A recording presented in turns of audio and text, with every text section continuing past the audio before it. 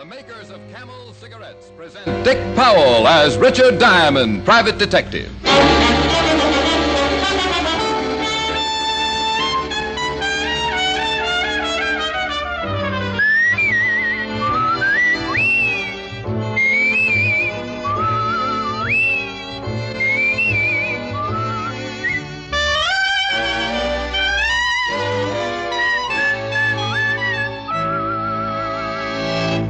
Not one single case of throat irritation due to smoking Camels. That was the report of leading throat specialists in a coast-to-coast test of hundreds of people with normal throats who smoked only Camels for 30 days. Start your own 30-day Camel test tonight. Smoke only Camels for 30 days. You'll discover how rich and flavorful Camels are, and you'll learn how well Camels will agree with your throat.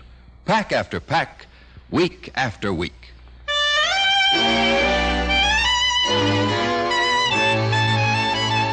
Here transcribed is Richard Diamond, Private Detective, starring Dick Powell.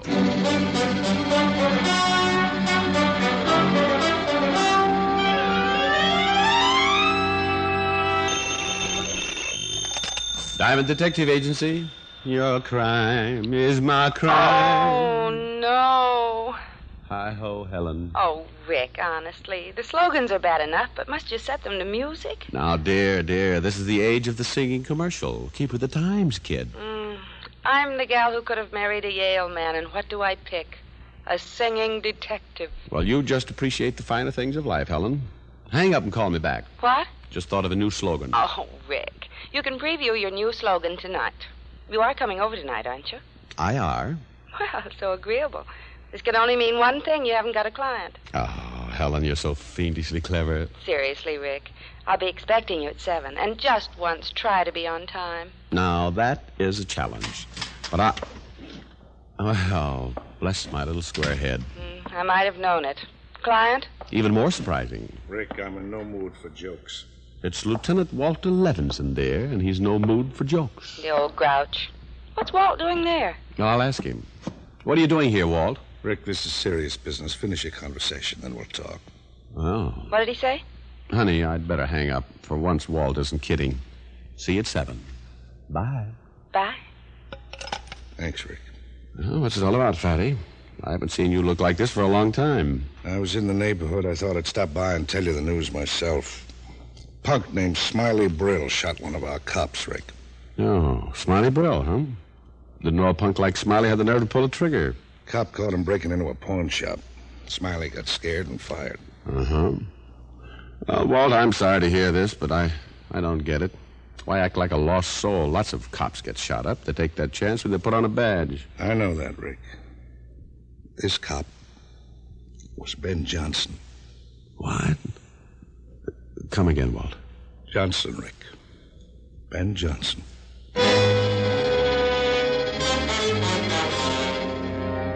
There are times when words can't describe a feeling.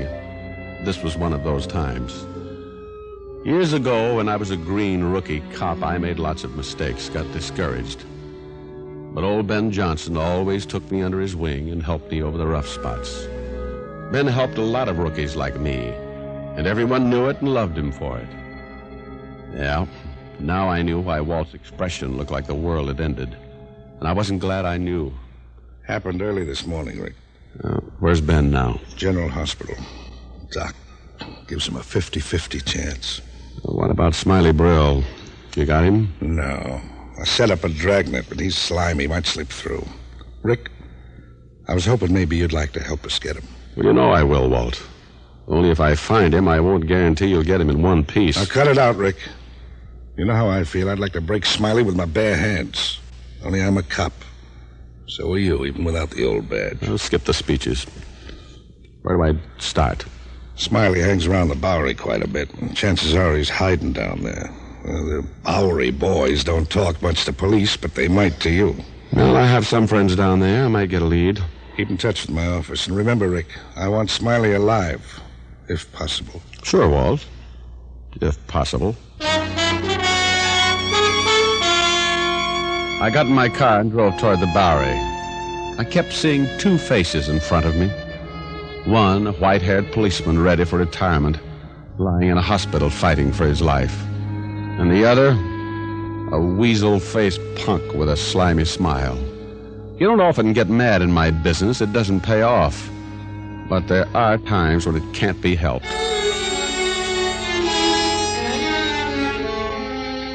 In the Bowery, I began looking for Leo Watts, a little panhandler with a big heart. I'd done Leo a favor a few months back, and I knew I could count on him to return it. I finally located him in a mission, working over a bowl of hot soup. Well, hello, Leo. Huh? Oh, well, Richard Diamond, what brings you down here? You broke? Well, not quite, Leo. Sit down, have some soup. It's free. Well, I'd rather have some help, Leo. Oh, sure, Rick. Anything I can do, you know that. Tell me, do you know a guy named Smiley Brill? Smiley Brill, yeah, I seen him around. I don't know him so well, though. What about his friends, Leo? Know anyone he might go to if he was in trouble? I'm afraid not, Rick. I can ask around, though. Some of the boys might know. Would you do that, Leo? I'd appreciate it. Sure. You sit tight, Ricky, and finish my soup. I'll be right back.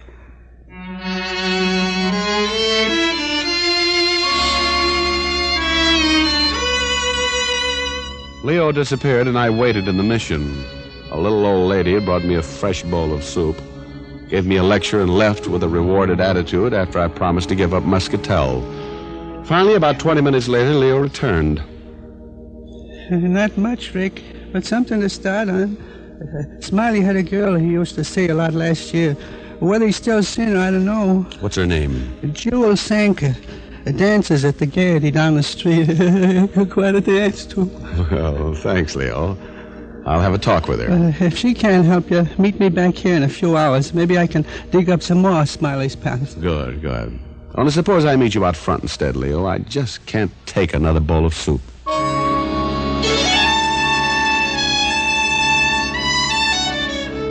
At the Gaiety Theater, I found a stage doorman with a case of bad eyesight. $5 made it even worse, and I got by him without as much as a hey you. Jewel Sanker was on stage, and I waited in the wings. The boys wanted more, but Jewel threw them a kiss and skipped off the stage right into the arms of yours truly. Why didn't you watch where you're standing? I'm sorry, dear, but I've given up Muscatel. I have to have some vices. Huh? Oh, skip it. Jewel, I'd like to talk to you. So would every guy in that audience out there. Of course, you don't look like most of the guys. Your clothes are pressed. Carry a handkerchief, too. I'm a real dude. Oh, you're cute. Only I've got no time to talk. I've got to change for my next number. Mind if I walk along to your dressing room? Suit yourself. Jewel, I'm looking for an old friend of yours. I've got a lot of old friends. This one's named Smiley Brill. Oh, Tim. A real nothing. What do you want with that stoop? A little talk. You're a great one for having talks with people. I was a lonely child. Here's where I changed. Do you want to come in? Silly question. Oh, stop dreaming. I've got a screen in here. Well, that should bring my blood pressure back down to normal. Wait till you see my next costume. It's made out of carnations. Oh, I bet you smell divine. Yeah. Sit down and I'll be right out. What did you say you wanted to see? Smiley Brill. Oh, yeah. Him and me broke up When did you see him last? about a week ago. Haven't seen him for about 3 months, and then he shows up. He wants me to go out with him again. Did you? No, he's a bum. Him and me always used to fight about him not working. When we went out, I always had to pay the check. There. How do you like the costume? Well, I can see why it didn't take you long to get in it. Only aren't you afraid those flowers might wilt? Yeah, that's the idea. I see. Getting back to Smiley. Oh, forget him. He's a deadbeat. Besides, I've got to get back on stage. Just one more question. When you saw Smiley last week, did he say where he was living? Well, do you know of anywhere he might be? No. Wait a minute. He tried to give me some line about working. Said something about the merry-go-round. Merry-go-round? Yes. Said he had a part-time job now, and... Oh, I don't remember all he said. Look, I've got to go. Time for my number. Drop around again sometime, huh?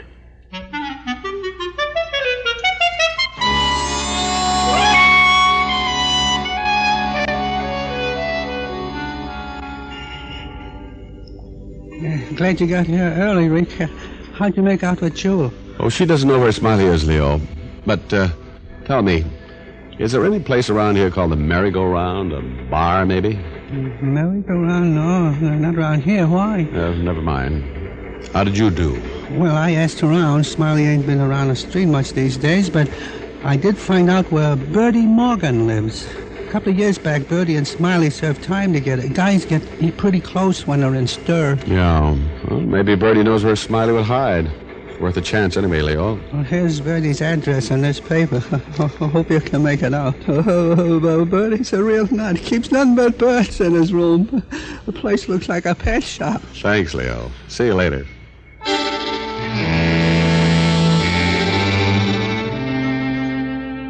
I started up the street toward the address Leo had given me. Finding Smiley Brill was developing into a slow search.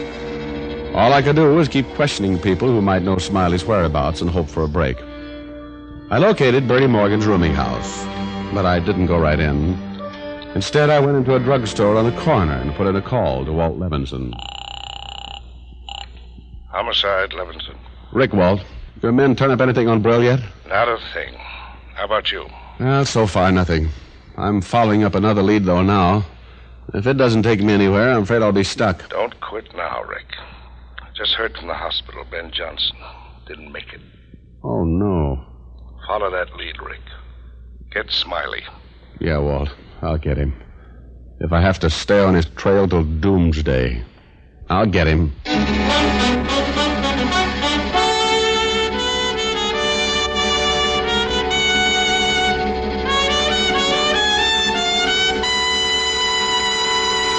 Before we continue with Richard Diamond, here are a few words about smoking enjoyment.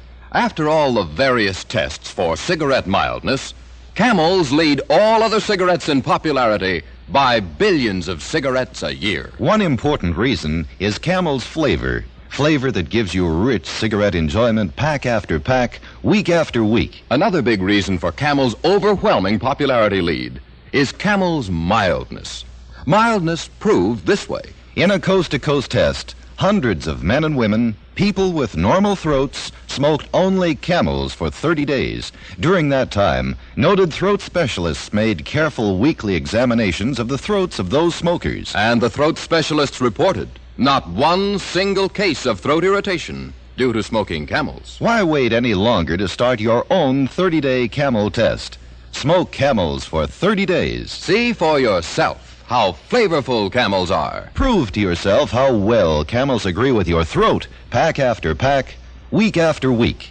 How mild, how mild, how mild can a cigarette be? Make the Camel 30-day test and you'll see. Smoke Camels and see.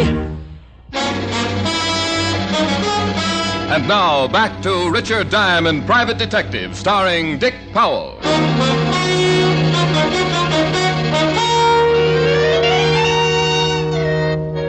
So Ben Johnson hadn't made it.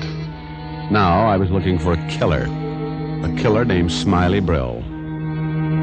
I crossed the street, went into the rooming house. Bertie Morgan had been in prison with Smiley, and Bertie lived in room number 12. I went there. Yeah? Bertie Morgan was a little man with a nose that resembled a parrot's beak. He had beady, bird-like eyes that stared straight at you and never seemed to blink.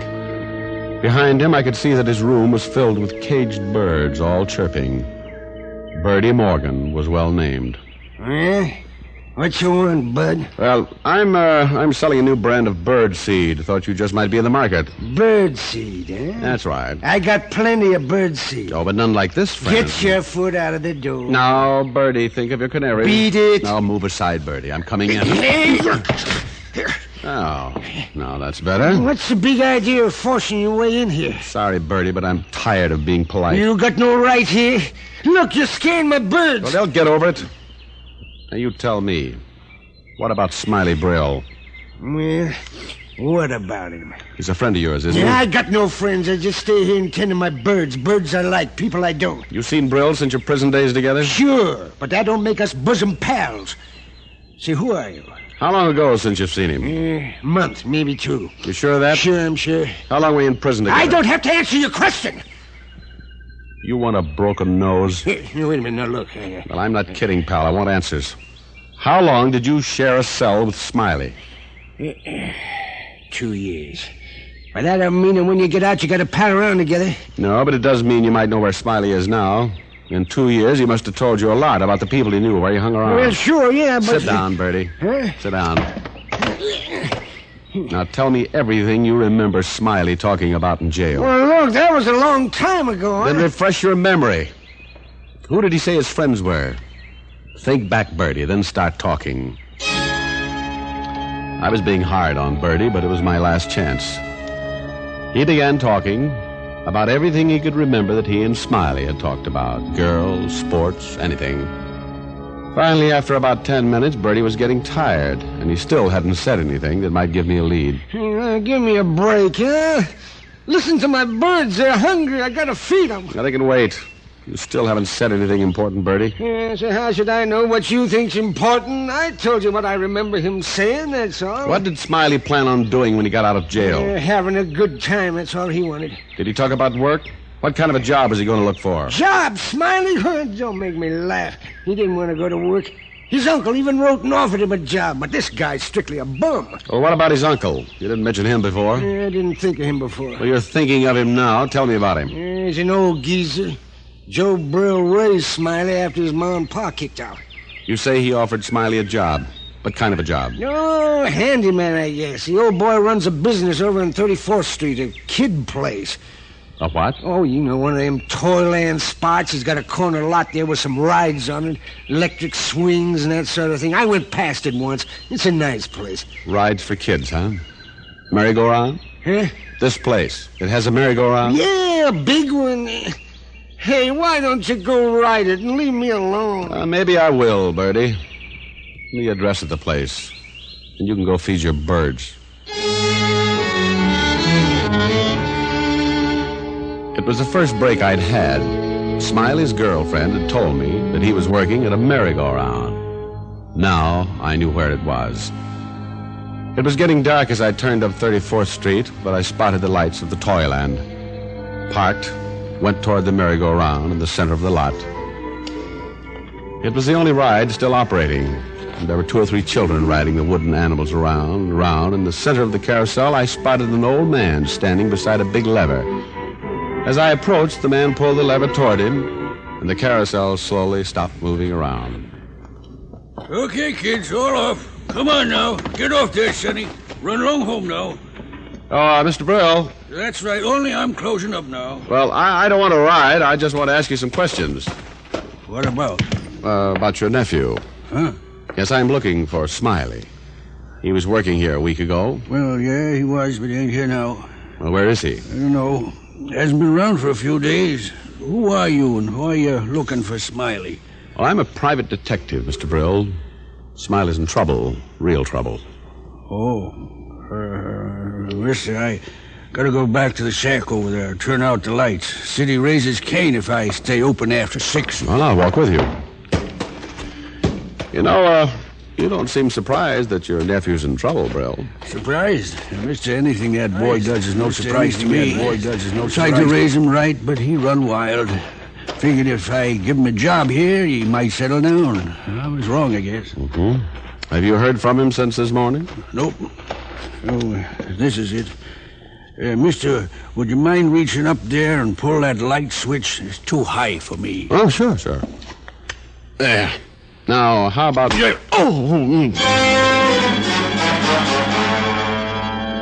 When I pulled that switch to turn the lights out, Brill decided to put my lights out, too.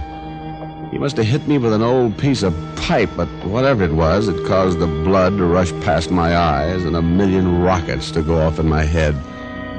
I don't know how long I was out, but when I came to, I was inside the shack, and I wasn't alone.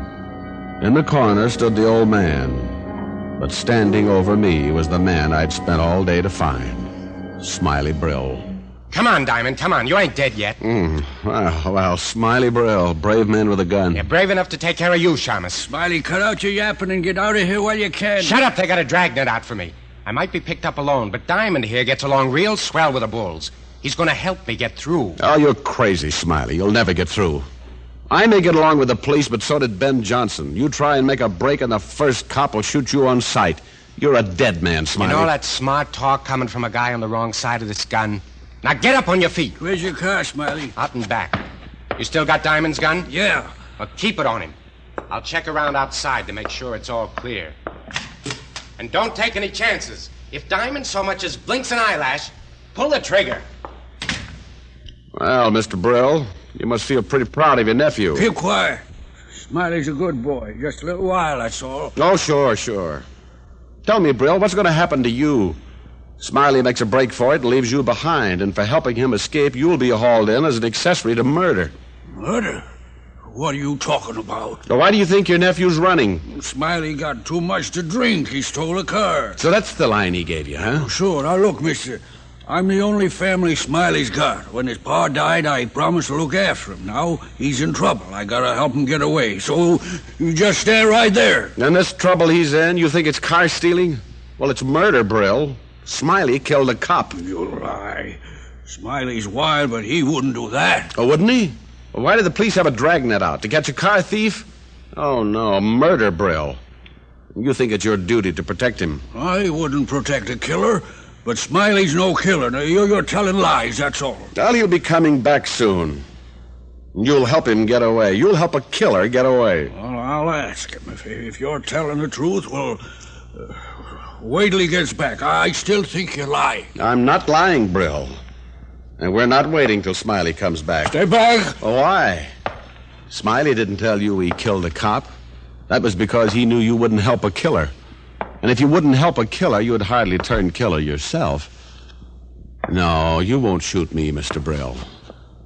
Now, I'll take my gun. No. Give it to me. No. There. Okay, mister, okay. Maybe I couldn't kill you, but Smiley's no killer either. You lied about that murder. You're after him for stealing the car, and he's got to have a chance. He's just a wild boy. Come back here. Hey, Smiley, look out! He's got a gun! I shoved the old man away and stepped outside. Smiley had been coming back across the grounds, and the old man's warning made him stop. Then he saw me. It was dark, and we both missed. Then Smiley dove for cover and began firing again. I crouched behind the motor box of the electric swing. Smiley! It's no use, Smiley! Come on out! Come and get me, Shamus! I can see as well in the dark as you can! Smiley was in a good spot, and he knew it. It was dark, but he was familiar with the grounds. He could edge from one cover to another. There were no more shots for a while. I knew he'd change positions, but I'd have a hard time finding him in the dark. And then I remembered the light switch beside the shack. I edged toward it. I reached the shack and stood up. I pointed my gun out toward the lot and sent my left hand up to the switch. Then I pushed. The lights went on, and I spotted Smiley standing in the center of the merry-go-round. He looked stunned at the flood of light. Drop it, Smiley! Why, you... I got him. He staggered, then fell against the big control lever in the center of the machine. The machine started going around, and the painted animals moved up and down as they circled Smiley's still body. I stood there and watched. Funny, but I didn't even feel sorry for Smiley. After all, how many cop killers have music at their funerals?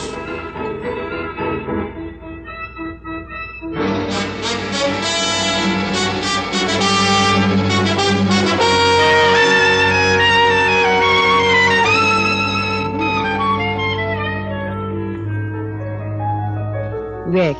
Yes, Helen, dear? I forgive you for being late. Well, now that makes my little heart go pitter-patter all over the place. Only there's something I want to ask you. Mm-hmm? That dancer, you say, Jewel, was she pretty? Well, I suppose you could say she was, especially in that costume made out of carnations.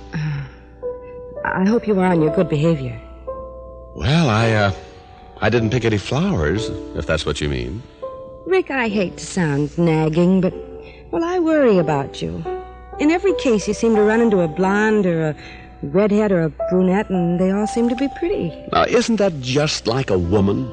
Here I get slugged on the head, shot at, and meet a girl. All you worry about is the girl. Oh, you poor dear. There. Does your head feel better? Oh, yes, honey. Keep rubbing it. I might even feel well enough to sing a song. I knew this conversation would get around to that sooner or later. Helen, you are so suspicious and so right. I get a warm feeling when you're by my side. The kind of warm feeling that my kiss can't hide.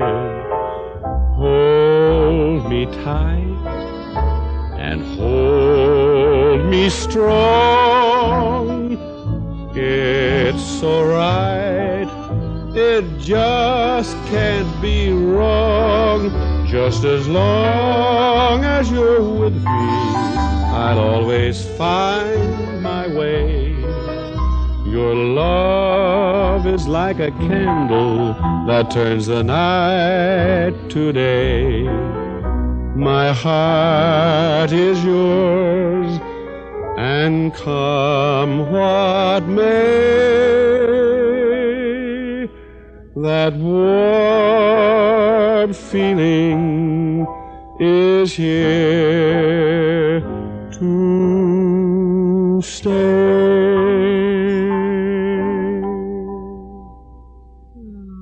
That's nice. Thank you, dear. Rick, would I look nice in a costume made out of carnations? Oh, honey. You'd look wonderful in a costume made out of poison ivy. Come here. Now, Rick. Rick, stop. Rick, stop. Rick, you stopped. Aren't we full of surprises tonight?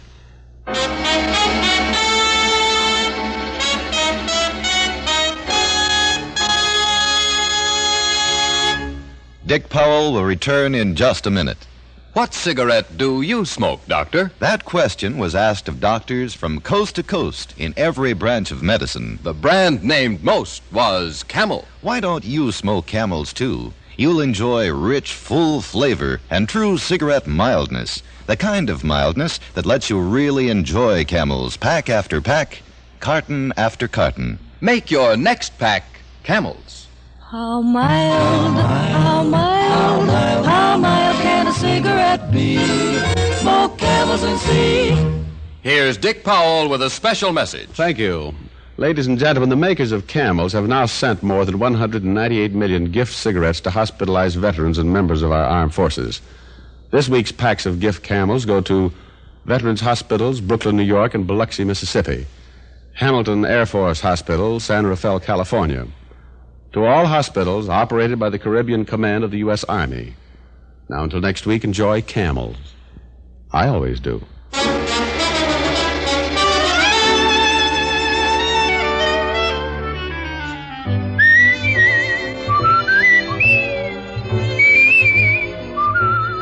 Tonight's transcribed adventure of Richard Diamond was written and directed by Dick Carr, with music by Frank Worth. Virginia Gregg played the part of Helen Asher, and Alan Reed was Lieutenant Levinson. Others in the cast were Howard McNear, Herb Butterfield, and Paul Richards. Be sure to listen to another great Camel show, Vaughn Monroe and the Camel Caravan, every Saturday night. Men, when you smoke a pipe, it's for pleasure, isn't it? Then use the tobacco that leaves the pleasure in and the bite out. I'm talking about Prince Albert, the National Joy Smoke. Listen. The bite is out and the pleasure's in when you smoke Prince Albert. It's specially treated not to bite your tongue. The bite is out and the pleasure's in.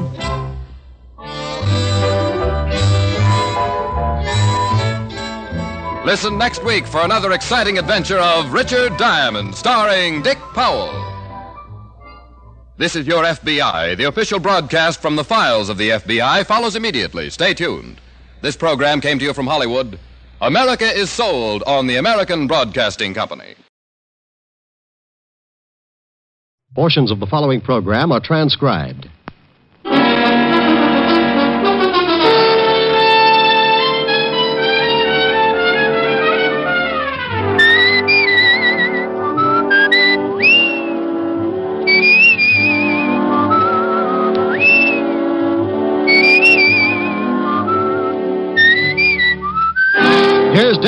Hall as Richard Diamond, private detective.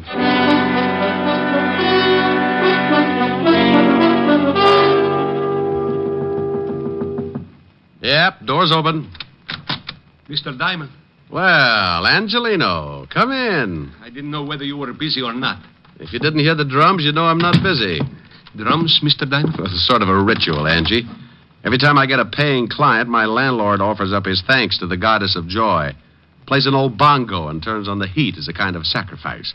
I see. Oh, no, you don't. You're too normal. What's the trouble, Angelino? The pig's knuckles in your butcher shop got arthritis? You always with the kidding, Mr. Diamond. Yeah, that's the kind of a hairpin I am. Hairpin? Angie, you got something on your mind. Forget my little asides and let's have it.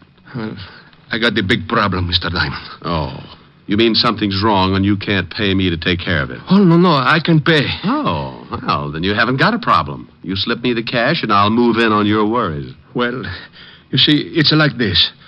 I come to you as a sort of representative for all the other butcher shops, the independent ones. I ain't the only one that's worried. So all the butchers got together last night and decided to do something about it. I hate to be a nag, but do something about what? We all been paying money to a protective association. Oh? Yeah, every week a couple of guys come around and collect. If we don't pay, we get our shops busted up. And if that ain't enough, we get our heads busted too. See, I still got 3 stitches right here on the top of my head. Oh, nice job. What'd the doctor use, a loom? I got it this last week when those 2 guys come for the money. I couldn't pay, so one of them hit me with a blackjack. You're lucky he didn't use one of your salamis. Might have been a job for homicide. He knocked me out when I come to. My shop was a mess. And there was a note saying that they'd be back. Well, you better go to the law, Angelino. They'll give you good protection and won't cost you a thing. We discussed that at the meeting, but we decided it was too dangerous. We've been warned that if we go to the police, we'll get hurt bad. We got the families, Mr. Diamond. We can't take the chance. Yeah. Tell me, have these 2 Garneffs been back to see you? Garneffs? Oh, Angie, you're going to be in a lot of trouble. Garneffs, hoods. Hoods? Gangsters, bad little boys. Oh, no, they ain't been back. Not yet. Well, for you or a Rockefeller, my fee's the same, Angelino. $100 a day in expenses. We took up a collection. I only got $100. Oh. Why does this always happen to me? I'm going to end up making Simon Legree look like Snow White. You only got 100, huh? Yeah, but we thought of something. If it costs more, you can take it out in trade at any of the butcher shops. Well, it's liable to run into a lot of ham hocks. It's the only way we can pay you. So I'll throw a barbecue. Let's go, Angelino. Where do we go? Well, you and the rest of the butchers have not only hired yourselves a private detective, but you've got a new addition in the Butchers' Union. You mean you... Yeah. Come on.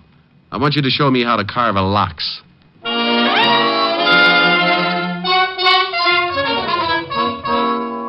Well, that's what happens when your reputation gets around to the butcher shops. I'd been buying cold cuts from Giuseppe Angelino for the past 2 years and telling him what a great detective I was. I should have known he'd never take my word for it, so now I had to prove it. His shop was over on 10th Avenue, so we walked over and went in. He took me around behind the counter and handed me a white apron. I don't get it. Why you want to be a butcher? Well, Angie, you want me to get a line on these 2 guys who do the collecting, don't you? Sure. Well, I can only think of 2 ways I could watch them and not look suspicious. Make like a butcher or crawl in with the ground round. Huh? Think what would happen if someone looked down for the price of ground round and caught it staring back at them. Oh, that's a good one. That's pretty good. Oh, now, come on, Angie. It wasn't that funny. You got my $100, ain't you? It's a riot. Yeah. Well, come on. Let's show me what happens with this butcher racket. Customer. I'll show you later. Well, nothing like learning fast. Let me handle the sale. Think you can? Here she comes. Oh, good morning, Mrs. Hennessy. Oh, good morning, Mr. Angelino. Business must be good. I see you have a new butcher. Oh, yes. This is a Mr. Hangtooth. Hangtooth? Hangtooth? Good morning, Mrs. Hennessy. Something I can do for you? Oh. Yes. How much is the lamb shoulder today? Oh, yes. Which one? What? Look, maybe you better let me... Relax, Angie. I'll make it. Which shoulder would you like, Mrs. Hennessy? Well, is there any difference, young man? Oh, yes. You see, this lamb is really a ram. A ram? Oh, sure. You hurt his shoulder playing against the Eagles 2 weeks ago. We're also selling his shoulder pads at 21 cents a pound. Mr. Angelino. You'll find him hanging in the back with the spare ribs. Now, if you can tell me which shoulder you want, I'll wrap it up and send it off tackle between the liver and the knishes. Well, I never. Well, of course you haven't. That's the trouble with you people. Now, here's a nice little ram that played his heart out. Oh, by the way, the heart is a special today, 11 cents a pound. Angie. Is she gone? Like a laundry in a tornado. What for do you want to do that, Mr. Diamond? She was one of my best customers. I wanted to get her out of here, and I wanted to get her out in a hurry. But why do you have to do it like that? Not a lamb, a ram. Which shoulder do you want, Miss Hennessy? Look, Angie, I'm sorry, but you can explain it to her later. Just as she came in, I spotted two guys heading this way. When they saw her, they backed off. They're standing across the street right now. Where? Right over there, in front of the cigar store. Hey, one of them has got a hatchet. No, not that one. You're looking at the Indian. Over there. Oh, yeah. That's them. That's the two guys who hit me on the head. They're the ones who come around to do the collecting. Well, they're coming again. You better duck. I'll take care of it. You be careful. They're pretty rough monkeys. Go on, now beat it. They're almost here. Yeah. I'll be in the back. One meatball, I got you under my skin. Well, good morning, gentlemen. What can I do for you? Where's Angelino? Oh, well, he's out buying some old buffalo. I'm the new assistant. Buffalo? Red, shut up. And get your hand out of the pickles. All right, now tell me, new assistant, when'll he be back? Well, that's hard to say. These buffalo are in Wyoming. Oh, yeah.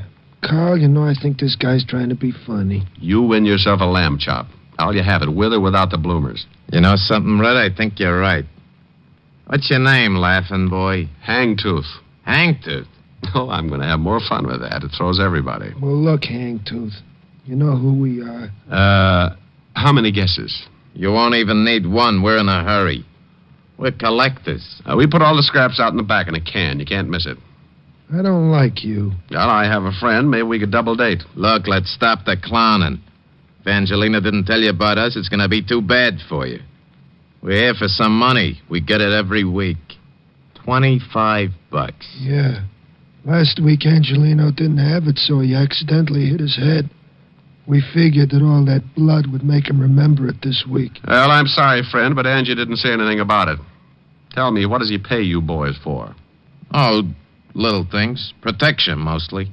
You see, if he paid us last week, he wouldn't have hit his head. You know something? I know a big fat cop who would just love to hear all about this protection Angie's paying you for. You do, huh? Yeah, I do, huh? Well, look, seeing as how you're a new boy around here, maybe we ought to tell you first. Why don't you do that? Let's go on the back. I like it here. I listen better. You do, huh? Is that all you guys can say? Now get out from behind that counter. Oh, I want to explain the thing to you. Yeah, go on, Red. Explain it to Mr. Hagtooth. Hangtooth. You'll have to pardon him. He don't hear so well. How's your hearing, Hangtooth? Depends on what I'm listening to. If it's dull, I might end up with an ear trumpet. You might end up with one whether it's dull or not. Now, seeing as how you're working for Angelino, you're going to need protection, too. So let's have the $25. I want to know what I'm buying. Sure. Here. Oh, now, don't you know it isn't nice to go around breaking up showcases, and especially with that nasty old sap? Well, you never know when things are going to get busted, see? Now, don't you think you need protection, Mr. Hangtooth? Tell you what I'll do. I'll pay you for protection if you'll pay me. Pay you? For what? Well, you never know when things are going to get busted. Like your jaw, maybe.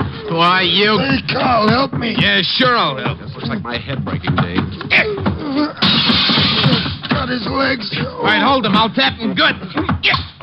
Give it to him again. Oh, he's a rough one, ain't he? Yeah. Kick me in the mouth, will you? Hey, Red. Let me try that, huh? Hangtooth turns such a pretty color when you kick him like that. He's out. You think he gets the idea? Maybe not right now, but when he wakes up, he's going to have a sore head to remind him. Come on, we'll come back for Angelino later. Well, you can't really blame brave little old me for going to sleep at that point. One I could have handled, but in that cramped space behind the counter with both of them coming from different directions, I had to give up sooner or later. And I did for about 20 minutes. When I finally snapped out of it, I looked up and saw 3 heads staring down at me. 2 herring with Angelino in the middle. You all right, Mr. Diamond? Oh, Angie, do you always ask people that right after they've lost their blood? Here, let me help you get up. Oh, swell. Now, look for my eyes, will you? I didn't know what to do. I guess I should have called the police. Why, Angie, you're really beginning to think for a change. Oh, let me sit down. But when I thought about calling the police, I also thought about my family. Those 2 men might have beat up my family just like this. Yeah, I guess you're right. You take the $100, Mr. Diamond, and forget about this. It's too dangerous. When they come back, I'll pay them the money and nobody gets hurt. Look, I can understand why you're scared, Angie. Those 2 headhunters aren't kidding, but you can't let them get away with it. I can, and I will. I ain't taking no more chances. First, they bust up my shop, then they bust... No, thanks. I've had enough. Okay, Angie. Here's the 100. No, that's yours. And then say it's a present. Buy yourself some new glass for the counter. What are you going to do? Well, now I got no obligation, Angelino. Just a sore face and a nasty disposition. I won't get back to normal until I find those 2 guys and tie their necks in a bow.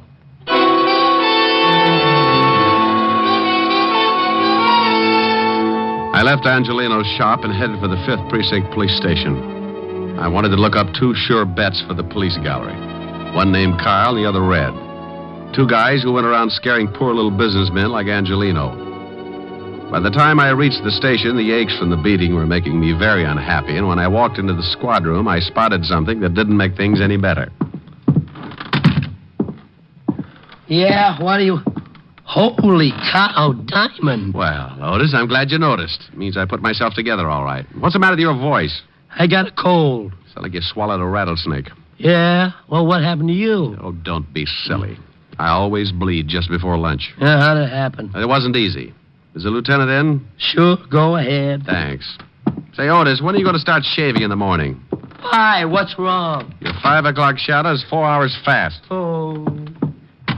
Hello, Walt. Now you listen to me. Wow. You like it? What hit you? Wait till the bruises show up. I come on in Technicolor. Someone sure did a good job. And that someone is 2 guys. One named Red and the other Carl. Red, then Carl. Yeah. I got closest to Red. Name matches the hair, busted nose, about 190, and very nasty with a sap. And Carl? Dark greasy. Well-dressed if you like the type. Big boy with a scar under his right eye. You sure pick 'em. You know them? Yeah, I think so. Here's one of them. Let's see. Yeah, you are so right. This is sweet little Carl, all right. Carl Tate, sort of a new boy, import from Chicago. Here's the other one. Yeah? Yeah, that's Red. They work together, a couple of muscle men. Red Dillon. Arrests all over the place. One conviction, assault with a deadly weapon. What'd they go after you for? They've been pulling a protection racket on some of the independent butcher shops. Who do they work for? They used to work for Jack Arnold before he got sent up. Well, I know they're not working this setup alone. It's too big. No, they wouldn't be. Hey, Tiny Easter's in town. Tiny Easter?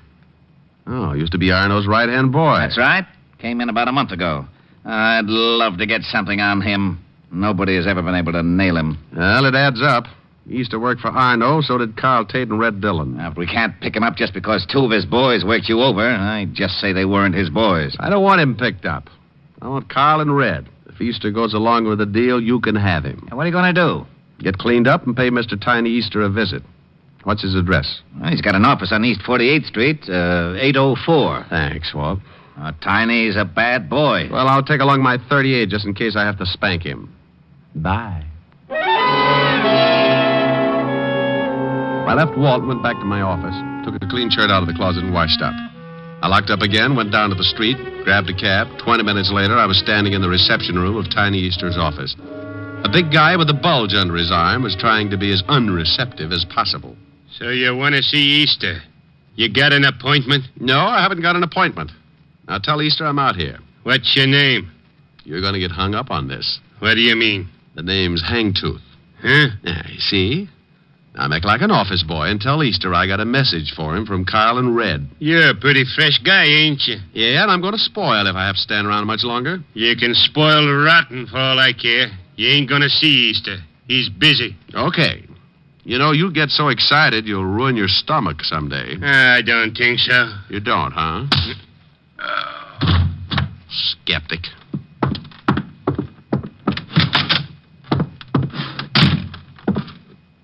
What do you want? I'm collecting scalps. Well, good for you. How'd you get by Lefty? He's tied up with a stomach ache. Swallowed a fist.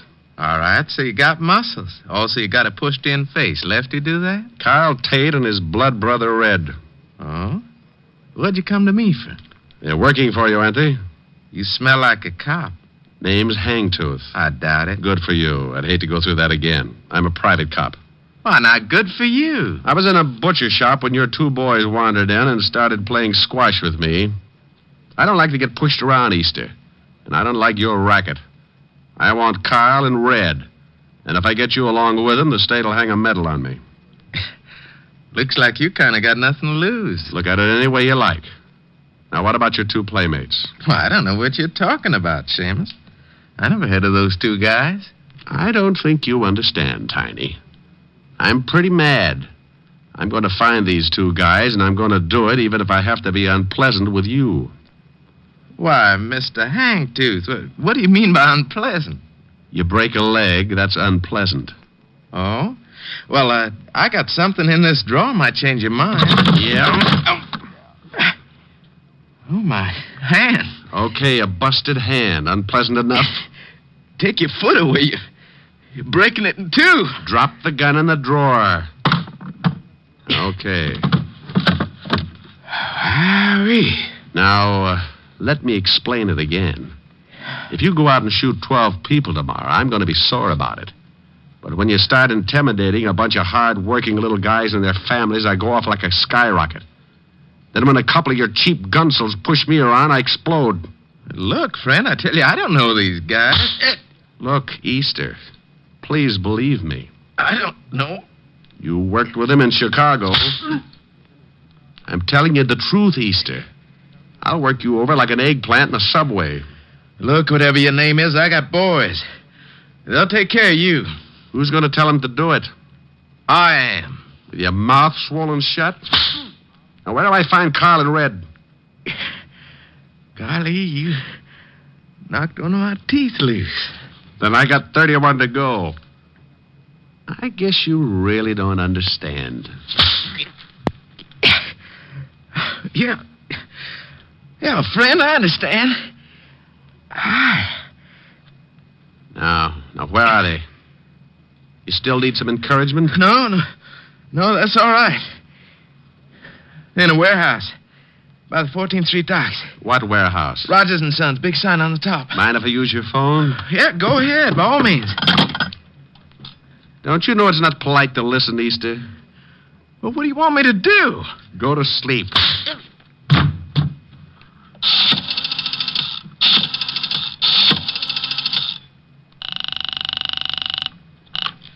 Homicide, Lieutenant Levinson. Walt, Rick, I'm up at Easter's. He let you use the phone? He's asleep. I'm going down to Rogers' warehouse near the 14th Street docks. Carl and Red are down there. May need some help. I'll be right down. You better hop down here to Easter's and pick him up first. On what charge? I'll give you a charge after I see Red and Carl. Now step on it. But... Contact. I left Easter's office looking like a second-class rest home and headed for the warehouse on 14th Street. It was getting late in the afternoon when my cab pulled up near the river and I got out. The cold breeze was kicking up little patches of white on the water, and a light fog was moving in from the Atlantic as I started toward a big building with a sign on the top that read, Rogers and Sons, Importing.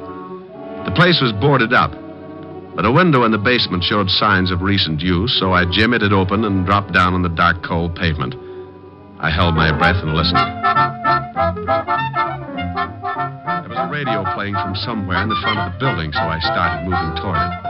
I went up a flight of stairs and onto the first floor. The radio was louder now, and I could make out an office door with a small light shining under the crack at the bottom. I moved up close and listened. Hey, Carl. Yeah? shut off the radio. Okay. What do we have to hide out in here for? Because Easter said to.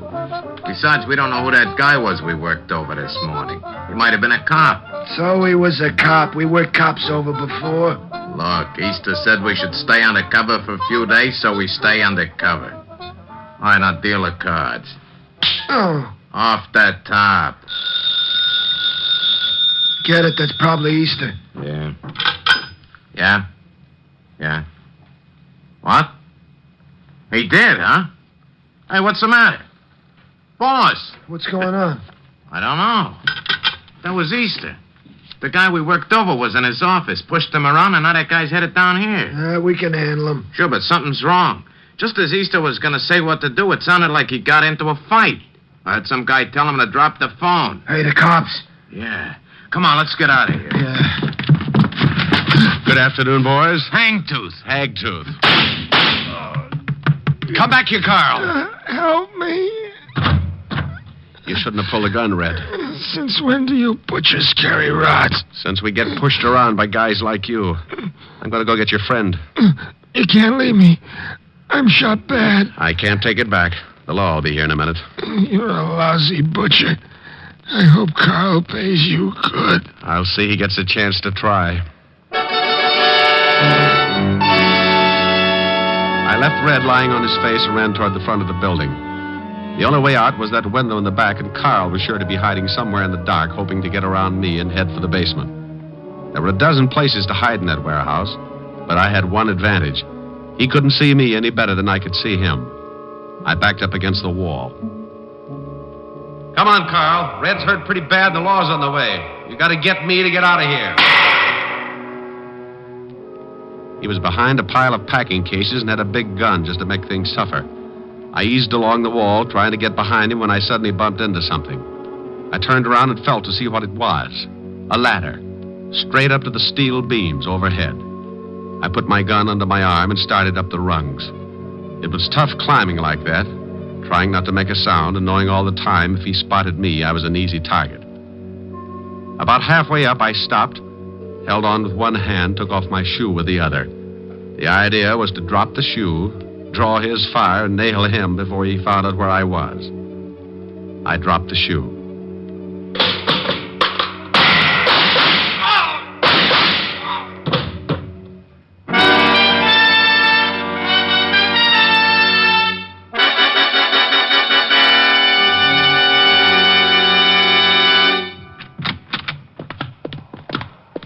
Otis.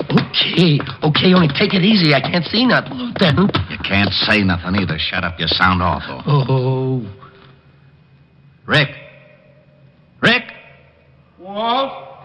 I hear him, Lieutenant. Hey. Huh? Here's some guy that's been shot. Now, Diamond's been around here, all right. Rick! Here, Walt. Up here. What? Where the devil are you? Up here on this ladder. There he is, Lieutenant. See? Where my flash is. Now, what are you doing up there? I had to get Carl Tate. He's over there behind those crates. Now get me down. Well, why don't you climb down? Walt! Not in front of Otis. Oh, I forgot. Otis, go outside and call the fire department. Fire department? Yes, and tell them to bring a net. What? Will you get a move on? Oh, okay. Rick. Yeah? Now you stop that! Oh, okay. But it's so seldom that I ever get a good laugh at your expense. Okay. But you know this is a serious thing with me. How far up am I? I'd say about 40 feet. Oh. Now, take it easy. Just don't look down. Walt. Yeah? Promise me something? I won't tell Otis. I'll say you got stuck up there. Thanks. What did you go up there for, anyway? I told you. I had to get Carl Tate. I just didn't think until I was up. Imagine the guy who shoots it out with two of the toughest torpedoes in town having a horrible fear of heights. Boy, if that isn't one for the books. You know, I'll never forget the time that little blonde trapeze artist got stuck. Walt? Yeah? I hate you.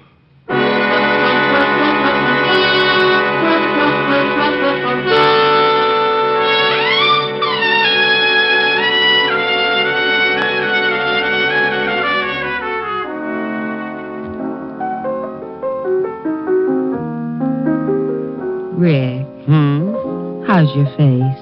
Fine. How's yours? Now you stop that. Oh, nice and soft. Rick. What's the matter? I'm just nuzzling a little. You're just nuzzling a lot. You want to nuzzle, you got to sing. Oh, no. No nuzzling. Oh, yeah. No sing, no nuzzle. Fiend. Piker. Just a real nuzzle. I think you're after my earrings. No. If I sing? Yes. I was ready. I was listening. I will remember you in the silent and lonely night, and the memory of your smile will bring me back the light. I will remember you when the leaves lie upon the ground, with the memory of a kiss in summer found. When the winds of winter come crying through the darkness, your lovely voice will come to me. Even though in spirit across the miles that part us, crying I love you, I will remember you till the spring of another year, till I hold you close again. I will remember you. Okay? Come here. Oh, wait a minute. Oh, now what? I just remembered. I got a surprise for you. Yeah? Got a new television set.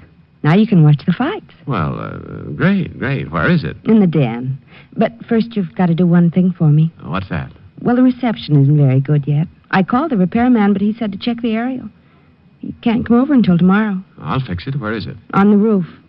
The roof? But be careful. You've got to climb a ladder to get to it.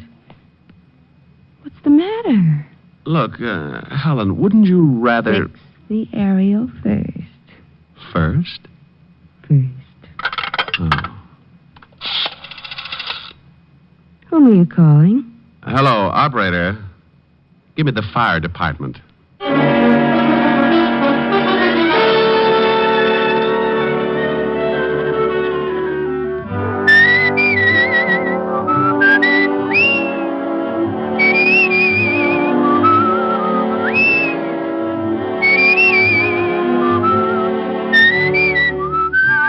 You have just heard Richard Diamond, Private Detective, starring Dick Powell. Helen was played by Virginia Gregg, Lieutenant Levinson by Ed Begley. Also in our cast were Wilms Herbert, Nestor Paiva, Paul Frees, and David Ellis. Music was under the direction of Frank Worth. Richard Diamond is written and directed by Blake Edwards. Portions were transcribed. Dick Powell soon will be seen in the screen version of the best-selling novel, Mrs. Mike.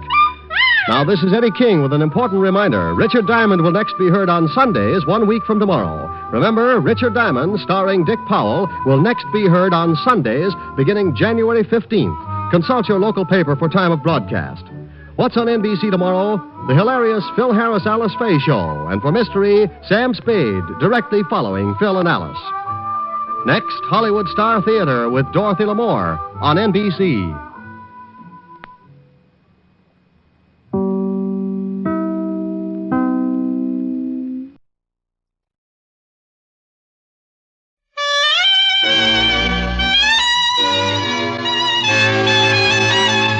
The makers of Camel cigarettes present Dick Powell as Richard Diamond, Private Detective.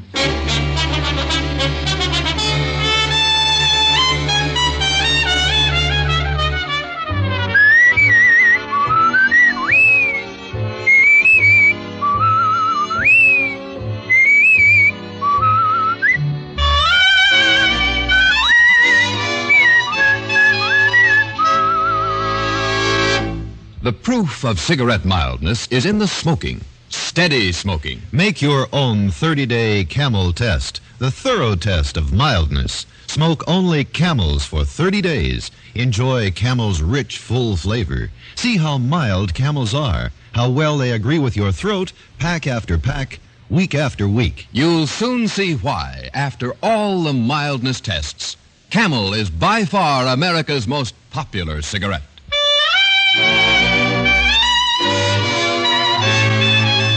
Here transcribed is Richard Diamond, Private Detective, starring Dick Powell.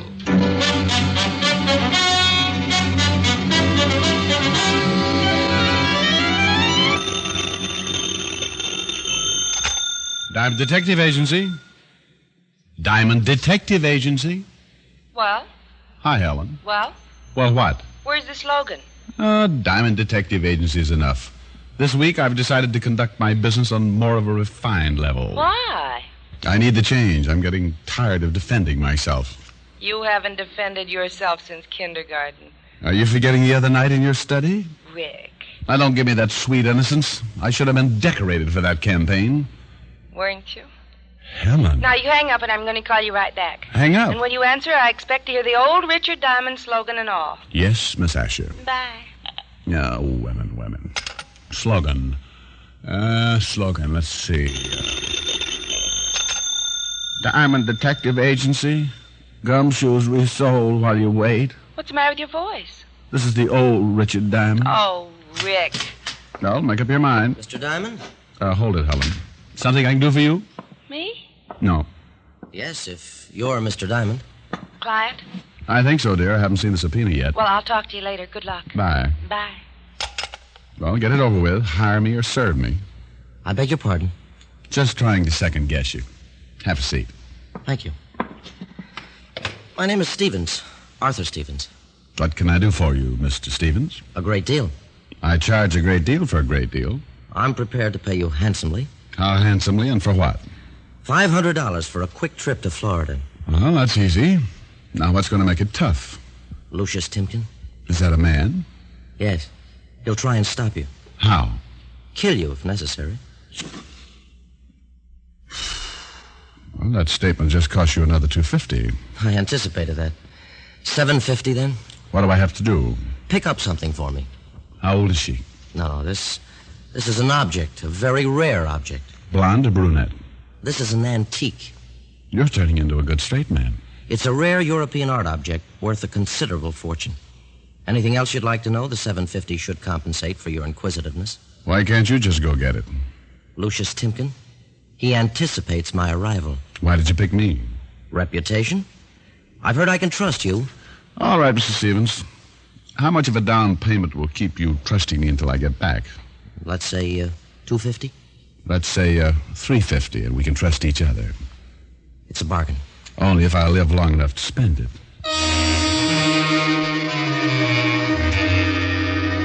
Stevens gave me some instructions, handed me the cash, and I agreed to meet him at my office early in the morning after I had returned with the item. He gave me a round-trip ticket to Miami, Florida, a wet handshake, and a smile that reminded me of a man who'd swallowed a mouthful of sour milk. Now, in my business, I expect trouble. I can usually spot it quicker than a lonesome blonde. And as I watched the door close behind Stevens, I spotted it. Trouble all over the place, and Richard Diamond up to his shoulder holster in it. I called Helen, told her I'd ship her back some oranges, went home and packed, and by 2 p.m. was on the plane heading for Miami. Stevens had instructed me to register at the plaza and wait for a man named Shelton, who was supposed to be my contact and deliver the item. I arrived in Miami, took a cab to the hotel, registered, and went up to my room to take a shower and lose some of the stiffness. A half hour later, I went down to the bar to see if I could get some of the stiffness back.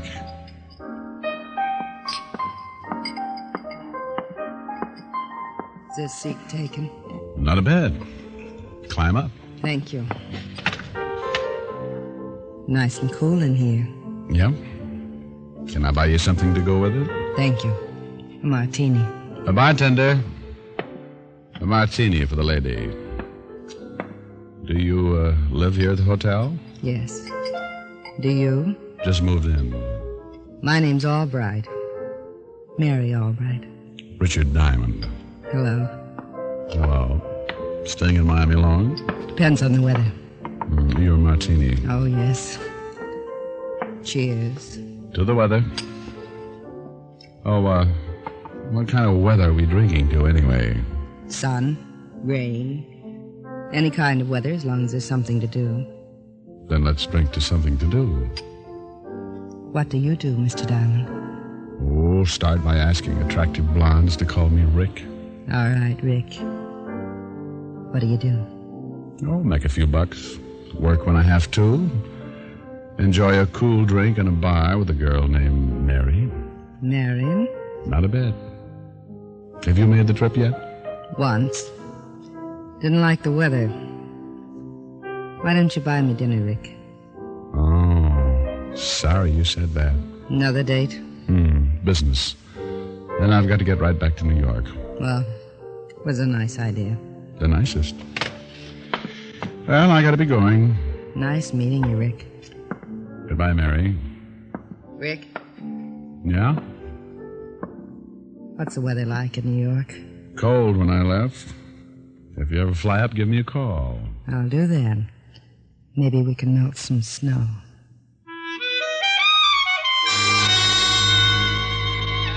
She could have melted an ice floe in the Arctic. I left her sitting at the bar looking lonesome and went back up to my room and enjoyed myself by running into the walls until I got tired and lay down to rest. I must have dozed because when I came out of it and looked at my watch, it was nearly 8. My contact was overdue, so I sat up, smoked a Camel, and by 8 I called the desk. Hello, this is Mr. Diamond. Has anybody been asking for me? Are you sure? Okay.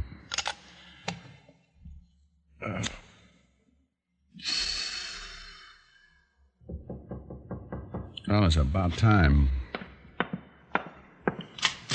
Close the door. Hey. Close it.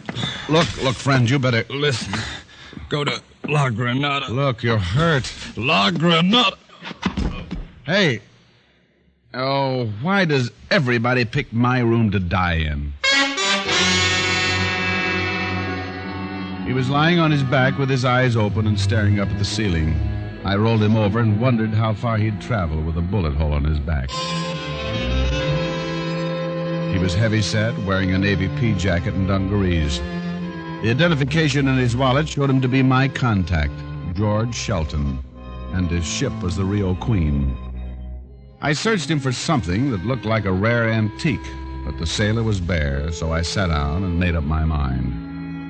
He'd said something before he died. La Granada. I thought about the rest of the money I was going to be out if I didn't bring the antique back to Stevens and called the police. In 10 minutes, Lieutenant Breek of Miami Homicide was looking at my license. Richard Diamond. 180, licensed in the state of New York, brown hair, and the loveliest blue eyes. I can read. Yeah, but that description doesn't do me justice. You're a pretty fresh guy. I was influenced by the Florida propaganda. Well, you're out of your territory. You don't carry any weight down here. Maybe if I ate a big dinner. I think you should know I don't like private cops. I'm glad I have your confidence. You see he just staggered in here? That's right. Ever see him before? No. You weren't expecting him? No. You called the desk and wanted to know if anybody had asked for you. I always do that to get lonesome. What are you doing in Miami? Spying. I was hired by a California orange grower. You know something? Occasionally. I feel like slapping you around. Well, don't decide on it. I get nasty. You're in trouble here. Oh, call Walt Levinson, 5th Precinct Police, New York. He'll give you references. I'll do that, but I still want to know why this guy picked your room to die in. All right, I'll tell you. I flew all the way from New York just to confuse you. Yeah? Yeah, I haven't killed a man in a hotel room in years. I'm the compulsive type. I just couldn't help it.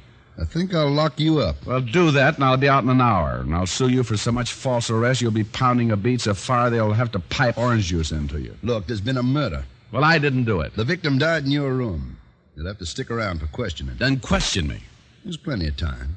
You look like the type that breeds trouble. Yeah, I took it up after I lost my mink business. I'm going to let you run around for a while. If you're mixed up in this kidding, I'll find out about it. Let me know when you do. You'll be the first to hear about it. I watched while the cleanup boys hauled away my dead contact. Then I promised Lieutenant Breek I'd meet him at the Miami Homicide Division at 8 o'clock the next morning. They left, and I waited until I was sure they were clear of the hotel, then went out to find something or someone called La Granada. Out on the street, I decided a cab driver was my best bet. I spotted one about halfway down the block and started for it. I never made it. Hold it. Right there. Oh, give me one good reason. This gun in your back? I'm glad you said that. I was going to be brave. Don't. Who'd know you were brave if you did? Oh, what do I have to do to stay alive? Just be good and get into that car. Okay. Where are we going? What difference does it make? Well, I might like to look at the scenery. Oh, I hate to disappoint you.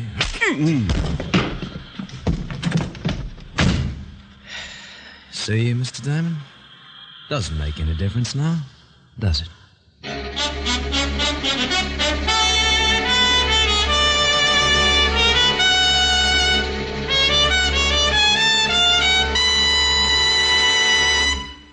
Before we continue with Richard Diamond, here's an important question. Will camels agree with your throat? Here's what noted throat specialists reported in a famous coast-to-coast 30-day camel test. Hundreds of men and women, people in different climates, people with normal throats, smoked only camels for 30 days. The specialists made weekly examinations of their throats, 2,470 examinations in all, and reported not one single case of throat irritation due to smoking camels. Will camels agree with your throat? Make your own 30-day camel test, the sensible, thorough cigarette test. Enjoy Camel's rich, full flavor for 30 days. See how mild Camels are, pack after pack. How well they agree with your throat, week in and week out. You'll make Camels your steady smoke. For mildness, for flavor, for constant smoking enjoyment. How mild, how mild, how mild can a cigarette be? Make the Camel 30-day test and you'll see. Smoke Camels and see. And now back to Richard Diamond, Private Detective, starring Dick Powell.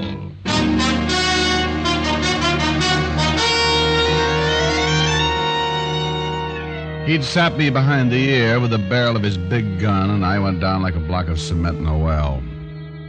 I don't know how long I stayed on the floor of the car, but when I finally pulled myself out of it and shook the cotton out of my head, I found I was in a room sitting in a chair, looking up at the biggest stomach I'd ever seen.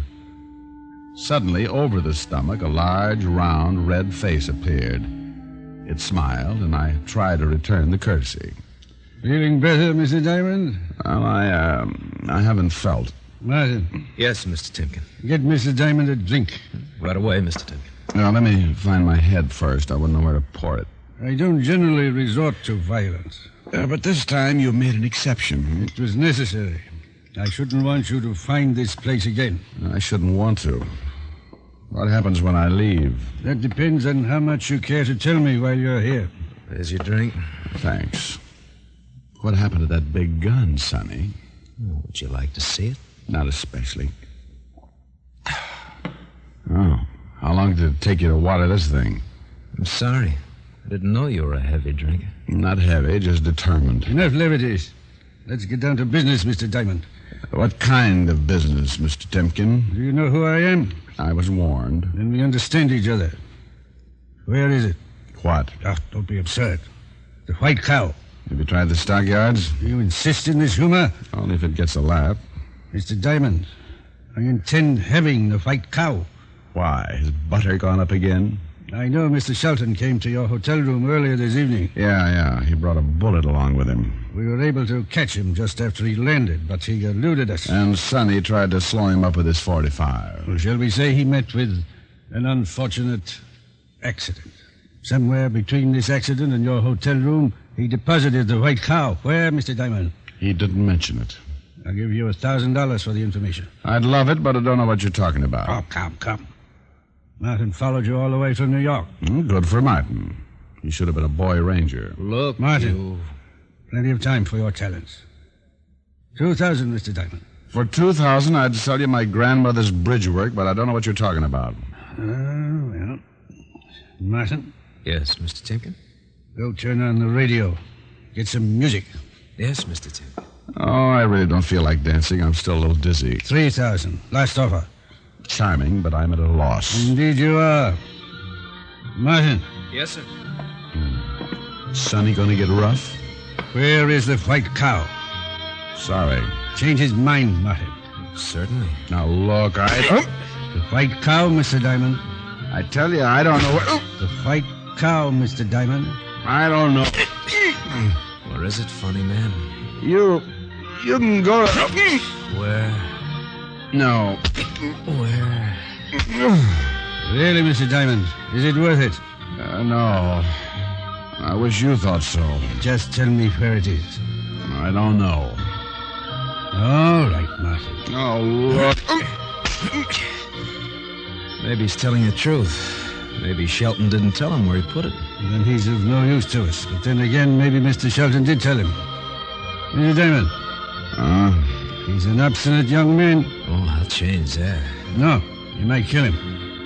If he does know, he can still lead us. Put him to sleep and deposit him in some alley. Yes, sir.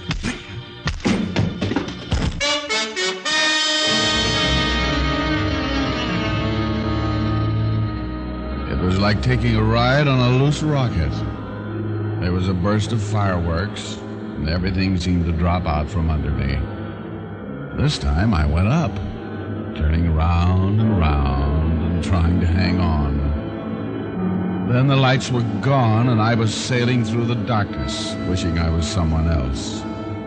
Finally, the rocket slowed down and started to fall, and I slipped and went off on my own. Just a poor, tired, beaten-up little private detective looking for some place to land. When I came out of it, I found myself sitting in an alley. I thought about all my aches and the money Temkin had offered me. I pulled myself up and thought about the miserable $7.50 I was getting from Stevens. Then I staggered out in the street and thought about going to some quiet rest home and turning myself in for an idiot. I spotted a cab and hailed it. Take me to the... Oh, good evening, Miss Albright. You don't have an old quart of plasma on you, do you? What in the world happened? Oh, nothing in the world. I was jumped by 3 saucers. Let me help you in. I'm afraid you'll have to. I was just on my way to the hotel. Go ahead, driver. Oh, convenient. I had the driver pull over when I saw you. What in heaven's name happened? Oh, I was just washing dishes. Honest I was. It's those new garbage disposals. Well, if you don't want to tell me. Let's take the swelling out of my head first. I'll get you right up to your room. No. Let's use your room. I don't want to explain this to Lieutenant Brake. Lieutenant Brake? Narrow-minded cop. Would never believe the story about the disposal. Put your head on my shoulder. Which one? This one. I mean, which head?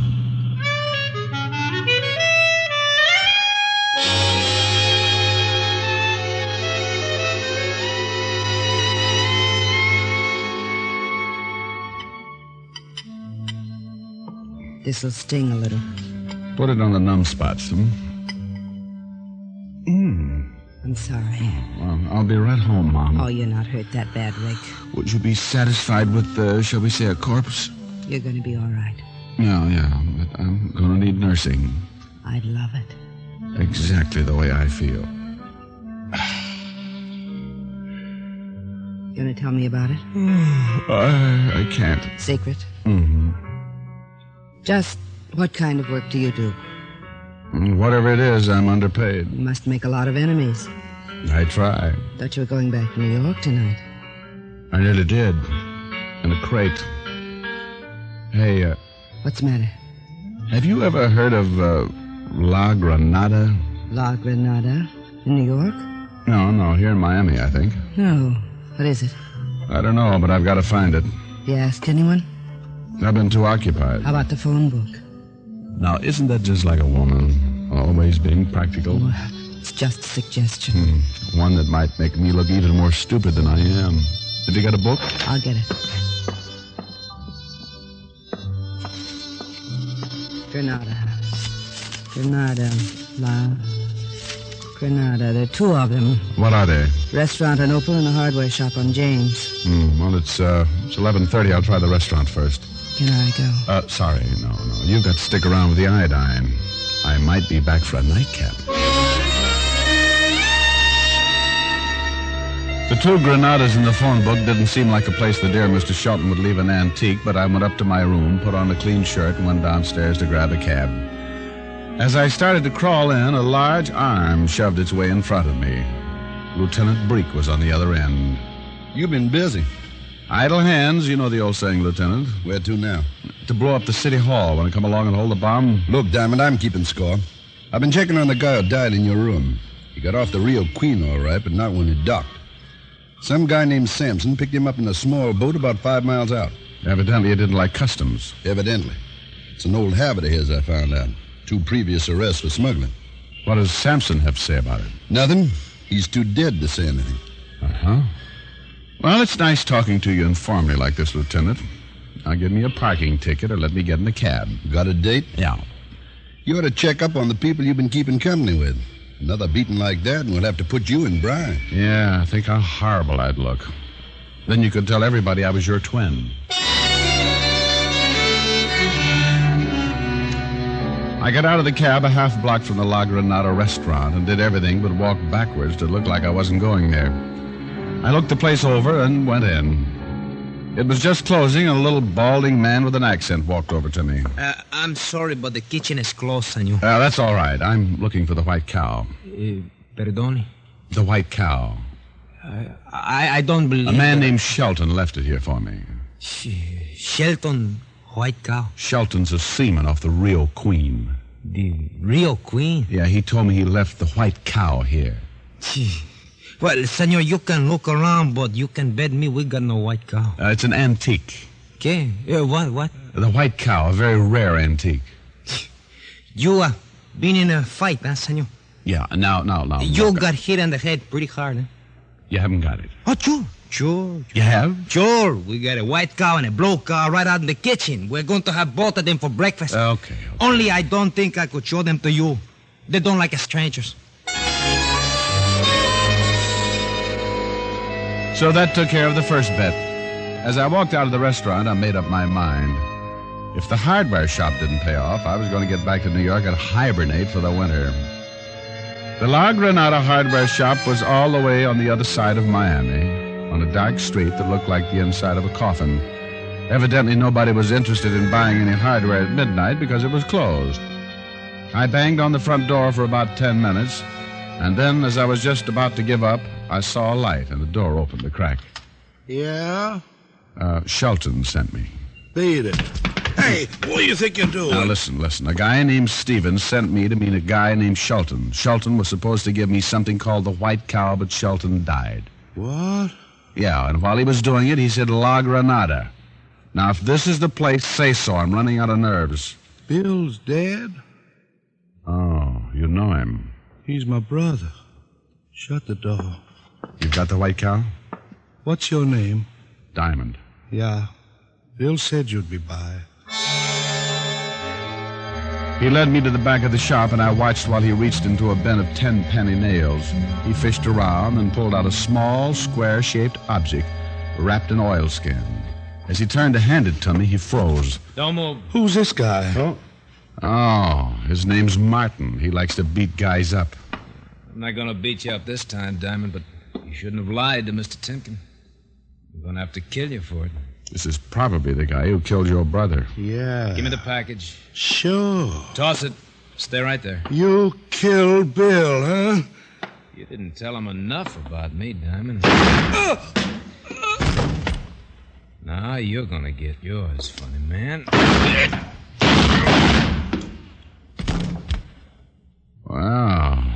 Well, Miss Albright, you do everything well, don't you? I try. Take the package over here, Rick. Mr. Diamond. Oh, now you're mad. You don't resent it, do you? No. Take it over here. Thanks.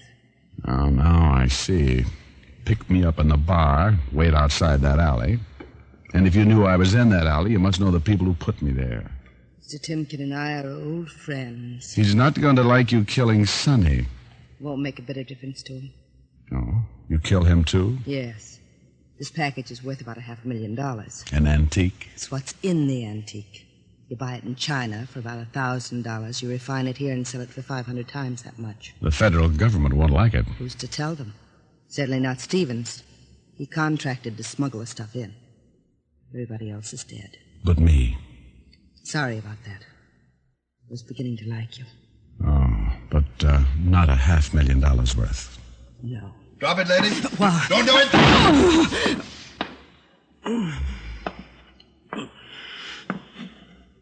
Looks like Grand Central. I'm glad nobody locks doors around here. How did you find me? Told you I was keeping score. You better get an ambulance, Lieutenant. Wish she hadn't tried to shoot. Here. Lean on me, dear. It's the least I can do. The gun will probably be the one that killed this Timken guy. Get the ambulance, will you? Yeah. Rick. Yeah. Looks like nobody gets anything. I got $350 in the beating. I guess I come out on top. Sorry. Won't be able to come to New York. So am I, Mary. There's going to be a lot of snow this year.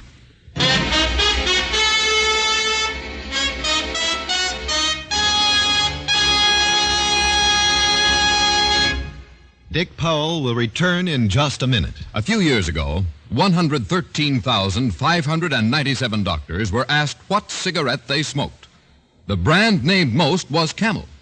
Again and again, a cross-section of America's men of medicine were asked the same question. Every time, the brand named most was Camel. Yes, according to these repeated surveys, more doctors smoke Camels than any other cigarette. How mild can a cigarette be? Smoke Camels and see. Here's Dick Powell with a special message. Thank you. Ladies and gentlemen, nobody deserves our appreciation as much as the hospitalized men and women of our armed forces. As a token of appreciation, the makers of Camels send them gift cigarettes every week of the year. This week's Camels go to Veterans Hospitals, Fort Meade, South Dakota, and Washington, D.C. U.S. Army Station Hospital, Fort Hood, Texas. U.S. Naval Hospital, Yokosuka, Japan. Now until next week, enjoy Camels. I always do.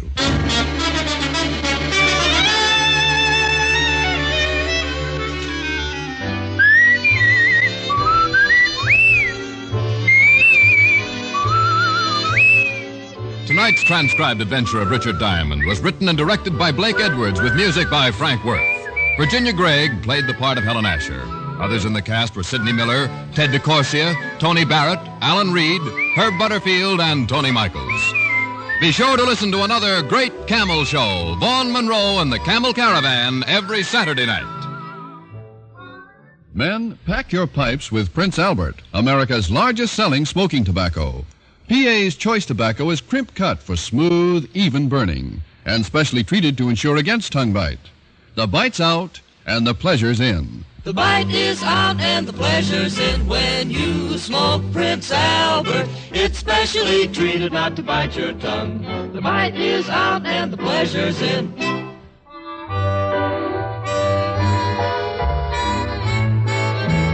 Listen next week for another exciting adventure of Richard Diamond, starring Dick Powell.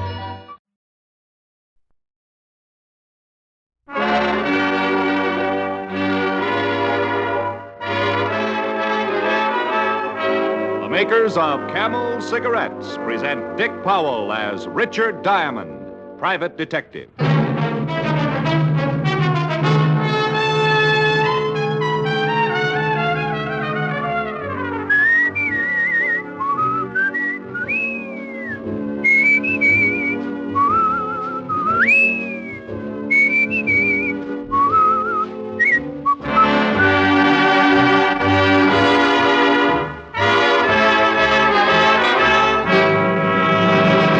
What cigarette do you smoke, Doctor? That question was asked of doctors in every branch of medicine, doctors in all parts of the country. What cigarette do you smoke, Doctor? The brand named most was Camel.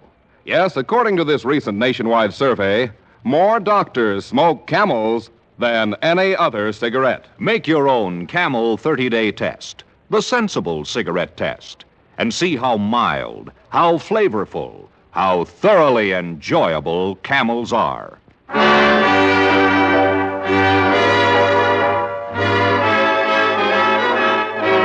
Here transcribed is Richard Diamond, Private Detective, starring Dick Powell.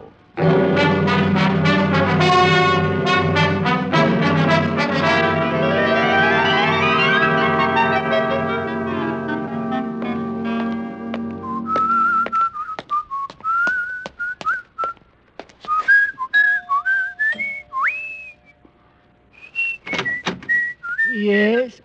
Oh, Mr. Diamond, come in, sir. Well, thank you, Francis. How's the pantry Einstein tonight? Oh, my goodness, sir. That was a dandy. Oh, you like that, huh? Oh, yes, sir.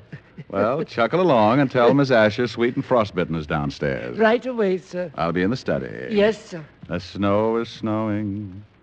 The wind is blowing. But I can weather the storm. Why do I care how much it may storm? I've got my love to keep me warm. Hi. Hi.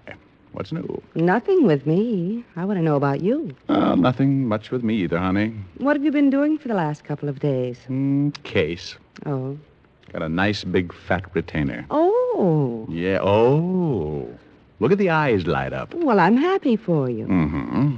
Well, I don't want your money. But now that I'm independently wealthy, you figure you don't have to feed me anymore. Rick. Don't have to take me to any more shows. Stake me to an occasional chocolate malted. Oh, don't be silly. You know I don't mind. Just because I made a couple of $100. Couple of $100? Stop kissing my hand. Rick.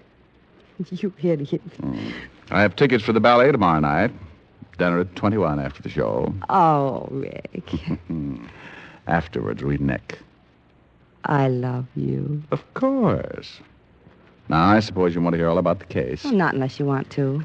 Well, as long as it's If optional. you're too tired, some other time. It all started 3 days ago. You don't really have to. I can hear about it any time. I was sitting in my office. You don't have to put yourself Oh, up. shut up, woman. As I was saying, the whole thing started 3 days ago. I was sitting in my office reading Gaylord Hauser and soaking my feet in a tub of blackstrap molasses when the door opened and in walked 6 feet of mink cape wrapped around 5.5 feet of what little girls are made of. I remember thinking about the sugar and spice and everything nice, and even with the mink cape covering most of it, I decided that this little girl could have given a bee farm a nervous breakdown. Mr. Diamond, You have been reading the sign on the door. I'd like to hire you. Well, I'd like you to. I'll charge $100 a day in expenses. I want protection. From what? My husband. What's the matter? Can't he stand the pace? He's getting out of prison at 5 o'clock this afternoon, and he's threatened to make trouble. I think you better tell me the whole thing, Miss... Connors, Marilyn Connors. Okay. Who's your husband? His name's Joe Connors. Oh. You know him? Helped send him up 10 years ago. Armed robbery, wasn't it? Yes. He hasn't served all of his time, but he's being paroled. Go ahead. Well, since Joe was sent up, I had to find work. A man Joe used to work for gave me a job in his club. Martin Cope? Yes. Do you know him? Slightly. We're hating acquaintances. Mr. Cope has been very wonderful to me. I'm sure he has. I don't think I like that. Your husband doesn't either, huh? You're very blunt, aren't you? Like the front of a streetcar. I don't like your boss, and I don't like your husband. I think it's better that you know now before you make any investments and then have to fire me. You're the best private detective in New York. Only because I'm brilliant, shrewd, and loaded with talent. And a little ridiculous. Oh, sure. Add that on and just think what you're getting for a lousy $100 a day in expenses. Even though you don't like Joe and Mr. Cope, you'll still take the job? Look, Mrs. Connors, I've been honest with you about your husband and Cope. I never let personalities interfere in my business. A job's a job. Besides, I'm starving to death.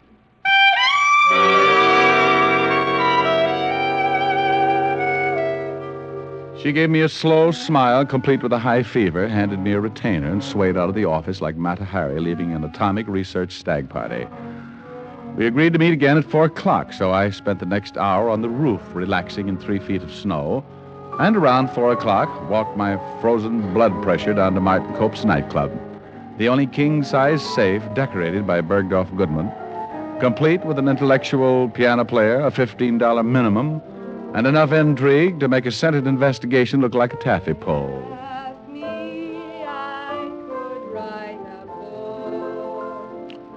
The girl who had been to my office earlier was standing on the edge of the empty dance floor rehearsing a song while the piano player was trying his best to overdo the accompaniment. I grabbed a chair and sat down to listen.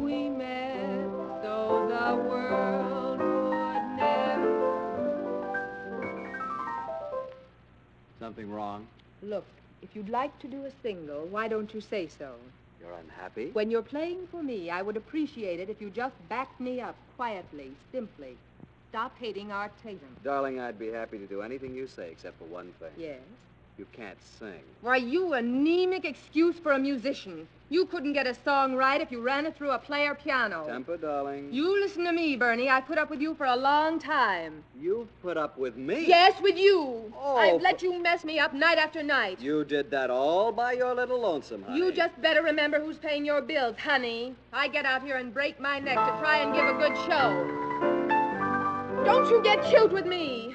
You better wise up, Buster, or you're going to end up playing for your meals down on Skid Row. For Pete's sake, Marilyn. No, Bernie, I'm... They kept going round and round. And about the time the piano player looked like he might possibly throw caution to the wind and stamp his foot, a door opened at the other side of the room, and Martin Cope, big-time gambler and owner of the club, walked over to the piano. Look, if you two insist on raising the roof, take it to the back room where nobody can hear you. I'm sorry, Martin, but Bernie just won't... Mr. Cope, I can assure you that it wasn't You I stay out of this. Oh, wait a minute. Oh, I'm sorry. You two can kick the walls in when I'm not in my office, but, honey, when I've got work to It do... won't happen again. What's the matter? Who's that? Who? Sitting over there. Well, I'm surprised, Cope. I thought you'd spot my blue eyes. Oh, it's Mr. Diamond. Diamond. Yes, he says you know each other. Diamond, the private detective? Sure. You remember, Cope, all those times down at the precinct, playing 20 questions? What are you doing here? I got tired of talking to nice people. Beat it. I asked Mr. Diamond here, Martin. You did? Well, I know you're not worried about Joe, but I am. And you had this two-bit gum shoot? Temper. Mr. Diamond's supposed to be the best private detective in the business. Says who? Well, I did mention it a few hundred times. Did Sloan put you up to this, honey? Martin, with Joe getting out this I afternoon... told you not to worry about Joe. Did Sloan tell you to hire yourself a bodyguard? He thought it would be a good idea. He did, huh? Everybody's got a good idea. Nobody thinks I know what I'm doing. I just happen to run the place. Sloan was thinking about you, Martin. Yeah? But I'll give him something to really think about. Now, Martin... Now I'm tired of the whole mess. Everybody's scared stiff of a two-bit punk who's getting out of stir.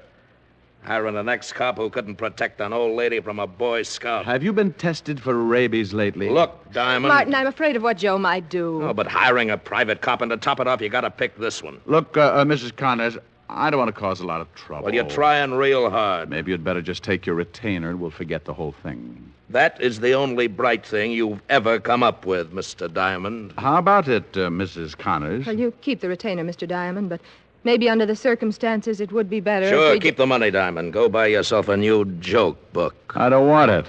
But I tell you what I'll do. I'll donate it to your restaurant's hospital fund, Cope. We haven't got one. That's the trouble with you, Cope. No vision. You should always have a little insurance in case of a bad accident.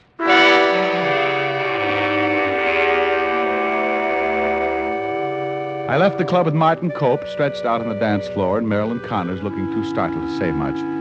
Bernie, the piano player, accompanied my exit with a fast course of the funeral march, and I headed for my quiet little apartment. I napped for the rest of the afternoon, and by 8 o'clock I was appropriately dressed in my best blue suit. The other one being a casual sienna and suitable only for badminton and runyon hunting. I had paused to admire myself, surreptitiously humming a few bars of Temptation when,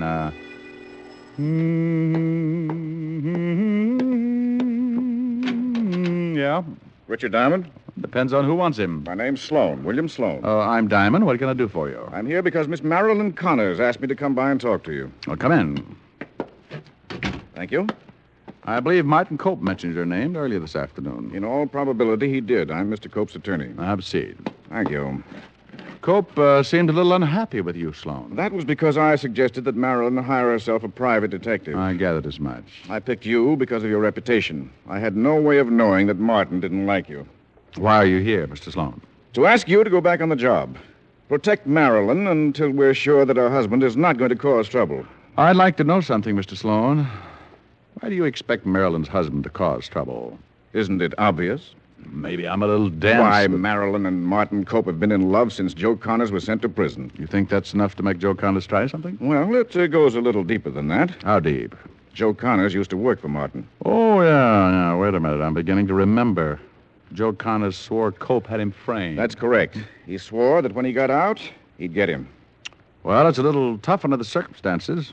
It'll just cause another argument between Cope and Marilyn if I show up again. Why don't you get yourself another boy? A lot of good private detectives in New York. Because you'd be about the only one who wouldn't be afraid of Martin. And Marilyn has a great respect for you. Even after I belted her boyfriend? Well, I think that convinced her you were the one for the job. Joe Connors got out this afternoon, didn't he? That's right, at 4:30. Where's Mrs. Connors? At the club. Well, if I go down there, there's going to be more trouble. Martin went out about an hour ago. That's why we want you to come down. Martin got a phone call. He seemed worried. Marilyn was in the office with him. She said that when he left, he didn't say where he was going, but he took his gun with him.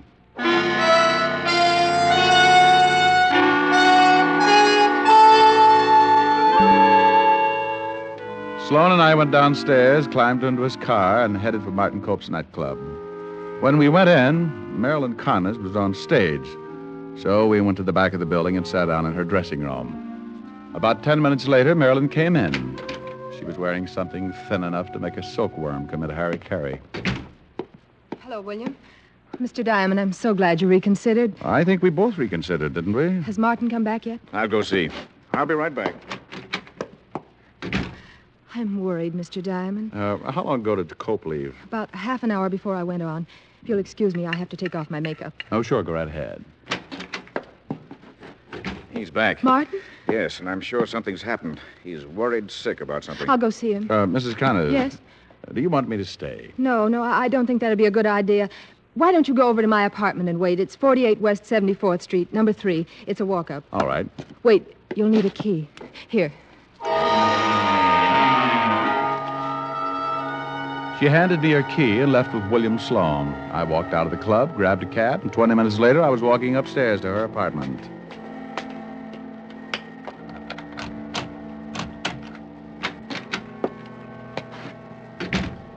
The room was in darkness. I felt around for a light switch near the door. Then I froze. The room was still and quiet, but there was a smell in the air, a heavy, pungent odor that a gun leaves after it's been fired. The smell was cordite. I flipped the switch on and looked down at the dead body of Joe Connors, lying on his back, shot through the head.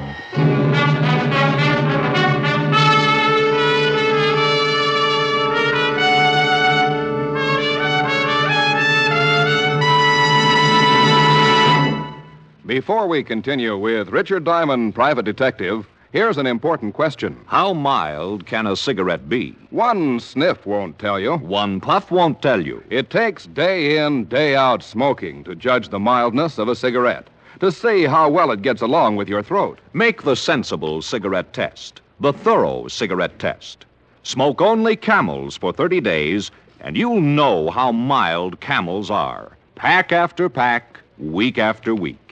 Yes, for 30 days, enjoy the rich, full flavor of Camel's costly tobaccos and see just how mild a cigarette can be. In a coast-to-coast test of hundreds of people who smoked only Camels for 30 days, noted throat specialists reported not one single case of throat irritation due to smoking Camels. Make your own Camel 30-day test, the sensible test, and see for yourself why more people smoke Camels than any other cigarette. How mild, how mild, how mild, how mild, how mild can a cigarette be? Make the Camel 30-day test and you'll see. Smoke Camels and see. And now back to Richard Diamond, starring Dick Powell.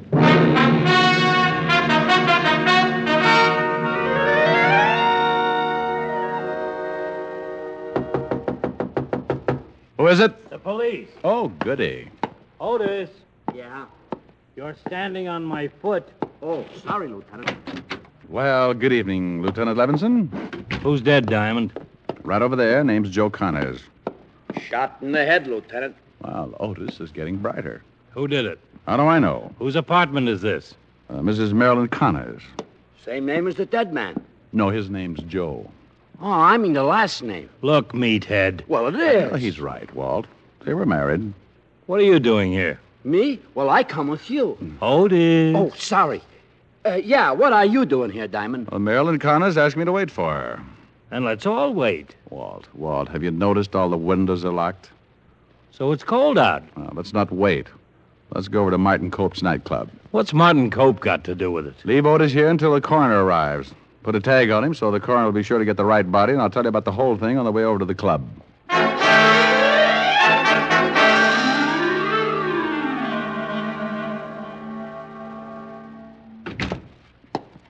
Lieutenant Levinson to see you, Martin. Oh, hello, Lieutenant. Hi.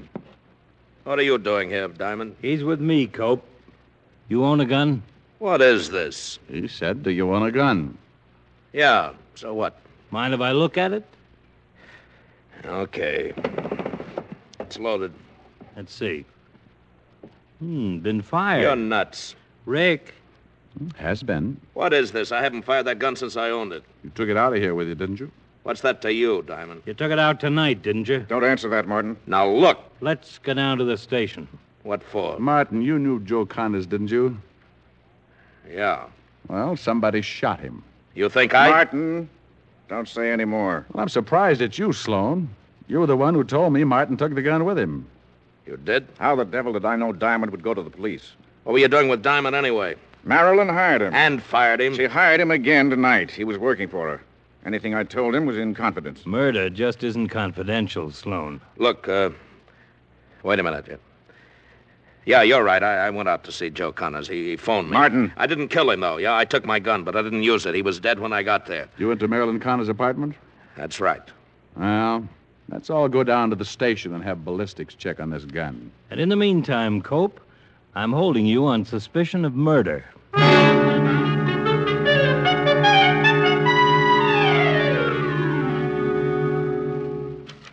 Well, here's the ballistics report, Rick.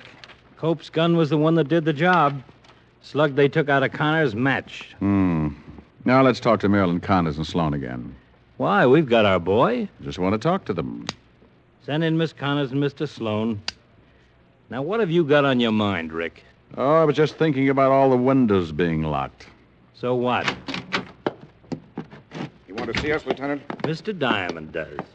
Have a chair. Mr. Diamond, I'm sorry things worked out this way. Well, so am I. Oh, here's your apartment key. Thank you. How many people have a key to your apartment, Mrs. Connors? What? Martin has the only other one. Mm-hmm. What time did Martin get that phone call? Oh, about 7:30, I guess. I got to the club about 7:15. Martin usually comes in about 7:30. I met him in his office, and he got the call. And he took the gun and left right away? It's all right. Martin has already admitted taking the gun. Yes, he took the gun and left almost immediately. Mm-hmm. Where were you, Sloan? At home. I got to the club just after Martin left. Marilyn told me what had happened, and I came right over to you. Oh. Well, all right. Thank you very much. That's all? Are you going to defend Mr. Cope? I doubt it. I don't think he wants me to. Well, thank you very much. We'll be talking to you. Goodbye, Lieutenant. Mr. Diamond. So long. Goodbye. Bye. Now, what was all that about? I want to talk to Martin Cope. Rick, now look. I want to talk to him. I want to find out how Joe Connors got into a locked apartment without a key.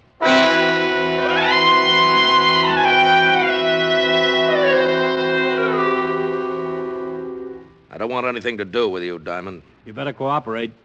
Diamond's got an angle that's worth listening to. I didn't shoot Connors no matter what that ballistics report says. You have a key to Marilyn's apartment. Yeah. Connors was dead when you got there. Yeah, I told you that. You left the club about 7:45. That's right, about 7:45. Connors had been dead about 3 hours when I found him, Walt. I found him about 9:30. By gosh, that's right. And that part of your story stands up, Cope. He was dead when you got there. What about the gun? You always keep that gun in your desk, Cope? Yeah. Who was in the club with you? Oh, the usual people. Waiter, bartenders, busboys. Marilyn? Yeah. Now, wait a minute. Who knew you kept the gun in the desk? Oh, half a dozen people, maybe. You think somebody lifted that gun, killed Connors, and put it back in the desk? You always come in about 7:30, don't you, Cope? Yeah, every night. According to the death certificate, Connors had been dead about an hour before you came in. What time did you leave the club this afternoon? Right after you slugged me. Oh, you got up rather suddenly. It was about 4:30, wasn't it? Somebody could have gone into your office, taken that gun, killed Connors, put the gun back before you came in at 7:30. Then I'm cleared? No, not a bit. You have a key to Marilyn's apartment. The killer had a key to let Connors in. Miss Connors said there were only 2 keys. Well, Walt, let's go talk to Mrs. Connors.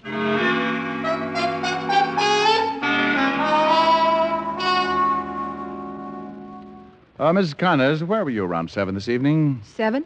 Where were you? Why, downtown. You weren't in your apartment? No. Did you come back from downtown before going to the club? No. Who was in your apartment? Why, no one that I know of. Have you ever given your key to anyone except Cope and, me, of course? Yes. Who and how long ago? My piano player. About a week ago.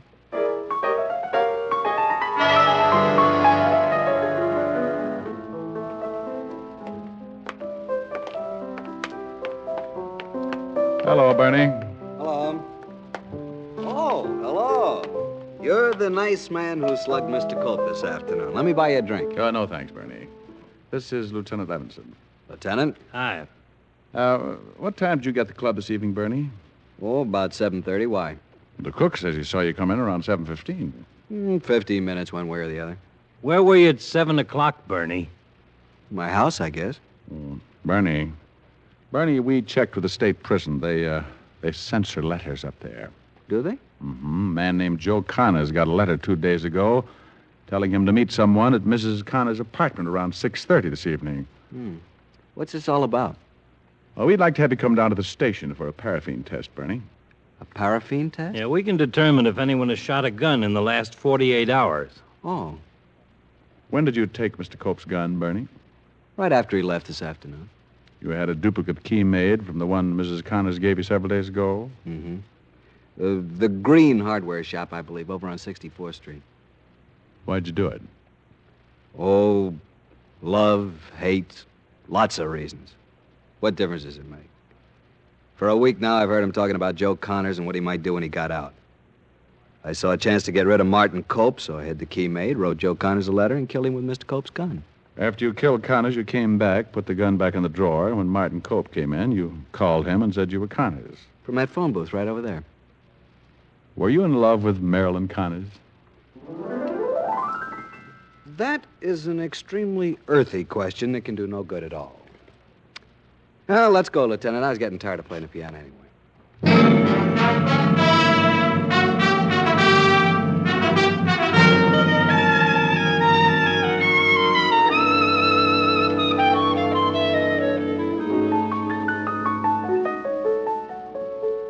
Oh, that's kind of sad. Yeah. In a way, it's too bad it didn't work. Think what Marilyn Connor's in for when she marries Martin Cope. Oh, speaking of Marilyn Connors, you certainly did take a lot of pains describing her attributes. Oh, really? Well, it wasn't painful at all. Was she really that pretty? Pretty. Well, I'm jealous. Well, don't be. She had one thing that was wrong. What was that? She had long blonde hair that hung all the way down to the floor.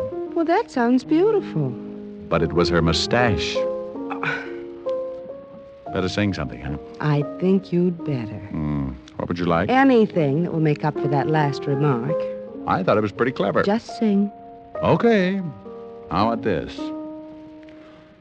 Maybe I'm right, and maybe I'm wrong. Maybe I'm weak, and maybe I'm strong. But nevertheless, I'm in love with you. Maybe I'll win, and maybe I'll lose. Maybe I'm in for crying the blues. But nevertheless, I'm in love with you. Somehow I know at a glance the terrible chances I'm taking. fine at the start, but left with a heart that is breaking. Maybe I live a life of regret, and maybe I'll give much more than I'll get, but nevertheless, I'm in love with you. Oh, that's better. Thank you. Rick, I'll bet she really did have pretty hair. Oh, I guess so, but she kept it all rolled up on her head. What's the matter with that? I like yours better. I wear mine up. Yeah, but I've seen you with your hair down. Rick. Come here. Rick?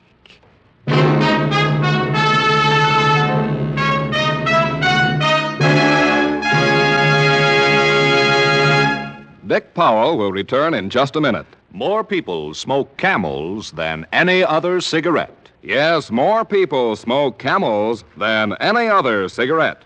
Among the millions of Camel smokers, there are many stars whose voices are their fortunes. John Wayne, Risa Stevens, Martha Tilton are a few.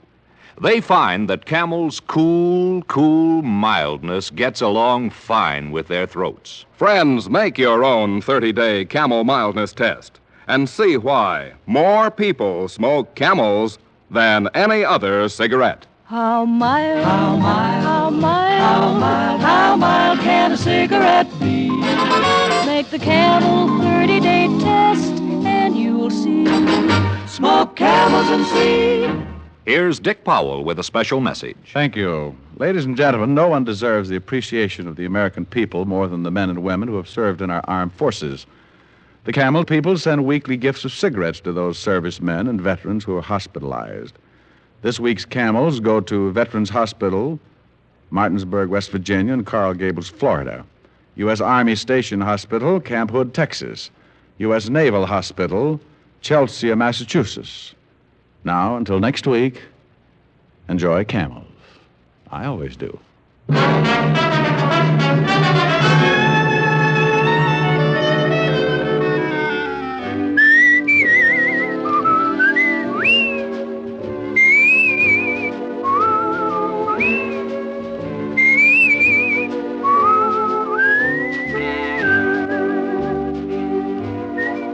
Tonight's adventure of Richard Diamond, starring Dick Powell, was written by Blake Edwards. Our director is Helen Mack. Pipe smokers, enjoy the National Joy Smoke, Prince Albert. Yes, PA is made from choice tobacco, rich tobacco that's naturally flavorsome. Prince Albert is specially treated to ensure against tongue bite and crimped cut for smooth smoking. So get PA in the handy pocket tin or the pound size. It's America's largest selling smoking tobacco.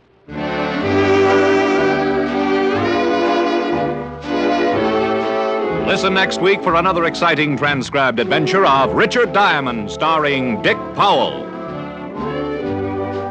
This is your FBI. The official broadcast from the files of the FBI follows immediately. Stay tuned. This program came to you from Hollywood. This is the American Broadcasting Company.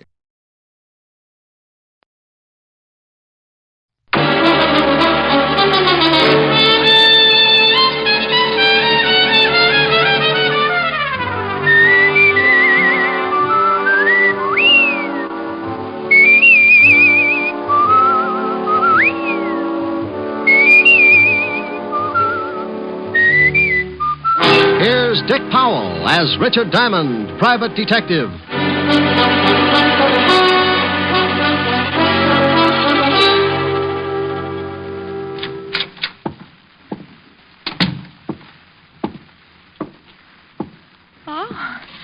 May I do something for you, sir? I'll repeat the offer while I think of something. I beg your pardon? That's not the way I heard it first. Did you want to see... Mr. George Victor. May I have your name? Well, let's trade. Mine's Diamond, Richard Diamond. Oh, of course. Mr. Victor's expecting you. It's too much to hope that you were... He's waiting for you, Mr. Diamond. Thanks. Any door? Huh? Oh, straight ahead. Go right in. Mm-hmm. Yes? Mr. Victor? Yes. Oh, you're Diamond. Uh-huh. Come in and sit down. Thank you. You said you'd come immediately, and that was over an hour ago when I phoned you. Well, I didn't want to come in my bare feet. What? I was washing out a pair of socks. You're sure you're Richard Diamond? Reasonably sure, yes. My credentials. All right. You were recommended to me by Lieutenant Levinson of the police department. I want to hire you. My fee is $100 a day in expenses. Unless we settle that first, I couldn't solve the case if it was tagged 100 proof. Here are 2 checks. One for 100, the other for 5. Oh. You get the 100 if you take the job, and the other one if you do the job satisfactorily. Tell me all about it. You may have heard that I bought the controlling interest in one of the biggest newspapers in the city. That I heard. All right. I'm going to expose the numbers racket. That's been tried before. I know, but this time it's different. I have all the evidence I need to expose one of the biggest operators, Aaron Ziegler. Oh, you do pick 'em big. You know him? We did some spitting at each other when I was on the force. Well, then you know what he is. Yeah. But you said you had all the evidence. Where do I come in? Ziegler's my affair. Yours will be my daughter. Here's her picture. Well, you can have Ziegler. I'm happy with this arrangement. This is no joke, Mr. Diamond. My daughter works for Ziegler. Oh? You got $1 million for every Mongolian in Asia and your daughter works? Hobby, perhaps? She became infatuated with a man named Doug Saxon. And went to work to support Will him. you listen to me? Oh, sorry. Go ahead, Mr. Victor. Saxon has some connection with Ziegler. I objected to her seeing Saxon, and there was an argument. And being 21, she walked out. Yes. Ziegler gave her a job singing in the Nocturne Club. I know the place. Now, what I want you to do is... I think I know, Mr. Victor. You got evidence on Ziegler. That makes him an unhappy boy, and being unhappy, he wants to smile again. So he sets glamour lad Saxon loose. Your daughter falls for him, and the frame's begun, right? Ziegler told me he was going to stop me from printing the expose of his racket. I know he'll use my daughter, Kathy. What does she have to say about it? She won't see me. And you've got no idea what the frame will be? No, that's your job. Find my daughter, stay with her until the paper goes to press. And when will that be? 10 tonight. Oh, all right, Mr. Victor. You've hired yourself a boy.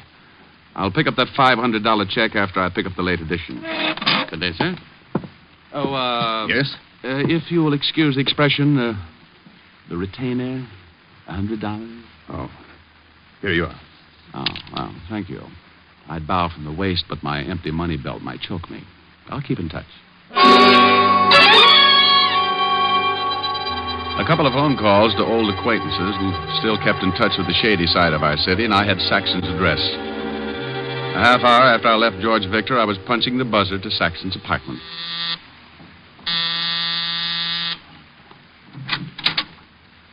Good afternoon, Mr. Saxton. Who are you? What do you want? I'm Mother Hubbard, and I've come to look in your cupboard. Ask me in. What's the idea? Who... This won't take long, Mr. Saxton. Listen, you... I was just going to ask you to listen. But since you asked first, go ahead and give me something to listen to. Did Ziegler send you? Well, maybe. Maybe not. It's a nice place here. All the scenery. Phonograph, big overstuffed chair. I'm glad you like it, but don't make yourself comfortable. What's in the other room? Look here, I don't know who you are or what you want, but... Maybe Ziegler did send me. Did he? No. You a cop? Used to be. Always enjoyed my work. And I never enjoyed it more than when I was up against a character like you. Get out of here. Oh, now somehow getting tough doesn't look well on you. You're not the type, Saxon. From a quick but thorough study, I'd say you were more used to soft lights, sweet music, and setting up pigeons to be knocked over by your boss. I don't know what you're talking about. Kathy Victor. Know her? What if I do? You know her. And, Saxon. Keep away from her. Oh, now you're scaring me. Sure.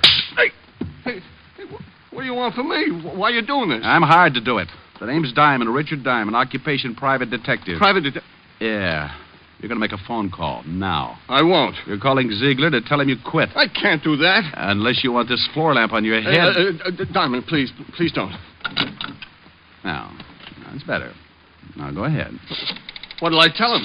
Well, your health is bad. You're going to take a boat trip. Well, that's ridiculous. Well, then you think of something, but think. But Hello, this is Saxon. I'd like to talk to Aaron. Oh. Well, I'll call back. It's important. Oh, it's important. I've got to talk to him. All right. Get him? They're putting me through. Hello, Aaron. Listen, I can't go through with the deal.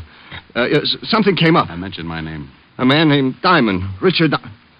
Yeah, that's right. I don't know, Aaron, but please, don't blame me. I did. Hello? Hello, Aaron. Aaron. He hung up. Good. You do the same. You don't know what he'll do, Diamond. You don't know him. Oh, but I do. Well, happy landings, Glamour Boy. You can't leave me like this. You know, after a long look at you, I don't think I'd like to stay. Bye, Saxon. 20 feet of the East River will look good on you. Okay, so it was a bluff. I knew Ziegler wouldn't be scared off that easily, but when you go hunting ducks, you put out a decoy. I did. The decoy was me. It was an hour later that I got back to my office building and walked into the lobby. The elevator door there was open, but the jockey was missing. I was about to take the hard way up, the stairs, when... Diamond. Oh, hello. Where'd you come from? I'm under a cabbage leaf. Don't believe it. Get in the elevator. I'll walk. Hey, Mac. Mr. Diamond don't want to get in the elevator. Maybe he gets car sick. Get in, Diamond. What's the big idea? Close the door, Mac. Sure. You know how to run this thing, Diamond? No. Start it up. Go on. Okay. Floors, please. I'll tell you when. This is far enough. Stop it. And keep your hands away from that door. What are you going to do, eat your way out? He's a card, ain't he? Oh, now, come on. Fun's fun, but I got business. So have we. We told you to take your hands off those doors. Oh, you did, huh? Yeah. Oh, he won't go down. Sure he will. He's just stubborn.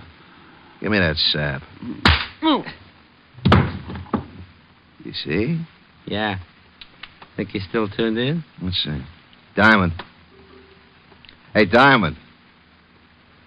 He should know better than that. It ain't polite not to listen. Kick him in the ribs. Now, how about it, Diamond? You want to listen? He's shaking his head. He says yes. Okay. Now, stay away from the dame you're supposed to take care of. Go back to Victor and tell him you don't want the job. Tell him it's too rough, and if he don't understand, show him your bruises. Hey, give him a bruise where it shows. Look at that. I don't think he likes you kicking him in the chops. What does he want? Bedroom slippers? Okay, open the doors and let's get out of here. Hey, think I ought to give him another boot? Just to make sure? Ain't you ever satisfied? Go ahead. Okay, let's go. You know something? You got an awful disposition. You don't come out of a beating like that right away. A professional working over is like spending a weekend in a taffy machine. I reached out and tried to touch things, but it was like trying to paint the inside of a balloon with a hammer. I was numb, and when the little jabs of feeling started pinching my cheeks, I found out that I was warm and sticky. Finally, I pulled myself up, stood there for a minute, decided my legs weren't macaroni, and went to the washroom to clean up. Then I headed for the Nocturne Club. It was too early for customers, but there was a bartender and a girl with blonde hair playing the piano. We ain't open yet, Mac. Oh, you ain't? Well, give me a bib. I may cry all over the place. You look awful. Truck hit you or something? I was blowing a tuba in a high wind. Yeah? Yeah. Screwed me 8 feet into the ground. Ain't that terrible? Yeah, ain't it? Hey, who's the dame with the fingers? Oh, entertains here. Name's Victor, Kathy Victor. Got a swell set of pipes. If you're looking for a job, we don't need no tuba players. Look, here's for a drink and here's something for you because you ain't open yet. Fix me something that'll turn me all one color. Sure. Will it be black or blue? Anything that goes with my tie. Bring it to the piano. I thought you wanted it. Oh, I'll laugh later. I thought it was pretty good.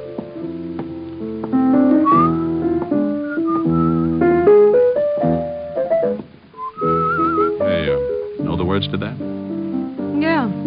Time in my hands.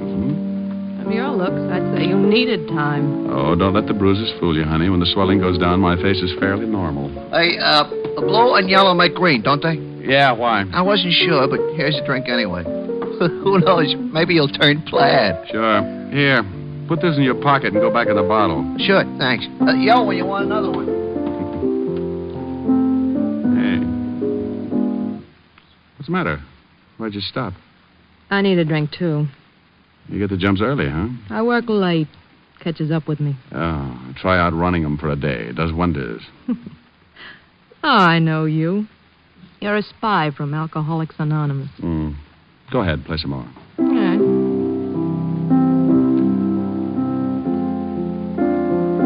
Kathy. Your father sent me. What? Remember him? Why don't you leave now? Before we're really acquainted? I don't know who you are or what you want, but if my father sent you, I'm not buying. Okay, so you're having a good time now, but there's always the next morning. Thought of that? I don't need anyone to take care of me. Miss Victor, I'm not trying to take care of you. I'm doing a job. Maybe you don't know this, but you're being measured for a patsy. And your father's going to fit the same frame Saxon and Ziegler are working up for you. You're crazy. But I like you, so I'll forgive you. Now, cut it out. I thought you wanted me to play. Look, you're spoiled. You had a mouthful of silver spoons and a handful of gold pieces for building blocks when you were a kid. But you're not a kid anymore. You're playing with bad boys. Maybe that's the way I like them. What do I have to say to make you realize, young lady? What, Diamond? Doug. Oh, well, Mr. Saxon. I thought you weren't going to be around here anymore. I changed my mind. You're changed, too, since I last saw you. Well, only my looks. They'll heal. But tomorrow, you'll still be a greasy little gigolo. You can't talk that way to me. Oh, shut up. Never mind. Mr. Ziegler would like to see you. He saw you come in. And where is Mr. Ziegler? In his office, right back that way. Okay. I haven't seen Ziegler for a long time. Maybe he wants me to set his broken arm. His arm's all right. Well, stick around. You may find out you're a chronic liar. Keep playing, baby. I'll be right back. Like I said, I knew my bluff with Saxon wouldn't work, but I had what I wanted. A look in on Ziegler. And maybe a hint on what the frame was going to be. I walked to and into his office. Well, Diamond. Hello, Ziegler. Oh, what happened to your face? Oh, got it caught in an elevator. Oh. What do you want with me? Diamond, here's $1,000. Go out and have fun tonight, huh? All night. Oh, that money won't do me any good. Why not? That ain't counterfeit. Well, it's yours. That makes it so lousy it's liable to crawl right out of my pocket. Well, then get rid of it in a hurry. You get rid of it. You know, it's better waking up with a headache than not being able to find your head at all. Oh, look, Ziegler, you don't scare me. Now, let's level. You know why I'm here. Let Kathy Victor alone. You want to see me, boss? Well, look who's here. Oh, you know Tony, Diamond? We met, yes. He stubbed his toe on my chin. I don't know what you're talking about. When was this, Diamond? You know what it was, about an hour ago. You're crazy. Yes, Diamond. Tony was right here with me all morning. Okay. Are you leaving, Diamond? Yeah. Got any other ideas?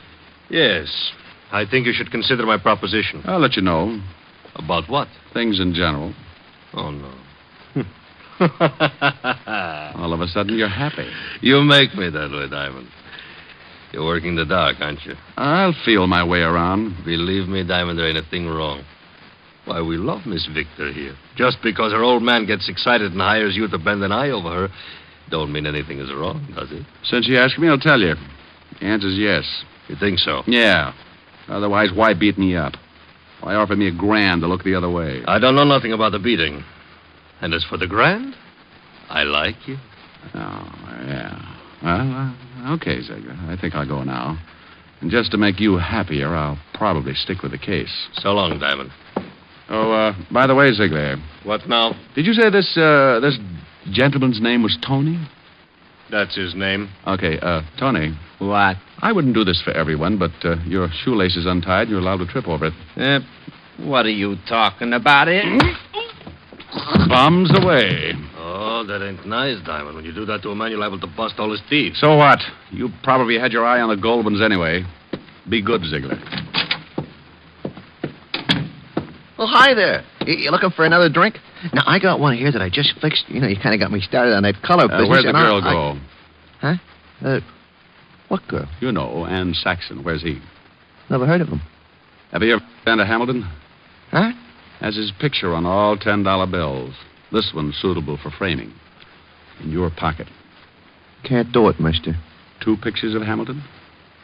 Well, they sure would look nice on me, but I work here, mister. I got a wife and kids, see? Yeah, I see. Okay, fella, forget it.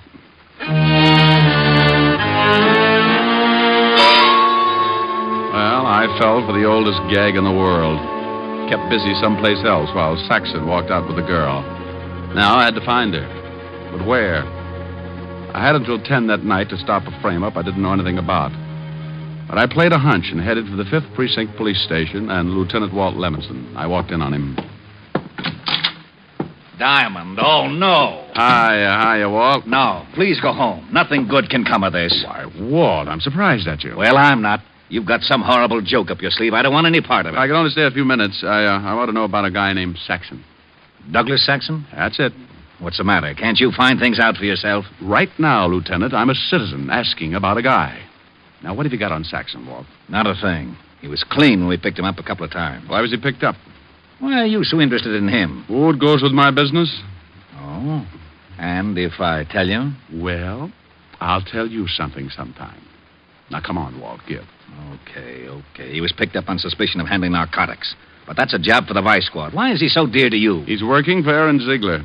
This, Mr. Diamond, is not news. He'd be just the boy to work a frame for Aaron, wouldn't he? If it involved a gal, yeah. This does. How? Don't know. Yet. But, if she was picked up with narcotics on her, it'd be a nice frame, wouldn't it? What makes you think it would be a frame? This gal looks too healthy.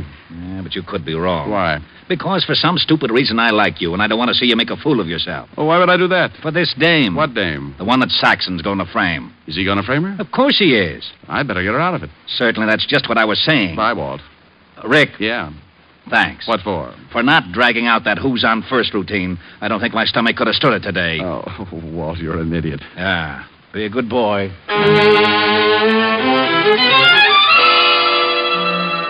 When you pound a police beat in New York, you make a lot of unusual friends.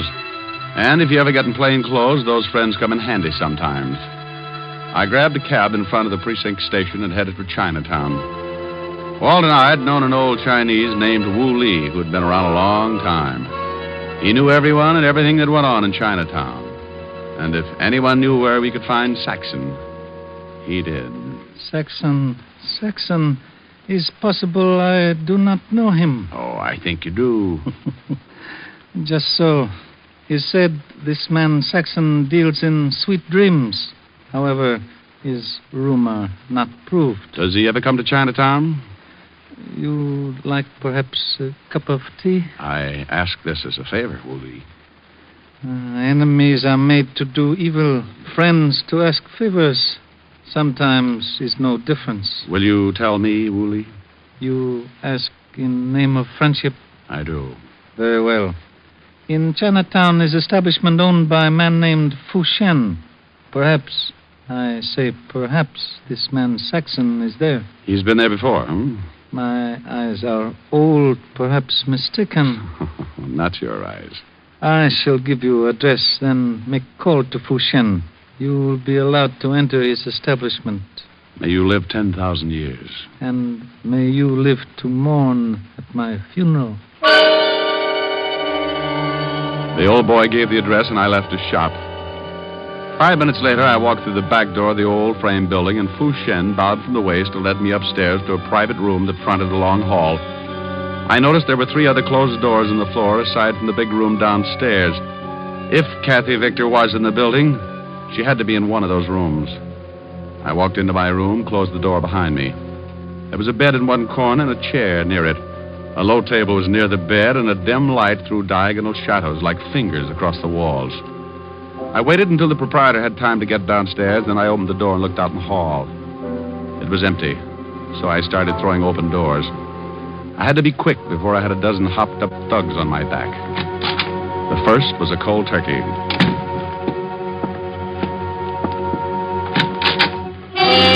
Beat it! This room's in use. Diamond. Well, Mr. Saxon, I presume. Look, Diamond, lay off me, will you? Where's the kid?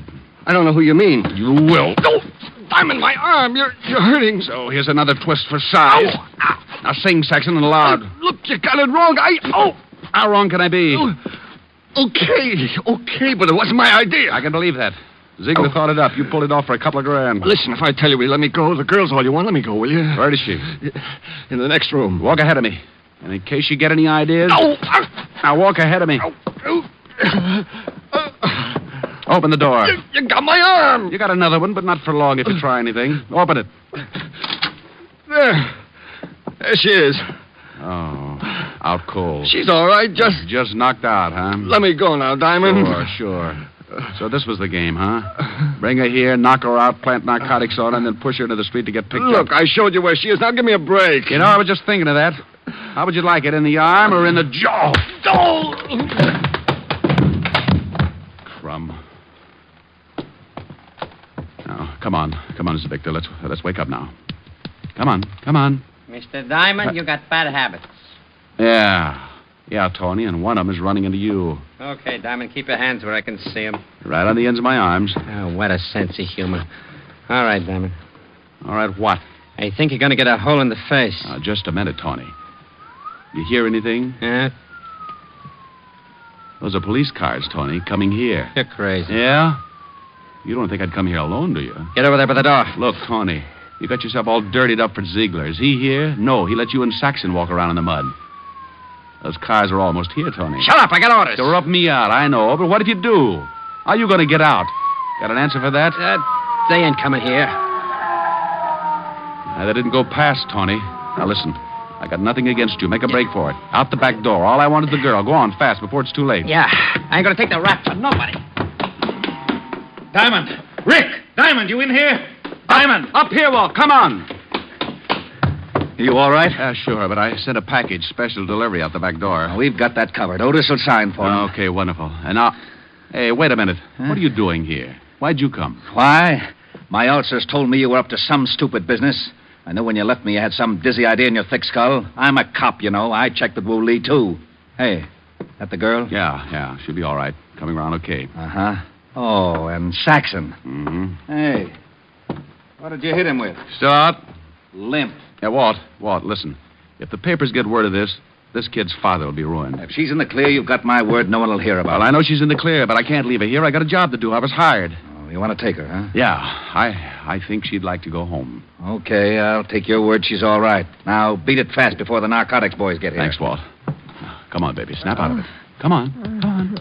Get her out of here before we're all booked for obstructing justice. I'm going. Hey, Walt. Yeah? How are you going to explain knocking over this joint before the vice squad? Why, didn't you know I got a reported homicide here? I'll let you know what happens. Where'll you be? Oh, silly boy. Where else but Helen's? Now, come on, Kathy, baby. On your feet. On your feet. Walt. Now what? I love you. I'll marry you later. Now take off. Oh, my stomach.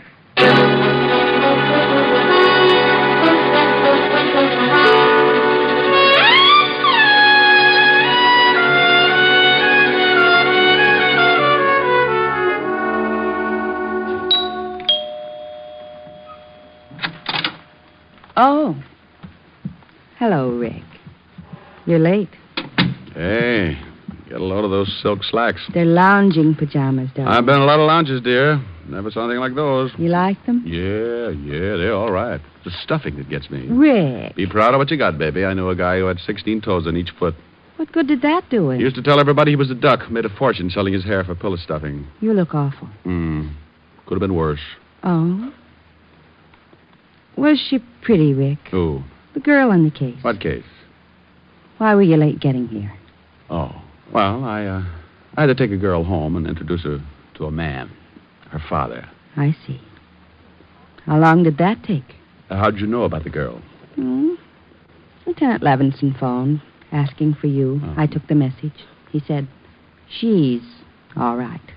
And a man named Saxon did a lot of talking. Oh, wonderful. Who's she? And who's Saxon? Oh, read all about it in the papers, dear. Is she blonde or brunette? Both. Blonde with a brunette disposition. Got the piano tune. Huh? Is she as pretty as I am? Oh, honey, nobody is. Oh, well, nothing to do until the office opens again tomorrow. Time on my hands. You in my arms. Nothing but love in view. And then if you fall once and for all, I'll see my dreams come true. Moments to spare for someone you care for. One love affair, just the two. With time on my hands and you in my arms and love in my heart, all for you.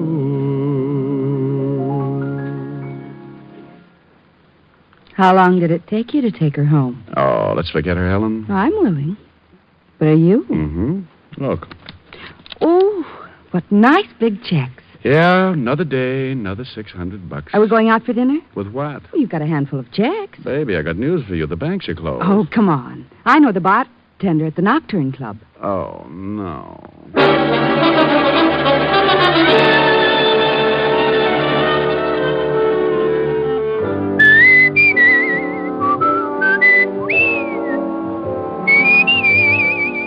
You have just heard Richard Diamond, Private Detective, starring Dick Powell, with Virginia Gregg as Helen and Ed Begley as Lieutenant Walt Levinson.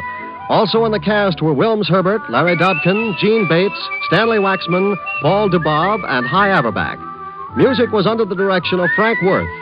Richard Diamond is written by Blake Edwards and directed by Russell Hughes. Dick Powell currently may be seen in the motion picture version of the best-selling novel, Mrs. Mike.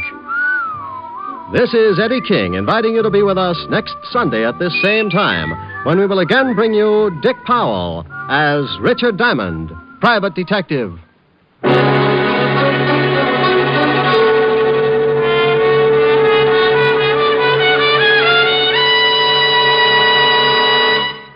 What's on NBC today? Great shows for Sunday on NBC include The Adventures of Sam Spade and Theater Guild on the Air. Helen Hayes and Walter Abel co-star on Theater Guild today, and for his caper, Sam Spade turns to television for help. You'll enjoy both these stellar shows, Sam Spade, then Theater Guild, today on NBC. Now stay tuned for James Melton and Harvest of Stars on NBC.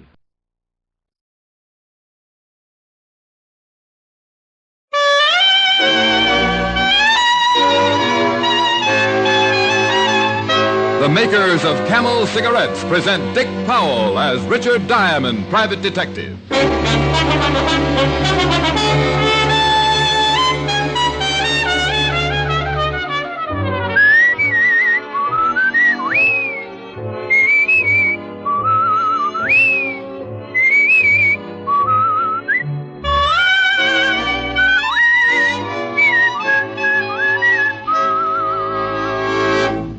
Why are Camels by far America's most popular cigarette?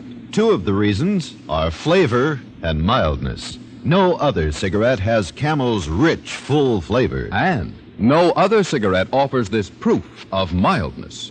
In a coast-to-coast test of hundreds of people with normal throats, noted throat specialists reported not one single case of throat irritation due to smoking Camels. Try Camels yourself. Then you'll know why Camel leads all other brands by billions of cigarettes per year.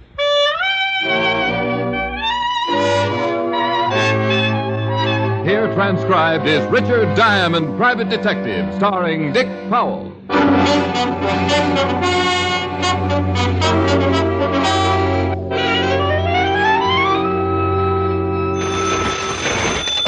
Diamond Detective Agency, we make crime pay for 100 a day. Hi. plus expenses. Hi, Helen. I'd like to hire you. No cut rates for attractive redheads. But I'm a working girl. I only make $12.40 a week. Doing what? Running an elevator in the automat. My dear girl, there are no elevators in the automat. Oh, no wonder they wouldn't give me a raise. Oh, that's funny. I want to hire you to protect me from a man. He's been bothering me. And just who is this man? His name's Richard Diamond. Well, no wonder he's been bothering you. You've been bothering him. Will you take my case? Just as far as my apartment. We'll open it up and have a party. Oh, you're ridiculous. Only when I try hard. I miss you. I saw you last night. You're just bored. Uh-huh. And I miss you. I'm lonesome. I'm broke. I gotta hang around and pray for a client. Well, I've got a wonderful suggestion. Why don't you come over? What? Mr. Diamond? Why, yes. Come in. Rick, who is it? I don't know, but I'm making plans for some extensive research. I didn't mean to disturb you. I don't know how you could help it. Rick, who is that? I'll call you back when I find out. That's a girl. It certainly is. Rick! Bye. Now, Rick, you... Your girl? On the phone. Just an old wealthy aunt. She's leaving me her lumber fortune. Oh, nice. Yes, sit down. Sit down, Miss, Simpson. Mrs. Oh, yeah. So you have an aunt in lumber. Oh, yes. Broke one day, made $1 million the next. Discovered trees on her property. Trees on her property. Well, what are you going to do? I came in to hire you, Mr. Diamond. You have a kind heart and plenty of money, I hope? My husband needs protection. Yeah. I beg your pardon? Nothing. Just snapping at judgments. Occupational hazard. My husband is John Simpson. Perhaps you've heard of him. The John Simpson? Yes. No. He's retired. He discovered oil on his property. Oh, that one. Oh, sure. He was responsible for my bearings burning out at 700,000 miles. He was walking in the garden the other day. Going to drill in a daisy bed? Someone shot at him. Oh. He's all right. They didn't hit him. But I've been terribly worried ever since. Not to mention how your husband feels. He wouldn't call the police and wouldn't give me a reason. But he wants me to protect him. He doesn't even know I've come to see you. Oh, what's he going to say? I'm hiring you, and I hope you'll understand. Well, I hope so, too. I charge $100 a day in expenses. I have my own bank account. How nice. Diamond Who Detective. is she? Well, Aunt Hannah. What? Oh, that's nice, Aunt Hannah. I think spruce is just the thing. Aunt Hannah. Spruce. Richard Diamond, Of course, Aunt Hannah. I'll talk to you later. I knew it. She's a blonde. She sure is, Aunt Hannah. Aunt Hannah. The one with the trees. Thinking about buying a carload of spruce. How nice. Am I hired? Of course. Then let's get out of here. Aunt Hannah might be over with a bat. Spruce? Of course. Well, that's how it started. A lovely blonde named Simpson with a wealthy husband. The husband had ducked a bullet in his garden, and now the lovely blonde wanted protection for him. A few casual jokes, a fat retainer, and Richard Diamond was once more in the ranks of the employed. We left the office and climbed in a station wagon. 40 minutes later, we were pulling up in front of the Simpson house on Long Island.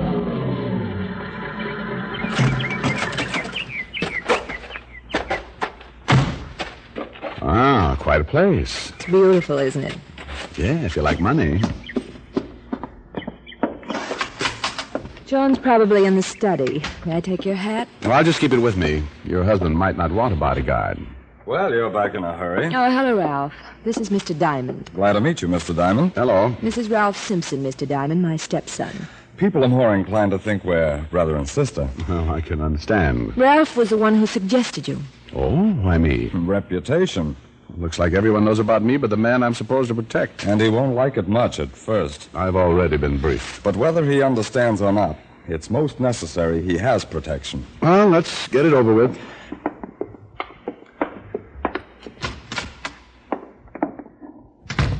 Hello, dear. What is this, a convention? Hello, Jane. Hello, Professor. Who is this man, this person with the hat? This is Mr. Diamond, John. Mr. Diamond, this is my husband, Mr. Simpson. Yeah. Charmed. And this is Professor Fisher. How do you do, Mr. Diamond? Hello, Professor. What do you do, young man? Do? Mr. Diamond is a private detective, dear. What? Now, dear, it was my idea. A private detective? Now, just relax. Oh, go away, you quack. I've been relaxing enough. I can't think straight anymore. You've been making me relax so much. If you're not careful... Jane, I told you I didn't want anyone. But after being shot at... She pay your retainer, Diamond? Yeah. Did she explain my feeling on this subject? Well, yeah. And you still took the money? I've been poor. I told every one of you I can take care of myself. You know, I think he's right. Here's your retainer, Mr. But, Mr. Simpson. Diamond, please. Where do you think you're going? Out to find the guy who took a shot at you and give him some target practice. You've been paid a retainer to do a job. Now let's see you do it. Oh, John. I had a feeling you were going to do something like this. Bring in a private detective or a policeman or something. Well, if he's supposed to give me protection, that's what he'll do. Now, all of you, get out of here. I want to talk to this Mr. Diamond. Thank you, John. I'll see you at dinner, dear. Now, you take care of yourself, you old scoundrel. Oh, beat it! Goodbye, Mr. Diamond. Nice meeting you, Professor.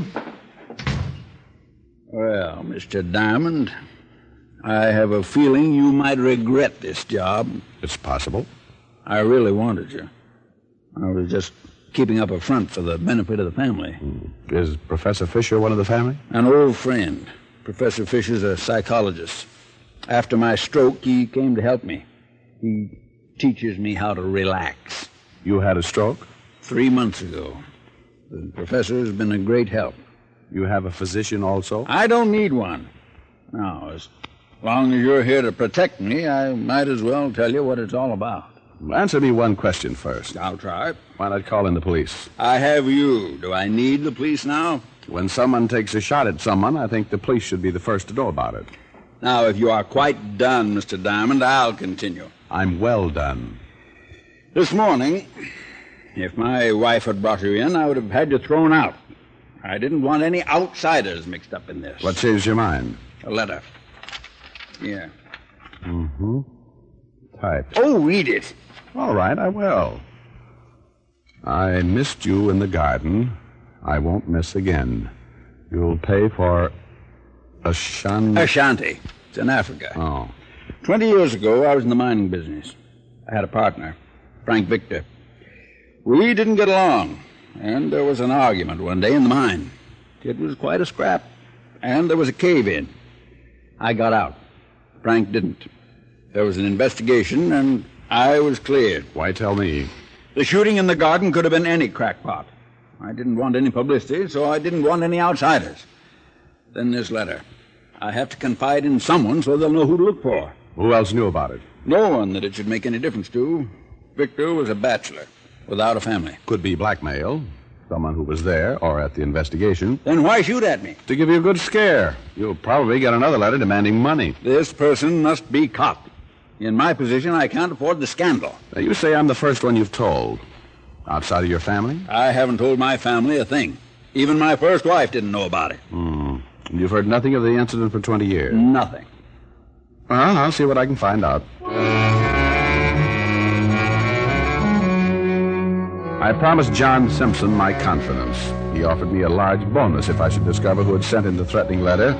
Then I borrowed one of his cars and drove back to the city, where I looked up an old friend, Lieutenant Levinson, 5th Precinct Police Station.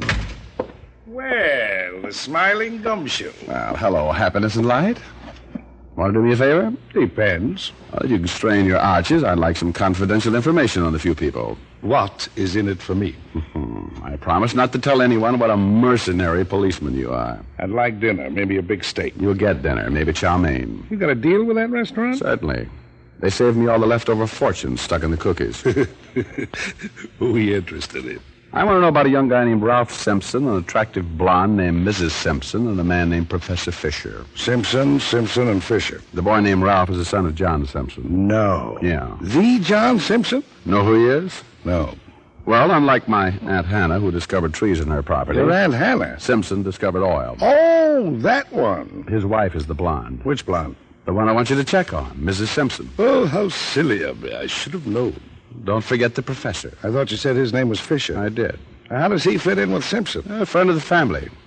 Now, you got everything? Sure. Blonde named Mrs. Simpson, a son named Ralph. He's not her son. Well, you just said... He was John's son. Who's the blonde? John's other wife? John's other wife? That's right. Oh. He's her stepson. Oh. Well, why the devil do you want me to check on these people? I was thinking about having a bridge party. Give me the rundown on them. Sure. Walt. Huh? Put your shoes on. Oh. I gave Walt the rundown he wanted and headed for the newspaper where I knew I could wallow through the morgue file and not be disturbed. I went back 20 years and after wallowing for 3 or 4 hours found a small article dated Ashanti, Africa, 1930. It didn't say much more than what John Simpson had already told me. It mentioned the mine cave-in and the pending investigation on the death of Frank Victor. In an edition dated 3 weeks later, I found the account of the investigation and it verified Simpson's story. I left the newspaper and went back to my office to check on a few things. Then, as I was about to leave and close up until I'd finished the case, I got a phone call. Yeah? Diamond, Yeah? this is John Simpson. I took a chance you might be in your office. Oh, I was just coming back out there. This is John Simpson. I took a chance you might be in your office. Yeah, you said that. I'd like you to pick up something for me. Oh, sure. It's a package. It's at a bar on 57th Street. The Blue Pheasant. The Blue Pheasant on 57th Street. Mr. Diamond, this is John Simpson. Yes, I know. Anything else? Hello. Mr. Simpson. Bring it out to me right away. It's very important. I'll pick it up and bring it right out. Something wrong, Mr. Simpson? Hello? Oh. Funny.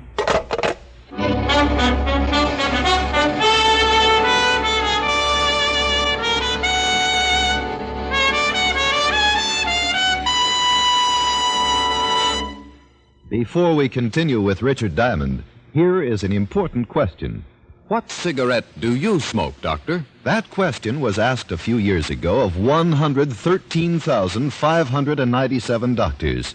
The brand named most was Camel. Recently, that question was again asked of tens of thousands of doctors across the country. Doctors in all branches of medicine. And again, the brand named most was Camel. Yes, according to these nationwide surveys, more doctors smoke Camels than any other cigarette. Friends, smoke the cigarette so many doctors enjoy.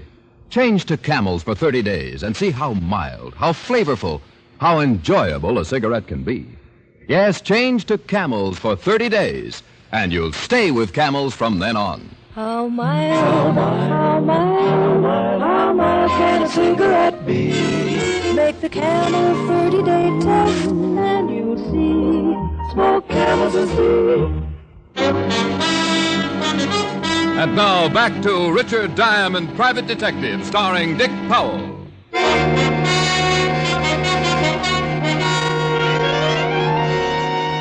I left the office and went down to 57th Street in the Blue Pheasant, where I told the bartender who I was, and he handed me the package Simpson had wanted me to pick up for him. I drove back out to the house on Long Island. The maid let me in, and Mrs. Simpson met me at the study door. Hello. Well, hi. Where's your husband? Oh, I think he's still in the study. He was a little while ago. You going out? Some shopping. You're staying for dinner. Where's your stepson? Ralph went out just after you left. Did you want him for something? No. Just wondered. Then shopping? Oh, this is a package for your husband. He wanted me to pick it up. Dinner's at 7. Mrs. Simpson. Yes? Professor Fisher. What about him? How long have you known him? Since I've been married to John. Your husband said he was helping him to relax. Yes. Is there something wrong? I don't know. I talked to your husband earlier when he asked me to pick up this package. He sounded rather strange, kept repeating himself. Since he had his stroke, he does that sometimes. Well, shouldn't he have a nurse? He should, but he won't. If something should happen, Professor Fisher's number is in the book on John's desk. Or call the maid. I'll see you at dinner. Bye.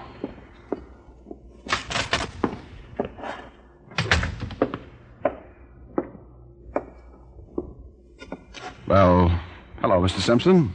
I've got the package. Give me the package. Mr. Simpson. Give me the package. Are you feeling all right? Give me the package. Well, okay, here. Oh, I did some checking on your story about Ashanti, and I... Give me the package. You've got it. Mr. Simpson. Hey, what's wrong? Mr. Simpson, did you hear me? Oh, I better get the maid. Maid! Maid! Mr. Diamond? Yeah, Ralph? Yeah. What's wrong? I don't know. Your father's acting.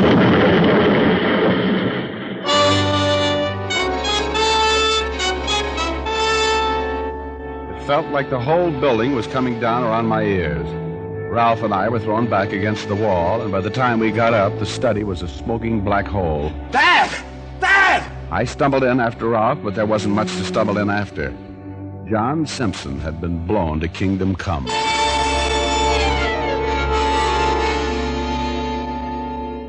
You're sure it was Simpson on the phone? Sure, I'm sure it was Simpson on the phone, Walt. He asked you to pick up the package. That's right. He wanted it when I brought it into him. He wouldn't say anything else. He just demanded that package. He'd been pretty sick, hadn't he? Yeah, but a man doesn't go to that much trouble to commit suicide. No. Well, maybe somebody planted the bomb. Look, let's check with that bartender at the Blue Pheasant. Yeah, I want to talk to the rest of the family first. By the way, what did you find out about them? No police records. Can't find out much about the professor. He has no practice, no license in the state. Well, see if you can find out something. Interested? Yeah. It's funny when a man has a heart condition and won't have a doctor. I'll drag the professor in if you like. No. You go talk to the family. I'll go over and check for the bartender. Wait a minute, Sherlock. You better tell me how you got into this mess. Okay, Fatty. Guess it won't hurt now. I told Walt everything the late Mr. Simpson had told me, then headed back to town in the Blue Pheasant on 57th Street. By the time I got there, the place was pretty well filled, but the bartender who had given me the package that afternoon wasn't in sight. Yeah, Willoughby. Where's the bartender who was working this afternoon? How do I know? He just works in the afternoon. Where does he live? Why? Well, I'm collecting addresses of bartenders. Now, where does he live? You collect addresses. I collect wise guys. Beat it. You mean I got to show my little old badge? Your little old badge? Well, when you say so. Complex. He lives at 500 West 157th Street. What's his name? Earl Collins. No relation to Tom. Yeah. No relation to Tom. Well, what are you going to do?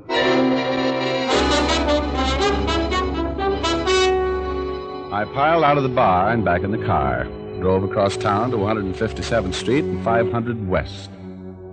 It was a big apartment house, and Earl Collins was registered in 405. I climbed the stairs and knocked. Gave him a few minutes while I knocked my knuckles loose. Then went and dug up the landlady to have her open the door. She was a charmer, about 4 years older than Grant's tomb, with a gin disposition that would make a lost weekend seem like a Miami vacation. The type that should never have been dug up. Look, honey, I got cleaning to do. Sweetheart.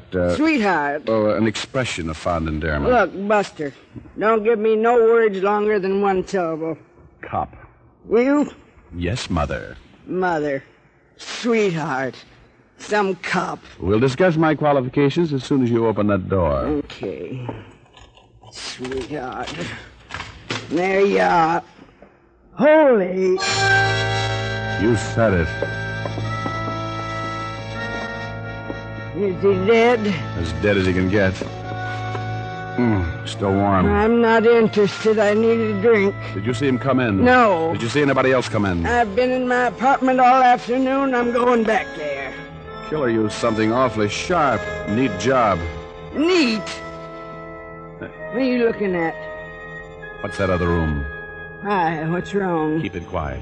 What's that room? Oh, good gosh, bedroom. Any other rooms? Hi. Answer me. Bathroom. Fire escape? Huh? Where is it? End of the hall. Look, there's some blood leading to that bedroom. Oh.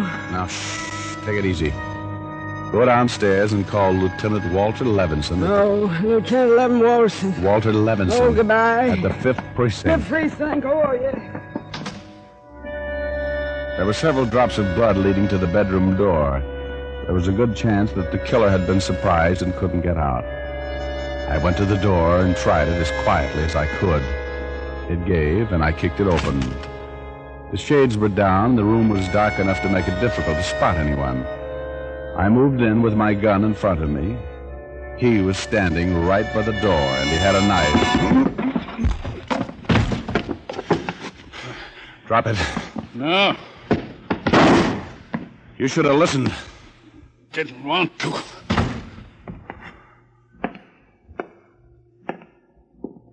Sorry, Professor. Don't be. It's better this way. Now, look, you're in bad shape.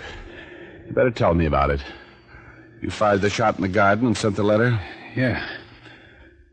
Help me sit up. Okay. Yeah. Lean against the wall. There you go. Well, I still can't figure why Simpson had me pick up that bomb. I made him. You did? I've been treating him for nerves. I started giving him a hypnotic when he had his first spells. During one of those times, he reenacted the Ashanti affair. So you decided to blackmail him? At first. Then when you took the case, we decided to eliminate him. We? Mrs. Simpson and I have been... Hadn't got much time. Internal bleeding. Police will be here pretty quick. Decided to kill the old man, and Jane would get the estate. I thought you'd be blown up with him. Mr. Simpson was under some sort of influence when I walked into the study. My profession. After you left, I returned and talked him into a deep sleep. I had him call you at your office. He nearly messed it up. Hypnosis? Nothing unusual. Simple suggestions. And when I walked into the study? He'd been ordered to ask for the package and open it. You mean he was asleep when I walked in? Yes, you see. It's too late. You'll have to guess the rest. Bleeding in. Yeah. Well, you better lie down again, Professor. You'll have to get used to it.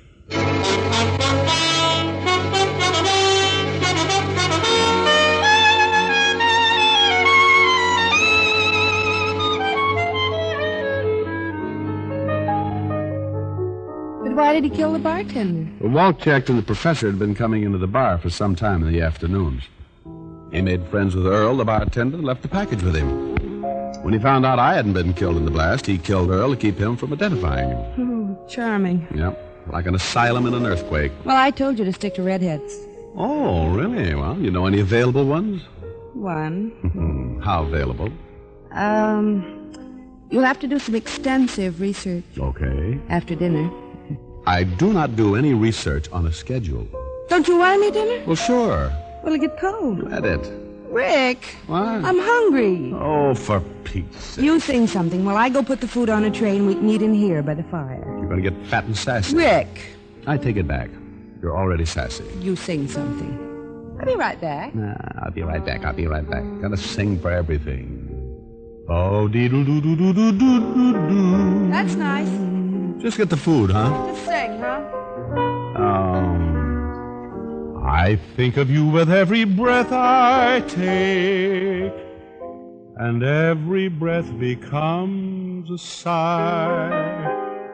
Not a sigh of despair, but a sign that I care for you.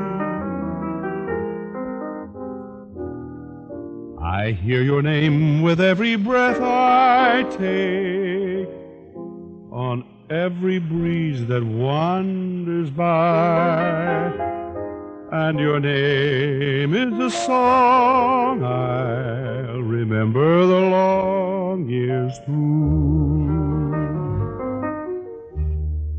Even though I walk alone, you guide me. In the darkness, you light my way. And all the while inside me, love seems to say, someday, someday. And when I sleep, you keep my heart awake. But when I wake from dreams divine, every breath that I take is a prayer that I'll make you mine.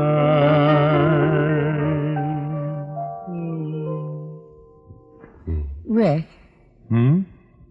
Is there really anything to this hypnosis? Well, it sure is. The old professor made Simpson open that package. Is it hard to do? Ah, look, I'll show you. Just sit right there. Rick, It's all right.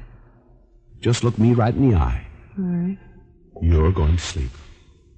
You're going to sleep. You just want to go to sleep. Nothing makes any difference. Just sleep. Sleep. Sleep. Rick? Deep, deep sleep. A deep, sound, peaceful. Oh, for Pete's sake.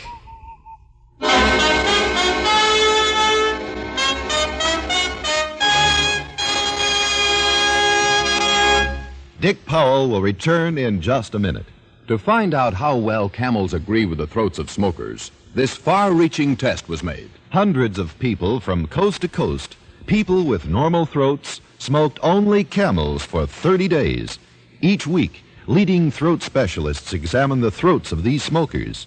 They made 2,470 examinations and reported not one single case of throat irritation due to smoking Camels. Try Camels for 30 days and see how mild, how flavorful, how enjoyable a cigarette can be. How mild can a cigarette be? Smoke Camels and see. Here's Dick Powell with a special message. Thank you. Ladies and gentlemen, the makers of Camels have sent more than 198 million gift Camels to our armed forces. This week, gift Camels go to hospitalized servicemen and veterans at Veterans Hospitals, Framingham, Massachusetts, and Dearborn, Michigan, U.S. Naval Hospital, San Diego, California, and to all hospitals operated for the U.S. Air Forces in the Far East. Now, until next week, enjoy Camel. I always do.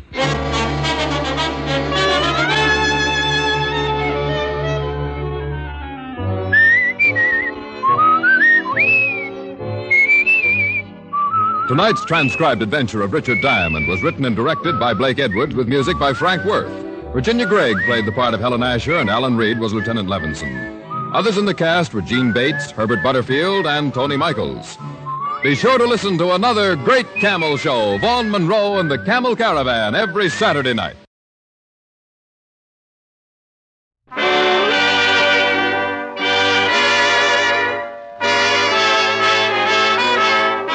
The makers of Camel cigarettes present Dick Powell as Richard Diamond, private detective.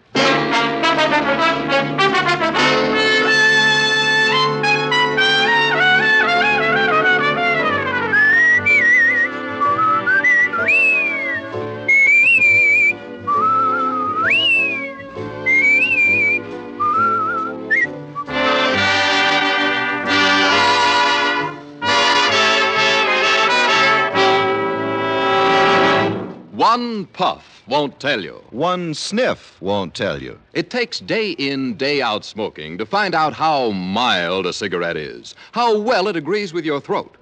Make the sensible cigarette test, the 30-day Camel mildness test, and see just how mild a cigarette can be. Yes, and you'll find out why more people smoke Camels than any other cigarette.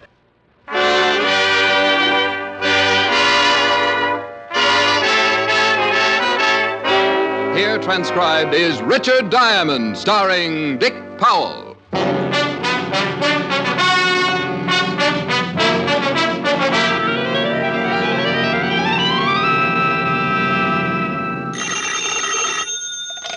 Diamond Detective Agency, the Milton Berle of homicide.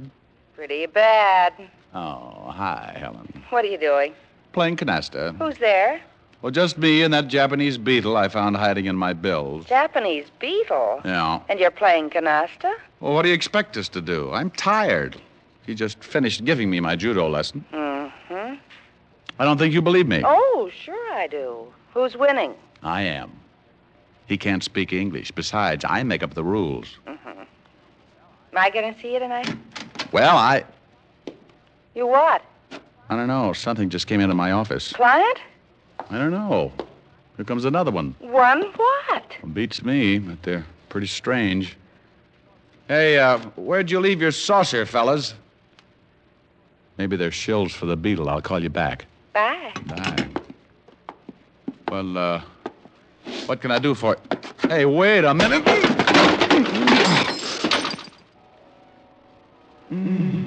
Oh, that was a peach, Salvador. Now pick him up, drag him over to the chair. Sure thing, Yuki. He is certainly very unconscious. He seems to be. See if you can revive him, Salvador. A pleasure. Would you mind holding my nuts, Yuki? I don't want I should break his jaw by accident. Ah, such a nice man. You are so considerate. I would be happy to hold your nuts for you, Salvador. Diamond. Diamond. He is very out. Well, here, Salvador, try this pitcher of water. Wait, I'll remove the gladiolus.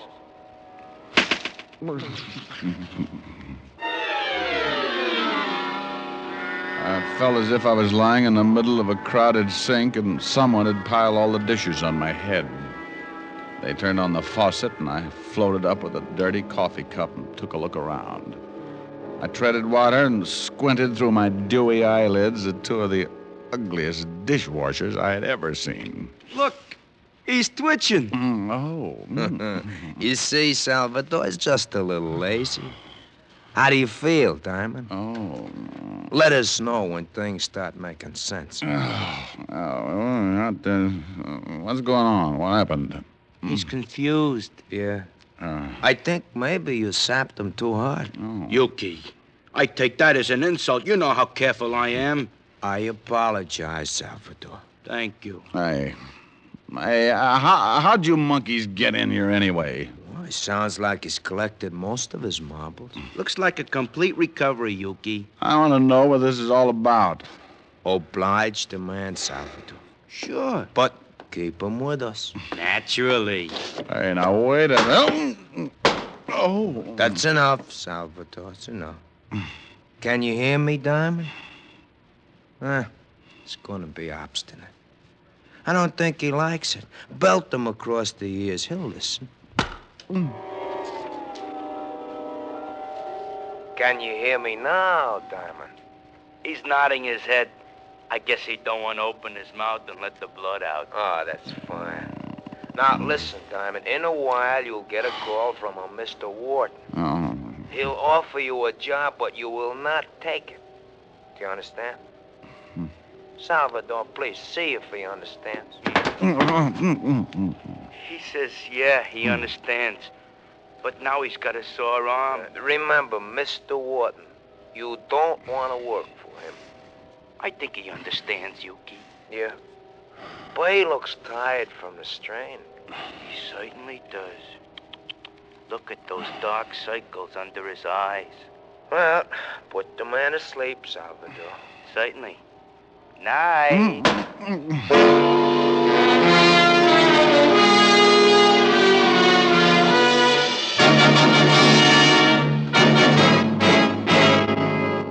Mr. Diamond? Mr. Diamond, can you hear me, Mr. Diamond? This can get monotonous. Go away, will you? Should I call the police, Mr. Diamond? What? Oh, I was expecting uglier company. Can you sit up? I'll take a crack at it.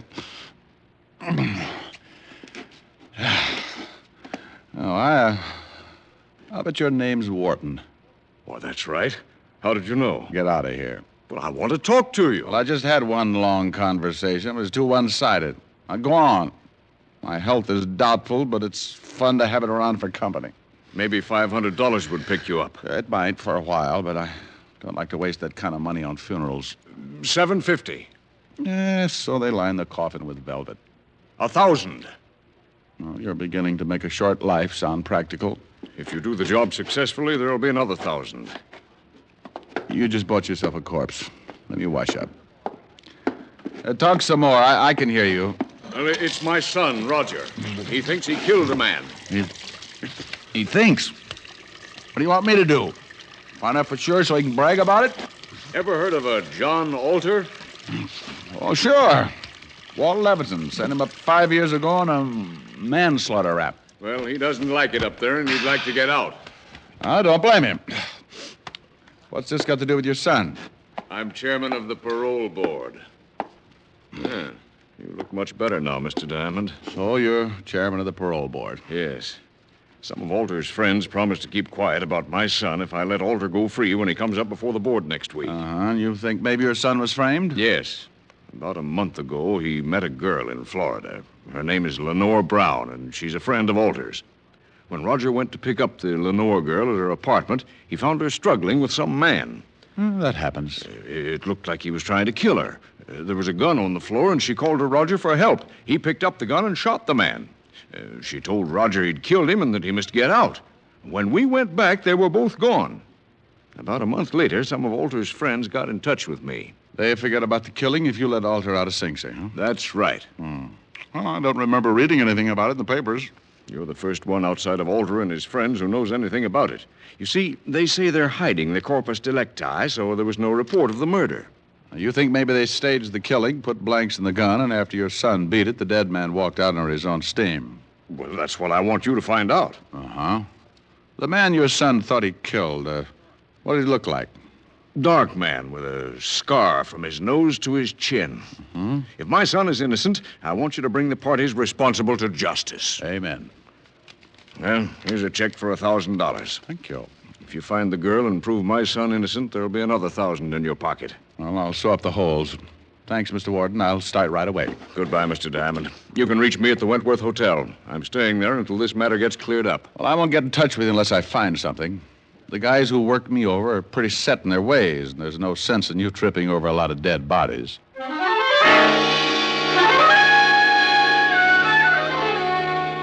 I grabbed a pack of Camels, looked at the $1,000 check, thought about the warning the two bruise artists had given me, and decided it was a toss-up.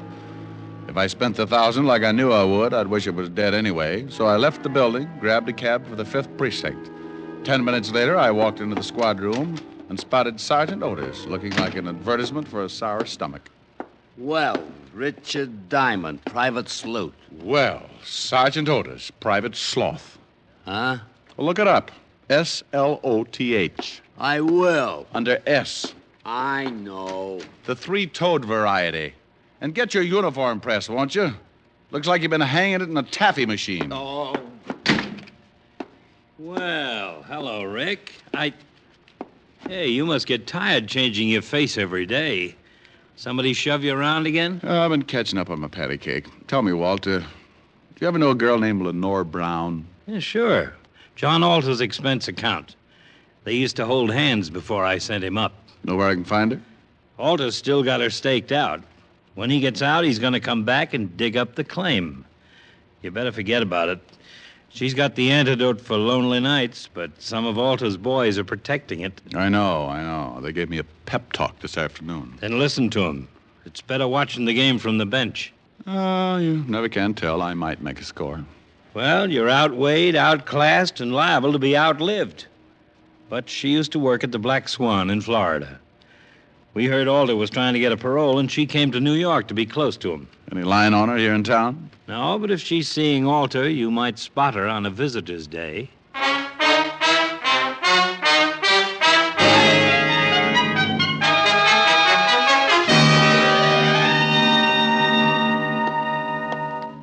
Well, Rick, how are you? It's been a long time. I know a lot of people who wouldn't like to hear that, Warden. How are you? Oh, fine. What's on your mind? Well, I hear Johnny Alter's been having company. I'd like to take a look at her. Oh, Miss Brown. Mm-hmm. Well, I can't blame you. Well, I just want to spot her and see where she goes. You can't miss. If she walked through the yard, there'd be a jailbreak tomorrow.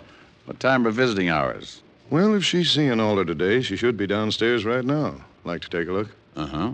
I'll have a guard take you down. Good. Well, on second thought, I'll go myself.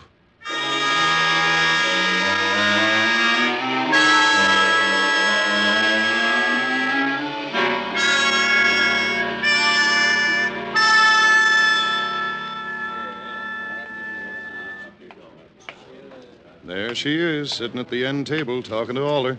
Well, now I know why Alter needs a lot of money. She's wearing enough mink to carpet Radio City. You should get a load of her on a warm day. Well, the coat doesn't stop me. She'd show up, she was wearing a tent. How long has she got with Alter? About another 5 minutes. Warden, maybe I'll let you put me away for a couple of years. With something like that to look forward to on Visitor's Day, I might go for the change. You'd get tired of just talking. I hung around by the big gray buildings until she came out. She walked over to a long white convertible and got in. I decided to let her buy me a new fuse, so I walked over to the car. Going into town? Oh. Back up 3 feet and I'll let you know. 3, okay? Mm-hmm. Your tailor couldn't do all of that. Get in.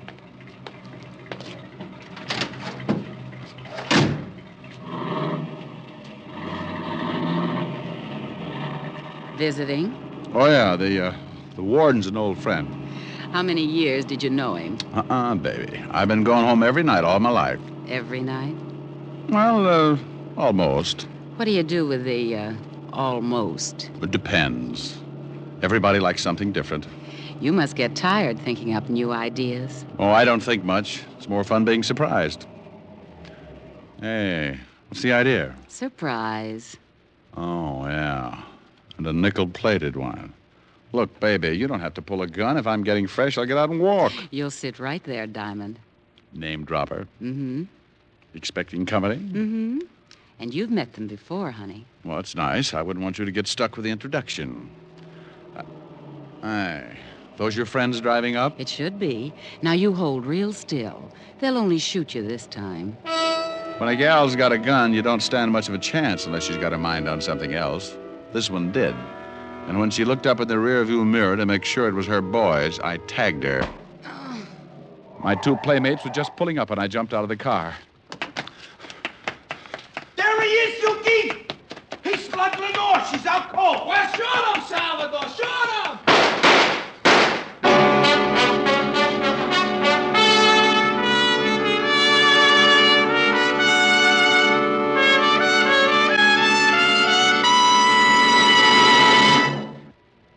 Before we continue with Richard Diamond, Private Detective, here are a few words about smoking enjoyment. More people smoke Camels than any other cigarette. Yes, more people smoke Camels than any other cigarette. One reason is flavor. Camel's costly tobaccos have a rich, full flavor you won't find in any other cigarette. Another reason is mildness, proven mildness. In a coast-to-coast test of hundreds of people who smoked only Camels for 30 days, noted throat specialists reported not one single case of throat irritation due to smoking Camels. Make your own Camel 30-day test. The sensible, thorough test. Not just a sniff of the tobacco. Not just a puff of smoke. Only by day in, day out smoking can you discover how well a cigarette agrees with your throat. Smoke Camels for 30 days and see how mild Camels are, pack after pack, week after week.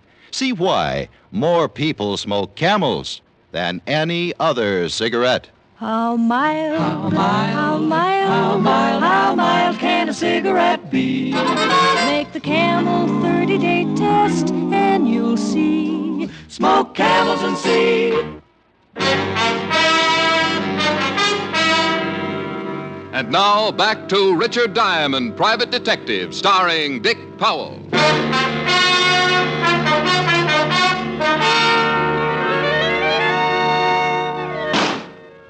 There he goes. Get him, Salvador. I was running through the trees then, and I could hear Salvador somewhere behind me, falling all over himself. I pulled my gun and thought about waiting for him. But I had another idea. I stopped and listened. He's around here somewhere, Suki. Well, come on. We're spread out, Salvador. They were somewhere behind me, and both of them were looking now. So I cut off to my left and headed back to the highway. The cars were about 100 yards down the road, and I used my last lung getting there. Lenore was still unconscious, so I climbed in the white convertible with the unconscious nylons and drove off.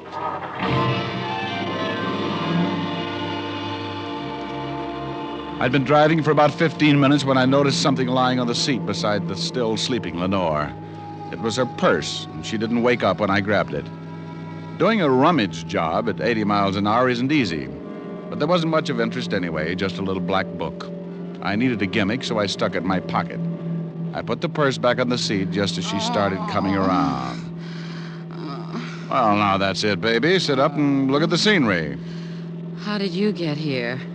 Where's Yuki and Salvador? Playing Peter Pan. Jaw hurt? Yes, you heal. Well, play rough and you get hurt.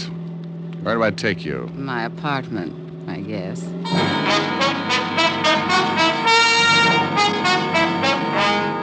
I drove her to her place on East 51st and walked her to the door.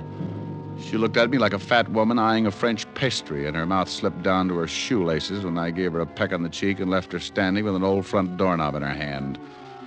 I went back to the office and took out her little black book. There were a lot of names, and some of them I knew. Yuki, and after it, likes his work.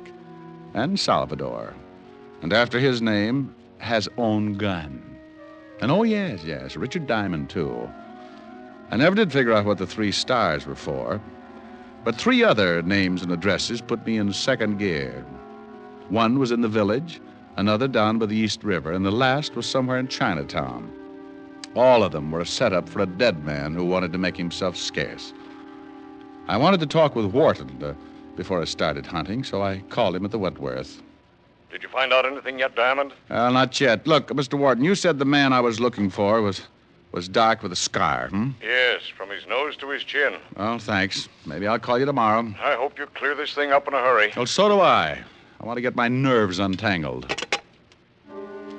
I took the easy address first, grabbed a cab, and 30 minutes later I was walking down the steps of a shabby little dive on the east side of Greenwich Village. You want something, Mac? Yeah, a pound of egg noodles. Just sweep 'em up off the floor. Hey, you know anyone around named Lenore? Sure, Lenore Brown. She comes in here about once a week, listens to the kid at the piano. Now, why would a classy dame like that go out with him? He don't play the piano so good. You ever see a guy with her? Man with a scar from his nose to his chin? No, she always does a single. Oh, well, thanks. You've been swell. I walked out, got back in the cab, and marked off Greenwich Village in the little black book. The second address, down by the East River. The night was black, and the fog had rolled in, staked out a claim all the way to the Hudson. I stopped cold, looked down at 2 gleaming eyes like 2 pieces of polished glass shining in the glare of the dim street lamp. Steady, boy, steady. Steady. Hold it, Lucifer. Yeah, hold it, Lucifer. He won't hurt you, mister, unless I tell him to. Well, think about it for a while, will you? I'm a poor substitute for horse meat. What do you want? Do you know a Lenore Brown? You a cop? Shamus. Beat it, Lucifer. Yeah. Thanks, pal. I couldn't hold my breath much longer. You can come on up on the porch. You're looking for Lenore Brown, huh? Yeah, you know her? I met her. My wife works for her. Is your wife in? Yeah. Esther, come here. Some private dick wants to talk to you. She's Miss Brown's private maid. Yes? Your husband tells me you work for Miss Brown. Yeah, what's she done? She got many friends? Man friends? Yeah. Oh, you know a man with a scar? Sure, I know lots of them. What are you talking about, woman? I meant someone who Miss Brown knows. What did you mean by that, mister? Look, I really don't know anybody with a scar now. You better beat it. Yeah, get moving. And I want to talk to you, woman. Get in there. Yes, honey.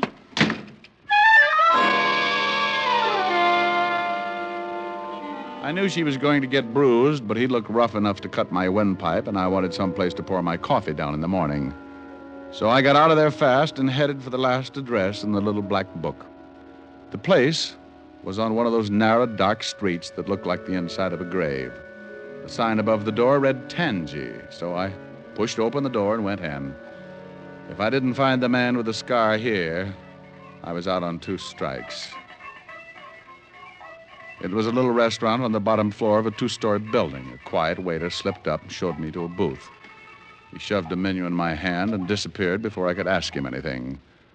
The place was empty except for an old couple sitting near the door.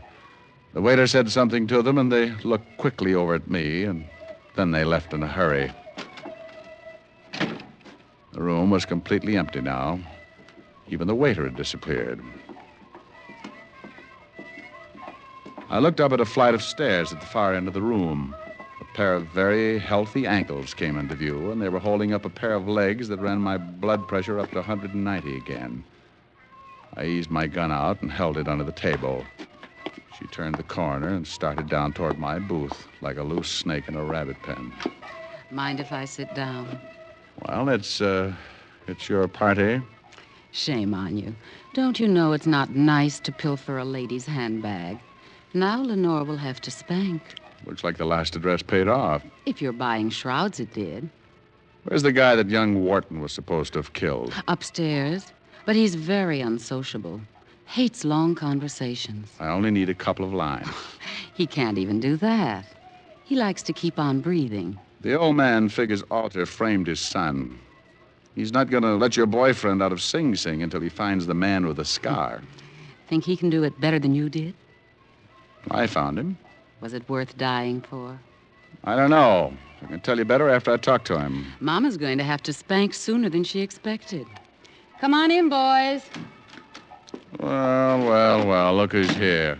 Are Mama's two big idiots out collecting blood? Where are your buckets? He's bitter, Yuki. A peasant. You've met Yuki and Salvador before, haven't you? Yeah, on the end of a fist. They want to show you the town. I know the beat. Well, I'll bet you've never seen it from the bottom of the East River. No, but if you'll put on a bathing suit, I might buy the idea. It's too bad we'll never make the beach together. I'd like to show you the sights. Boys, you'd better help Mr. Diamond out of the booth. I think he's stuck. You know how it is. Boys like to keep moving. Sure. And so do I.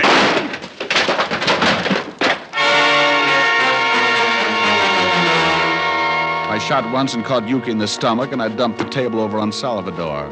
He grabbed like he was going to waltz with it and went down on his back. I didn't have to get up. I just shot him through the table. Lenore was out of the booth fast and running for the stairs. Look out, Tony! Tony, look out! I caught up with her at the foot of the stairs, and she started up. I saw him standing on the upper landing, scar and all. All meaning gun in his hand. He missed me, but nailed her halfway up. She spun around and fell all over me.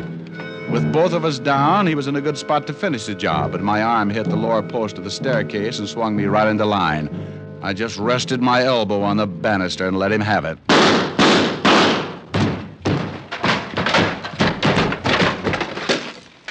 You should have kept your nose up, mister. A bad landing washes you out.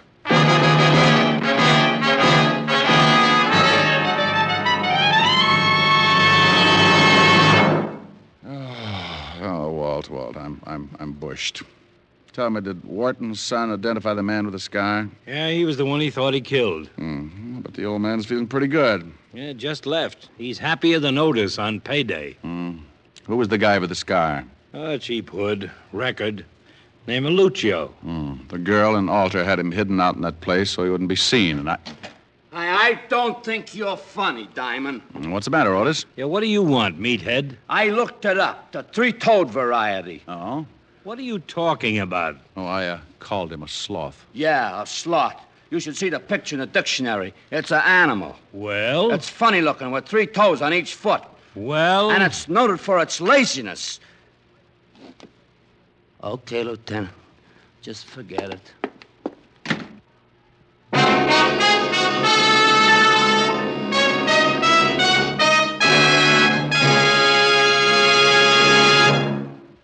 Dick Powell will return in just a minute. What cigarette do you smoke, Doctor? That question was asked of doctors in every branch of medicine, doctors in all parts of the country. What cigarette do you smoke, Doctor? The brand named most was Camel. Yes, according to this recent nationwide survey, more doctors smoke Camels than any other cigarette. Friends, buy your Camels the handy, thrifty way, by the carton.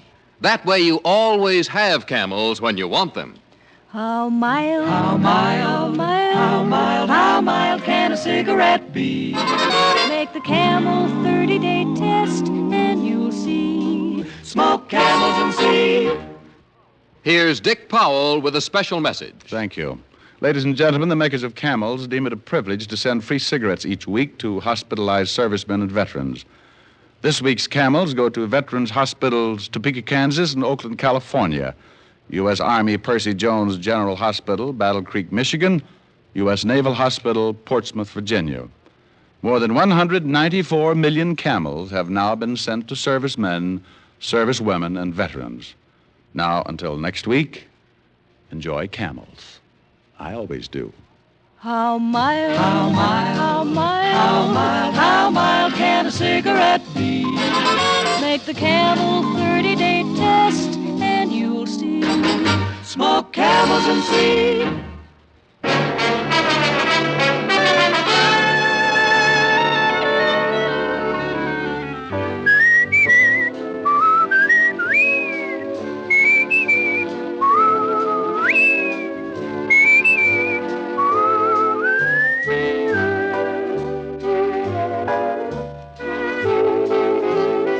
Tonight's adventure of Richard Diamond, starring Dick Powell, was written by Blake Edwards. Our director is Helen Mack.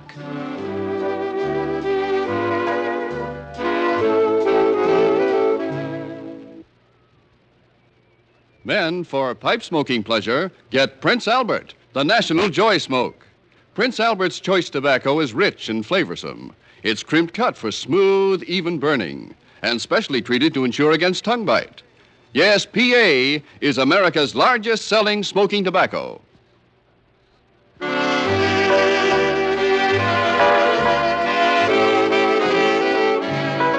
Listen next week for another exciting transcribed adventure of Richard Diamond, starring Dick Powell.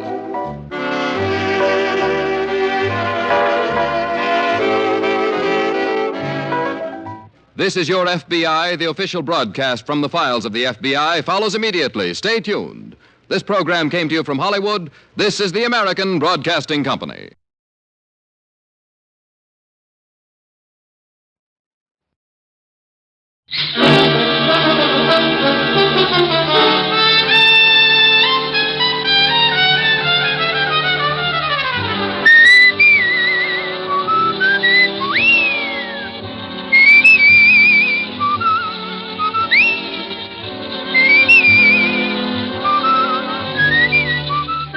National Broadcasting Company presents Dick Powell as Richard Diamond, private detective.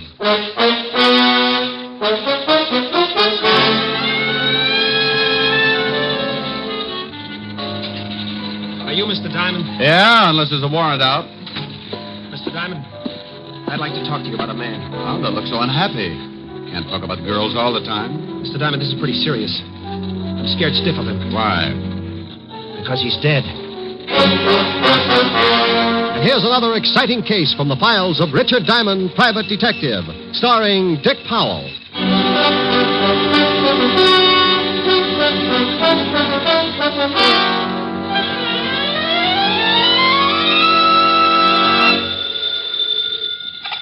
Diamond Detective Agency, homicides with class. Huh?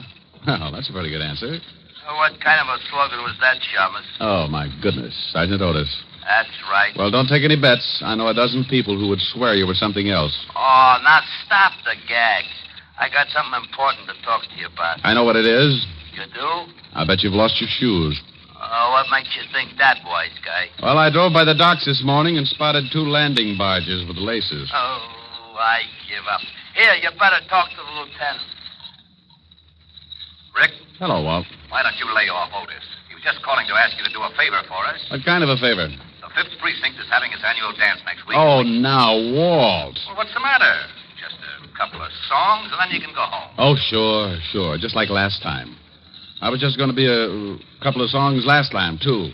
But before those lovely cops let me go, I had a crack in my voice like the Liberty Bell. Now, this time, I promise. Only 2 songs. All right. If one of them's Mule Train. Sure, but why Mule Train? I want to whip Otis for sound effects. Mr. Diamond? Wait a minute, Walt. I think I spotted a client. Okay, Rick, I'll tell the committee you'll be there. Bye. Are you Mr. Diamond? Yeah, unless there's a warrant out. Mr. Diamond, I'd like to talk to you about a man. Well, don't look so unhappy. Can't talk about girls all the time. Mr. Diamond, this is pretty serious. I'm scared stiff of him. Why? Because he's dead. That's right. He's supposed to be dead. Well, bring him over. We can make a fortune from Barnum and Bailey. I guess I better go. No, wait a minute. Maybe you better tell me about it. Okay.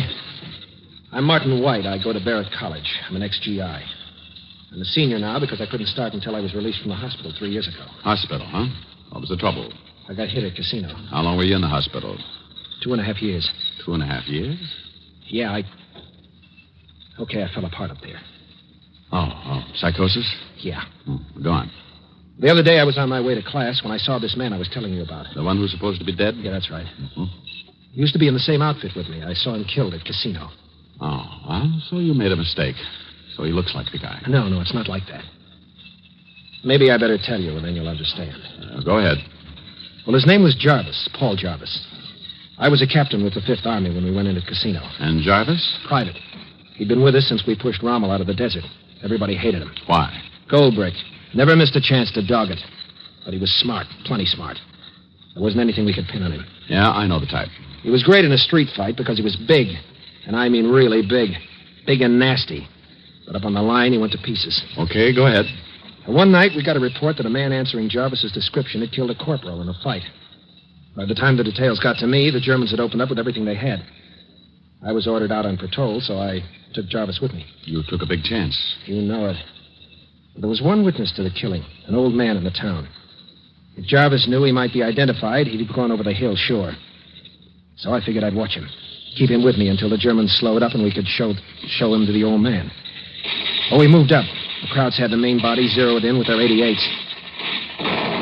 Our job was to move up, try to spot a path through the enemy artillery pattern. We had to belly down, and Jarvis and I ended up in a hole together. They'll spot us, sure. They'll correct and drop those things all over us in a minute. Keep your head down, Jarvis. I tell you, they'll spot us. Now, you listen to me. You raise your skull 1 inch out of this hole before I tell you, and so help me, I'll drill you myself. Okay. You hate my guts, don't you? Knock it off. This is real funny, this is. Two guys this close hating each other. Next time I'll pick a bigger hole. Captain White. What? About that murder. Can it? You think I killed the guy, don't you? I don't think anything right now, just those cock tanks down there. You're thinking about it all right. You and everybody else. You all hate me because I'm not a tin soldier like you with ideals sticking out all over your fat face. I told you to knock it off, but you wanted it late on the line, so I'll tell you. Yeah, I hate your guts. Okay? That's good enough. I killed that corporal, Captain White. You're out of your mind. I am, huh? Well, this is as good a place as any to go over the hill. You're crazy. Get down. Relax. I got a bayonet pointed right at your belly. Jarvis, don't. Go on. Cry. Whine. I'm going to put you in for a Purple Heart. Only you'll have to pin it on your blanket. Jarvis, for the love of... Now you're only a number on the record. Jarvis, you dirty... You're going to take a little while to die, Captain, so you can think about me getting out. I'm taking off, and I'm leaving the rest of the saps with all the honor and glory they want. So long, Captain. It's all yours. Jarvis! Come back here! Jarvis!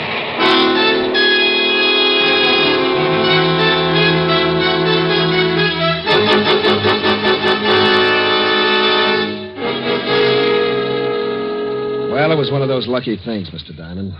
I got out. Spent a day and a night in that hole until the medics found me. What about Jarvis? I'd swear he got the 88 right on top of him. But now you think you've seen him and you're not sure. I'm not sure of anything right now. But I saw that 88 hit, and I saw Jarvis go down. Okay. Let's say you did see Jarvis. He got out some way. Looks pretty simple to me. Call up the authorities and tell them you spotted a man wanted for murder. There certainly should be a lot of guys from your outfit who could identify him. No. He's done something to his face. Maybe the shell did it for him, but I know it's him. You can't miss a guy that size. A lot of big boys. Sure, but he's got the same rotten eyes. That didn't change, and that nasty smile he gets. I'd know him anywhere. In a dark room, I'd know him. No, but you said you were scared. Why not go to another school? I can't. I've got a job up there, and I've got a wife and a kid. That's why I came to you. I can't go to the police. They might put me back in that hospital. They'll think I'm slipping again. Up here. Uh-huh. Well, let's say it is Jarvis. What in the world would a guy like that be doing in a college? Don't you think I've asked myself those questions? Just forget the whole thing. No, wait, Martin. Look, if I prove to you one way or another about this Jarvis, will you forget about Casino? Yeah. What name is he using? Blackwell. John Blackwell. Okay, let's go. Don't you get a fee or something? Your wife a good cook? The best. Well, I'm staying for dinner, and after you see what I put away, you'll probably wish you'd paid the $100 a day in expenses.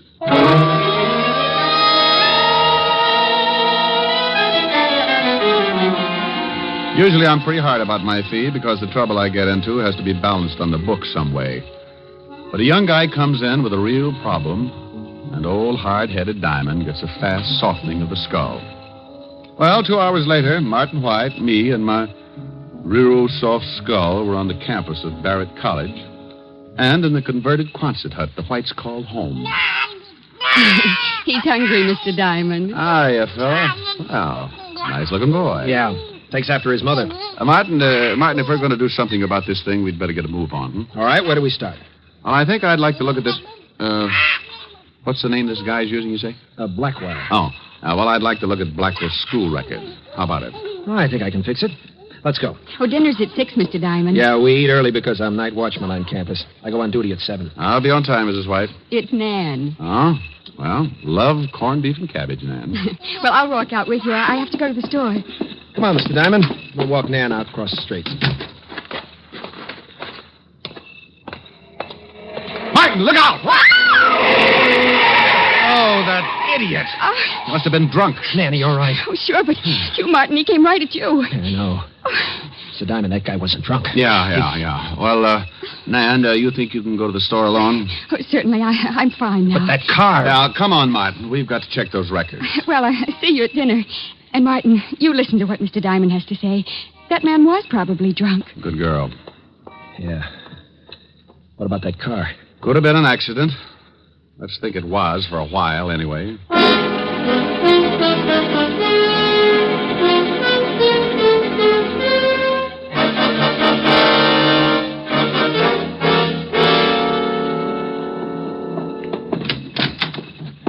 Well, this is where they keep the records. Hello, Susie. Hi, Martin. Well, hello. Hello, Susie. This is Mr. Diamond, Susie. Mr. Diamond, Susie Wirt. It's really a pleasure, believe me. We'd like to look at the file, Susie. You a new professor, Mr. Diamond? No, just a friend of Martin's. Married? Not a bit. Why? Pretty square, huh? Sometimes, but I can learn. Yeah. Well, I might just start some night classes of my own. Sounds like fun. In about 5 years, you let me know how your education is progressing. Oh. Age is a problem with you, huh? My dear, when I stumbled over 30, everything got to be a problem. Now, do you think we can, Yes? The records, Susie. Remember? Yeah, Susie, the records. Oh. Okay, which ones? We want to see the file. Everything from B to C. Okay. But if I get in trouble for this, you may have to make it up to me in some way. I'll buy you a soda. And I'll let you. Here they are. B to C. Thanks, Susie. I'll let you know when we're finished. Okay, be a recluse. Only I got some ideas about that, too. I'll be in the next room. Youth. Well, let's take a look. How come you asked for everything from B to C? No sense in letting everybody know what we're doing. If we just asked for Blackwell's file, Susie might have said something to him. Oh. Here it is. Yeah, it says here, John Blackwell, 28, resident of McAllister, Oklahoma. Hey, get a load of this. Height, 6'6", weight 240. Like I said, he's a big one. If he fell down, he'd be halfway home. Look, Martin, where can I find this Blackwell? Now, let's see. What does it say about his classes here? It's 2:30 now. Yeah, he should be in English Lit. Take me over there. You want to see him? I want to meet him. You want to meet him? Oh, now relax. Sooner or later, you've got to talk to him. Oh, Susie. Susie. Yes? Oh, Susie, we're finished. I'm not. How about that soda? I'll take a rain check. Lots of rain up here. Susie? Yes? Bye.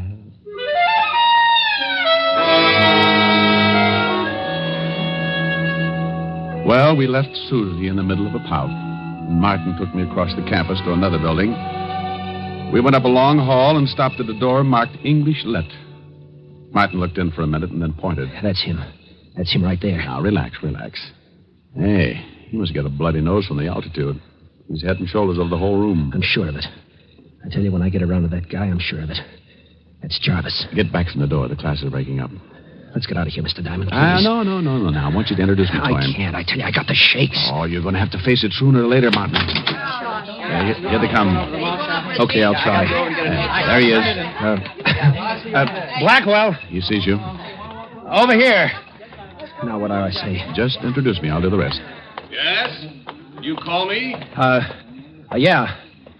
You don't know me, but I understand you're a new student. I'd like you to drop by the fraternity house and meet some of the boys. Oh, well, thank you. I'd be glad to. SAE. This is Mr. Diamond, Mr. Blackwell. How do you do? Fine, thank you. You a professor here, Mr. Diamond? No, just a friend of Martin's. This your first year at college? Yeah. You're a little late, aren't you? What held you up? Service? That's right. Oh, well, I was in the Army myself. What outfit were you in? I didn't say I was in the Army, Mr. Diamond. Matter of fact, I was in the Navy. Oh. Well, Mr. White, I have to be going now. When would you like me to stop by the house? Oh, anytime. Around 6. Most of the boys are in then. See you then. Nice meeting you, Mr. Diamond. Yeah. Well? You've never met him before. I mean, here on the campus? No, why? When he left, he called you Mr. White. Yeah, and I didn't introduce myself. Well, I do know one way to clear this whole thing up. How? Fingerprints. Washington's got a record of Jarvis. If I can get Blackwell's, we can compare them. It's a swell idea, but about as easy as going after a mountain lion's molar. Oh, I'll think of something. And you go on home and stay with the wife and baby. All right.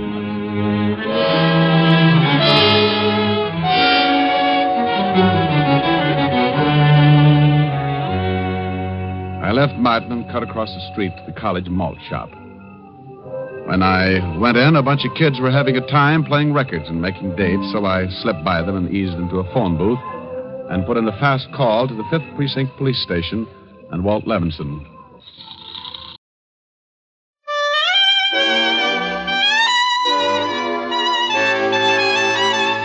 The makers of Camel cigarettes present Dick Powell as Richard Diamond, private detective.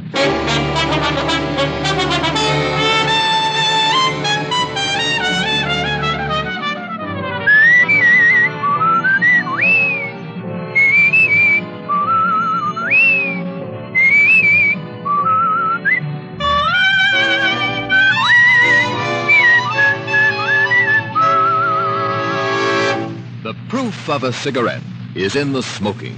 Steady smoking. Smoke only Camels for 30 days and enjoy Camel's rich, full flavor, a flavor that no other cigarette has. You'll see how mild Camels are pack after pack, how well they agree with your throat week in and week out. You'll soon see why Camel is by far America's most popular cigarette. Why Camel is the steady smoke for you.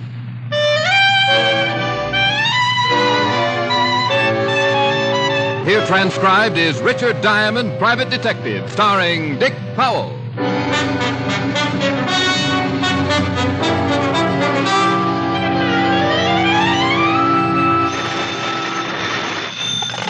Diamond Detective Agency for mayhem of distinction. Ooh. Yes. Oh. No, ooh. Why? Mayhem of distinction. I said that. And I said ooh. Was it that bad? Mm-hmm. Say it.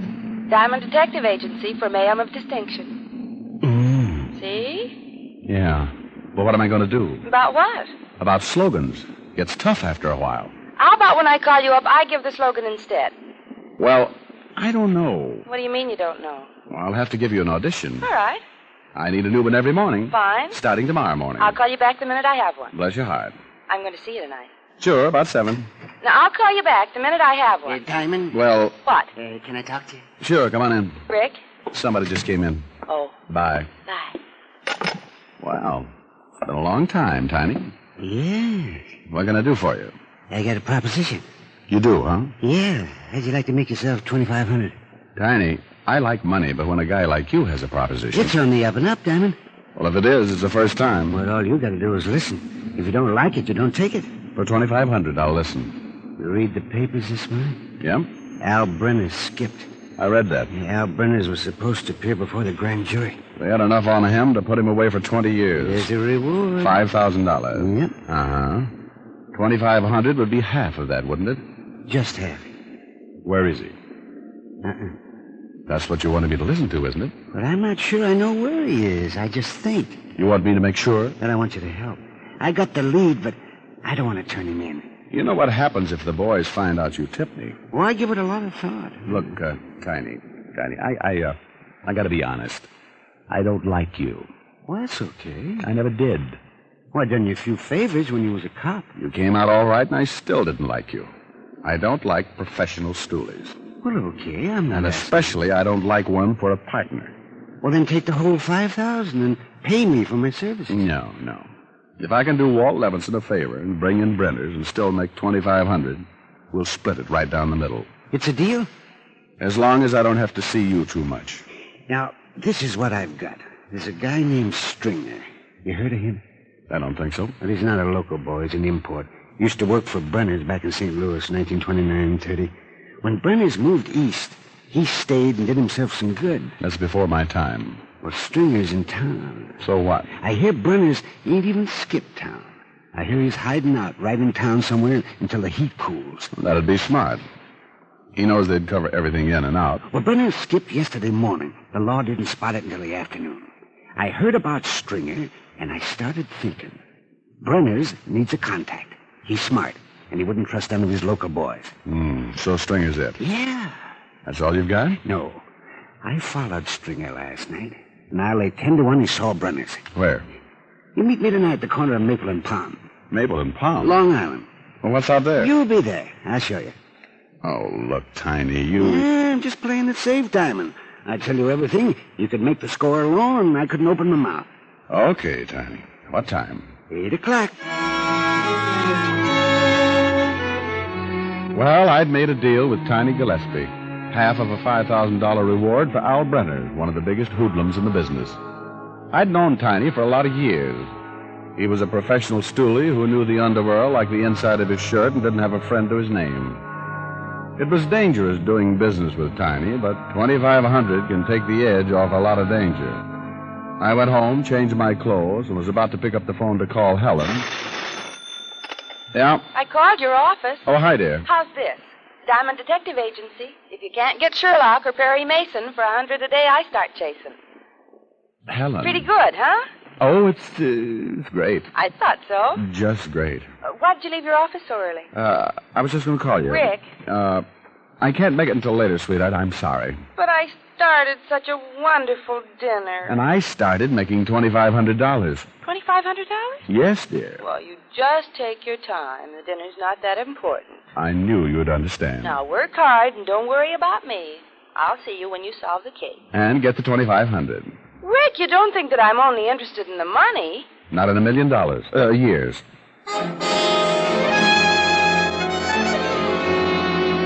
Because Helen was so interested in my welfare, I managed to borrow her convertible, and by 8 o'clock I was parked at the corner of Maple and Palm on Long Island. It was easy to understand why Tiny had picked the spot to meet. It was as dark as a mine shaft, and there wasn't a house within a half mile. I lit a Camel, sat back to wait. It got to be 8:15, and Tiny still hadn't arrived.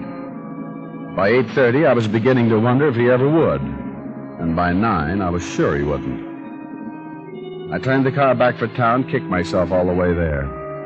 A guy like Tiny you couldn't trust, and I was feeling a little more than guilty for getting involved. By the time I hit Broadway, I was madder than a wild bull with a hot foot. I turned right, drove down to the river in a dive called the Purple Garter, a hangout for a wine-nosed bum and a stoolie named Tiny Gillespie. There were only a few customers in the room and a bartender named Sampson that I'd done business with before. Hello, Mr. Diamond. Oh, hello, Sampson. I'm looking for Tiny Gillespie. Ain't here. How about a drink? No, I'm not interested in a long illness. Have you seen Tiny? Earlier. What's earlier? Around 7. He left around 7. Know where he was going? He didn't leave no forwarding address. What's he done? I was just looking for him. If you see him, tell him that, will you? I'll tell him. Oh. Hey, friend of yours. Well. Hi, Rick. Get the skids? What are you doing? Looking for a chocolate malt? Hello, Sampson. Hi, Lieutenant. Not thirsty. You guys are turning into snobs. You don't give us much choice, Sampson. It's that or a stomach bump. I shoulder your insults with complete disinterest. Who are you looking for, Fatty? Who says I am? Well, you're wearing that official frown. Prune Brow Levinson. Sampson. You seen Tiny Gillespie? Oh, Tiny's getting popular. What do you mean, ho-ho? Just ho-ho. What do you mean he's getting popular? Mr. Diamond was just asking for him. Ho-ho. That's what I meant. What did you want him for, Rick? He was supposed to meet me. Why? Just to talk. About what? Oh, stop acting like a cop. What's it all about? I'm just in checking on Tiny's activities prior to 8 o'clock tonight. And just what did Tiny do prior to 8 o'clock tonight? For one thing, he got himself killed.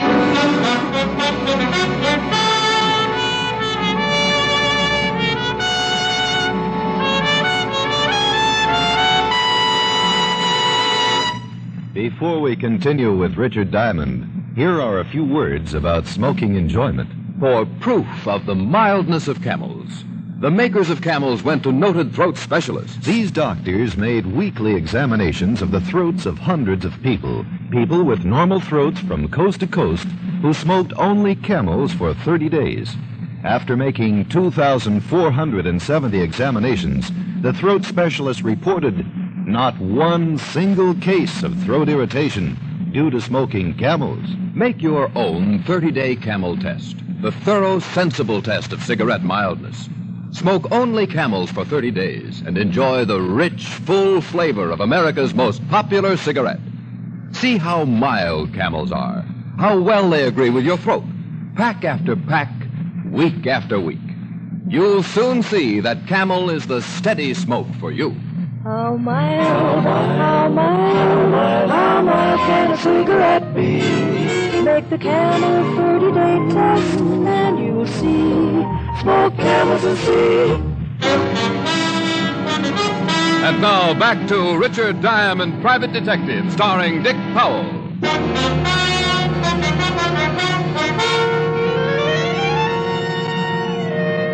It all started when a professional stool pigeon named Tiny Gillespie thought he knew the whereabouts of Al Brenners, the missing defendant in a grand jury investigation. Tiny had agreed to meet me at 8 o'clock that night, but he never showed up. And when I went looking for him, I ran into Lieutenant Walt Levinson, 5th Precinct Police. Walt told me Tiny had been killed. We went down to the station where we talked more about it. He was killed sometime between 7:30 and 8. Where? About a half mile from where you say you were supposed to meet him. How? Beaten to death. What? That's right. Somebody really worked him over. Wait a minute, I got a medical report here, son. Yeah, here it is. Broken back, fracture of the femur, fracture of Okay. He was a mess. Want a cookie, Bright Eyes? No, thanks, Fatty. Help yourself. Is that part of your diet? Yeah. Rips the weight off you. That's obvious. Tell me, Skinny, you ever a hood named Stringer? Stringer? St. Louis. Worked for Al Brenners in 1929 and 30. Well, what's she got to do with it? Tiny's been following him. Tiny thought Stringer was working as a contact for Brenners. Tiny say Brenners were still in town? He thought so. He said he followed the Stringer someplace, and he believed he met with Brenners. Rick, you ought to know better than to get mixed up with a guy like Tiny. You ought to double date with my conscience. I take better care of it than you do. Want some coffee? Yeah, black. Sugar? The usual, 12 lumps. Listen, sweetie pie, if Brenners is close and Tiny was supposed to meet you a half mile from where he was killed... It's a good bet Brenners could still be in that area. Unless he skipped again and found out Tiny had him spotted. Well, he knows he'd never get out of town now, and I don't think he's too worried about killing Tiny. I don't think he'd ever figured Tiny would tell anybody what he knew. He knows Tiny's done business with the law. And he knows that the law would have come instead of Tiny. That's right. I think Brenners is worried, but if he's got a good hideout, I think he'll stay put. Here's the lab report on Tiny. Scrapings from the bottom of his shoes indicate fertilizer and new grass. Tiny's body was lying at the bottom of a gully. Nothing but dirt and clay. Any houses near? Not for miles. Show me on the map where the body was found. Sure. Right there. I was supposed to meet him there. Maple and Palm. Sure isn't much in that section. Tiny couldn't have been too far from me before he was killed. He wouldn't have picked Maple and Palm if it was very far from what he wanted to show me. That makes sense, but they sure wouldn't dump his body too close to Brenner's hideout. Okay. Maybe they drove him 5 or 10 miles. 5 or 10 miles in every direction from Maple and Palm. Yeah, that's a lot of territory. Yeah, I know. Well, you better start checking it. I've got a hunch you'll dig up Brenner's. I'll put out an APB on this Stringer guy as soon as I check the records and talk with St. Louis for a description. Fine. I'll see you later. Where are you going? To see if I can beat you to Brenner's. Now, look, Bright Eye. Oh, honey, with Tiny dead, there's a big old 5,000 all in one chunk. I'll let you know if I find Brenner's. I don't want the glory, just the loot. I left the station, climbed in the car, and a drive to a gas station where I filled up with gas and picked up a map of the Long Island section. Then I went back to my office and started checking the Long Island phone directory. I knew it would take me a week to find a new lawn, and Walt was already doing that, so I concentrated on something else. I looked for some place that might sell fertilizer and grass seed. There was one such place in that area, Hudson Garden Supplies, and there was a phone. I took a chance that maybe the owner or someone lived there and called it.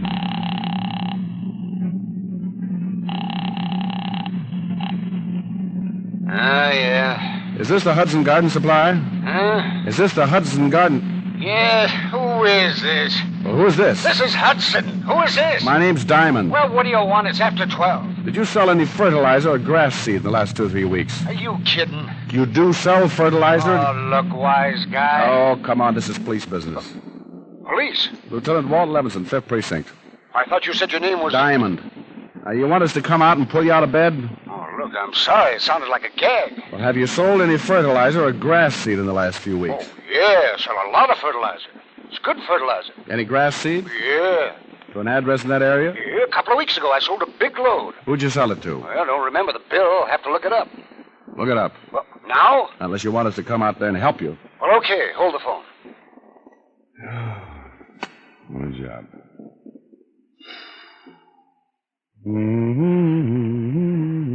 Hello? Yeah? That grass seed went to 7788 Shoreham Drive. What's the name on the bill? The Hillview Rest Home. You sell any other grass seed the last week? No, but I sold a lot of flowers and plants and plenty of fertilizer. You must love your work.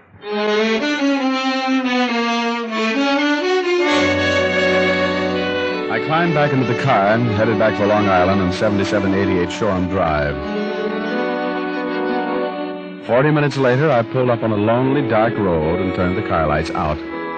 The Hillview Rest Home stood out against the moon like a lonely castle. It was dark, except for a light in one of the wings, and the grounds were surrounded by a high fence. I got out of the car and started walking.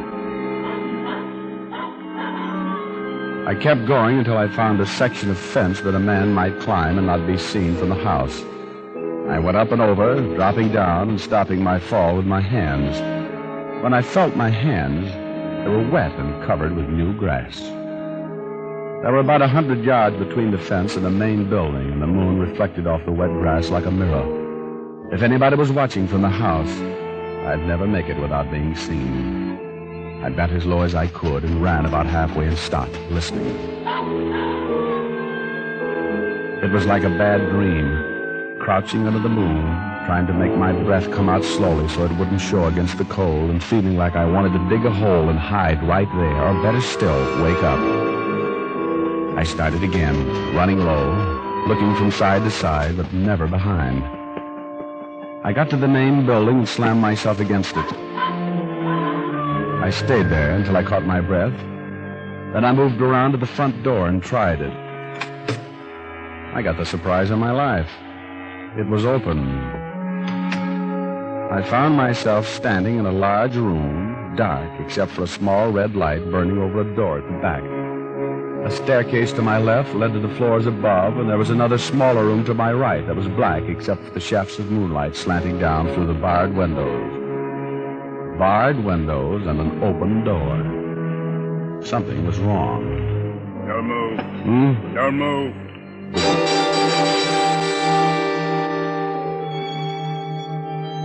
He was behind me, probably waiting behind the door. When I came in, and with the door unlocked like that, I figured he had been expecting me. You turn around, I'll shoot you. In that case, you'll pardon my back. Now take your gun. I don't have one. What would you call this? Oh, that's really just a big cigarette lighter? Yeah.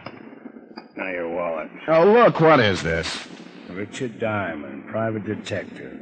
Yeah, a private detective. Who may retire. Yeah, I think I can guarantee it. Did you spot me crossing the lawn? When you climbed the fence, it set off an alarm. Well, my car broke down. I thought you maybe... could use the phone. Yeah. No, I'm afraid I don't believe you. Who is it, Barnes? You better come down and see. He's a private detective. Turn on a light.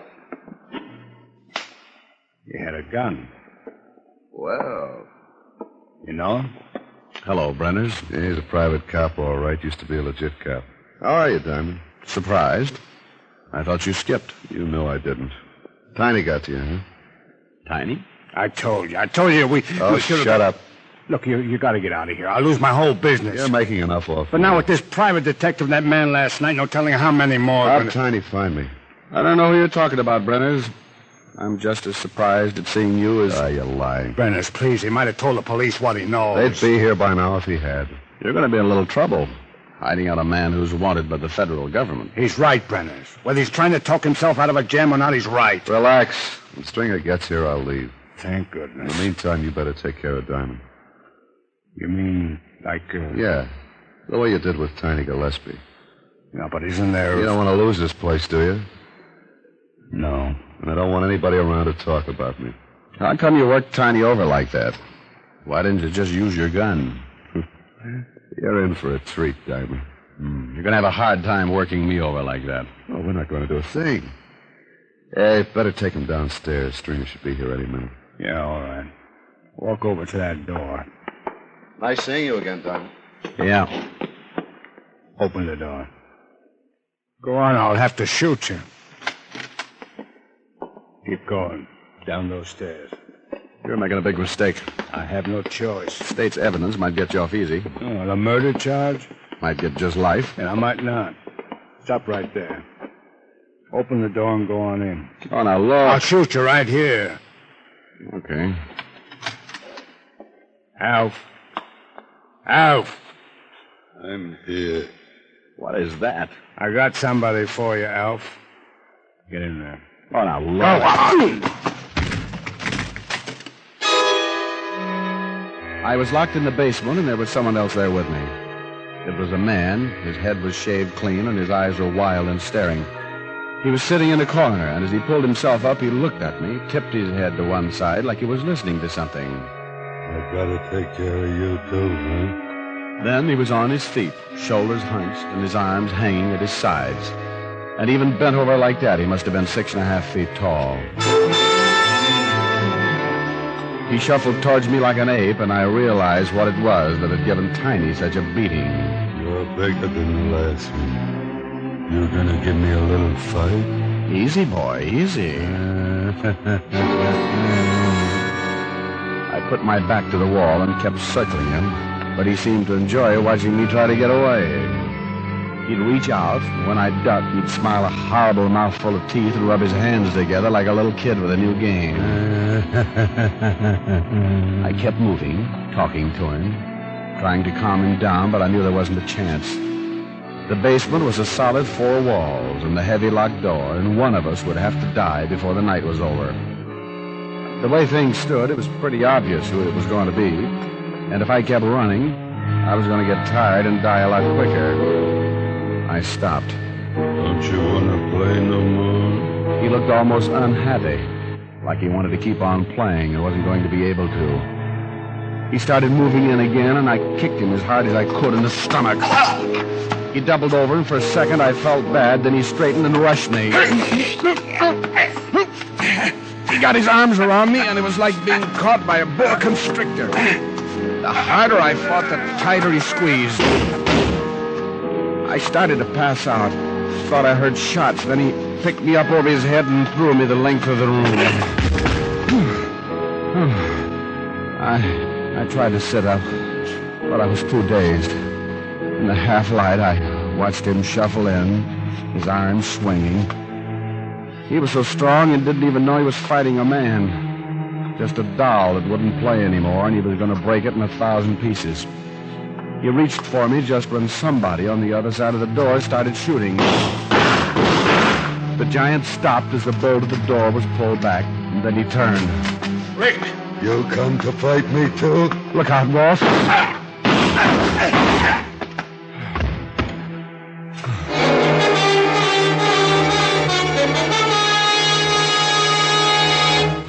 Rick. How'd you find me, Wolf? Located Stringer and tailed him. Saw Helen's car parked outside the fence. What is that thing over there? Oh, just an animal. It used to be a man, I guess. That's the way Tiny got killed. Ugh. How bad are you? Oh, just shaken up.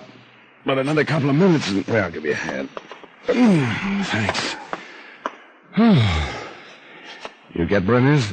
Yeah, they're putting him in the car. Lean on me. I'm okay. What was all the shooting outside the door? Oh, Barnes. He didn't want to let me in. Who told you I was down here? The minute we came through the front door, Barnes headed down the stairs. I spotted him and went after him. Oh, bless your little heart. What are you going to do with that $5,000? Oh, Walt, I'm going to buy you the best present you ever had in your life.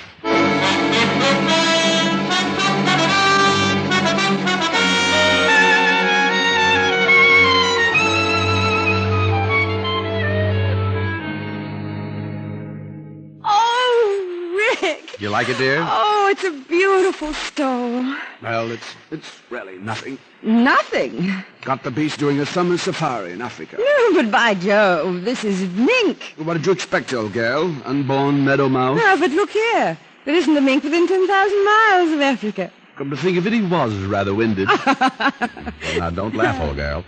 That mink was the biggest animal I've ever seen. Stood 6 feet high and weighed 180. Couldn't kill him. Well, then how did you ever get the stove? Gave him a haircut. Oh, no. Well, you sit right there and play the piano while I run upstairs and put on something that'll show off my stove. All right, dear.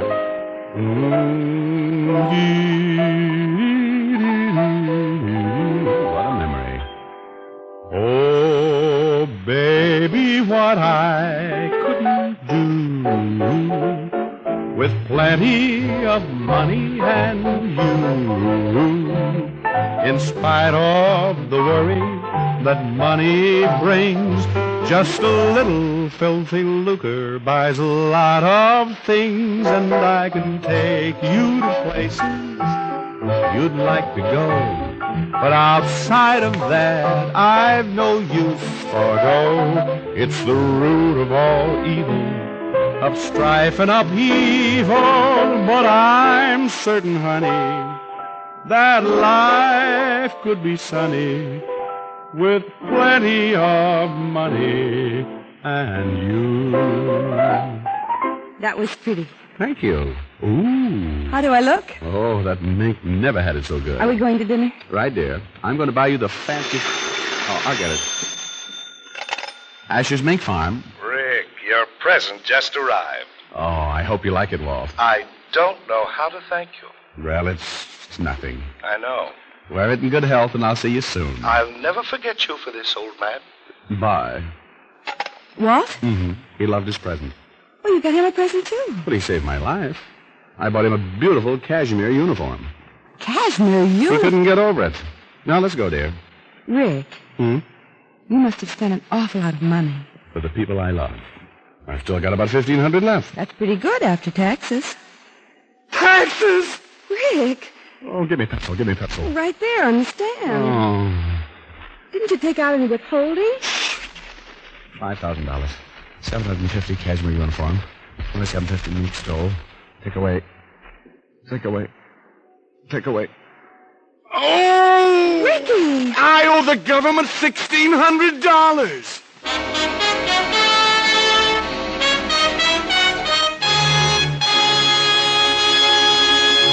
Dick Powell will return in just a minute.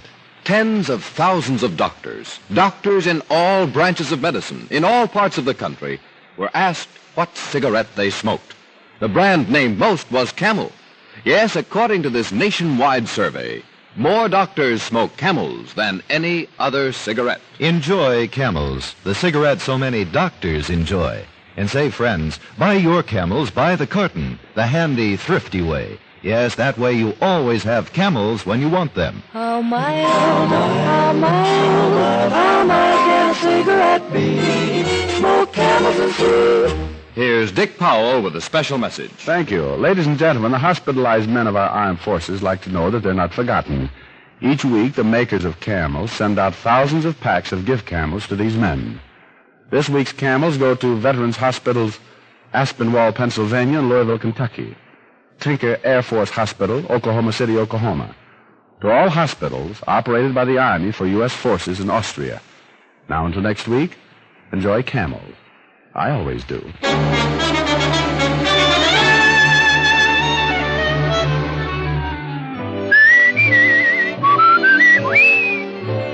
Tonight's transcribed adventure of Richard Diamond was written and directed by Blake Edwards with music by Frank Worth. Virginia Gregg played the part of Helen Asher, and Alan Reed was Lieutenant Levinson. Others in the cast were Howard McNear, Ed Max, Jane Novello, and Joel Samuels. Be sure to listen to another great camel show, Vaughn Monroe and the Camel Caravan, every Saturday night. The bite is out and the pleasure's in when you smoke Prince Albert. The bite's out and the pleasure's in when you pack your pipe with America's largest selling smoking tobacco, Prince Albert. PA's Choice Tobacco is specially treated to ensure against tongue bite. Yes, with Prince Albert, the bite's out and the pleasure's in. And there's more tobacco in the pocket tin.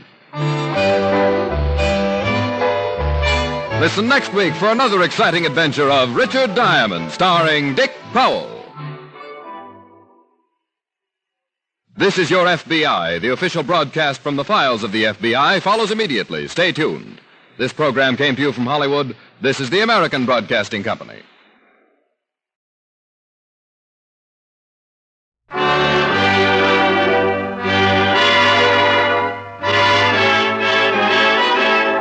The makers of Camel Cigarettes present Dick Powell as Richard Diamond, private detective.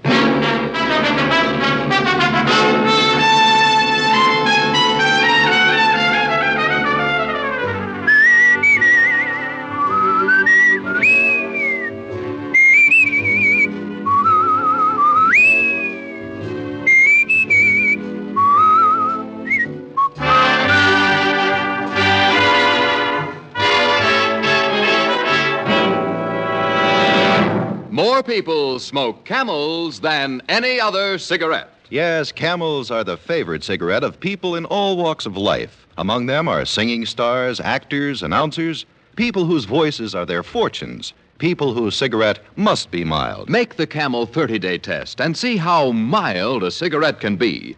Puff after puff, pack after pack.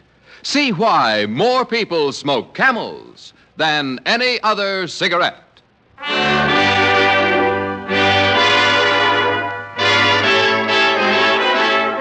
Here transcribed is Richard Diamond, private detective, starring Dick Powell.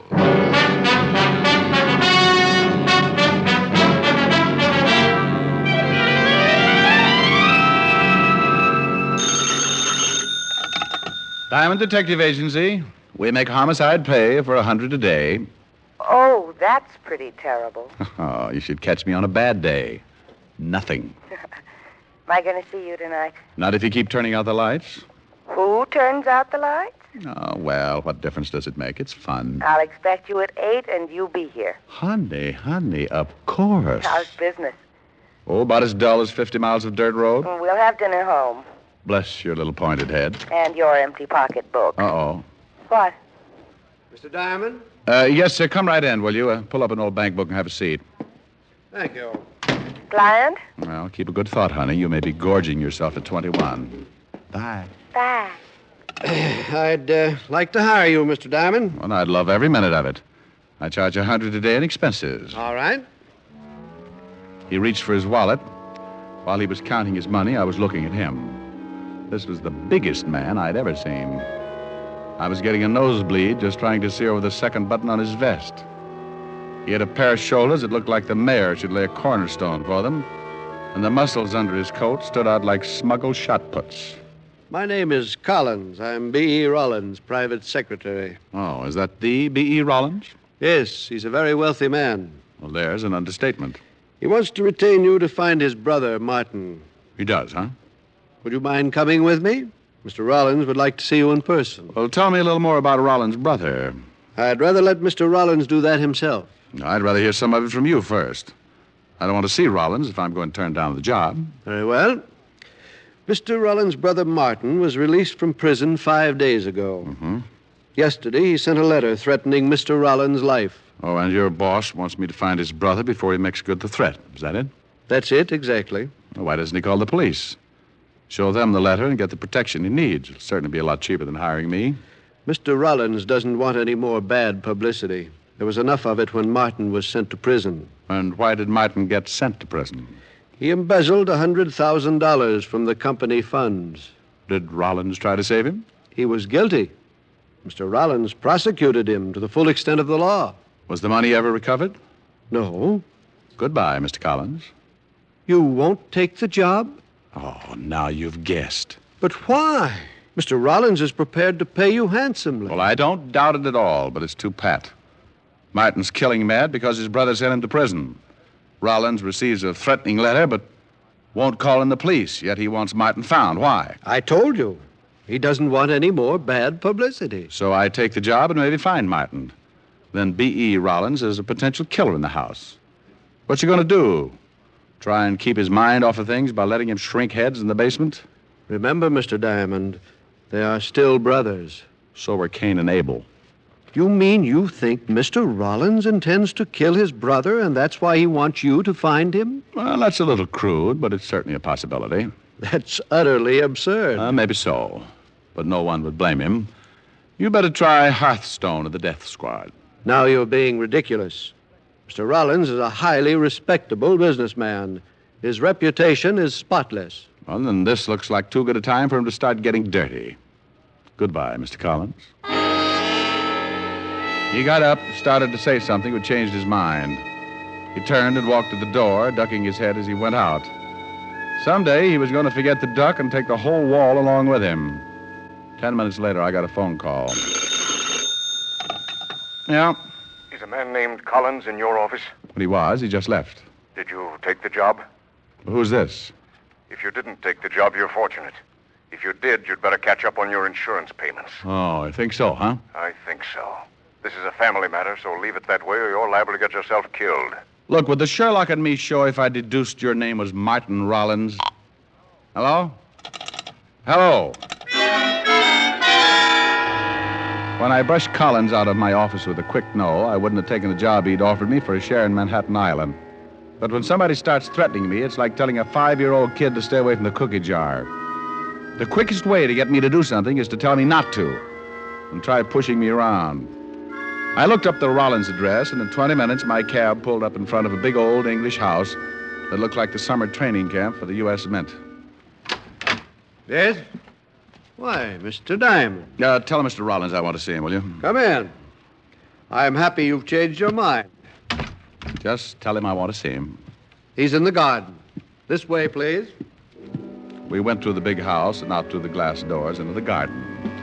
B.E. Rawlins was sitting in a chair, feeding the birds. He was reaching his late 60s with the sour look of a man who didn't want to. As he threw the breadcrumbs out on the gravel walk, a big diamond on his little finger flashed in the afternoon sun. Mr. Rawlins? Huh? Oh, Collins. Who's that with you? The detective you sent for, Mr. Rawlins. Oh, yes.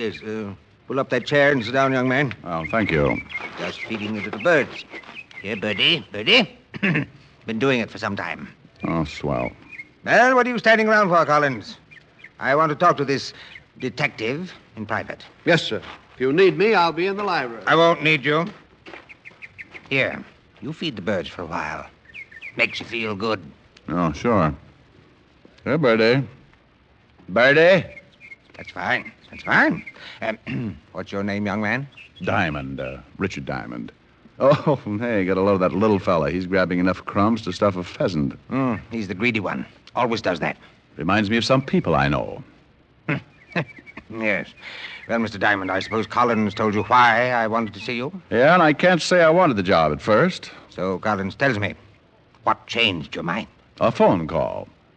I think it was from your brother, Martin. He told me not to work for you. And you don't like being intimidated? Good. I think we'll get along, young man. Tell me, have you got the letter he sent you? Have it right here. Read it. I'll take over with the birds for a while. Oh, thanks, sir. My dear brother, I spent 5 years hating you, but I learned a trade. I used it drawing blueprints for your shroud. Signed, Martin. Well, this'll never get the Pulitzer Prize. Martin always did go in for the dramatic. Well, do you think you can find him? Was this the first you've heard from him since he went to prison? Yes. I will admit the letter has me worried. Aside from the dramatic, Martin has always been a hothead. Since boyhood, he's envied my get up and go. We never got along. It was even too much for my mother. She died very young. Probably overworked from knitting straitjackets. Don't be flippant, young man. Well, will you take the job? $100 a day and all hospital expenses. Fine. See Collins. He'll take care of the fee. Now, tell me one more thing. Can you think of anyone who might know where your brother is? Only one, and I'm not sure if she's even still in New York. She was going with Martin when he was caught. I only met her once, but I will say, if nothing else, my brother showed good taste. Yes, indeed. Well, that's nice. What was her name? Carter. Virginia Carter. Lived someplace in the village, I think, but that was 5 years ago. All right, thank you. Now, what about your secretary, Collins?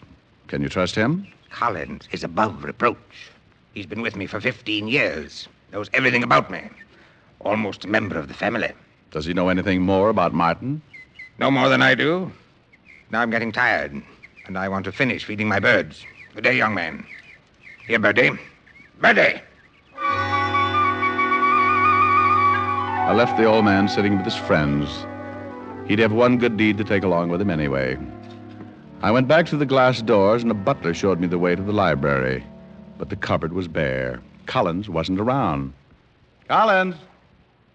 Collins! The shot had come from the direction of the garden, and I went back out in a hurry. Mr. Diamond! Mr. Diamond, over here! What's wrong, Collins? It's Mr. Rawlins. He's dead. B.E. Rawlins was sitting in the chair with a bullet hole just over the heart. His head was resting on his chest, and he still held the breadcrumbs in his hand. He seemed to be smiling like he knew he was going to be able to feed the birds for a long time now.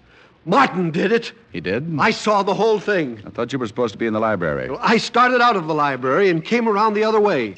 As I rounded the corner of the house, I saw Martin standing behind that tree.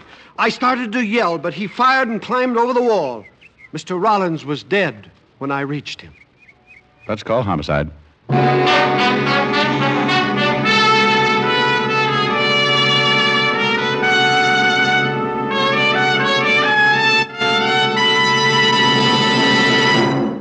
Before we continue with Richard Diamond, Private Detective, here are a few words about smoking enjoyment. Not one single case of throat irritation due to smoking Camels. That's what noted throat specialists reported in a coast-to-coast test of hundreds of people who smoked only Camels for 30 days. That's how mild Camels are. Make your own 30-day Camel mildness test. Smoke only Camels for 30 days and enjoy the rich, full flavor of Camel's costly tobaccos. And see for yourself how mild Camels are pack after pack. See how well Camels get along with your throat week after week. Yes, that's the sensible test of cigarette mildness. For only by steady smoking can you judge the day-in, day-out mildness of a cigarette. Start your own Camel 30-day test today and see how mild, how flavorful, how thoroughly enjoyable a cigarette can be. You'll find out why people say, once a Camel smoker, always a Camel smoker. How mild, how mild, how mild, how mild, how mild can a cigarette be? Make the Camel 30-day test and you'll see. Smoke Camels and see. And now back to Richard Diamond, Private Detective, starring Dick Powell.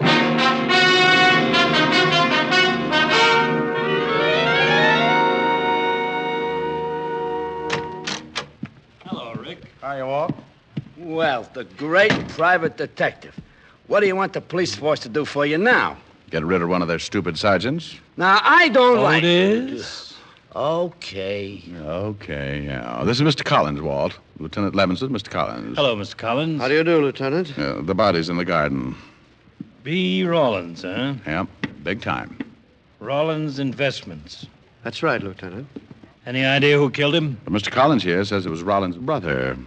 That's right, Lieutenant. I saw Martin shoot Mr. Rawlins. There he is. Gee, on such a nice day, too. Isn't Otis a dream? Oh, such a one. Well, right over the heart.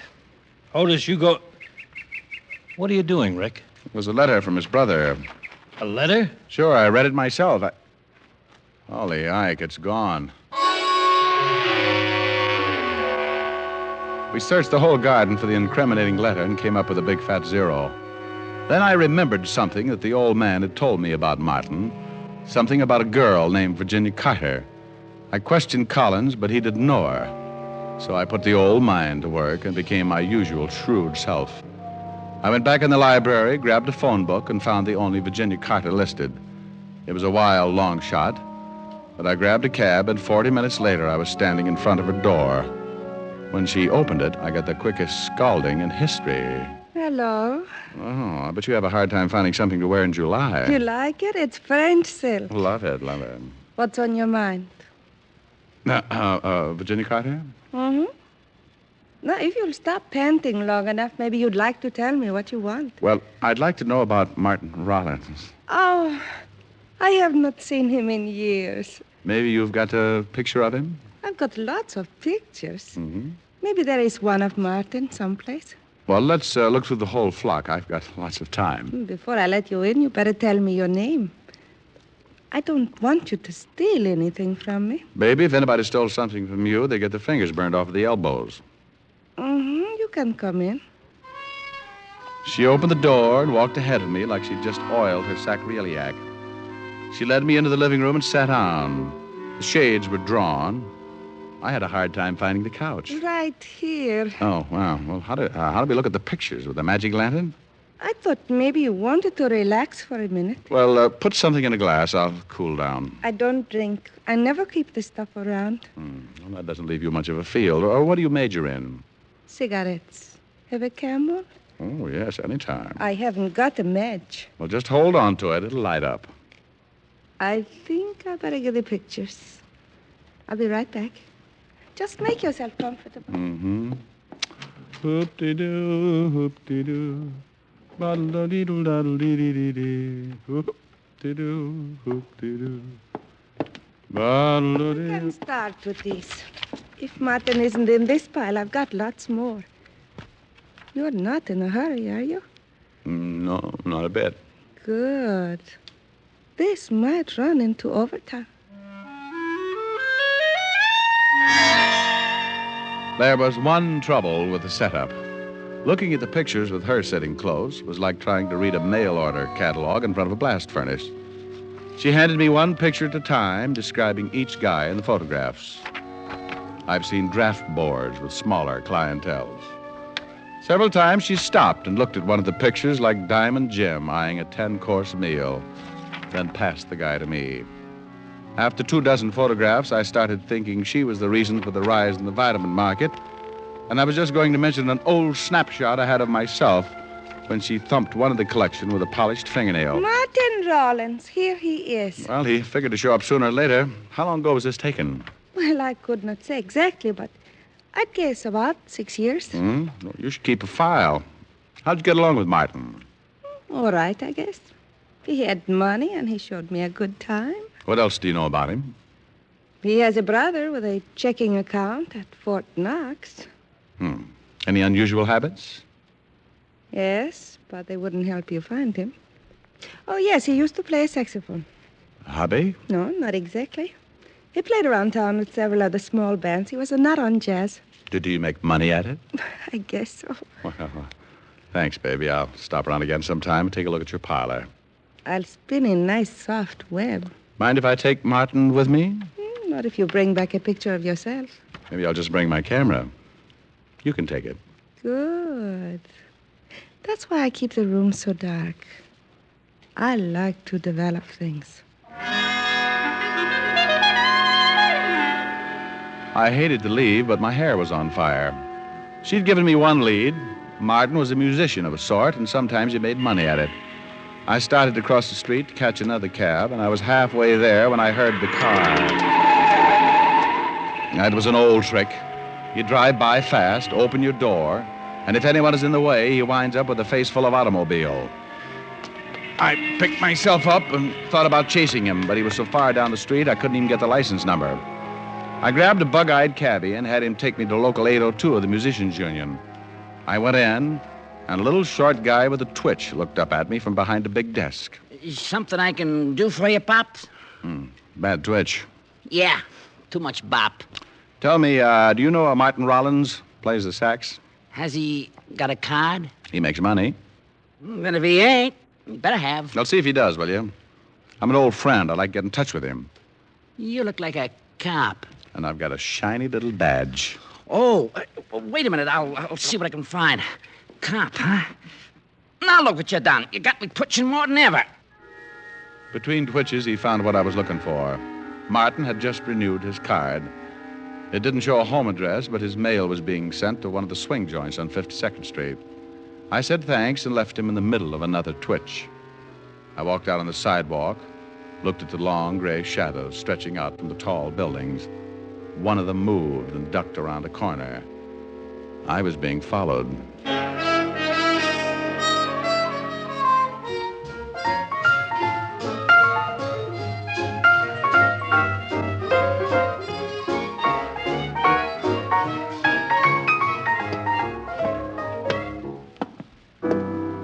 Hey, Fingers, gonna bother you for a minute?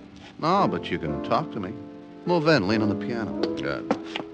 You know a Martin Rawlins? Well, sure, he blows here. Which one is he? He's off tonight, got a phone call and took off. You know where he lives? Yeah. Well, here's 5. Come down and remember the address. What do you want him for? Here's another 5. What difference does it make? Solid. It's got a little pad on 5th Street, 59 East. Now, don't put me on, Dad. You got troubles? I'm going to ask him. Crazy. I like your style. And when you got time, drop back and listen to the band. I don't think I could stand the altitude. Crazy guy. I went out fast, and 10 minutes later, I was standing in front of Martin Rawlins' apartment. I tried my knuckles and waited. I tried again and put my ear to the door. I didn't hear it at first because it was so faint. A light scraping sound like rope over wood. I tried the door.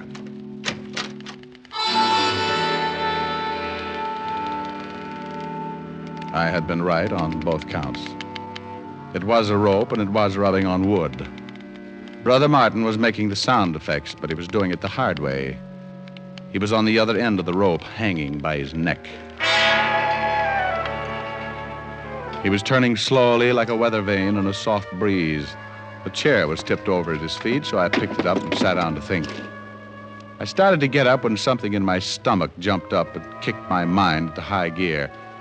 I looked up at the dead man, and what I saw threw the suicide theory right out of the window. Sitting in the chair, my head was just on a level with his shoe tops. If he had used the chair to stand on, he would have still needed a ladder just to tie the rope to a beam.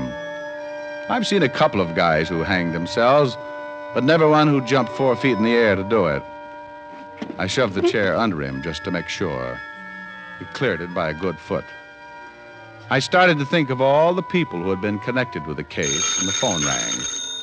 I knew Martin would have trouble answering, so I helped him out. Hello? Hello, Martin. Well, he's tied up right now. Who is this? Well, hello, honey. Still collecting pictures? Oh. Hello? Hello? Antisocial.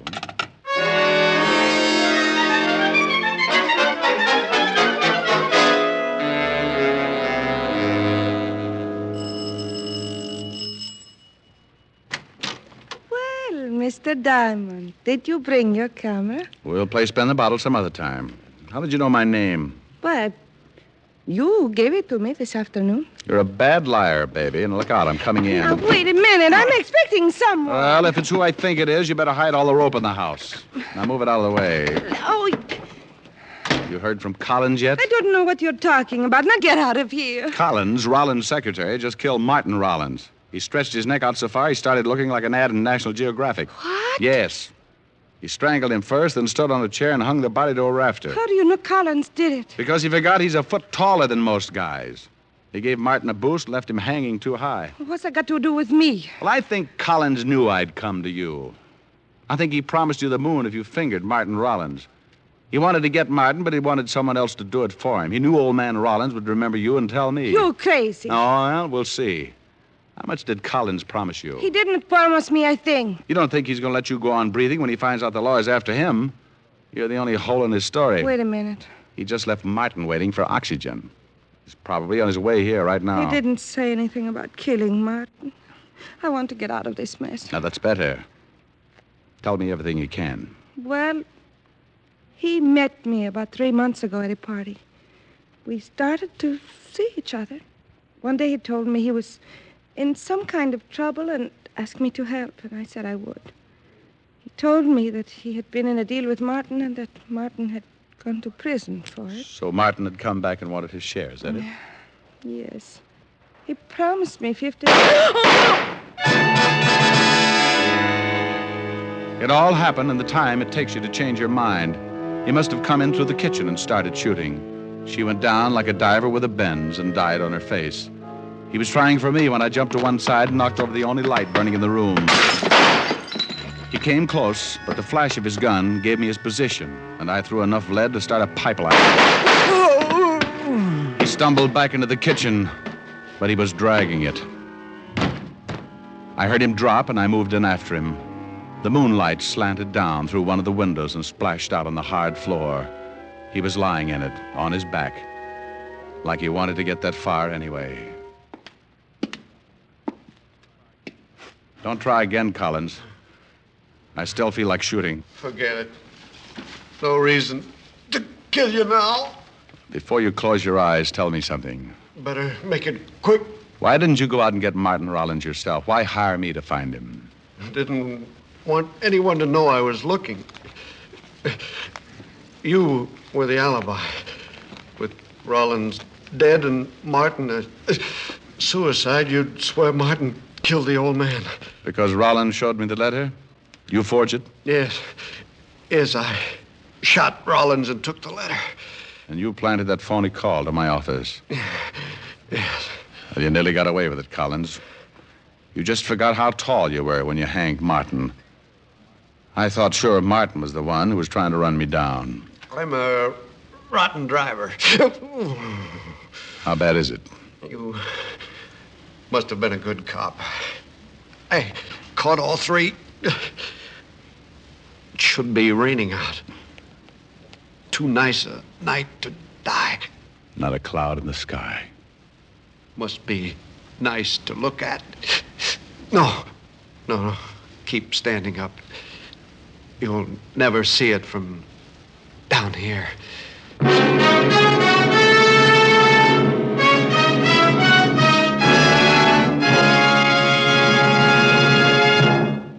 Dick Powell will return in just a minute.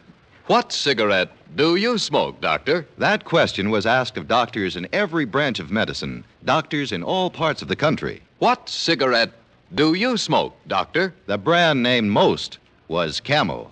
Yes, according to this recent nationwide survey, more doctors smoke Camels than any other cigarette. Camel's costly tobaccos are properly aged and expertly blended for your smoking enjoyment. Make the sensible cigarette test, not just a puff, not just a sniff. Smoke Camels for 30 days and see how mild, how flavorful, how enjoyable a cigarette can be. How mild, how mild, how mild, how mild, how mild can a cigarette be? Make the Camel 30-day test and you'll see. Smoke Camels and see. Here's Dick Powell with a special message. Thank you. Ladies and gentlemen, as a tribute to the men and women who have served our country, the makers of Camel cigarettes send gift cigarettes each week to hospitalized servicemen and veterans. This week, the Camels go to veterans' hospitals, Fayetteville, North Carolina, and Des Moines, Iowa. U.S. Air Force Hospital, Bolling Air Force Base, Washington, D.C., U.S. Naval Hospital, Memphis, Tennessee. Now, until next week, enjoy camels. I always do.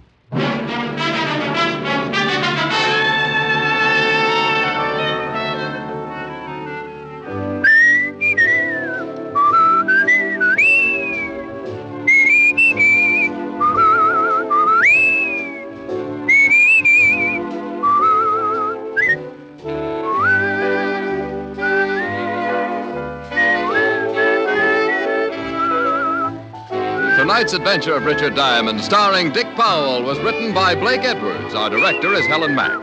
Featured in tonight's cast were Virginia Gregg as Virginia and Ted Osborne as Rawlins. Tom Tully was Collins, Arthur Q. Bryan is Lieutenant Levinson, and Wilms Herbert Otis. Men, pack your pipes with Prince Albert. The rich flavor and natural fragrance will tell you why PA is America's largest selling smoking tobacco. Prince Albert's Choice Tobacco is specially treated to ensure against tongue bite, and it's crimp cut to smoke cool and even. Get Prince Albert. It's the national joy smoke. Listen next week for another exciting transcribed adventure of Richard Diamond, starring Dick Powell. This is Your FBI. The official broadcast from the files of the FBI follows immediately. Stay tuned. This program came to you from Hollywood. This is the American Broadcasting Company.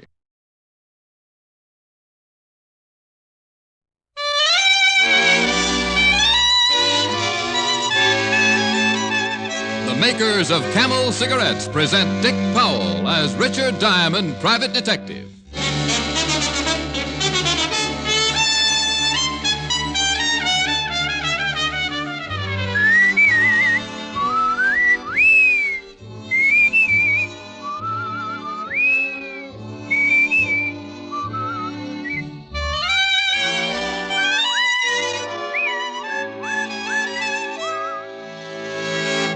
No other cigarette has Camel's rich, full flavor. No other cigarette gives you this convincing proof of mildness. In a coast-to-coast test, hundreds of people with normal throats smoked only Camels for 30 days. Noted throat specialists examine the throats of those smokers every week and reported not one single case of throat irritation due to smoking Camels. Make your own 30-day Camel test. Smoke only Camels for 30 days. See how well Camels agree with your throat, pack after pack, week after week.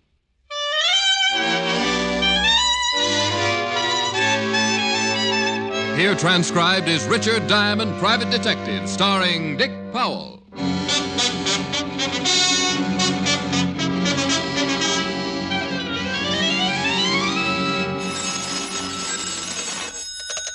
Diamond Detective Agency, your plight is our delight. Helen Asher speaking, a gal alone with just a phone. Oh, clever, Helen, clever. Thank you, sir. After all, you're not the only one who can make up corny slogans. Easy, girl. You're crowding me. Of course, I just might give up my slogans if you were on time for dinner tonight. Well, that's the deal. I can't stand competition. Seriously, Rick, I have a surprise for you tonight. Oh? You inviting a preacher for dinner, maybe? No, nothing like that. But I'm fixing the whole dinner myself, from soup to salad. Oh, great Scott. $4 million and she can cook, too. Well, you just remember to go easy on lunch. I want you to have an appetite by the time you get here. Helen, I couldn't think of eating anything that would spoil my appetite. Besides, the automat won't take slugs anymore. Well, I do believe little old me has a little old client. Must be male. I don't hear your fangs clicking. Oh, dear, you're so astute. Bye. Bye. You, Diamond? That's right. Well, what do you know? Odds were 10 to 1 I'd find you in. You don't say. Yeah, now get your hat, pal. It's 45 puts the odds in my favor. Now get up. What are the odds on finding out what this is all about? 100 to 1 right now. You'll find out soon enough, though. Now come on. And Diamond, don't try no tricks. You do when it's even money, you'll be a dead man. Well, some people collect stamps. Me, I collect strange visitors. And the character who led me downstairs to his car was one of the strangest I'd seen all week. He wore a loud check vest, purple sports coat, and bright yellow slacks. And every time he opened his mouth, he gave odds on something or other. We drove through town, finally pulled up in front of a ritzy apartment house. He led me back to an apartment on the first floor. Hold it. This is it. Inside, Diamond. That's far enough. Hey, Janet! Janet! I'm right here, Freddie. You don't have to... I told you it was 4 to 1. I could bring him here. Oh, you win the bet, Freddie. Oh, Mr. Diamond. Oh, hello. Fred, if you'd told me she was going to be here, you wouldn't have needed odds. Oh, that's very sweet. I'm a very sweet guy, especially with a gun in my back. Oh, you can put it away now, Freddie, and take a walk. I want to speak to Mr. Diamond alone. Oh. Freddie. Okay. Only the odds are 3 to 1. I should stick around. Mr. Diamond, I need your help. I suggested this to Freddie, and he said he'd bring you. I had no idea he'd force you to come. Well, skip the apologies, honey. Just why do you need my help? My name is Janet Collins. My brother is Bert Collins. Does that name mean anything to you? Well, all depends. There was a Bert Collins sentenced to the electric chair a few months ago. Same one? Yes, but he isn't guilty, Mr. Diamond. Bert was convicted of murdering a bookie, but he didn't. He tried to tell his story in court, but they wouldn't believe him. And I take it you want to tell me his story now? Exactly. Well, I'm listening. Bert went into the pool room to see this bookie about a loan. While he was talking to him, a stranger came in and shot the bookie. Said something about getting even. And the stranger dropped the gun and ran. And, what did Bert do all this time? Well, he was stunned. He bent over the body and picked up the gun just as the police rushed in. It looked like he did it. Only he's innocent, Mr. Diamond. Honey, as I remember it, your brother had a fair trial. 12 men disagree with you about his guilt. I know that. But there's one man who can prove he told the truth. Oh? Well, keep talking. There was a witness to the murder. A little racketeer named Tony Garrabaldi was in the pool room when it happened. He saw the stranger come in and kill the bookie. Why didn't this come out at the trial? Because we couldn't find Tony. We? Freddie, Bert's lawyer, and myself. We have witnesses who swear they saw Tony enter the pool room and rush out after the shooting. But you haven't got Tony. No, and he's the only one who can prove Bert is innocent. Unless we find Tony by tomorrow, it'll be too late. Please take the case, Mr. Diamond. Find Tony Garrabaldi. Well, I can give it a try. This is a big city, though. Tony could be hiding anywhere. I know it's a hard job, but I'll pay the usual fee, and I'll be very grateful, Mr. Diamond. Very grateful. Mm-hmm. Well, save the gratitude for later, dear, after we find Tony Garrabaldi. Oh, Diamond. A pretty face, a sob story, and you get into the screwiest cases. Find a cheap racketeer out of 7 million people. I wonder what kind of odds Freddie would have given me on that. I caught a cab back to my office, picked up my card, then drove down to the 5th Precinct. I was hoping Lieutenant Walt Levinson could give me some lead on Tony Garrabaldi. Oh, good morning, Mr. Diamond. Mr. Diamond? Well, so formal. New policy. Commissioner decided we were getting too lax here at the 5th Precinct. Henceforth, we are to treat visitors with dignity and respect. You don't say. Yeah, and stop grinning. What do you want down here, anyway? Oh, I'm working on a case. You remember Bert Collins? And how? Grilled him after he was arrested. Tough boy. Mm-hmm. Well, I'm working to spring him. Yeah, he was one of the... What? Are you crazy? Collins gets the chair tomorrow night. I know, but his sister says he's innocent. And you believed her? I don't know. She wants me to find a punk named Tony Garrabaldi. Says Tony witnessed the murder and can prove Bert didn't do it. Oh, yeah, I remember. That's what Bert told us. We tried to locate Tony, but he's dropped out of circulation. You think Tony really saw the murder? Who knows? Guy next door to the pool room said he saw Tony enter and come out later after the shots. Look, Rick, there's no doubt that Bert did it. The patrolman on the beat rushed in, found him standing over the body with a gun in his hand. Mm-hmm. Well, then why is Tony hiding? And why would Bert's sister want me to find Tony unless he was sure he could free her brother? All I know is we had all the evidence against Bert that we needed. He tried to borrow money from the bookie. Bookie refused. They had a fight. Bert shot him open and shut case. Maybe it is, maybe it isn't, Walt. I'm still going looking for Tony Garrabaldi. Any leads on him? Yeah, I'm afraid not. Chances are some of the petty rackets might know where he is. Tony's worked all the cheap rackets, got a lot of friends. Well, I guess I start covering the petty rackets then, huh? Yeah, good luck, Rick. If Bert is innocent, I'd hate to see him burn. Well, If I find Tony, I'll bring him into you here. I'm glad you said if. If you find Tony and if he can clear Bert Collins. That's right, Fatty. If. New York is a big city, and like any big city, it has a lot of rackets. Everything from fake panhandlers to phony insurance salesmen. But someone in these rackets might know where I could find Tony Garrabaldi. So I began checking. One racket after another, charity rackets, used car rackets, everything. Yeah, a lot of people knew Tony, but they hadn't seen him in months, or so they said. It was late afternoon by the time I pulled up in front of Sneezy Williams' apartment.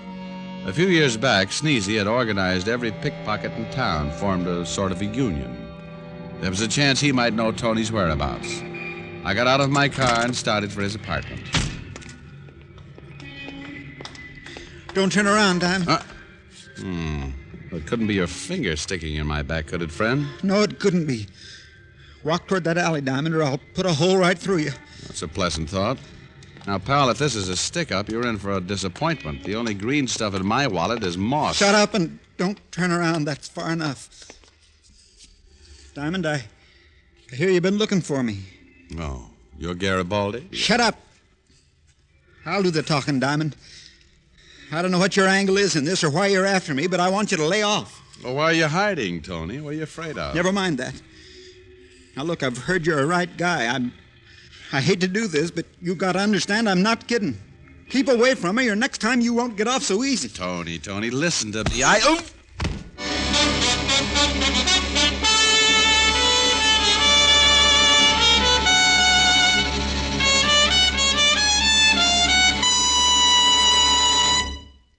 Before we continue with Richard Diamond, here are a few words about smoking enjoyment. Listen to this report by leading throat specialists. After making more than 2,000 weekly examinations of hundreds of smokers from coast to coast, smokers with normal throats who smoked only Camels for 30 days, noted throat specialists reported not one single case of throat irritation due to smoking Camels. That's proof of mildness. Proof offered by no other cigarette. Start your own 30-day Camel test. Smoke only Camels for the next 30 days. You'll soon see how mild, how flavorful, how thoroughly enjoyable a cigarette can be. You'll see how well Camels agree with your throat. Pack after pack, week after week. How mild, how mild can a cigarette be? Make the Camel 30-day test and you'll see. Smoke Camels and see. And now, back to Richard Diamond, Private Detective, starring Dick Powell.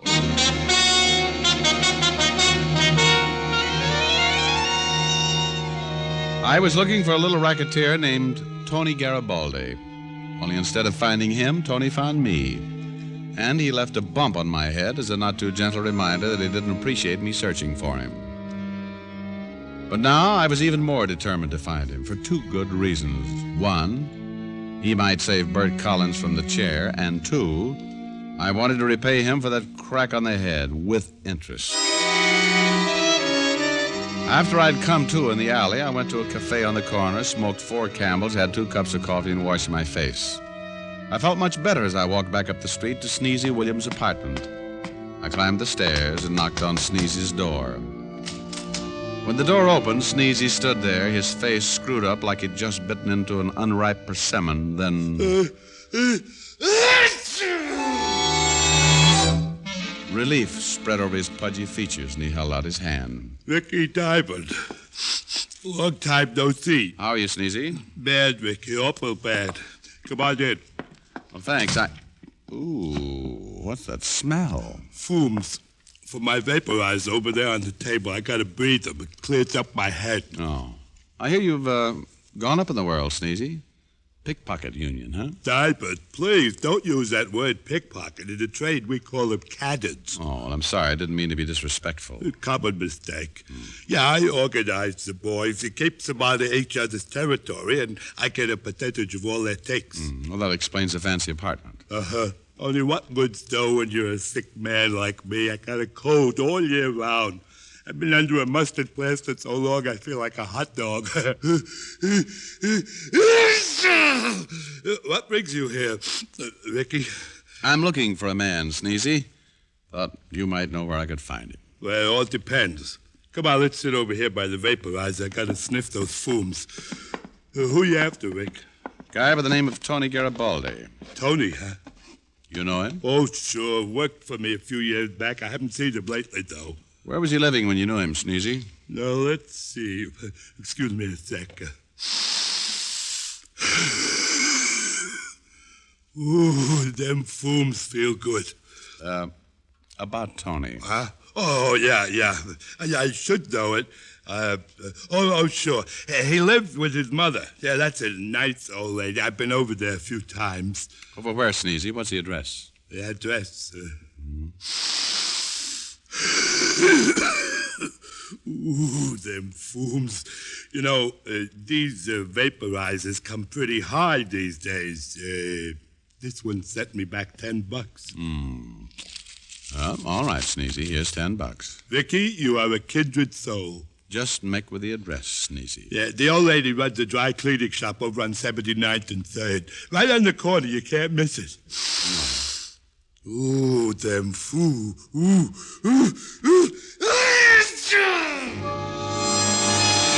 Gesundheit. That last one must have registered on the Caltech seismograph. I left Sneezy with another Gesundheit and went out the door before he blew me out. Then I went to my car, drove across town to the cleaning shop on 79th and 3rd.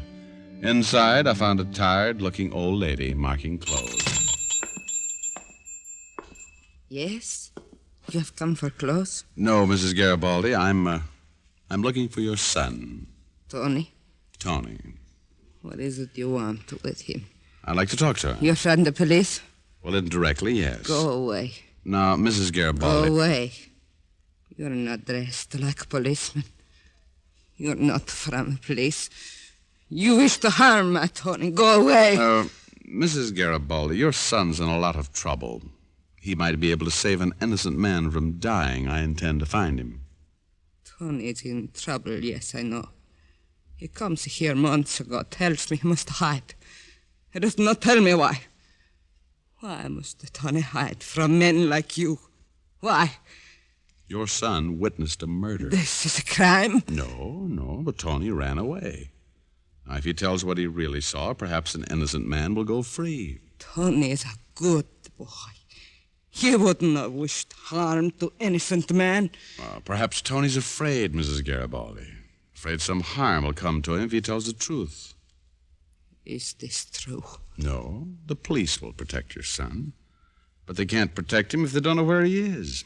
He's in more danger now. How do I know you speak the truth? You're not from the police. I know you're not to harm Tony yourself. You can check with the police. Lieutenant Levinson, 5th Precinct. He'll vouch for me.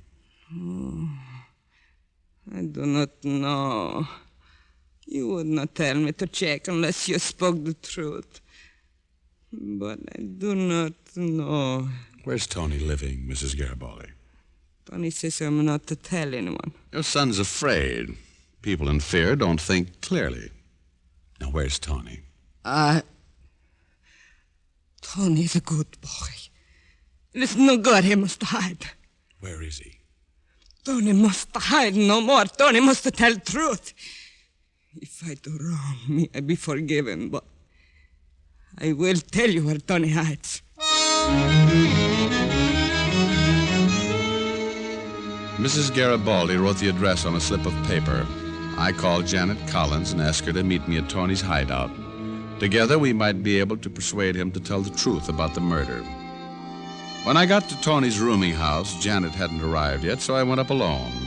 And after 5 flights, I didn't bother to knock. What? Hello, Tony. Diamonds. Yeah. Now, punk, we'll have a little talk. You get out of here. Leave me alone. Now, stay right there, Tony. I've got the gun this time. And I'm itching to pay you back for that wallop in the alley. I had to do that, Diamond.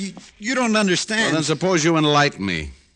Who are you hiding from? You know as well as I do. They hired you to find me, didn't they? It all depends. Who do you mean by they? Colin's sister Janet and that Freddie character, they hired you, didn't they? That's right. To find a chicken-hearted punk who might be able to save Bert Collins from the chair. You're quite a guy, Tony. Let Bert die because you're afraid you'll risk your own neck. Oh, come off it, Mr. Diamond. You must know why they want me. Sure, I was in the pool room the night of the murder. That's why I gotta hide. I don't follow you, Tony. Now, who was it you saw? You're trying to tell me you don't know. I never ask questions if I know the answers. Okay, then here's your answer. Sure, I seen the killer. It was Bert Collins. What? I was at a back table. Bert come in. He didn't see me. And after the shots, I got out of there fast. Ah, you're lying, Tony. Why are you hiding if Bert really did it? He's been convicted. He can't harm you. No, but his sister and that Freddie guy can. After the murder, they got in touch with me. Told me I had to swear I saw a stranger come in and kill the bookie. They told me I had to swear Bert didn't do it. So that's why you ran? Sure, I didn't want to get in trouble with the law. But if I didn't lie, I'd be killed, so I hid out. Tony, if what you say is true, I'm the biggest stoop in town. You gotta believe me, Mr. Diamond. I swear I tell the truth. And please don't tell them where I'm hiding, please. It's too late for that, Tony. They already know. What? Yeah, come on. Let's get out of here. We'll get you to a safer place, then we'll have to... Hold it right there, kiddies. Odds of 5 to 1, I'll pull a trigger. Well. Yellow vest, purple sports coat, and gray gun. Freddie, you're a regular Technicolor nightmare. Better drop your gun, Diamond. Hello, Janet. Drop it. That's a sweet little boy. You believe me now, Mr. Diamond? Yeah, Tony, only don't rub it in.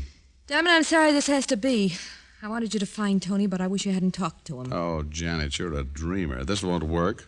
Even if Tony does swear Bert's innocent, the police will break his story. Your brother dies in the chair tomorrow night, and a lie can't save him. We'll see about that. It's a chance, anyway.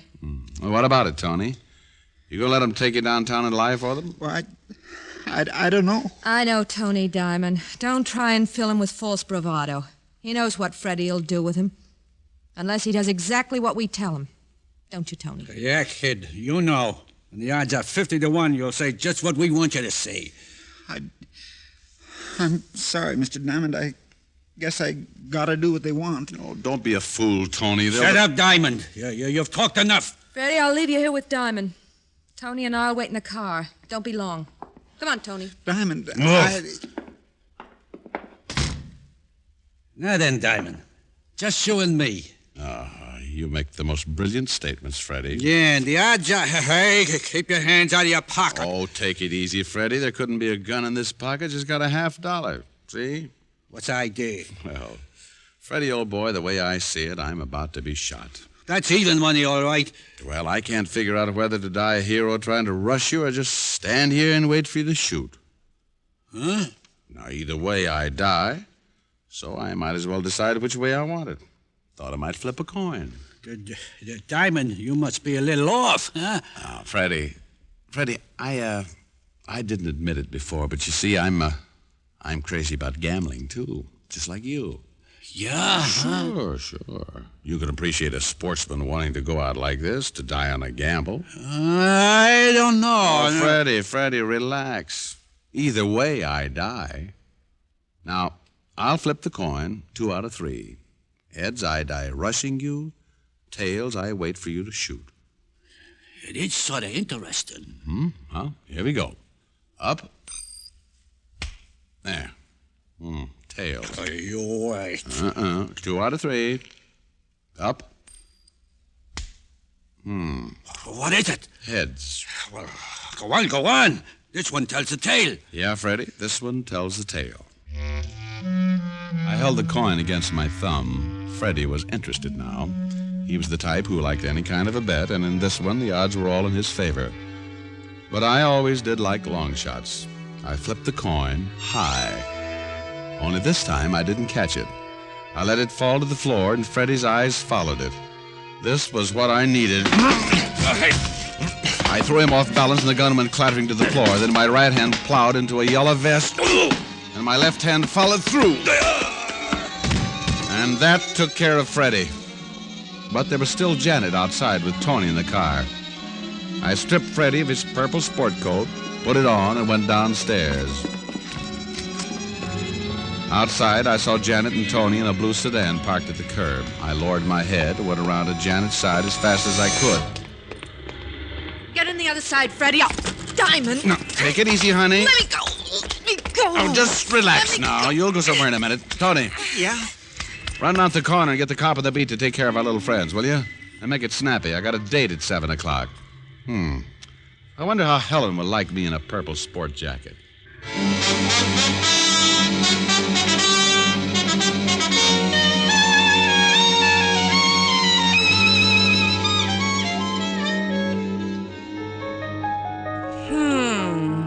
I beg your pardon, Helen, dear? I said, Well, that's what I thought you said. Now, dear, please stop staring at me. It makes me self-conscious. Oh, I just can't help it, Rick. I don't think it's right for a woman to tell a man how to dress. I agree. Only sometimes. Well, that purple sport jacket. I was wondering when you'd notice it. Well, I noticed it when you first came in. I'm just getting over the shock. Oh, I knew you'd like it, dear. Wait until you see my red, white, and blue slacks. I'm saving them for Lincoln's birthday. Oh, now, Rick, what's come over you? Personality, dear. Now settle back and listen to your colorful boyfriend sing a sweet song. Oh, what a way to spend an evening. A purple coat, a piano, and a private detective. And I'm the gal who graduated from Vassar. And so to sleep again,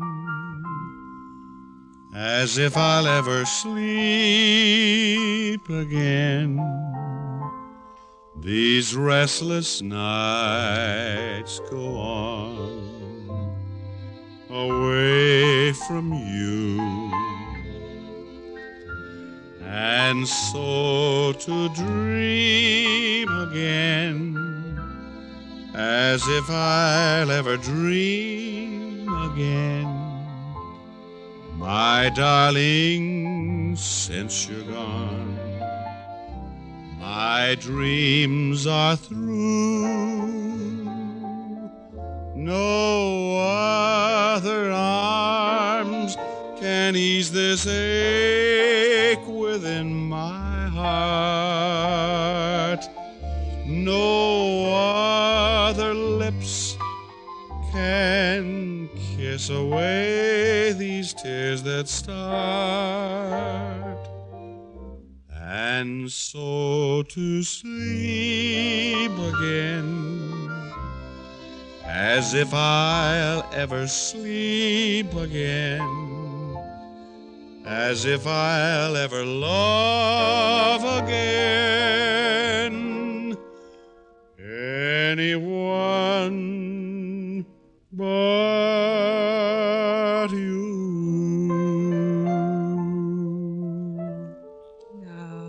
It's very nice. Thank you. Only I'm surprised you didn't sing a louder tune to go with your clothes. Oh, Helen, from your tone, one would think you didn't approve of my new apparel. Yes, one would, wouldn't one? One would also... No, Rick.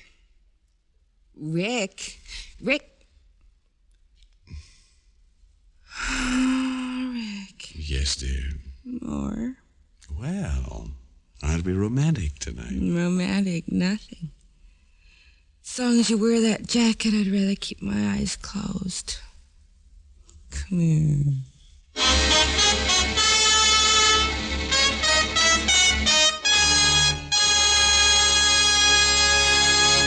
Dick Powell will return in just a minute.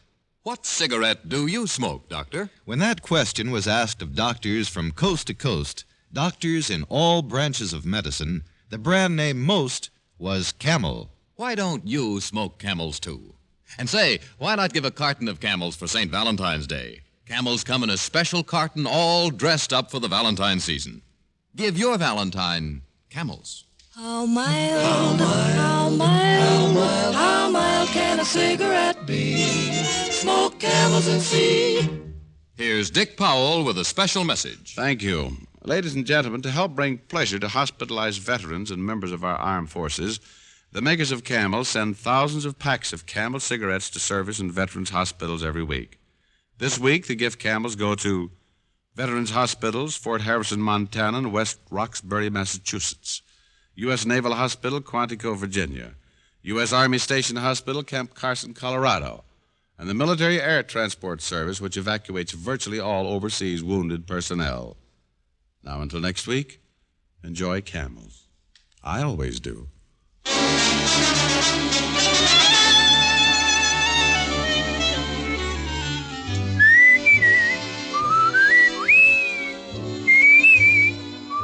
Tonight's transcribed adventure of Richard Diamond was written and directed by Dick Carr with music by Frank Worth. Virginia Gregg played the part of Helen Asher, and Alan Reed was Lieutenant Levinson. Others in the cast were Herb Butterfield, Gene Bates, and Parley Bear. Be sure to listen to another great camel show, Vaughn Monroe and the Camel Caravan, every Saturday night. Here's Prince Albert, the National Joy Smoke. The bite is out and the pleasure's in when you smoke Prince Albert. It's specially treated not to bite your tongue. The bite is out and the pleasure's in. So pack your pipe with Prince Albert, the largest selling pipe tobacco in America. It's smooth, cool smoking. And say, there's more tobacco in the pocket tin now. So get Prince Albert tomorrow. Listen next week for another exciting adventure of Richard Diamond, starring Dick Powell.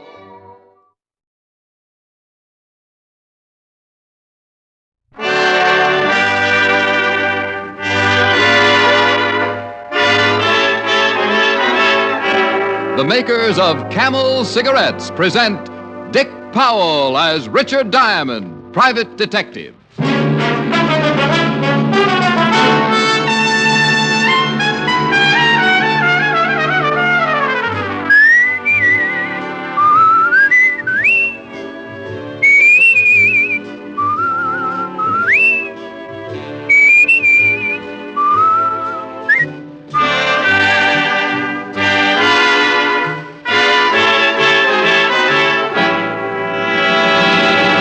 How mild can a cigarette be? Martha Tilton knows. Ezio Pinza knows. Vaughn Monroe knows. Yes, so many stars whose voices are their fortunes know it's Camels for mildness. They choose Camels because they know that camels get along with their throats. Make the 30-day Camel mildness test and see how mild, how flavorful, how thoroughly enjoyable a cigarette can be.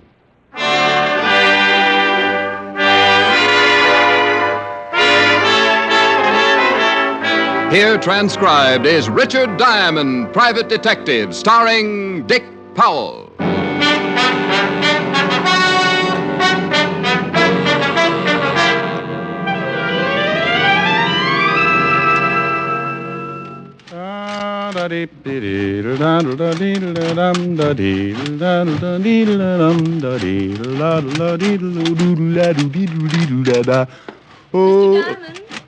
Back here behind the socks. Care for the clothesline. I thought you were a detective. Oh, it's been a rumor for some time. Do you always do laundry in the office? Only on Fridays, honey. Have a seat, Miss... Caspery. Well, I'll be right with you, Miss Caspery, as soon as I ring out these, as soon as I ring them out. Go right ahead. There. Mm-hmm. All right, Miss Caspery, what can I do for you? It's Mrs. Well, now, what's it all about? My husband's going to kill me. Just frisky, or has he got a reason? I found out he's been stealing from his partner, and when I faced him with it, he threatened me. Has he done anything more than threaten? Last night he went out and said he'd be gone for most of the evening. I went to bed, and about an hour later, I thought I heard somebody start upstairs. I got frightened and put pillows in my bed to make it look like I was sleeping. Was it your husband? I hid in my dressing room and watched, and then the door opened. It was too dark to tell, but I'm sure it was Phil. He came in and had a knife, and he jabbed the pillow several times before he realized it wasn't a real body. Couldn't he see? What do you mean? Well, there's some things a guy remembers. Even if you slept in a diving suit, you'd have a hard time hiding them. I like lots of covers. Yeah. Now, you said Phil. Is your husband Phil Caspery, the gambler? Yes, he and Max Bruno are in business together. Yeah, I know. The Rooftop Club. An iron claw with a cover charge. This morning, Phil said he was going away on a business trip, but I don't believe him. I'm afraid he's going to try killing me again. I want you to come around about 8 and protect me. Here's $100. That should cover it. Well, thanks. We might be up late. Maybe I should bring a good book. You'll strain your eyes. I like dark rooms.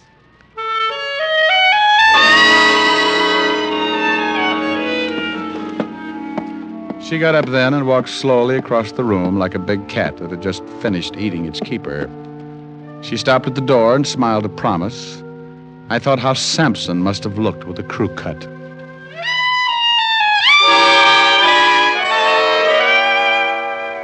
Around 1, I stopped in at the corner of 51st and Broadway for a bite of lunch.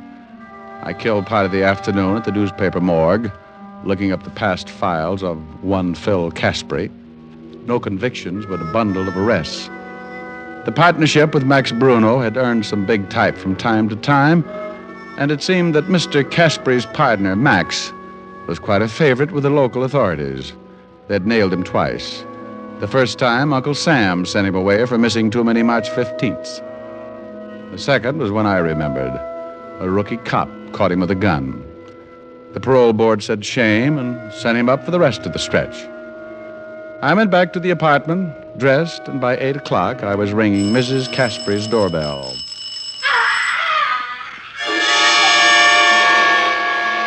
The skin of my back crawled up and sat on my head. Whoever was dying was doing it the hard way.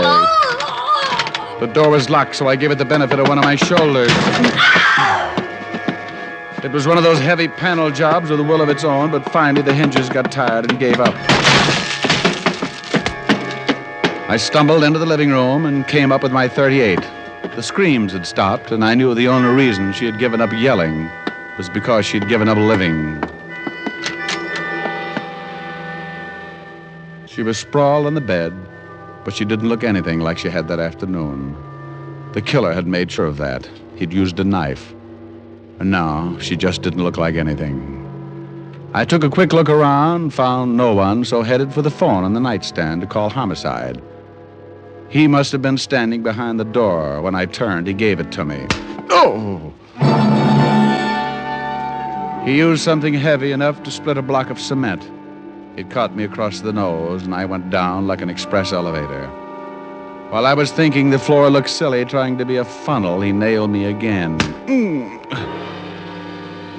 Oh, and this time he pushed back the ceiling and let the night in.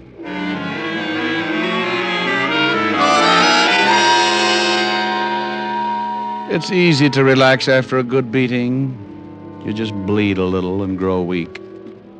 When someone tries to shake you out of it, it's like trying to sober a drunk that got mauled on cleaning fluid. Come on, Rick. Let's go. Snap out of it.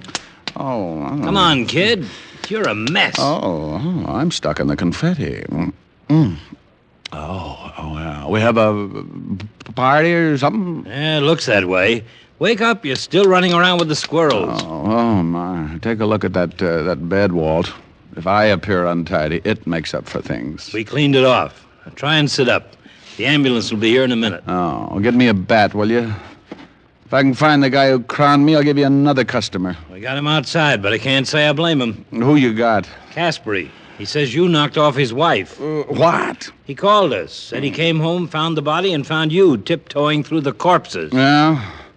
Well, maybe he told you his wife came to see me today and gave out with $100 to protect her from him. No, as a matter of fact, he didn't. Well, then don't stand there on your swollen bunion, Walt. He's got me in line for a murder rap, and I don't like it. Don't blame you. Otis, bring in Mr. Caspary. Yeah, Lieutenant.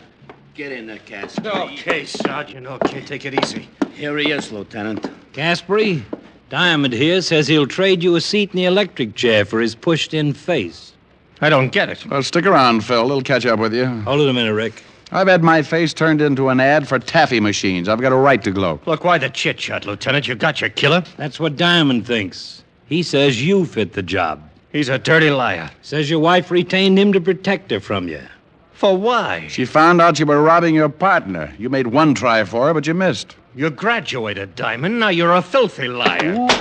All right, Rick, lay off. Okay, but I'd like to play some more. I want some answers. Then why don't you ask his partner? You know him, Max Bruno. All right. Let's all go see Max Bruno.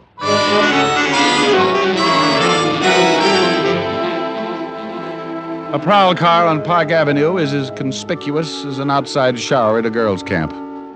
A crowd of people watch Sergeant Otis herd us into the back seat. Even if you aren't guilty, you feel like you've got the Chrysler building tucked away under your coat.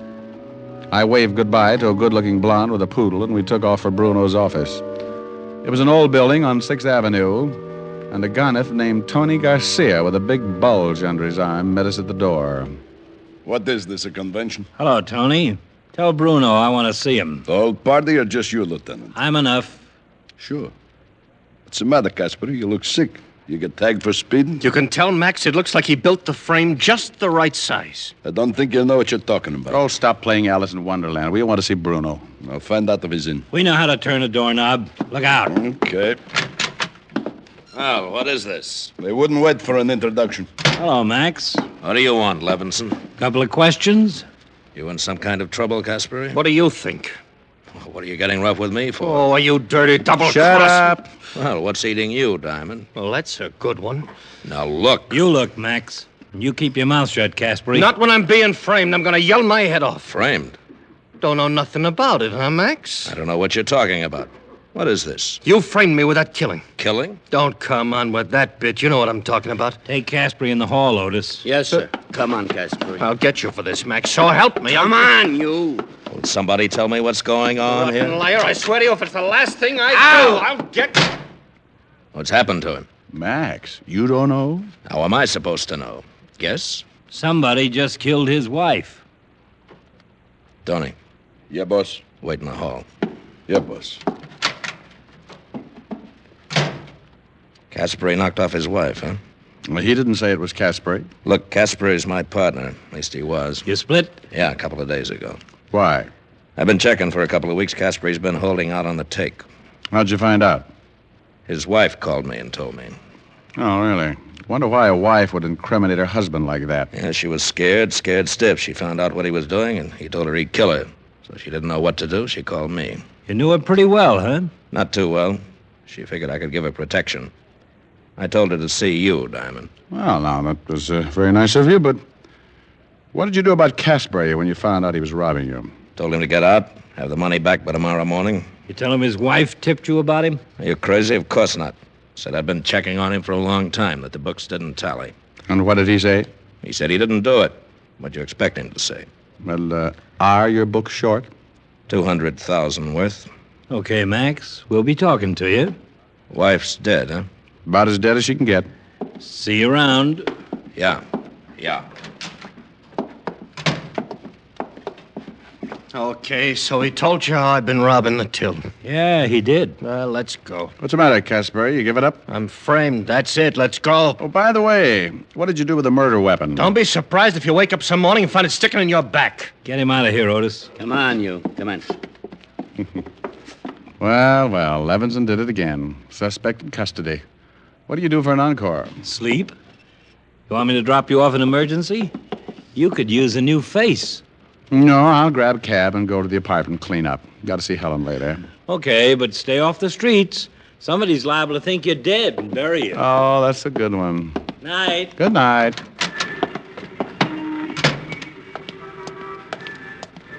Hey, cabby. Yeah? Where to, Mac? Holy yike. What's the matter? Oh, don't scare me like that. I got a nervous stomach. Well, they could sell your face for 60 cents a pound. Okay, so good housekeeping shuns me. 553 East 51st and step on it. What are you rolling the window down for? I want to see if it's still bleeding out.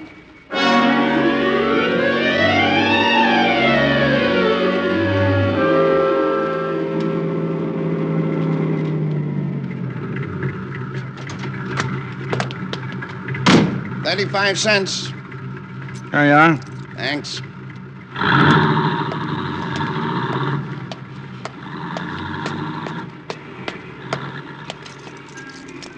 Let's take a ride instead. What? Don't move. Hey, what's going on? I told you we're gonna take a ride. The gun in my back I don't recognize, but you should have worn your other head, Tony. Move. Okay. What's the matter? Doesn't Max give you enough to eat? That's because I don't think you're funny. All right. You're Tony Garcia and you make people bleed. Right, boy. Hold it. Now get in the car. You're bending the suit. Get in! You drive. Okay, but I'm a better pedestrian. Where to? Washington Bridge. I don't swim any better than I drive. You won't have to. You're out for high dive and get going.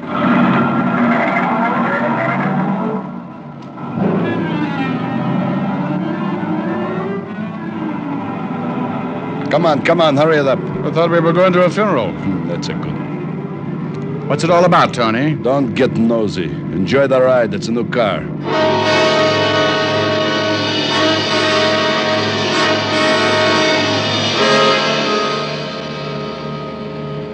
We rode like that. Tony sitting half-turned with a big .45 in his fist, pointing right at my stomach. I drove south across town, trying to figure it out. Max Bruno's killer getting ready for a job. Why? Why me? What did I know that could get Max Bruno in trouble? Turn here. I turned, and the Washington Bridge wasn't far away. I could see it, stretched out across the river like a long coffin lined with bright candles.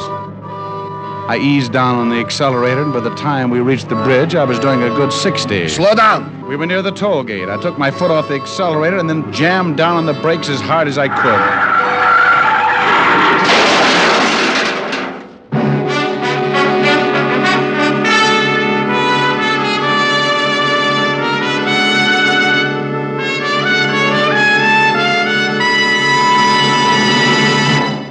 Before we continue with Richard Diamond, private detective, here are a few words about smoking enjoyment. You know, smoking is a day-in, day-out pleasure. We like each cigarette to taste as good as the one before. And we like the cigarette we smoke to be mild, to get along with our throats for a good long time. So it's good sense to test a cigarette over a period of time. Not just a puff of this cigarette or a sniff of that. Yes, make the sensible cigarette test, the thorough test. Smoke only Camels for 30 days as you normally smoke, and you'll see how rich and flavorful Camels are, pack after pack. You'll see how mild Camels are, week after week. In a coast-to-coast test of hundreds of people who smoked only Camels for 30 days, noted throat specialists reported not one single case of throat irritation due to smoking Camels. That's real proof of cigarette mildness. Make your own Camel 30-day test, the sensible test, and see for yourself why more people smoke Camels than any other cigarette. How mild, how mild, how mild, how mild can a cigarette be? Make the Camel 30-day test and you'll see. Smoke Camels and see. And now back to Richard Diamond, private detective, starring Dick Powell.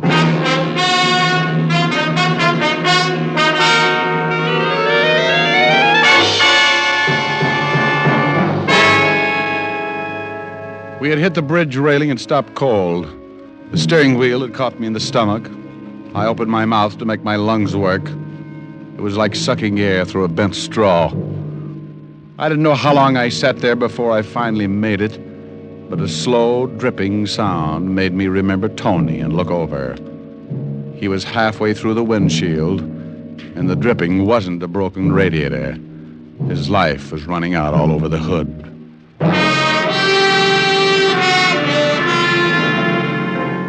I got out of the car before the guards got to it. I had to have time to figure the whole thing out, and I didn't want to hang around for a lot of long explanations. I walked until I lost the crowd that was collecting. I took in long breaths of fresh air until my head cleared, then spotted an empty cab heading back to town, flagged it, gave the cabbie the address of the rooftop club. I needed answers, and the best person to give them to me was Max Bruno. Late edition, get your late edition here. Read all about it. Read all about the Casper murder. Woman found dead in her apartment. Husband held for murder. Hey, boy, paper. Yes, sir. Gee, what happened to your face? I shaved with a rake. Yeah? Gee, that's pretty funny. Holy. What's the matter? This picture. That's the dame was knocked off tonight. Casper dame. Oh, so that's it. Huh? Here's a buck, thanks. Wow. Take my advice, mister. See your analyst. You'll get rid of them bells.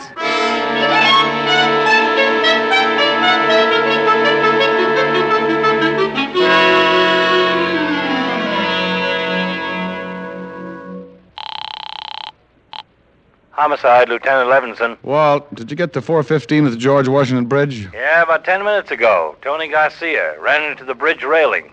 Some other guy with him. How'd you hear about it, Rick?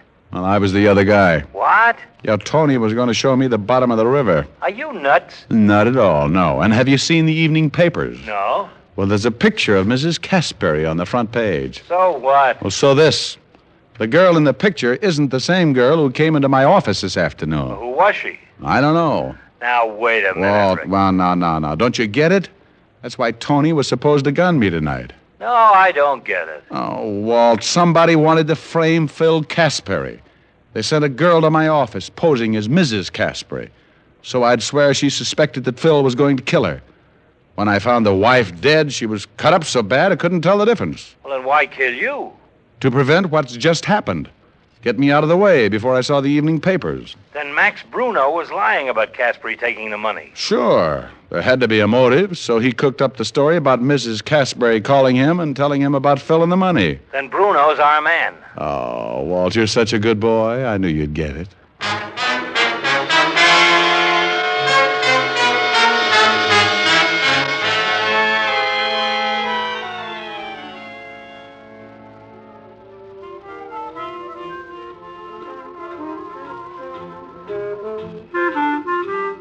Check your hat, sir? Maybe I'd better throw it in the door first. Give me a pack of Camels. Yes, sir. Who's running the place for Mr. Bruno? Mr. Casperry, but he isn't in yet. Depends on what you're talking about. How's the floor show? It's all right if you got an imagination. You know, you better keep moving. You'll catch cold in that getup. Oh, well, don't let it fool you. The bustle's really a hot water bottle. I went in and sat at the bar. The dance floor was in the other room, but you could see it through the long glass windows. I was sitting there trying to figure my next move when the floor show started.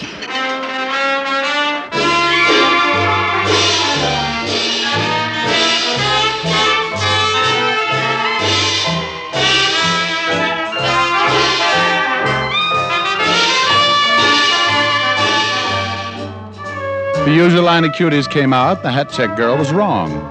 You didn't need an imagination. They were wearing just enough to make a bathing suit look like a sleeping bag. They tripped over each other getting off, and the lights went dim, and a white spot circled the piano.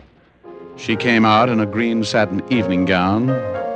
I've seen grapes with looser skins.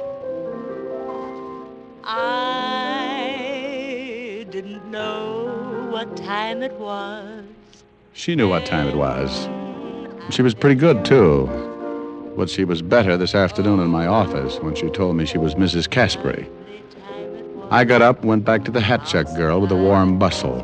Maybe you need a shot. Even the old ones stick around for the last show. Honey, where can I find that singer's dressing room? I thought you looked healthy. Mr. Bruno wouldn't like it. Well, maybe we don't let Mr. Bruno in on it. Oh, $10. You'll have to shove bamboo under my nails before I talk. She told me how to find the singer's dressing room. I thanked her and gave her a pat on the... You know, it was a hot water bottle. I walked by the bar again and listened while she poured it on. I've heard singers with better voices, but this one had the difference. She went into the last few bars, and I headed for her dressing room. I wanted to get there before she did. And unless that green satin gown was a breakaway, she didn't figure for an encore. I got in, sat down to wait. It was a quick minute before she showed up.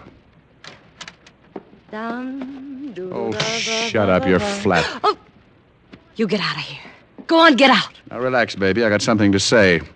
You want to listen or do you want to get shoved around? You just try it. I'll get some of Max's boys to let the air out of your muscles. Open your mouth and you'll be tripping on your teeth. Get away from that door and sit down. Not until you get your eyes full of fingernails. You little... Now, get this. I don't like marking up dames' complexions, but you're making it easy. Who sent you up to my office? Was it Max? Why don't you ask him? He's good at answers. Well, so was his boy, Tony. He got dead trying to figure it out. Maybe you'd like to guess. Wait a minute, Diamond. One scream from me, and everybody in the joint will be in here on your back. Honey, if you open your mouth, I'll shove your foot in it.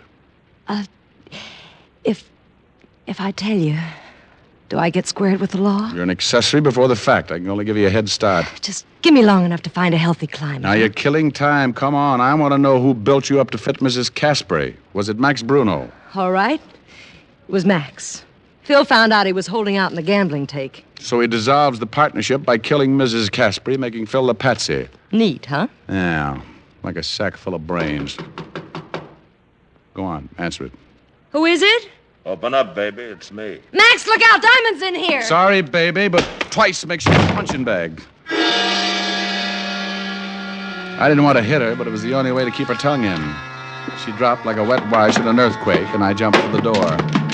Max was halfway down the hall. He had a gun in his hand, and he used it. The slug tore up the wall by my ear, and before I could try my luck, he was around the corner. I thought about the hole his Luger had made, and I wondered why I was still chasing him. I turned the corner and found myself in the bandstand. Max turned fast and tried again. I was across the crowded dance floor when the panic busted loose. What's going on here? I shoved aside a drunk who thought it was the 4th of July and went to the bar like I needed the exercise. That man's got a gun! Follow your own, baby. Max was nearly to the front door when he turned around for another shot at me. He didn't see the little hat-check girl standing behind me with her arms full of coats. He backed right into her, and they both went down together. Max stumbled up, tangled, in an assorted wardrobe. He squeezed first, but he was wearing too many coats, and he missed again. I didn't miss. Max doubled up like a tired ice bag and got himself a face full of carpet. He was pretty dead. The hat-check girl looked at me for a minute, then leaned over to Max. She said something that endeared her to me forever. Check your gun, Mr. Bruno.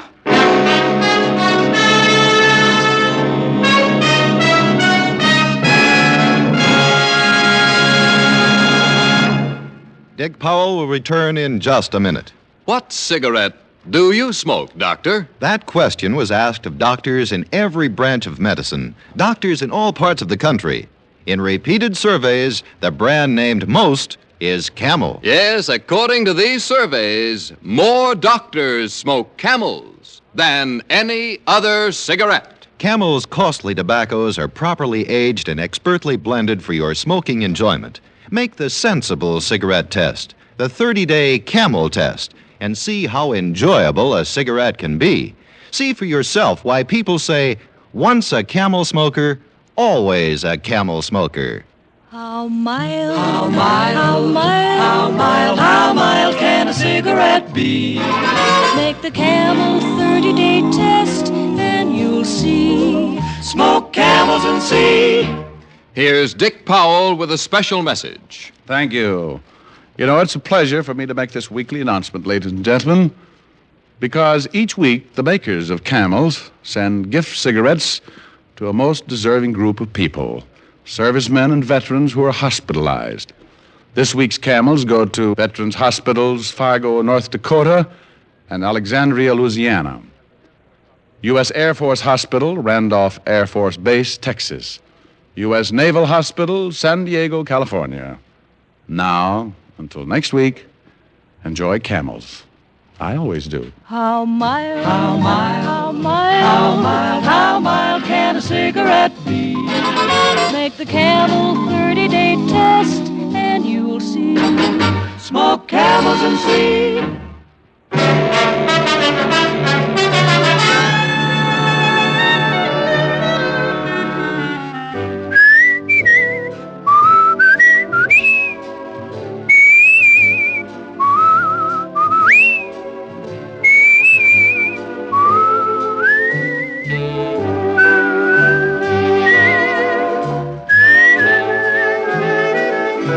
Tonight's adventure of Richard Diamond, starring Dick Powell, was written by Blake Edwards with music by Frank Worth.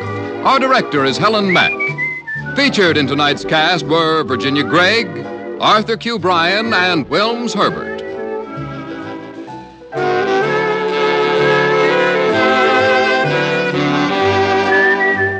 Men, whether you buy the handy pocket tin or the big 1-pound tin of Prince Albert, you're in for real smoking joy. PA's Choice Tobacco has a rich taste and delightful natural aroma. It's specially treated to ensure against tongue bite, and it's crimp cut for smooth, even, cool smoking. Get Prince Albert, the National Joy Smoke, America's largest selling smoking tobacco.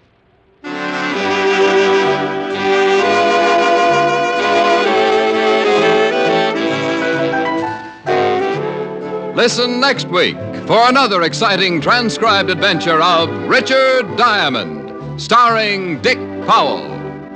This is Your FBI. The official broadcast from the files of the FBI follows immediately. Stay tuned. This program came to you from Hollywood. This is the American Broadcasting Company.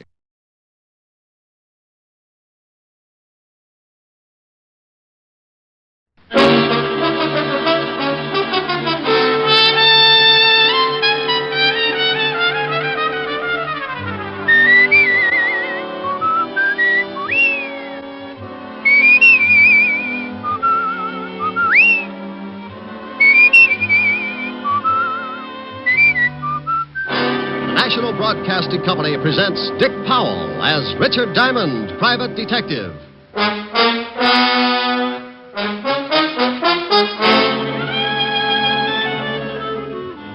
Diamond, this is Walt. Where the devil are you? Where I started out to be, down on River Street, looking for Well, the you guy. stay right there and wait for me. But you might as well stop looking. Why stop looking? Take my word for it, he's not there. Well, if you're so smart, where is he? The city morgue.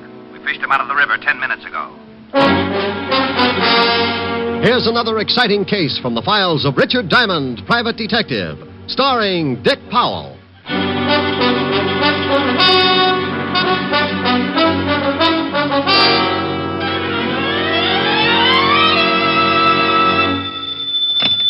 Diamond Detective Agency, first over the bars. That's nice. Oh, hello, Helen, baby. Busy? No, why? I'm lonesome. Can't you come over? Honey, I'd love to, but you can never tell when... Mr. Diamond. Oh, see what I mean? Or customer? Well, let's see. What can I do for you? I want to hire you. Helen, the man wants to hire me. Oh, good. I'll call you back. Bye. Bye. Now, Mr. Wellington, Mr. Diamond. Caspar Wellington. Oh, well, pull up a couch and tell me the details, Mr. Wellington. I need a bodyguard, Mr. Diamond. Why? Oh, it's not for myself. It's for Timothy. Well, why does Timothy need a bodyguard? Someone's trying to kill him. Oh, you've been to the police? Oh, yes, but they feel it's not quite important enough for them. You mean this Timothy's life is in danger and the police won't handle it? Yes. Isn't it ridiculous? I don't know. Has anybody tried to kill Timothy before? Well, no one has exactly tried to kill him, but I very definitely expect an attempt. Right, now, look, this Timothy, is he a friend of yours? Oh, yes, a very good friend. So what makes you think that someone is going to try to kill him? Mr. Diamond, I came here to hire you to protect Timothy. I'm perfectly willing to pay you your fee, but for the moment, the rest of your questions must go unanswered. Well, my fee's $100 a day in expenses, Mr. Wellington. Still perfectly willing to pay it? Here's the cash. And there'll be another 100 if you protect Timothy long enough for me to get him on a train tomorrow. Where's he going? Out of town, where he can be safe. What's Timothy's last name? That will also have to go unanswered. Oh, well, now, wait a minute. Supposing I do take the job, where do I meet this Timothy? How will I know him? If you take the job, he'll be in your office in a matter of minutes. Well, something sure doesn't ring up right, but the 200 fish in expenses, I'd play footsies with a cobra. Good. Now, I'm going down to the train station to pick up Timothy's ticket. When he arrives, I expect you to remain with him constantly. Until tomorrow? Oh, I got a small apartment. I hate to bundle. Don't let him out of your sight for a moment. I want him alive and well when he gets on that train in the morning. Does he play Parcheesi? Well, I doubt it, but you never can tell. He might like it. Dandy. Have him at Grand Central at 8 o'clock. I'll meet you. Do you know of any way I could possibly learn to hate money? If I did, I would never have come to you. Good day, Mr. Diamond.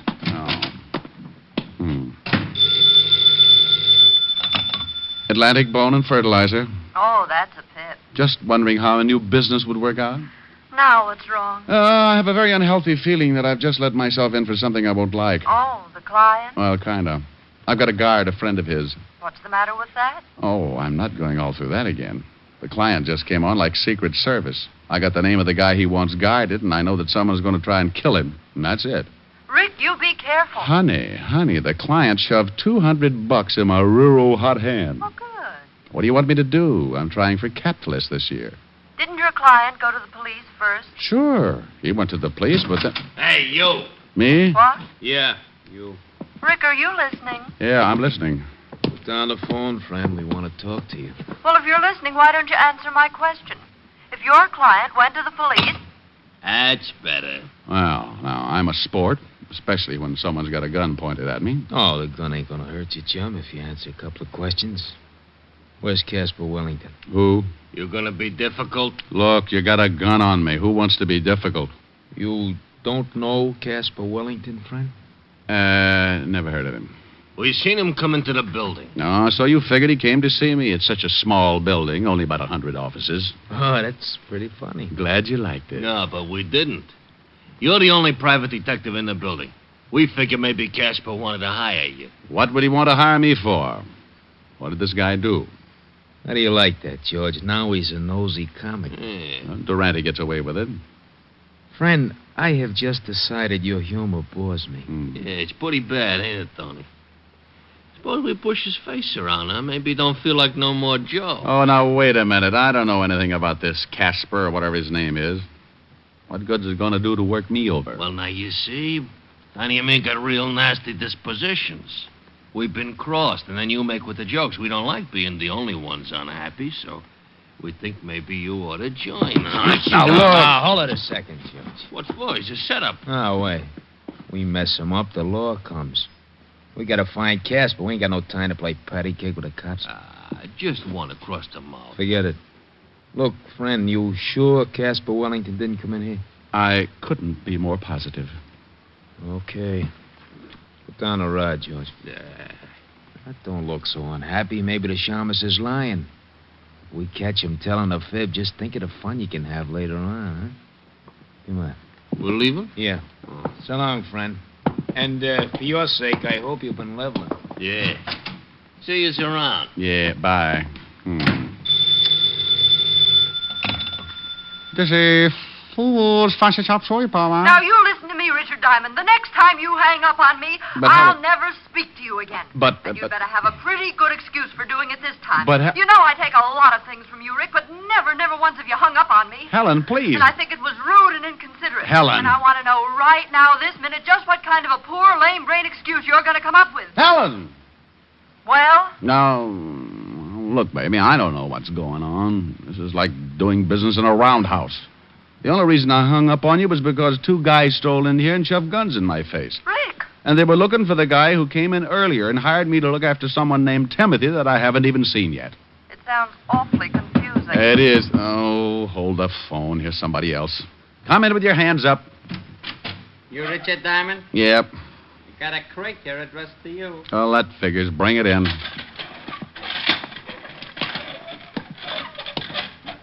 Helen. Yes? You sent me maybe a present? No. You want me to? Yeah, but someone's beating you to it. Where do you want it? Good grief. Put it down right there. What's the matter? The present. The biggest crate you ever saw. Crate. What's in it? How do I know? Well, open it. Okay, Mr. Diamond, stand right here. Yeah. There you are. I hope you still be very happy. Helen. Yes? Hold the phone. I'm going to open this thing. All right.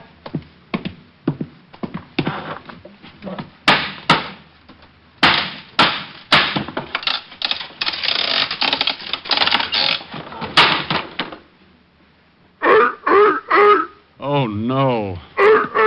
Oh, get away.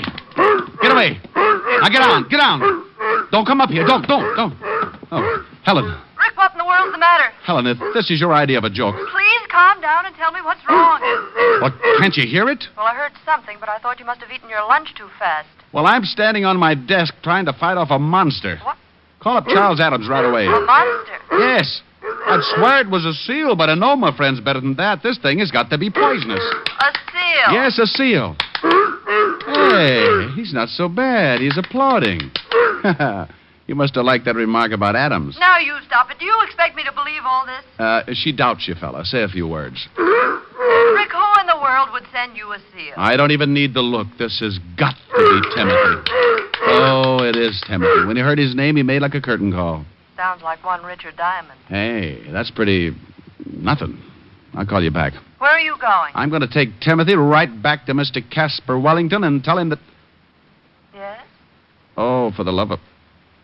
I don't know where to find Mr. Casper Wellington.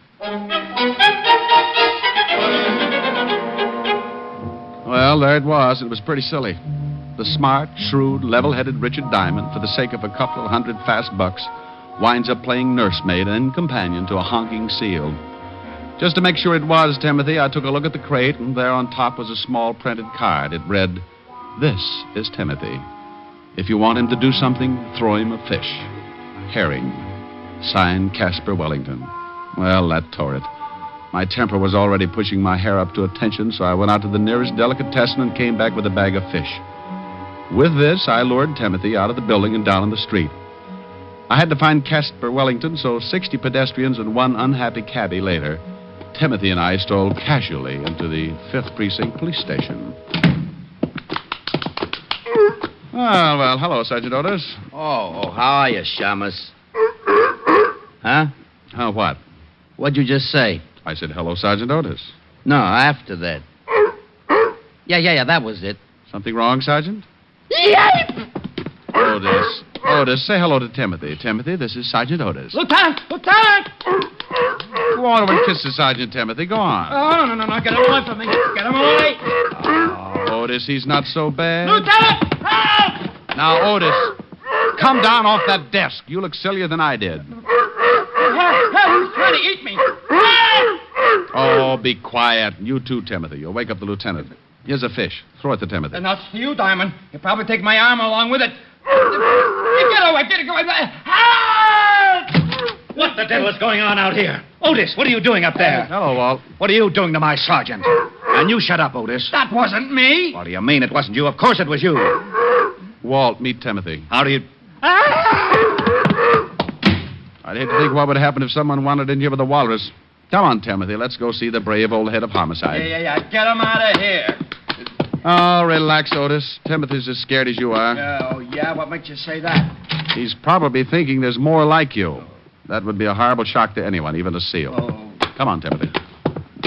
You get that thing out of here right now, Diamond. Everybody's standing on something. You'd think it was a steam bath. Up till now, I've had 2 reported homicides and a couple of fat robberies. And if you think you're going to wander in here with that thing and confuse the whole department, you're mistaken. Now get it out of here. Oh, Walt, it's only a seal. Have a fish. I'm not hungry. No, Walt. It's for Timothy.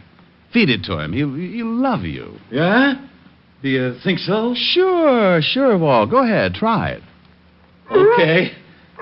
Here, Timothy. Hey, he's applauding. Sure, he's a nice little fella. Now, climb down and help me. Give me another fish. Oh, won't come down without it, huh? Okay, Walt, speak. Oh, don't be ridiculous. I want to feed it to Timothy. He likes me.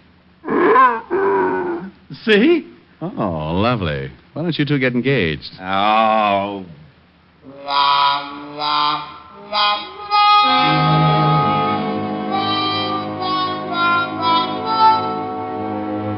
Well, after everybody got used to him, Timothy made the rounds of the whole department, with the commissioner being the only exception, of course. I told Walt the story about Casper Wellington and the 2 gonnips who had come into my office looking for him. So Walt put Otis to work checking on the whereabouts of my missing client. Along about 3 in the afternoon, Otis pounced in with some news. Hey, Diamond. You find something? Oh, hi, Timothy. Yeah. Say, I checked with the Humane Society, and they report some guy who lives down by the docks. The name's Wellington, all right. He's been turned in a couple of times because he raises seals, and they make a lot of noise. Oh, and Lieutenant, we just got a report on another homicide. Well, thanks, Sporty. You tell the lieutenant all about it, Otis. I'm going after Casper Wellington. What's the address? Here it is. 918 River Street. Come on, Tim. Goodbye, Timothy. Otis. Oh, yeah. What was I saying? Homicide, remember? Just a little old homicide. I left Walt and Otis climbing over the furniture and headed for the address of Casper Wellington. Timothy and I grabbed the first cabbie who didn't believe what he was seeing, and 20 minutes later we pulled up in front of a building on River Street. Thanks, Cabby. Yeah, sure. Thank the man, Timothy. Mister. Yeah? I didn't ask you nothing when you got in the cab because I just didn't believe it. Is that the seal you got with you? You were expecting maybe a raccoon? Do you always take him around with you like that? Sure, we're brothers. Drop by the house sometime for dinner when Mom isn't taking a swim. She's not a very good driver, is he, Timothy? You know it. Come on, you're going home. Hold it right here, friend. You hide him. This is a gun in your back. Oh. Yeah. Oh. You lied to me, friend. I'll go stand in the corner. Nah, don't move. Okay. George, grab the seal. Oh, now, wait a minute. Wait a minute. You can't do that. Wanna bet? Come here, you. Take your hands off that seal. Shut your mouth, friend. Next time you don't get it across the neck, I'll give you the rat on the skull. Okay, friend. I got him. All right, get him in a car. And you, stay put. One bad move, you're going to get shot up very bad. Come on, George. You got that thing in the car? Yeah, he's saying let's get out of here. All right, friend. Yeah. You see this I got pointed at you? I see. Good. Forget about today. You won't see it again. Open that big yap of yours and it goes boom. Now turn around, because when we leave, I don't want you looking back for no license number.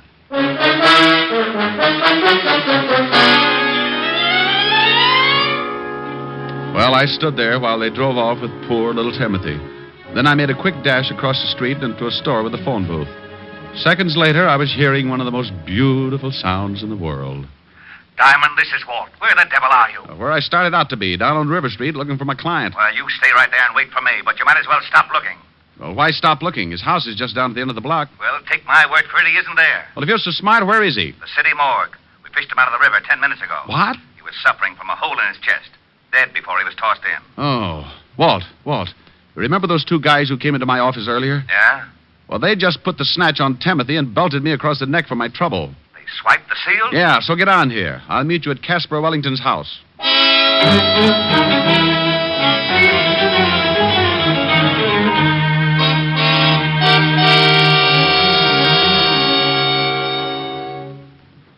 Anybody in the house, Rick?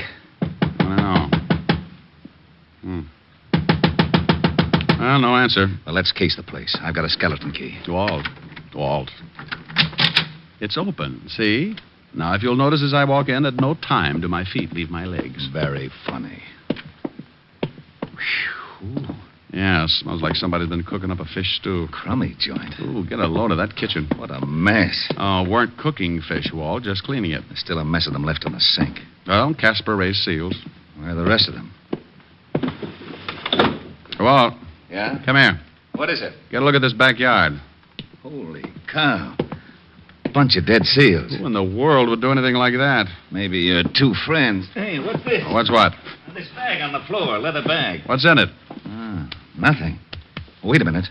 There's some kind of dust at the bottom. Well, save it. We'll have it analyzed when we get down to the station. We've got to check up on those two guys who kidnapped Timothy. This is the craziest case. I got a hunch. Sure, it's crazy, but if I'm right, it's also pretty smart. Let's go to the station.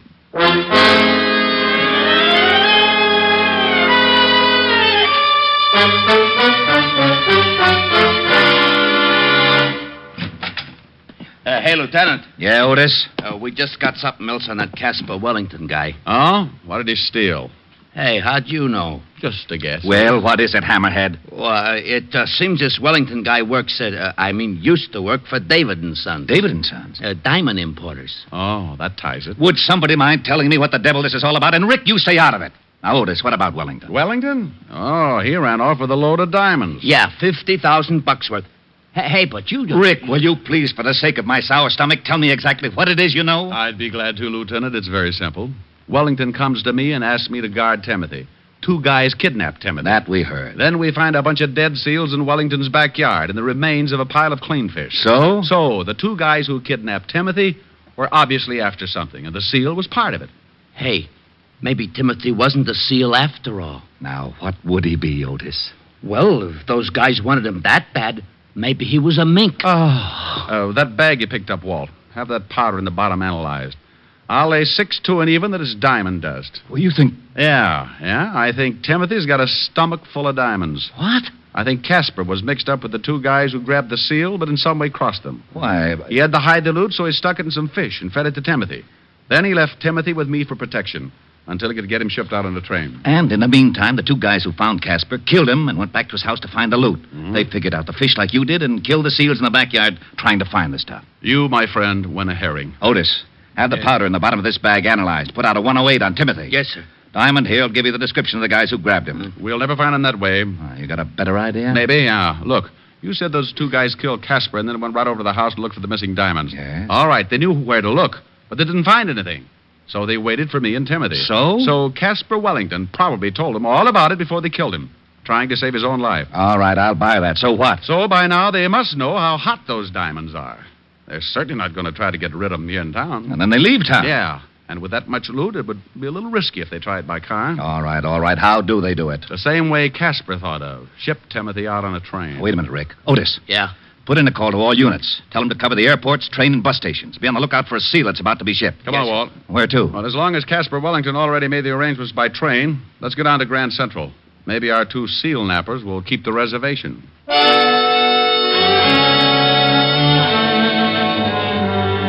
Well, Walt and I piled in the squad car again, and 20 minutes later we were standing in the middle of Grand Central Station with a bag of fish and a weather eye out for the missing seal and his two abductors.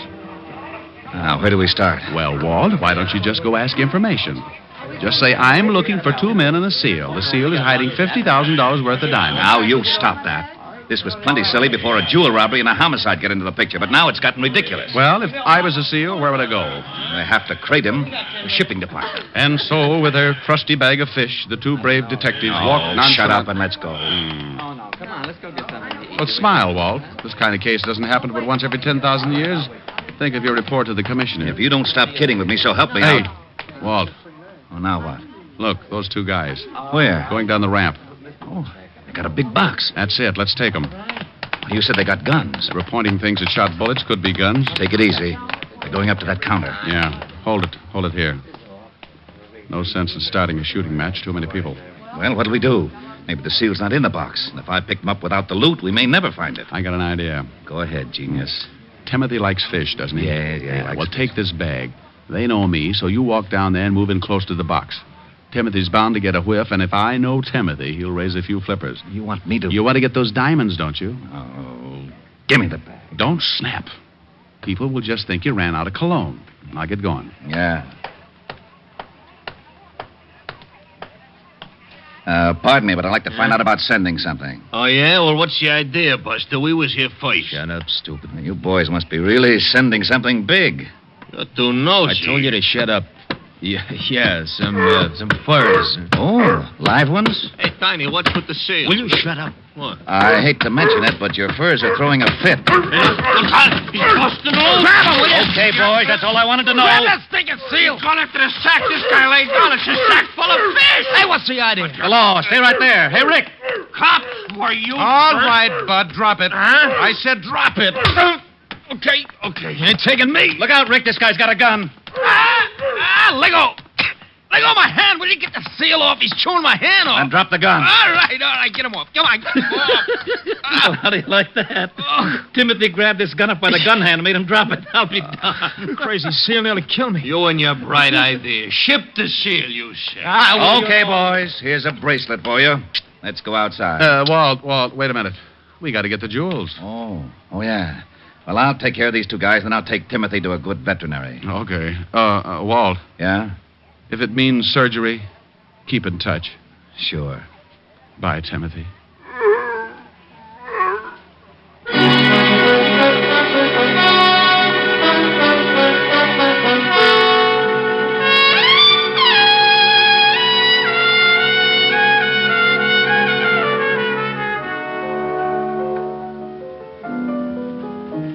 Rick. Huh? Now, don't be unhappy. Oh, how can I help it, honey? He's been in surgery for nearly an hour. Oh, but he'll be all right. They got a good vet. Oh, I hope so. I was getting attached to that seal. Oh, I got it. Yeah? Rick? Yeah, Walt. Yeah. How's Timothy? He had the diamonds in him, all right. Oh, but how is he? Well, Go ahead, Walt. You can tell me. I can stand it. he's very weak. Doctor says he thinks he doesn't want to live, no will. Oh, well, what's the matter? He was such a happy seal. I think he misses you, Rick. Every time someone mentions your name, he kind of honks and raises a weak flipper. I better come right down. He's sinking fast. Oh, you think maybe if he heard my voice, can you get a phone near him? Yeah, wait a minute. Okay, I got it next to his ear. Say something. Hello, Timothy. Oh, Walt. Yeah? Walt, ask him if he's seen a picture called Mrs. Mike. He says he saw it. Didn't like the leading man. Oh. Loved Evelyn Keyes. Oh. Ask him if he liked the music. Yeah, he liked that. Well, put the receiver next to his ear and I'll sing him the theme song. Well, go ahead and try. Anything in case of an emergency.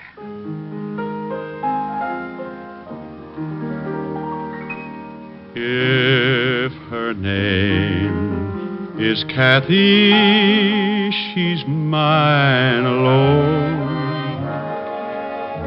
When I walk with Kathy, proud am I. She's the girl I'll marry, and cross the threshold I'll carry. And I'll love but Kathy till I die.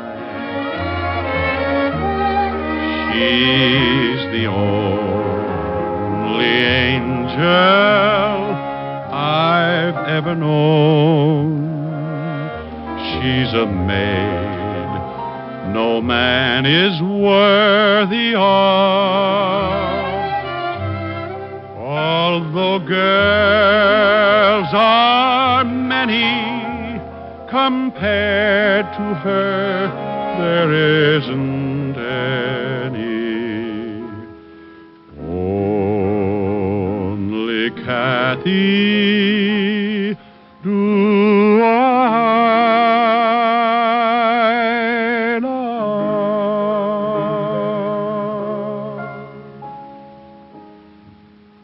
Well, Walt? I did it. He's better? Listen. Good old Timothy, that a boy. I guess the singing did it. What do you mean you guess? When I sang with the Peter Pan 5, we played 2 weeks at the Coral Gables Hotel in Florida. So what? So what? I'll have you know 5 minutes after I opened my mouth, every seal in the Biscayne Keys came in and sat ringside. That sounds like a pretty good act. Well, what'd you give it up for? Well, I got a sore throat one night, and the place was up to its ears in alligators. Rick. Yes, Walt? Bye.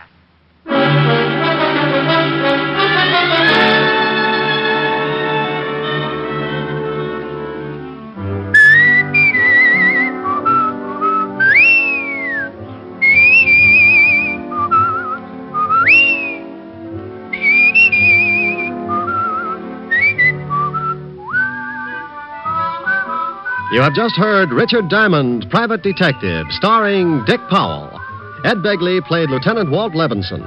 Also in the cast were Wilms Herbert, Fay Baker, Junius Matthews, Billy Bletcher, Tony Barrett, and Larry Dodkin. Music was under the direction of Frank Worth. Richard Diamond is written by Blake Edwards and directed by Russell Hughes. Dick Powell currently may be seen in the motion picture version of the best-selling novel, Mrs. Mike. Isn't that right, Dick? Yeah, that's right, Eddie. Oh, by the way, Ed Begley, who plays Lieutenant Levinson on our show, would like to say a few words to his old friends in Hartford, Connecticut. Well, I just want to say, on behalf of all of us here on Richard Diamond, congratulations to radio station WTIC in Hartford, Connecticut, where I got my start in radio, and which this week celebrates its 25th anniversary of service to the people of southern New England. Thank you, Ed Begley. Now, this is Eddie King inviting you to be with us next Sunday at this same time when we will again bring you Dick Powell as Richard Diamond, Private Detective.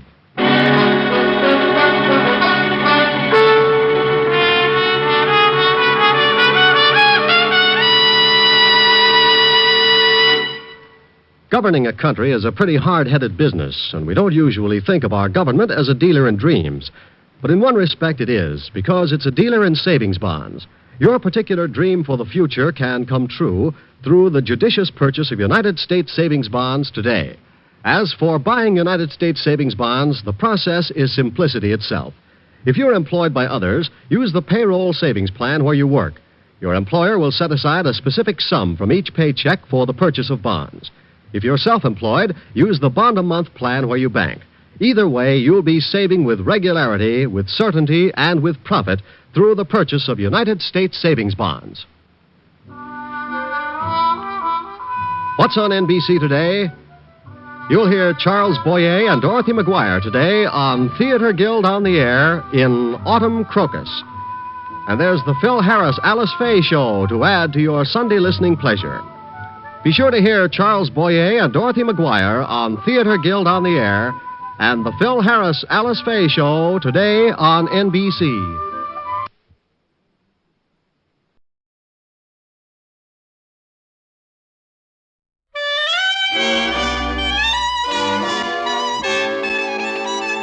The makers of Camel cigarettes present Dick Powell as Richard Diamond, private detective.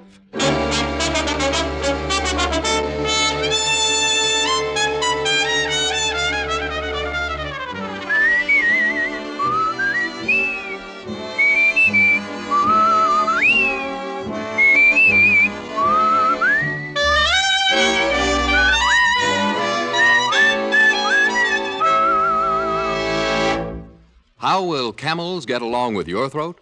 Listen. In a coast-to-coast test, hundreds of people with normal throats smoked only Camels for 30 days. Noted throat specialists made weekly throat examinations of those smokers and reported not one single case of throat irritation due to smoking Camels. Make your own 30-day Camel test. Smoke only Camels for the next 30 days. You'll see how well Camels agree with your throat, pack after pack, week after week.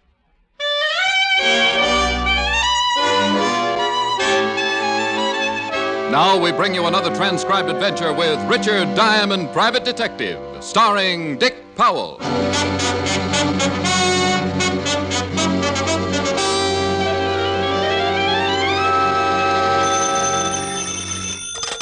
Diamond Detective Agency, you spent the dime, you named the crime. Oh, no. Hi, Helen. Hi. Rick, what kind of a slogan is that? You spent the dime, you named the crime. Well, it only applies to people calling from phone booths, dear. Well, I'm not calling from a phone booth. Then you have no right to judge the merits of my slogan. This is logic? Dear, you worry about your millions and I'll worry about my slogans. How is your bulging little bank account these days? Healthy, which is more than I am. I have a cold. Why, you poor kid. Cheer up, I'll let you take me to dinner tonight. That should make you feel better. Yeah, maybe. But, I seem to remember a past generation where the men took the women to dinner. I suppose you never heard of that arrangement. No, but it does sound novel. Shall we try it? Love to. Good. I have 2 cents in my pocket. Meet me in front of the corner drugstore and I'll blow you to a stick of gum. Oh, Rick. On second thought, we'll split a stick of gum and save the other penny for entertainment. All right. I'll take you to dinner. Well, if you insist. I'll meet you and your wallet at 7, dear. Bring your own cough drops. We'll have a... Wow. I do believe a living creature has wandered into my emporium. Client? I think I put it more elegantly, but why quibble? See you at 7. Bye. Bye. Diamond? That's right. I'm Eddie Burke. Glad to know you, Mr. Burke. Eddie Burke. That's me. You said that before. Well? Well, what? Diamond, you know why I'm here. Don't stall. Sorry, pal, but I can't seem to remember who you are or why you're here. Should I? What is this, a game? Just hand over the package. You've been paid. I have? Well, that's news to my bank account. Now, Diamond, don't get smart with me. Where's the package? Now, take it easy, Burke. Let's get something straight. If you'd like to hire me and pay $100 a day, then I'll humor you and pretend to know what you're talking about. I have loads of screwy clients. But if you expect me to listen to your wild talk for free, start walking. I don't think I like this. Well, that's tough. No, I don't think I like this at all. Well, Oh. Well, I'm not sure I like that gun either. Then we're even. And now no more stalling. Hand me the package. All right. Only first you tell me where I find it. Okay, so you play it cozy. You plan to cash in on it yourself, huh? Burke, either this is someone's idea of a bad joke or you're a pretty mixed-up guy. What makes you think I should have a package that belongs to you? Casey got scared. Casey? Yeah, she decided the package would be safer with a private cop. She says she paid you $1,000 to keep it till I came for it. Well, all I can say is that Casey should never go near a lie detector. I never heard of her. Or you or your package. So put that gun back in your pocket and beat it, huh? You're pretty cool, Diamond. Only Casey don't lie. You open the package. You know what it's worth. Pal, you're so Stand up. Oh. Up, Diamond. Oh, suit yourself. Diamond, I'm not going to kill you unless I have to. Glad to hear it. Now, suppose you... Don't talk big. You'll be seeing me again real soon, only next time I contact you, you won't get off so easy. When you come to, if you're smart, you'll get that package and have it waiting for me. Now, keep your hands up. Hi. Burke, you're making a big...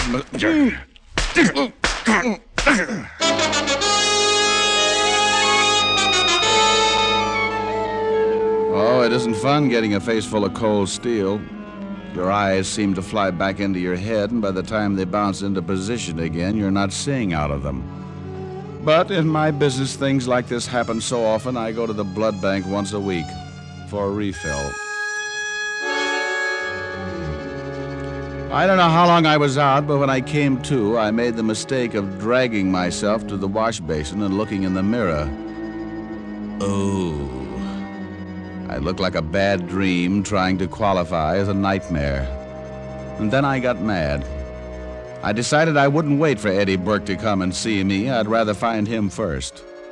I put my hat on what was left of my head, picked up my car from the garage, and headed downtown to the 5th Precinct and Lieutenant Walt Levinson. Hi, Fancy Pants. How's it? Wow. What happened to your kisser? No, that's a new disguise, Walt. I'm posing as a pound of hamburger. Nice work. You even got the ketchup. No kidding, Rick. What gives? Well, a guy by the name of Eddie Burke must be a frustrated plastic surgeon. Well, he's not frustrated anymore. What caused it, Rick? It beats me. Burke came in, acted like I should have a package that belonged to him. Maybe he thought you were a Chinese laundry. Very funny. Ha ha. Don't kill yourself. You crack some more like that and I might. Come on, let's get back to Burke.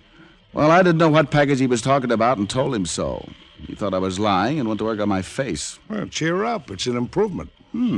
Bless your brass buttons and head. Thank you. You're welcome. Anyway, this was supposed to be a warning of what would happen next time Burke contacts me. What's he going to do, make weekly visits or something? Oh, no, nothing chummy like that. He just promised to look me up once more for the package. I see. Well, what brings you down here? You come to cry on my shoulder or fill out an assault charge against Burke? Neither, you sympathetic soul, you. Just thought you might know something about this Burke guy. I'd like to look him up and play some more games. I'll bet. Well, we've had Eddie Burke down here a few times. I'll get his file. What's his racket? He was sent up on a counterfeiting rap several years ago. Before that, he was mixed up in about every... Yeah, here we are. Here's his folder. Good. It's a big one, isn't it? I'm going to look at a list of his friends. He said a gal named Casey told him I had the package. Casey? Never heard of him with a girl by that name. Oh, sure. She's the lad with the bat. What bat? The one she struck out with. Struck out? What are you talking about? You remember Casey at the bat? Yeah, but that was a man. Oh, here, look at the file. The only name you'll find connected with Burke is Manny Warren. Manny Warren? Oh. When was Manny mixed up with Burke? On that counterfeiting rap. They couldn't prove anything against Manny, so we let him go. You think he might know where Burke is now? It's hard to say. Manny's been running a big garage over on 71st. The address there in the folder. Yeah. Well, that seems to be the only lead. Here. You know, that package Burke lost and thinks you might have. You thought that was important, huh? Important enough to bash my head in. Why? I'm just thinking. When Eddie was picked up, we never found the plates he was making the phony dough from. Chances are he hit him. You think the plates might be in the package? Could be. Only I still can't figure out why this Casey dame would say she gave them to you. Well, neither can I, Fatty. But I'll try and find out. See you later. I drove across town and located Manny Warren's big garage. From the looks of the place, Manny had come a long way from his counterfeiting days with Eddie Burke. There were several trucks inside, but just one man, a beefy-looking character pounding out a dent in one of the truck fenders. I walked over to him. Say, buddy. Hey. Hey! Huh? Oh. Is the boss around? Who wants to know? That's a silly question. I want to know. Maybe is, maybe ain't. What do you want to see him about? I'd like to hire a truck. My relatives are coming in town for a sightseeing tour. Huh? Oh, skip it. Where's Manny? You tell me who you are, maybe I'll tell him you're here. Boss don't like to be interrupted all the time. Okay. We'll play it your way. Tell him Richard Diamond wants to see him. Richard Diamond? You're the private eye? The private black eye at the moment. Snap it up, huh? Okay, I'll tell Bill, you. on that blue car, you'd better... Ah. Hello, Manny. Well, Diamond. Haven't seen you around for quite some time. I bet you've been heartsick. Yeah. What brings you down here? Eddie Burke. Eddie, yeah. Okay, Bill, get back to work. Yeah. Come on in the office, Diamond. Sit down. I'm not tired. About Eddie. What about him? You seen him lately? Well, what I want with a punk like Eddie. You were pals once. I'm glad you said once, Diamond. That was 7 years ago. I run a legitimate business now. So it seems.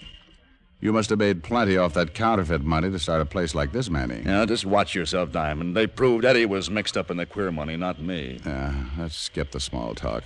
You know of any place Eddie might be staying? As like I say, it's been a long time since I knew Eddie.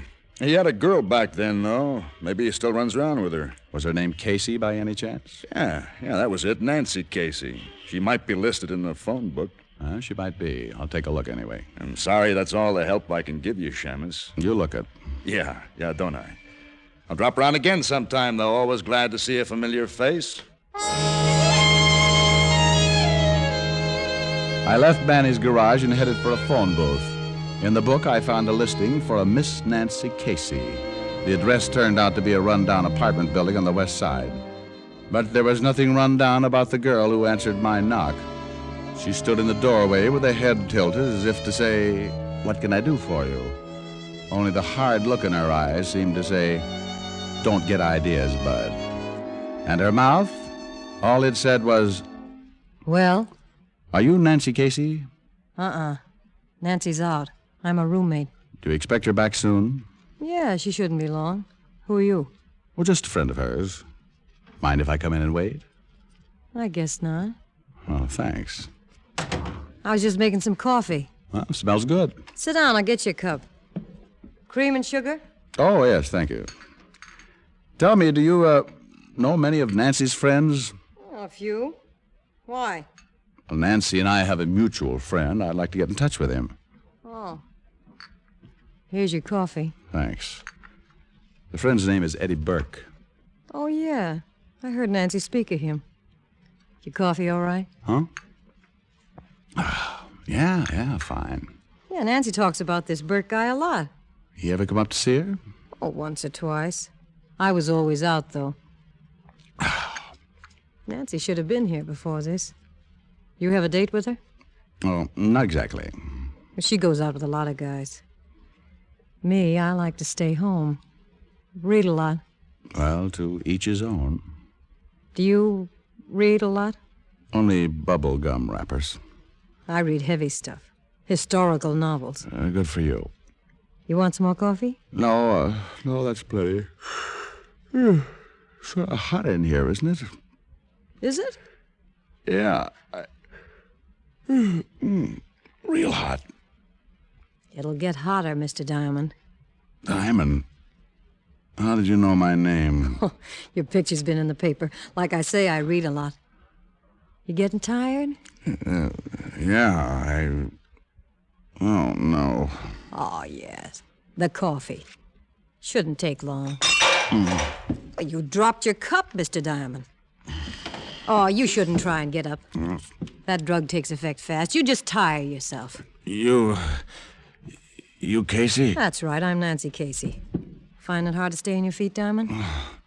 My head, You what? You can't even stand straight.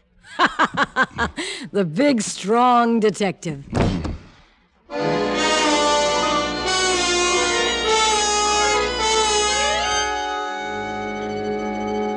It was a long, peaceful sleep. I kept having a falling sensation like I was floating down into a dark well.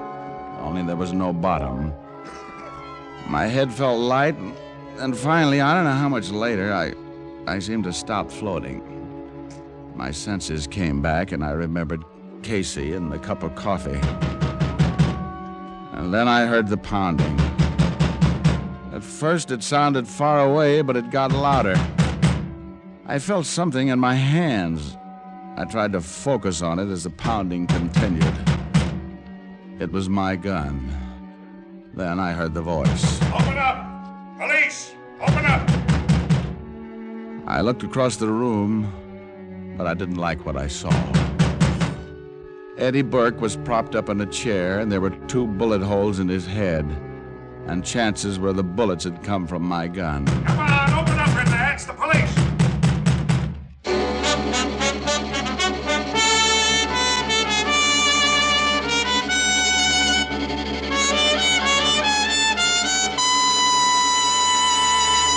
Before we continue with Richard Diamond, here are a few words about smoking enjoyment. Try the one sensible test of cigarette mildness. Try the 30-day Camel test. Smoke only Camels for 30 days. Enjoy Camel's rich, full flavor, pack after pack. Through steady smoking, the only sensible way to judge a cigarette. You'll see for yourself how well Camels agree with your throat. In a coast-to-coast test, hundreds of smokers with normal throats smoked only Camels for 30 days. Noted throat specialists made careful weekly examinations of the throats of those smokers and reported not one single case of throat irritation due to smoking Camels. That's proof of Camel mildness, the kind of proof no other cigarette gives you. Tonight, start your own 30-day Camel test. Make Camels your steady smoke for the next 30 days, and you'll discover why Camel is America's most popular cigarette by billions. How mild, how mild, how mild can a cigarette be? Make the Camel 30-day test and you'll see. Smoke Camels and see. And now back to Richard Diamond, Private Detective, starring Dick Powell.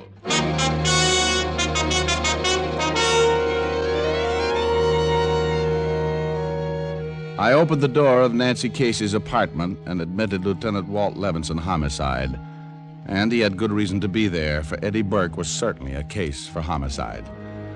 I brought Walt up to date, told him about Casey drugging me and my finding the gun in my hand. It's a good thing Walt was my friend. He believed me. Well, Rick, it's been quite a day. Slugging, drugging. Now it looks like somebody's trying to frame you, but good. Yeah. What brought you here anyway, Walt? Anonymous phone call.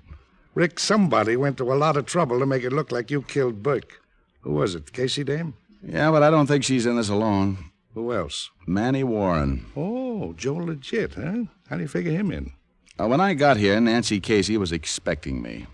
I was watching her when she fixed that coffee. I didn't see her slip in the drug. That means the drug was already in the cup. Well, what's that got to do with... Oh, you think Manny tipped her off that you were coming over, huh? Well, who else? Besides you, he's the only one who knew I was looking for. Well, what are we waiting for? Come on, let's have a talk with Warren. No. You let me do it, Walt. You'll be busy here for a while anyway, and we'll have to prove Manny did it, not just accuse him. Okay, you can give it a try. Only look, Bright Eyes, until you find out why Burke was killed and just how those characters all fit together, you're going to be on the spot. I still have to report it was your gun that killed Burke. Commissioner might not be happy when he hears I let you go. Well, you hold off the commissioner, Walt. You should be used to that by now.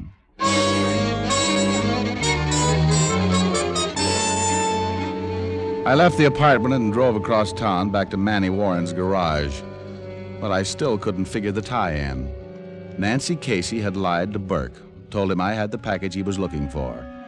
Then she drugs me and Burke is killed. And somewhere in this mess, Manny Warren was involved. But how? I quit thinking about that as I parked in front of the garage and went inside. Bill, the beefy character, was still the only man around. You back again? Well, either I am or you've got bad eyes. Tell Manny I want to see him.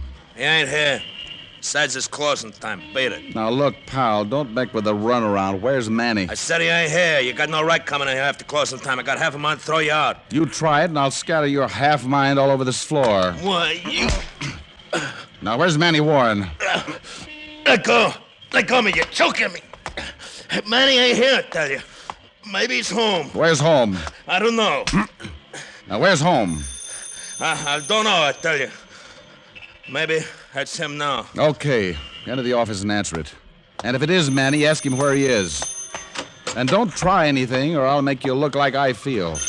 Manny ain't gonna like it. Oh, shut up. Just answer that phone and hold the receiver up so I can hear, too. Hello? Bill, this is Casey. Is Manny there?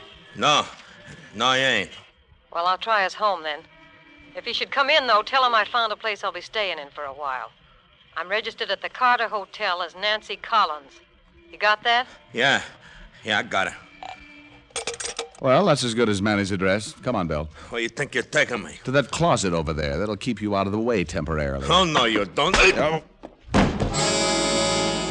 I dragged Bill into the closet, locked it, and then headed for the Carter Hotel. Nancy Casey could clear up a lot of questions, and I was in a good mood to play quizmaster. She was in room 312, and I took the elevator to the 3rd floor. Then I reached her room, but before I could knock, I tried the door. It was locked. I threw my weight against it. I tried again, and the door flew open. No, it was quite a sight. Nancy Casey was writhing on the floor with a knife in her back. There was an open window, and climbing out of it onto the fire escape was Manny Warren. I scrambled after him. I was too close, and Manny knew it. He didn't try and run. Instead, he aimed a kick at my face as I climbed onto the fire escape. Diamond, I'll kill you. I'll kill you. Diamond, Manny Warren took a long trip down. I went back into the room. Nancy Casey was in a bad way, and I phoned for an ambulance. Oh, it hurts, Diamond. It hurts. Take it easy, honey. Tried to kill me, too. I hadn't expected that. Why, Casey? What's it all about? Plates. Those counterfeit plates. All this over some stinking plates. The package Eddie Burke thought I had? Yeah. Eddie left it with me for safekeeping. I turned him over to Manny. He told me we'd clean up and leave town by the time Eddie got out. Only we didn't. Eddie came to me. Wanted the plates. So you lied and said you'd give them to me. I needed time. I needed time to talk to Manny. He decided how to get rid of Eddie. When you came along, he told me to drug you. He'd handle the rest. Then I came here. I phoned him at home, told him where I was. He didn't waste any time getting here. Well, those stinking plates, they meant more to him than I did. Manny didn't trust me. This way nobody knew about the plates but him. He didn't trust me. And in his business, you don't trust anyone. Now, Oh, I better keep quiet and lie still. no! No, I gotta talk. Talking keeps my mind off the pain. Talk to me, Diamond. Talk. All right, Nancy, I'll talk to you. You swim, Diamond.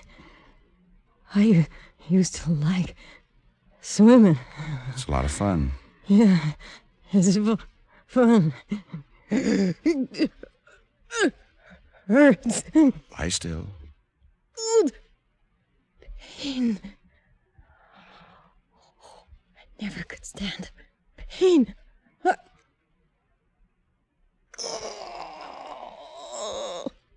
Nancy. Well, at least it doesn't hurt anymore, does it, kid?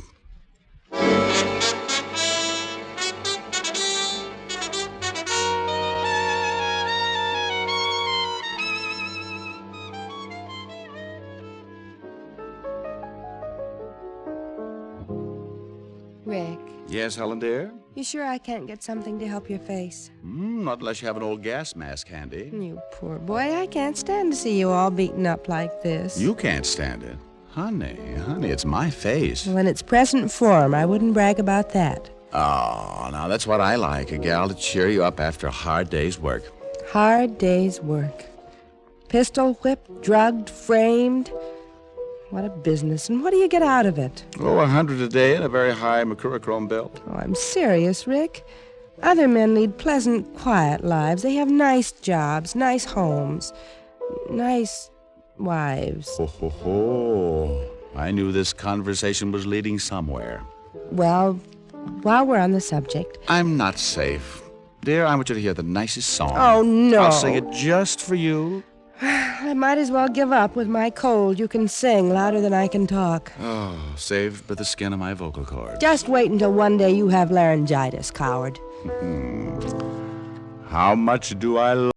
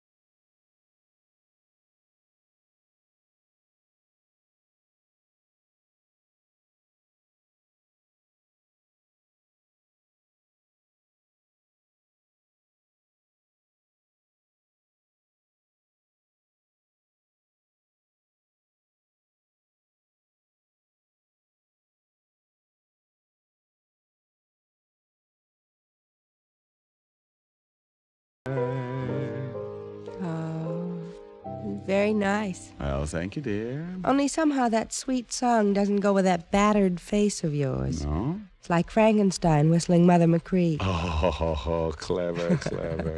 You know, I could take my bruises and leave. Why don't you just snap off the lamp and then I won't notice them? Helen, at times you are endowed with genius. Come here. And have you catch my cold? Not in your life. Oh, then let's turn the lights back on, dear. I can't stand to see all this darkness going to waste.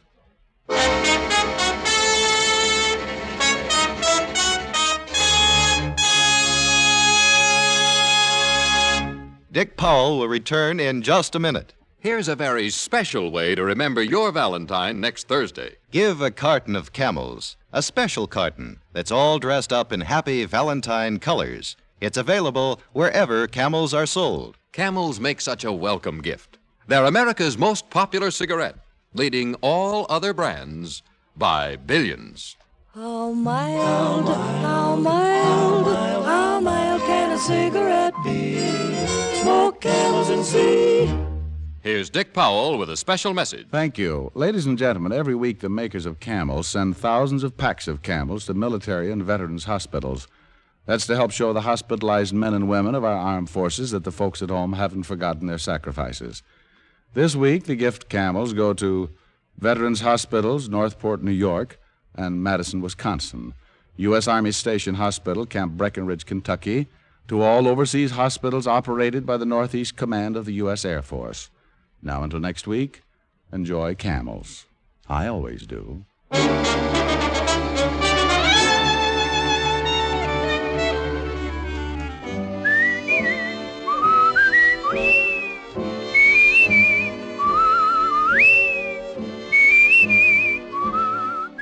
Tonight's adventure of Richard Diamond was written by Dick Carr with music by Frank Worth. Virginia Gregg was heard as Helen Asher and Alan Reed as Lieutenant Walt Levinson. Others in the cast were Bill Conrad, Jeanette Nolan, and John Daner. Richard Diamond, Private Detective, is transcribed in Hollywood by Jaime Del Valle. Be sure to listen to another great Camel show, Vaughn Monroe and the Camel Caravan, every Saturday night. Want to know why you should pack your pipe with PA? The bite is out and the pleasure's in when you smoke Prince Albert. It's specially treated not to bite your tongue. The bite is out and the pleasure's in.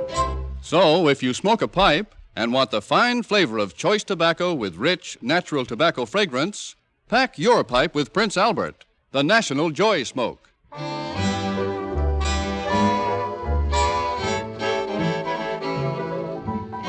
Listen next week for another exciting adventure of Richard Diamond, starring Dick Powell.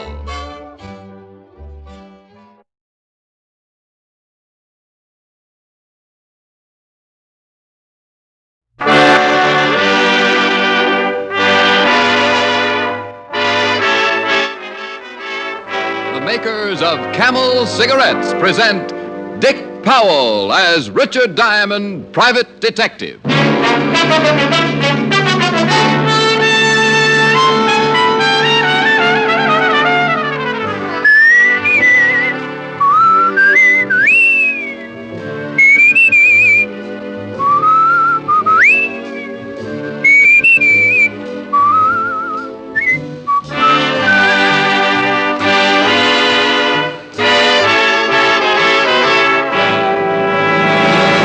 Not one single case of throat irritation due to smoking Camels.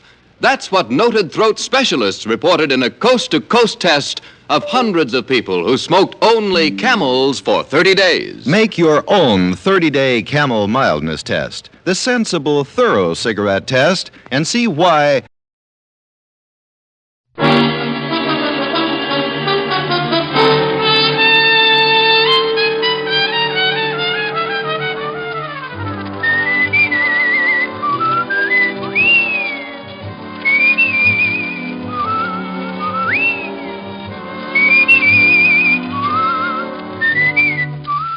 The National Broadcasting Company presents Dick Powell as Richard Diamond, Private Detective. Walk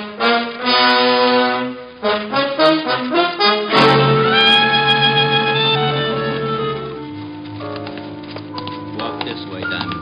If I do, well, I tell my friends.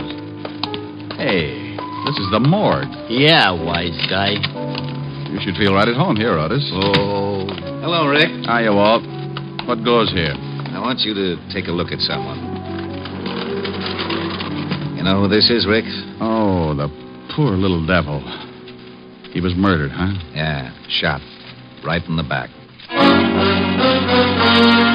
Here's another exciting half hour with Richard Diamond, Private Detective, starring Dick Powell.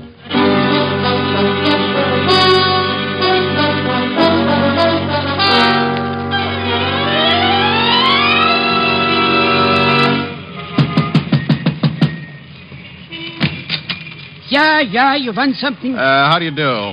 Are you the manager of this little haven of rest? A boarding house. I run it. I heard you both times. What do you want, huh? What do you want? Information.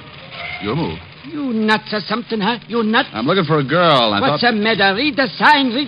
It says rooms for rent. Rooms. Beat it. You know, if you ever get around to running at 33 1/3, you'll save a lot of breath. Smart guy, real smart guy. Now, I got to work. Wait a minute. Now, wait. Here's $5 if you can tell me about a girl named Elaine Tanner. For $10, I couldn't tell you a thing. Don't know her. She lived here? So it's a secret from me, a secret. Now... Here. Take a look at the snapshot. A man and a girl. Do you know the girl? Mister, I got maybe 10, 20, 30 different people every month. They come, they go, they pay rent. That's all I care. They pay rent. All right. Did this girl ever pay rent here? Maybe I remember her face. I never remember no names. Is anybody living in her room now? Why you want to know? Huh? Well, I'll tell you a secret, Bud. The girl is my sister. When we were little kids, my mother and father ran away from home to become acrobats in a circus. This broke up my sister, and she left, too. Now, Mama and Papa are back, and I want the whole stinking family together again so we can take the light out of the window. Sure. For $10, maybe I'll show you her room. All right, you're in business. Now, here's your 10. Thanks. The fingers are mine. This way, down this way. How long does she live here? Oh, not for long, maybe 2 weeks. Then what? Then comes an old guy one day. Yeah, an old guy, and... And what? She goes away with him. And you know what else? Yes, I know what else. The old guy was the same guy in the snapshot I showed you a minute ago. He was with a girl. Sure. Okay, look around. She ain't in any of them drawers, she ain't. Or that cupboard, she ain't. She ain't no place. Now tell me, did she leave anything here at all? Just junk. Newspapers, magazines, newspapers. So she was a bookworm. Well, okay, I guess that's it. Let's go. Let's get out of here fast. Who are they shooting at? Who's in that house next door where the shots came from? People. Thanks. They're shooting at you. They're shooting at you. Know anybody who wants to get rid of you? Nobody. Oh, mister, please go now. Now. Look. There's $20 more if you do me a favor. I do you one favor and get shot at. Who knows what'll happen for 20, huh? Who knows? Twice as much fun. Now, look, go through the stuff she left here. I told you there wasn't nothing. Well, go through it anyway. If you find anything that might give me a lead, call me up. Here's my card. Richard Diamond, private detective. Hey, it says you're a dick. Strictly private. Now, is it a deal? $20 now? There'll be more if you find something for me. Okay. No, please beat it and don't come back here no more. Window glass costs dough.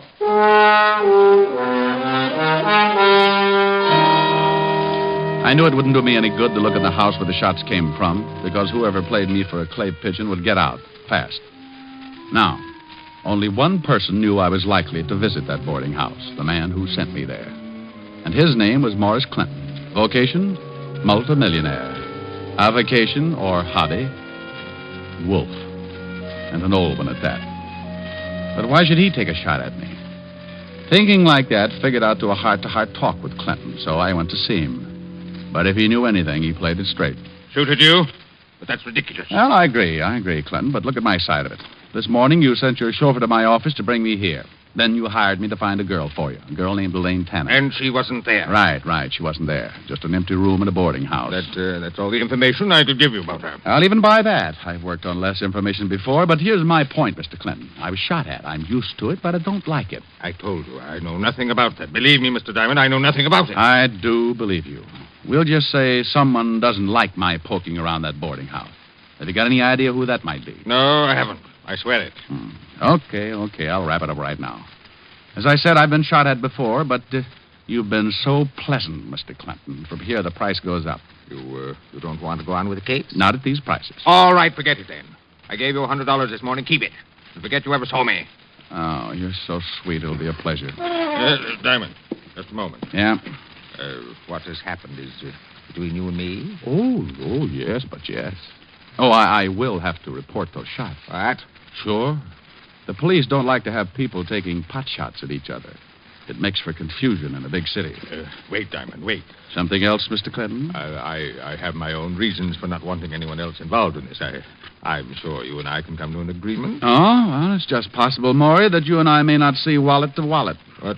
What would you say if I offered you a $1,000 bonus to keep on the case? Offer or suggestion?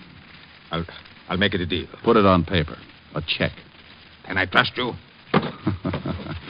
Okay, Clinton, if you feel that way about it. Post date the check. A week from today. If I don't show up with Elaine Tanner by then, the check is yours again. Uncashed. Very well. Here you are. Thanks. So long, Mr. Clinton. I'll keep in touch. Where are you going now? Back to my office to wait for a phone call from the little guy at 118 Parker Avenue. Oh. Well, hello there. Did you hear everything you wanted to? I beg your pardon, sir. I was just coming in to ask Mr. Clinton if I should drive him anywhere this afternoon. Oh? Christopher, come in here. Right away, Mr. Clinton. Excuse me, Mr. Diamond. Yeah, sure. So long, Christopher. The minute I left Clinton and Chris, I began to get that lousy feeling again. The only thing that made me feel anywhere near normal was the thought of the $1,000 that would be mine in 7 days. For $1,000, I'd stand up for target practice for the big mole.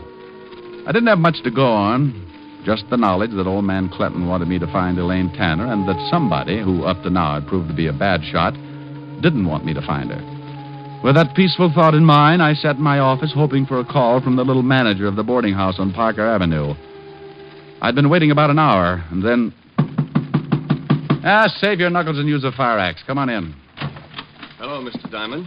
Well, Christopher. All your driving finished for the day? Mr. Clinton sent me to see you, Mr. Diamond. This is the second time today. What's he trying to do, make dear friends of us? Not exactly, Mr. Diamond. He wants that check back. What? He's changed his mind. Oh, from what I know of him, it needs it. He wants to call off the whole thing. Something happened. Elaine Tanner show up? No. Oh, and he sent you to get the $1,000 check back. That's right, Mr. Diamond. Oh, I know an easier way. Why doesn't he just stop payment on the check? I'm only carrying out Mr. Clinton's orders. Are you? Why do you ask that? That seems a little offbeat, Chris. This morning he hires me, then he fires me, then he hires me, now he fires me. Monotonous, isn't it? May I have the check, Mr. Diamond? Not before I call Clinton and ask him a few things. You just don't seem to understand, do you? I want Mr. Clinton to explain. Take your hands away from that phone. Oh, gun. I know how I hate him. No need to be afraid of this one unless you get stubborn. Let's give Clinton a ring. Keep your hands on top of the desk, palms down. So we're going to play table tilting, maybe? And stay sitting. Listen, Chris. How do you like your hair parted, Diamond? On the side or right in the middle?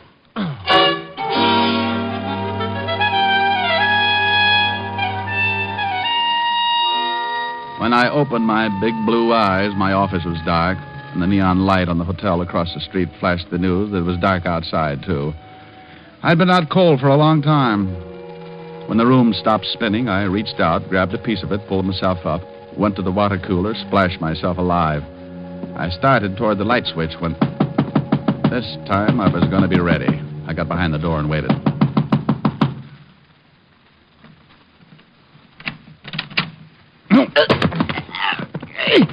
Hey, what's the idea? Hey, let go! Oh, for the love of Mike Otis. Sergeant Otis. Well, who you expecting? Gorgeous George, maybe? Let go my neck. Oh, I'm sorry, Otis. I guess I just can't resist you. You crazy shamus. Hey, it's dark in here. It was a lot darker a couple of minutes ago. Hit the light, will you? Yeah. Thanks. Oh, I got enough troubles, and the first thing I see when I wake up is you. Holy mackerel. What you been doing with your head, Diamond? I got mixed up in a handball game. Oh? Yeah, some friends needed a ball. It's hard work, but you get used to it. Oh, got worked over, huh? Well, them bum jokes you pull catch up with you sometimes. Yeah, Hey, wait a minute. What are you doing here? I come to get you. Lieutenant Levinson wants to see you. Well, go back and describe me. That's all he gets tonight. I think you better come, Shamus. It's important. I think you better go, Otis. That's important. Now, look. Lieutenant Levinson sends me over to get you. There's something he wants to ask you. All I know is name, rank, and serial number. Now go back and tell Walt I don't want to play games. Yeah, Shamus. I got news for you. Murder ain't a game no more.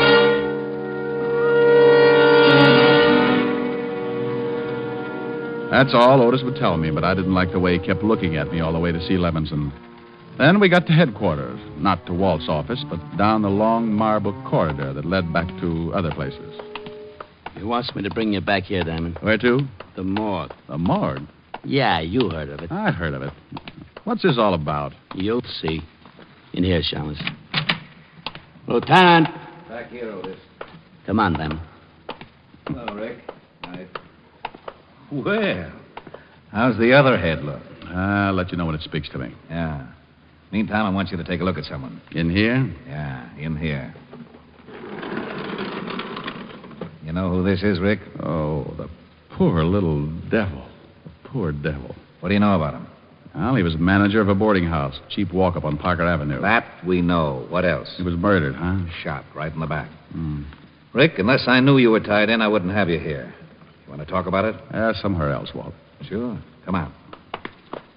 Before I answer any more questions, Walt, how'd you tie me in? He had one of your business cards in his hand. He was shot while he was standing at the phone in the hallway of that boarding house. Did he call you, Rick? I didn't get a call from him. Got any idea why he wanted you? Maybe, maybe not. All depends. On what? Walt, listen. I will in my office. Wait outside, Otis, and I'm busy. Get it? Sure, I get it. Wait a second, Rick. Now, here's a gun, 38 police special. Take a good look at it. I've seen it before. It's mine. How did you get it? The ballistics report says this gun killed the little guy back there. Did you check it for fingerprints? Yeah, and they were all yours. Will you have Otis come visit me and bake a cake with a file in it? Oh, cut it out, Rick. I know you didn't kill him, but I've got to tell the commissioner something. He's funny that way. I was in my office when the guy was shot. I was out cold. You got any proof? For you or the commissioner? For the commissioner, you egghead. Listen on the way. To where? Have Otis bring the car around front. We're going to make a call on a guy named Morris Clinton and his errand boy, Christopher. On the way out, I told Walt the whole thing, how Christopher caught me off base, put me out, and then must have taken my gun to kill the little manager. But neither of us could come up with an answer to why. Why murder to keep me from finding Elaine Tanner? What was the connection between Clinton, his chauffeur, and the girl?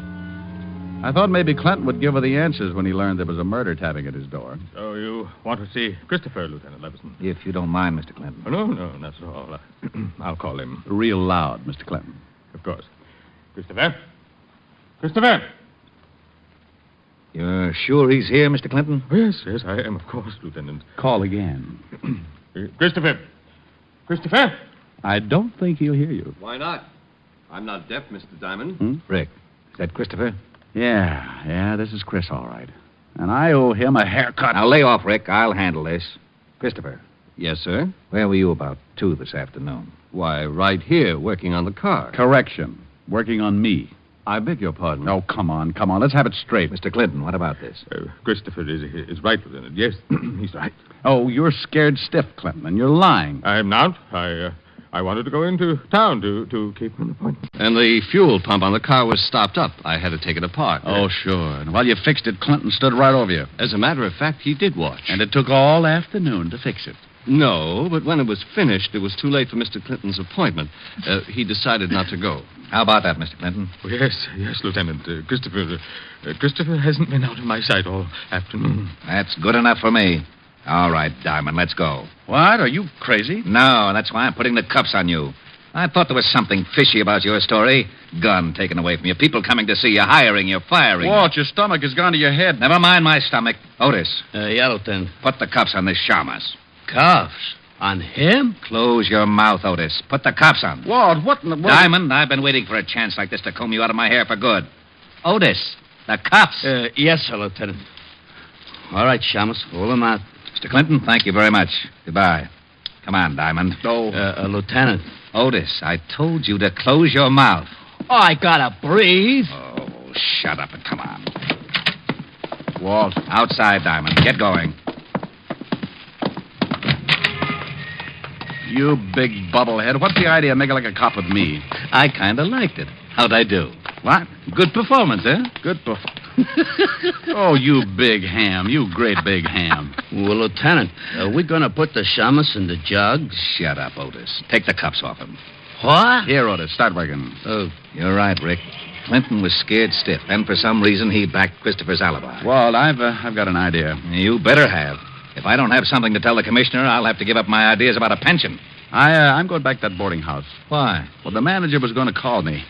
It's just possible he got a hold of a lead on Elaine Tanner, but Christopher killed him before he had a chance to tell me. Well, that makes sense. Have you got a man there? Yeah, a happy. Oh, good. I'll see you later. Rick. All right.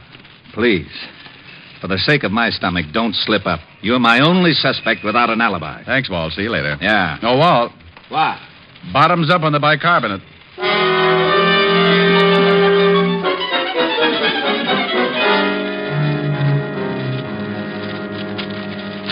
That's all the stuff there was in the basement, Diamond. Oh, thanks, Mahaffey. Everything neatly bundled but this one pile. The little guy must have gone through it. Got any idea what you're looking for? No, give me a hand, will you? Sure. Newspapers, magazines. Oh, Mahaffey. Uh-huh. No one's been in here since the murder? Nobody. I've been on the door. And the manager had nothing on him? Only your card. That's funny, very funny. He wouldn't have tried to call me if he hadn't found something. Maybe he came across something in this pile of stuff. Didn't take it out and then... Find something? Yeah. This sheaf of withholding tax statements. Mm-hmm. The kind that come on the bottoms of paychecks. Made out to Elaine Tanner, paid by the Blue Falcon nightclub. That ain't far from here. That's where I'm going.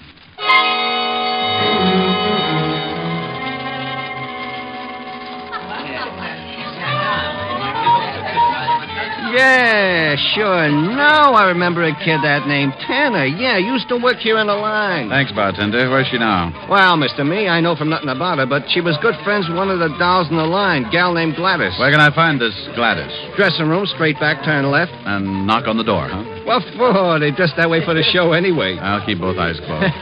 Sure, straight back like I said, then first turn left.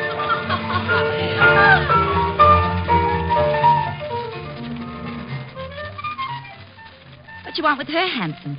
Why don't you get off here? You tip me, sweetheart, but give me a rain check. Who waits for rain? But why do you want to see Elaine? Well, maybe I ought to tell her about some oil wells that came in. Yeah? You don't look like the type talks about oil wells. Honey, don't let the tassels on my shoes fool you. Oh, you're cute.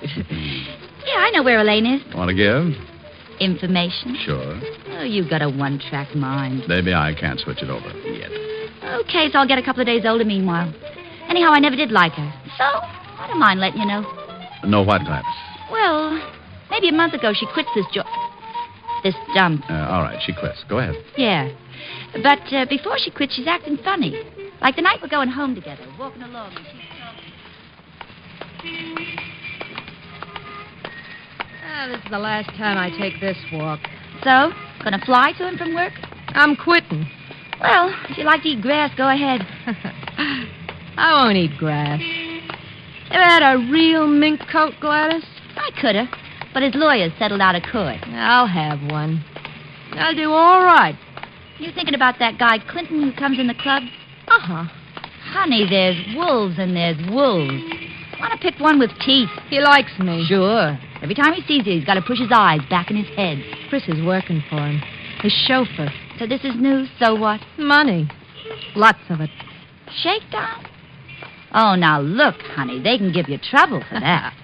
Not a shakedown. This is safe and sure. Chris figured it. He figured it, and I... And what? Nothing. Just forget it. Come on, let's get some coffee.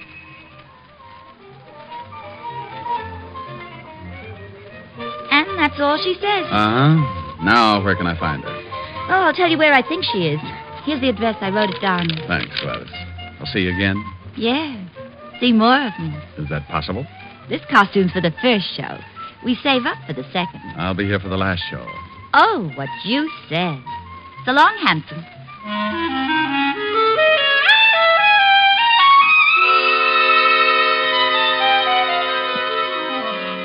A little while after Gladys gave the address, I was buzzing at an apartment door. I kept my fingers crossed and then uncrossed them when the door opened. Yes? Hello there, Elaine. Who are you? Oh, the name's Hangtooth. Elmer Hangtooth. Who? Oh, I better come in. Hey, what's the idea? Can't hear a thing you say, honey. My hearing aid just shorted out. Now listen, wise guy. Oh, Elaine. Chris sent me. Chris? Yeah. He said to tell you everything's okay. The heat's off. How about that private eye? Diamond? Richard Diamond? Yeah, that's the one. Honey, you'll never be any closer to him than you are right now. I was afraid he'd quit. Hey, when's Chris coming? Soon, I hope. Oh. I've never seen you before. Have I? Well, you're young and life's full of surprises. Uh-huh. I like surprises. Nice. Chris work you in on the deal? Yeah. I did him a favor. Took care of Diamond. Like doing it, too. Oh, by the way, what goes with you and Clinton? Honey, we had a common interest. Oh. Books, dearie. Books. He had one I wanted. When I finished with him, I could have walked out with the furniture. Yeah, I guess you could, baby. I guess you could. Think so? Why not? What did you say your name was? Well, the name's Appleknocker, Harold Appleknocker. What? That's not what you said before. Oh, so you have been listening. The real name is Diamond, Richard Diamond. I see a kidder, huh? Well, if that makes you laugh, this ought to bring back Mahjong. Here, take a look at my license. Huh? My membership card, the Hopalong Cassidy Club, my Flash Gordon beanie. You dirty shamus, you stinking cop. Easy, baby. Let Easy, go of baby, me. easy. Let go, you dirty. Let go of me. Let her go, Diamond. Chris! Jackpot. Chris and Elaine all at once. Diamond, get your hands off her. Get them off. No, that's better. Now, Elaine, before I fill him full of holes, tell me what he's doing here. He said you sent him, Chris. Sure, he would. Elaine, you ready to get out of here? Yeah. Okay, hand me a cushion from the sofa. Want to take a nap, Chris? I'll laugh at your funeral, Shamus. Hold a cushion over the gun. Nobody hears the shot. Better not, Chris. Elaine, start out. I'll be right behind you. Yeah, all right, Chris. Got the book? Yeah. What book? Shut up. Get going, Elaine. Chris, let's talk this over. Funny, you just finished talking, Diamond. Chris! Elaine, what's the matter? Give me my book. Give it to me. Clinton, Doug, get out of the way. Diamond, you... Chris. Well, I owed in that partner's hair. Chris. It's all right, Elaine. Just creased. I wouldn't think of depriving the hot seat of such a good customer. My book. Where's my book? I want it. Give me my book. Sure, Mr. Clinton. But I'm afraid you'll have to explain to the police first. A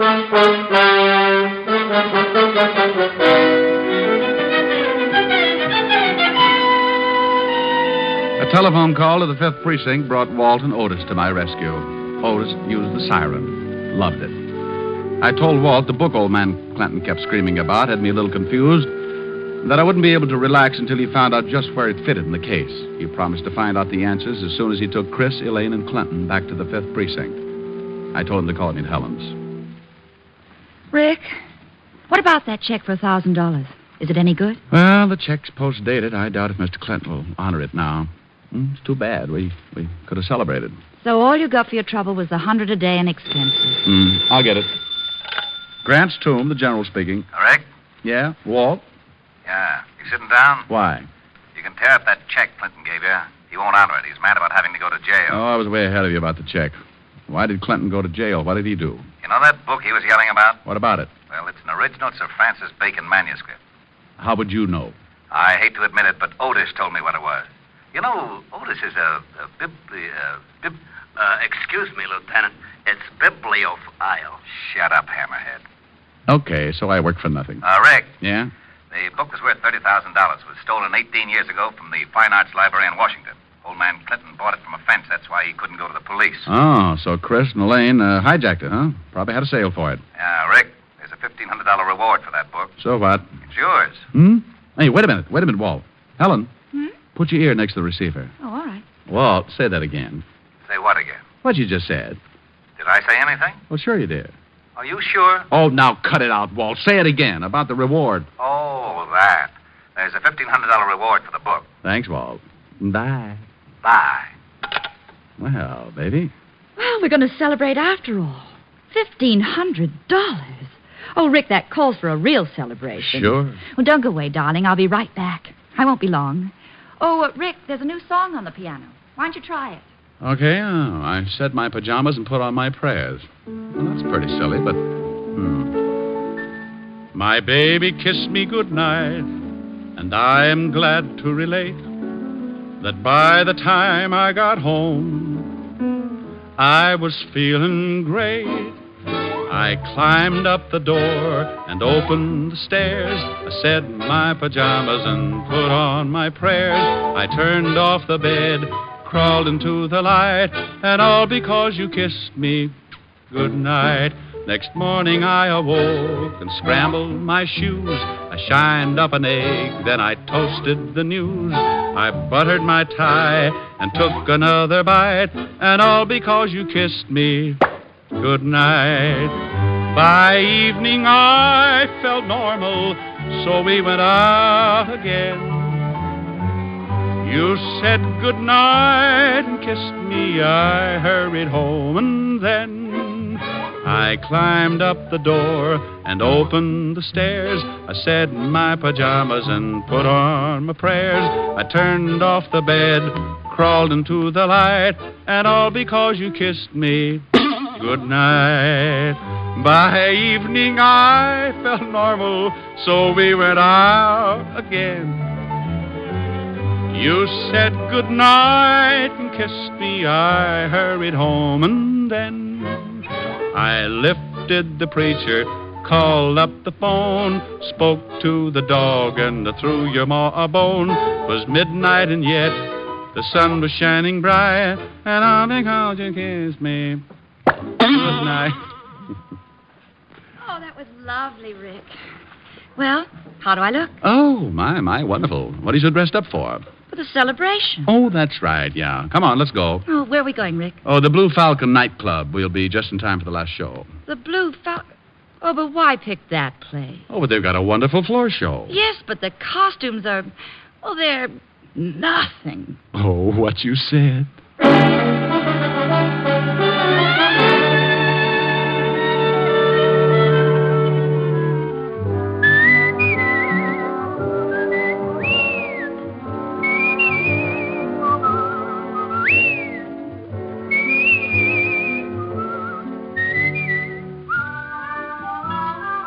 You have just heard Richard Diamond, Private Detective, starring Dick Powell. Ed Begley played Lieutenant Walt Levinson. Also in the cast were Wilms Herbert, Francis Robinson, Ted Osborne, Gene Bates, and Paul DeBob. Music was under the direction of Frank Worth. Today's show was written and directed by Russell Hughes. Dick Powell currently may be seen in the motion picture version of the best-selling novel, Mrs. Mike. This is Eddie King inviting you to be with us next Sunday at this same time when we will again bring you Dick Powell as Richard Diamond, private detective.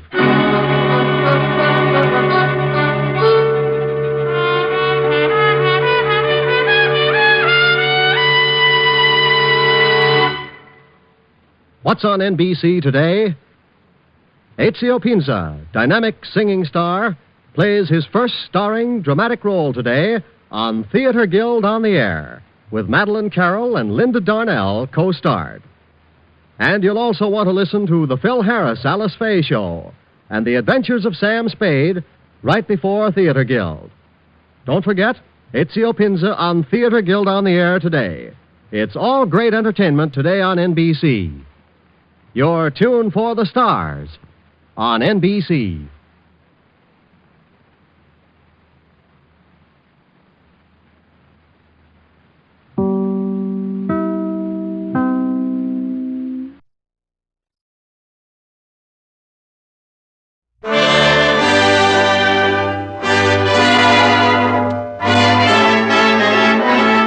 The makers of Camel cigarettes present Dick Powell as Richard Diamond, private detective.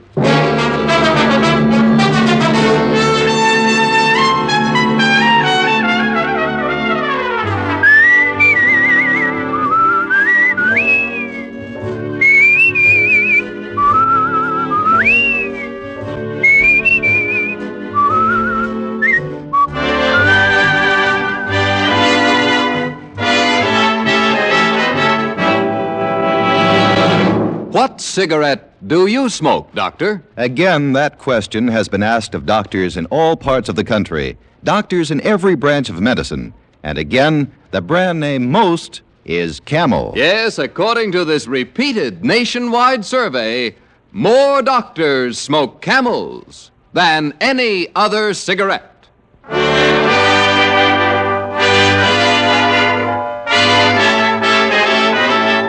Here transcribed is Richard Diamond, private detective, starring Dick Powell.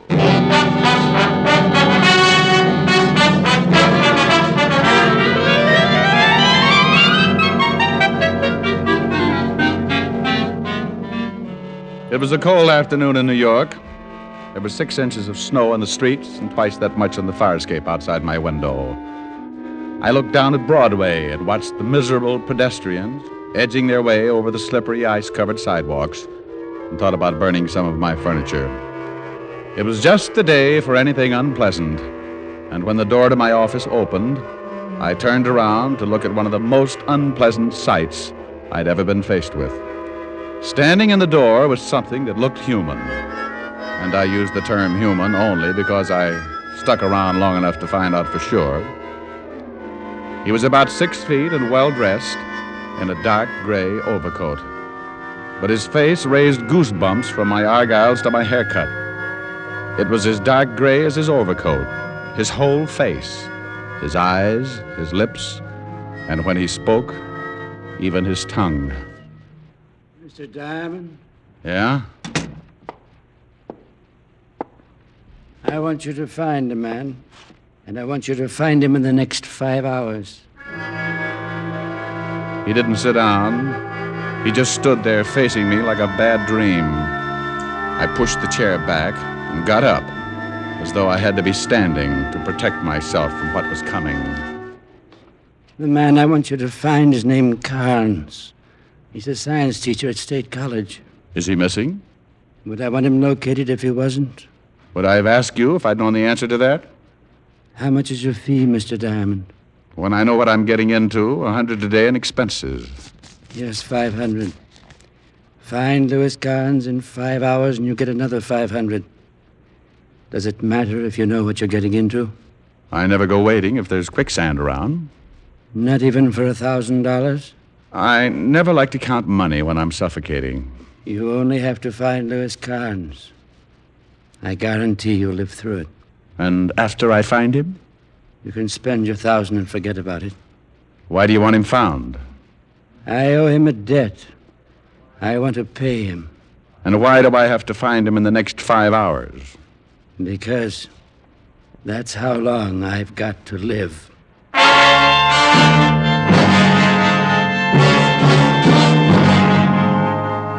Interesting situation? You bet. And that 1,000 made it about as interesting a situation as I'd ever gotten into. I couldn't take my eyes off of him, standing there as gray as an early morning ghost. I wanted to ask him about his color, but in a business like mine, if a client comes in riding a purple llama, you greet him like everybody rides purple llamas and keep your mouth shut. He handed me the $500 and a card with his business address on it. Roger Vegas, 64 West 110th, studio of modern photography. He backed up 2 steps, smiled a slow, dead smile, turned and walked out of the office like he was going to look at his own grave. I sat back down and thought about it for a while, and the little voice in the back of my head kept whispering, "Don't do it, Diamond. Don't do it, Diamond. Don't do it, Diamond. "Oh, shut up. You'll be sorry. What about the $1,000? It'll buy you a nice funeral." Peasant.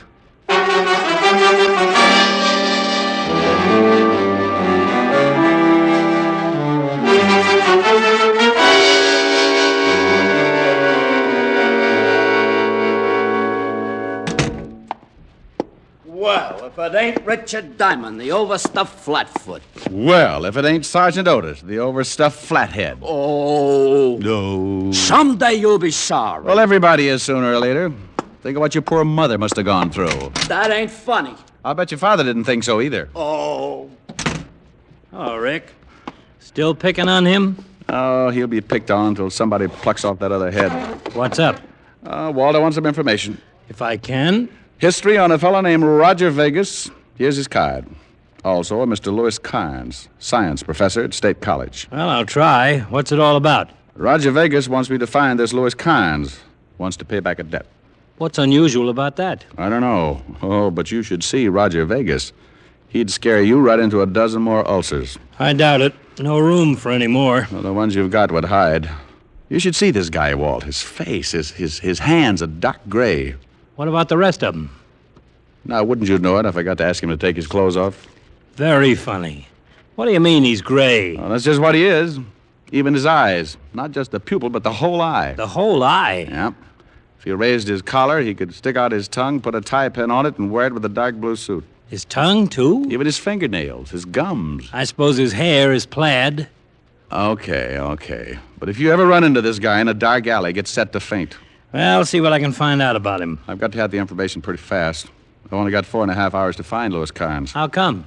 Because Roger Vegas has only got that long to live.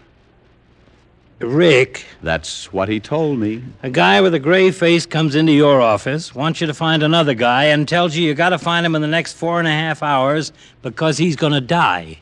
Who's going to die? The guy with the gray face.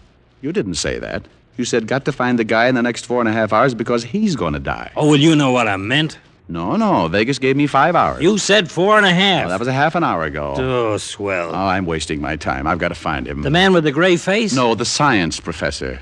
Walt, you're getting pretty confused. I'll see you later, huh?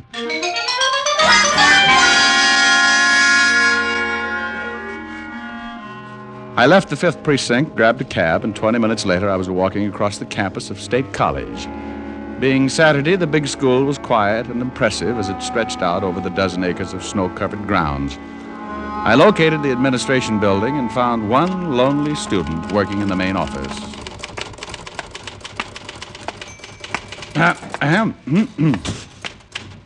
Yes? Oh, Good afternoon. looks like it might be. Can I do something for you?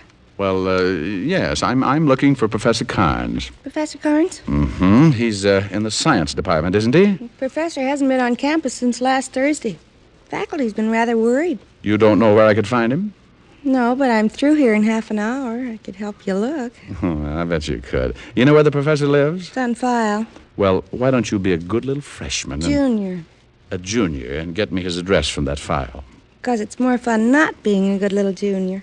And the college has certain rules. Well, then be a bad little junior and break the rules. I'm off in half an hour. Might be able to then. I've got to find a science professor, dear. And until I do, I'm afraid I'll have to pass the extension course in biology. And if you find the professor? We'll talk about it. I'm in here every afternoon. College hasn't changed a bit since my days. Just jumped into second gear.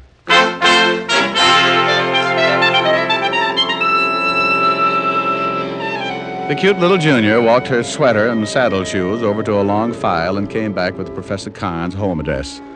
I thanked her, promised she could wear my gold badge if she passed lunch hour, and took my cab back to town.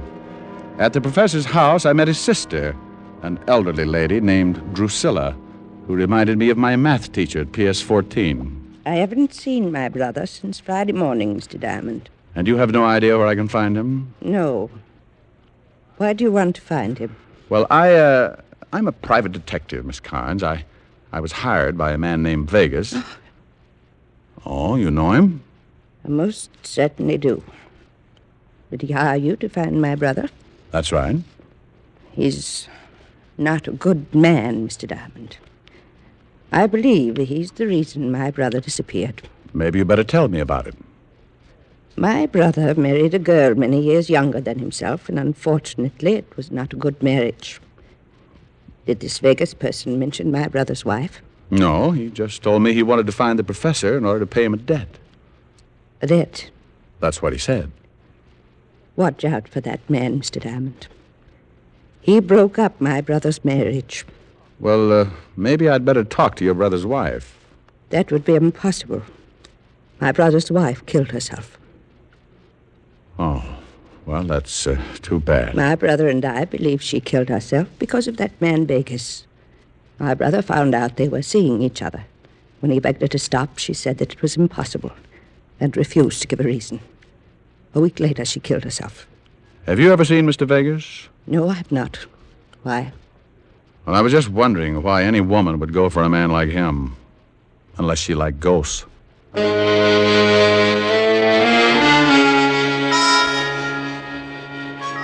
I left Drusilla Khan's and looked at my watch.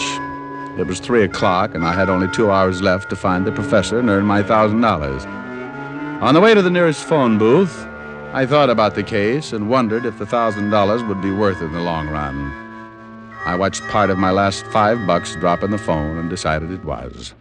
Lieutenant Levinson, homicide. Diamond, Walt. I want to know about a suicide. Otis won't do it.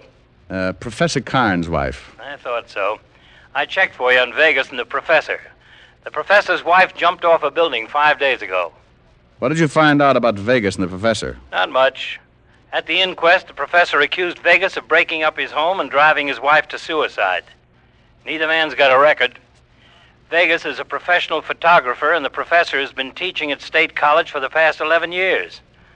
I talked with some of the men at the inquest, and they remembered Vegas. They all say his skin looked pretty healthy at the time. Do me a favor, Walt.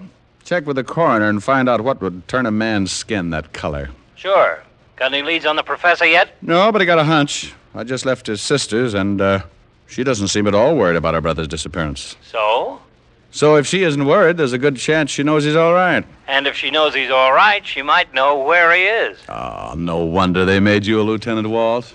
You keep thinking like that, and someday you might even take over for Sergeant Otis. Bye.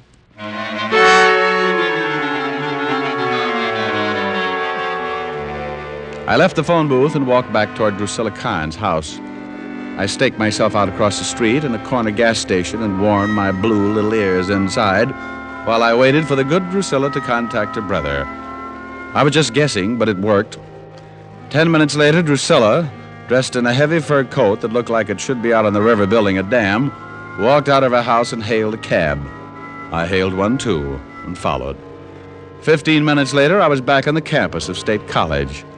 I watched her get out, walk around back of one of the buildings, knock on a door. She waited until someone opened it, and then she disappeared inside. I tried the door, but it was locked again. So I toured the building. The front door was locked, too. I set to work trying to pick the lock. I broke a Boy Scout knife, half a dozen fingernails, and several bobby pins that for some strange reason had found their way into my coat pocket. So I did the next best thing. I went back to the door that Drusilla had entered earlier and waited. 5 frozen minutes later, the door opened and I stood there facing Drusilla while her look melted every icicle within 10 feet. Standing directly behind her was a small man, his breath showing clearly against the cold air, coming in short gasps. Drusilla. It's all right, Louis. What do you want, Mr. Diamond? Nothing now, Miss Carnes. I've found it. Is that the man, Drusilla? Yes. He's a detective. Vegas hired him. It's all right, Drusilla. If Vegas wants to find me, I'm tired of hiding. Tell Vegas that I'll be waiting here, young man. Louis, you know what he'll do. It's all right. Vegas knows he's only got a few hours left. Has that strange color of his skin got something to do with it? Yes. Have you seen him since the inquest, Professor? No. Well, that's funny. How did you know about his skin and that he only has a few hours left to live?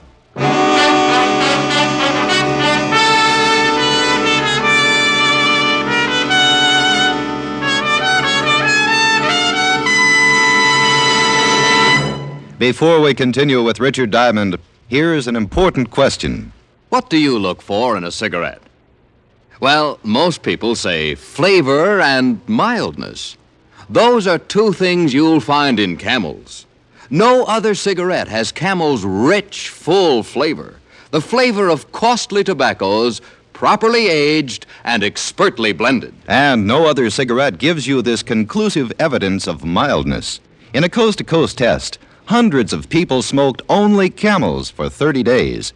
Each week, noted throat specialists examined the throats of these smokers and reported not one single case of throat irritation due to smoking Camels. Yes, that's proof of mildness, based on day-in, day-out smoking, not just a sniff or a puff. Make your own 30-day Camel mildness test, the sensible test, the thorough test. You'll enjoy Camel's rich, full flavor from first puff to last. You'll see just how mild Camels are, and you'll know why more people smoke Camels than any other cigarette. How mild, how mild, how mild, how mild can a cigarette be? Make the Camel 30-day test and you'll see. Smoke Camels and see. And now back to Richard Diamond, Private Detective, starring Dick Powell.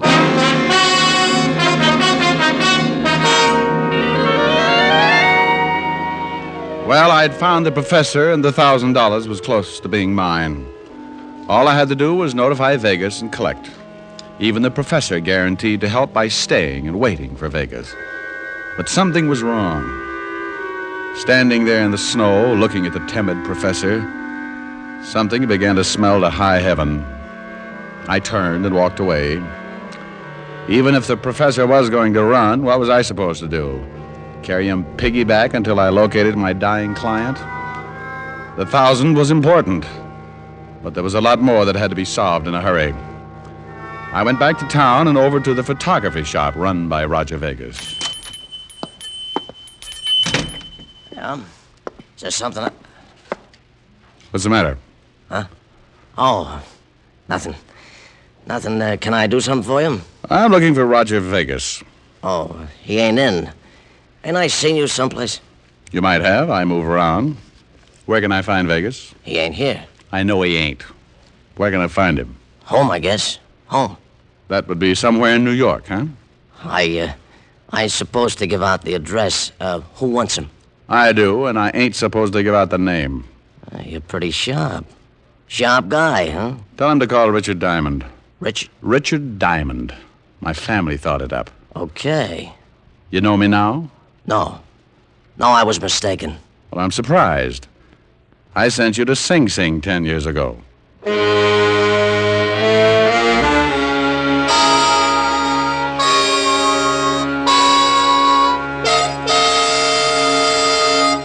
The professor's hiding in the school? That's right, Walt. In the basement of the science building. I just left Roger Vegas's photography shop, and guess who was working there? Who?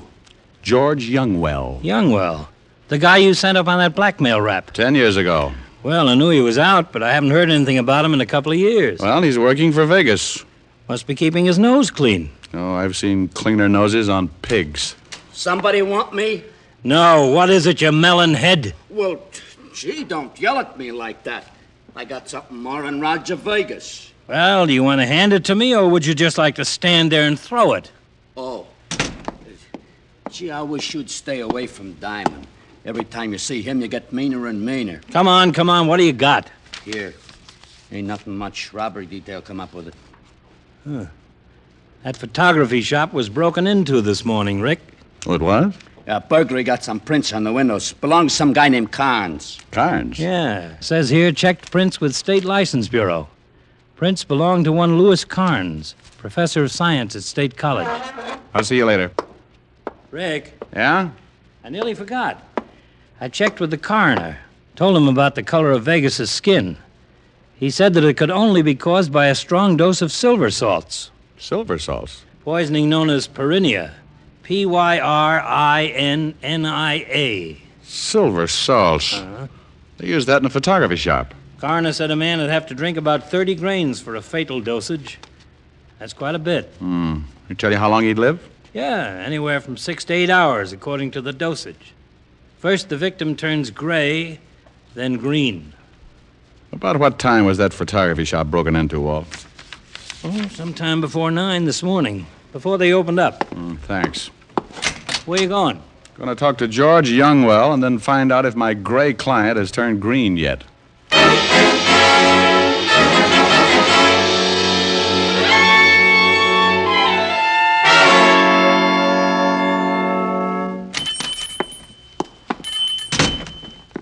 Hello, George. I told him, Diamond. I told him you wanted to see him. He said he was going over to your office. Well, thanks. Look, what are you looking at me like that for? I'm going straight now. Swell. I got a good job, see? Legit. I don't want no trouble. I don't blame you. Okay. Mr. Vegas has gone over to your place. Why don't you go meet him, huh? Plenty of time. Look, he's in a hurry. He's got a big trouble, and he's got to take care of it in a hurry. Yeah, I know. He's got about an hour. Well, go on. He paid you, didn't he? What do you do around here, George? Now, listen, you. I know my rights. I'm clean. I don't know what you're trying to prove, but I don't buy none of it. Now, get out of here, or I'll call a straight cop. You know why Vegas is going to die in an hour, George? Yeah. No, I don't. If I did, I don't have to tell you nothing.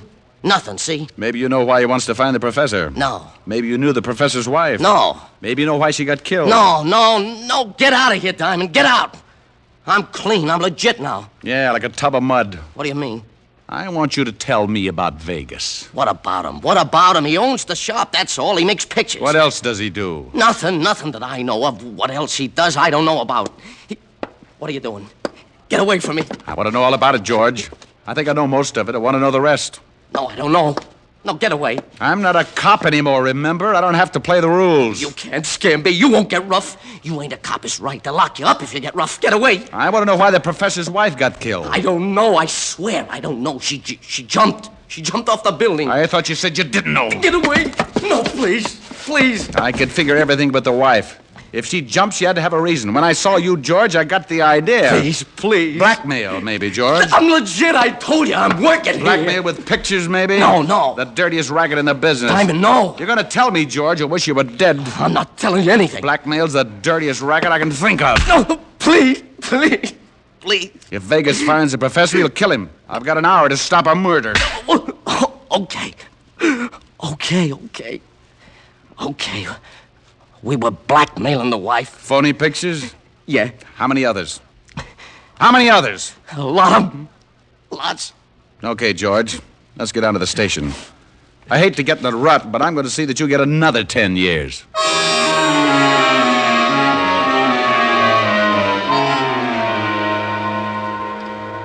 I hauled George Youngwell down to the precinct and went back to see the professor. He gave me some very interesting information. Interesting enough to make me call Walt and set up a plan. Then I went back to my office. When I walked in, I found Roger Vegas facing me. He turned an ugly shade of green, all but the gun in his hand. Where is he, Diamond? I've got less than an hour. I just left George Youngwell at the 5th Precinct. He's singing like a quartet. I thought that would happen, but I'm not worried. You've got perineum poisoning, huh? That's right. You've had it for about 7.5 hours, ever since the professor broke into your store and made you drink the silver salts. Yes. He was getting even for his wife. I've got about 40 minutes to live. Where is he? Well, if you're short on time, maybe you'd better start looking. No, I don't think so. You're going to show me. No, I don't think so. I can't argue. I guess you won't live through it after all. Oh, no. Wait a minute. Let's not lose our heads. He's at the college. Don't lie to me. He's in the science building, in the basement. You're coming along. It'll take 30 minutes to get there. If you're lying, I've got 5 minutes left to kill you. I think that's plenty of time.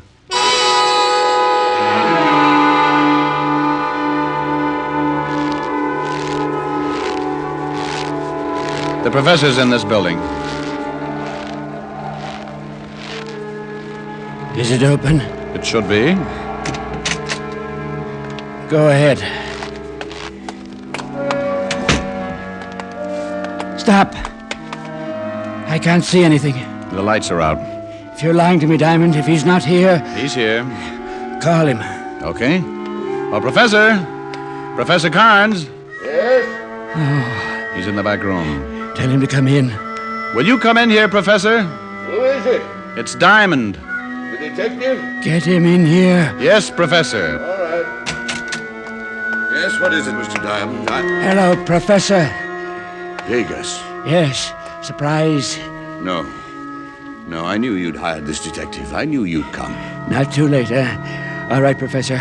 I've got but 5 minutes, so you're going to die before me. You're a pretty terrible man. Look who's talking. Break into my store, pull a gun on me, make me drink that stuff. You're a killer and you're going to pay for it. I'm not a killer yet. I haven't got the time to talk about it. You won't get away with it. You think you pulled it off just great, don't you? Well, I'm not only going to kill you, but I'm going to tell you something. I want to see how you take it. I got a little additional revenge, Professor. Your wife didn't jump. I pushed her. I don't believe it. She was going to stop paying me. Going to tell you about the pictures I was blackmailing her with. Well, I couldn't have that. So I pushed her off the roof. That's all I wanted to know, Vegas. What do you mean? Walt. Very nice, Lieutenant Levinson. Here's his gun. Thank you, Mr. Diamond. Get up, Vegas. You cheated me. But you've got to take him. He made me drink this stuff. Oh, relax. You're going to be all right. You're crazy. I'm going to die, but he'll be the murderer. It's a little satisfaction anyway. You'll hang, Professor. Tell him, Professor. You lose all the way around, Vegas. What do you mean? It takes 30 grains of silver salts to be fatal. I only gave you 15. No. In another few hours, you'll return to your natural color. No. Oh, no. Oh, no. Don't be so unhappy, Vegas. You tried so hard to die, I think the state will do everything they can to see that you make it.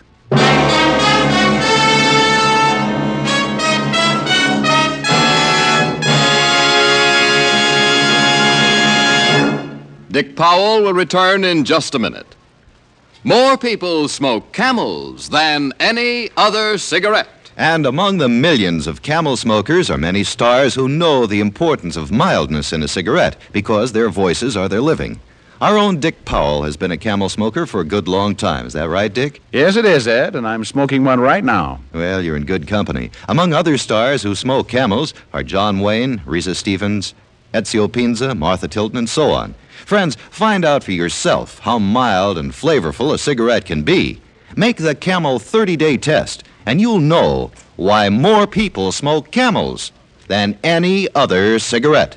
How mild, how mild, how mild, how mild can a cigarette be?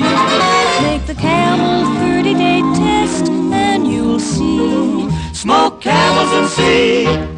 Here's Dick Powell with a special message. Thank you. You know, ladies and gentlemen, no one deserves our appreciation more than the hospitalized men and women of our armed forces. As a tribute to them, the Camel people send gift cigarettes each week to servicemen's and veterans' hospitals in this country and also to overseas where our fighting men are hospitalized. This week, Camels go to veterans' hospitals, American Lake, Washington, and Fort Bayard, New Mexico, U.S. Army Station Hospital, Camp Stoneman, California, U.S. Naval Hospital Ship, Repose. Now, until next week, enjoy Camels. I always do.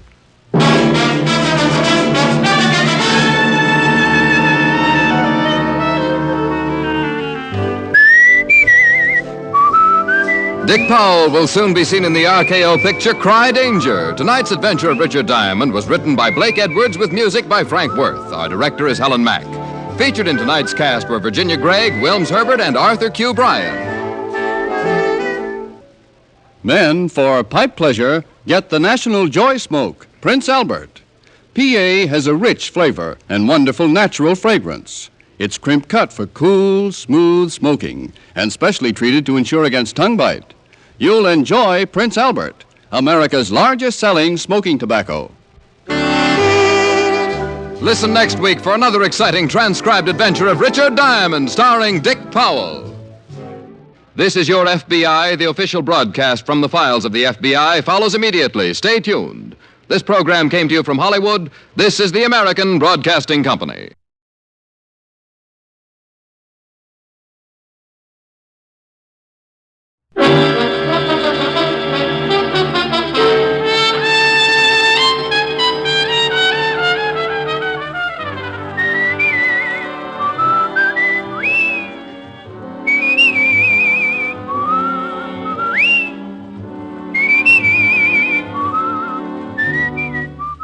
The National Broadcasting Company presents Dick Powell as Richard Diamond, private detective.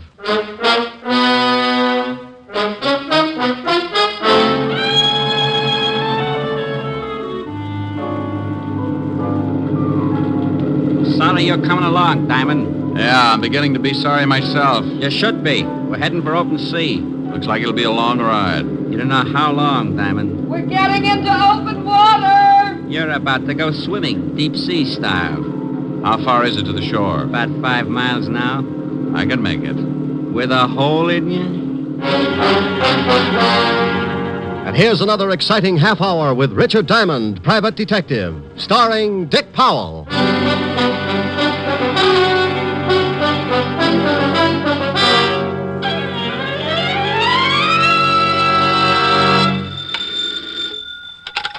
Diamond Detective Agency, Happy Homicide. You know, that's pretty bad, that is. Oh, my goodness. Walt? Yeah. Well, what can I do for the shining light of the 5th Precinct? You can get right down here. I want you to do me a favor. I'm not going to help Sergeant Otis cross the street again. Tell him to get a governess. This has nothing to do with my brainy sergeant. Now, will you come down? Well, all right. Business is slower than a drunk turtle, so I'll be there in 10 minutes. Thanks. Forget it. You know what I always say, Walt. No, what do you always say? Bye.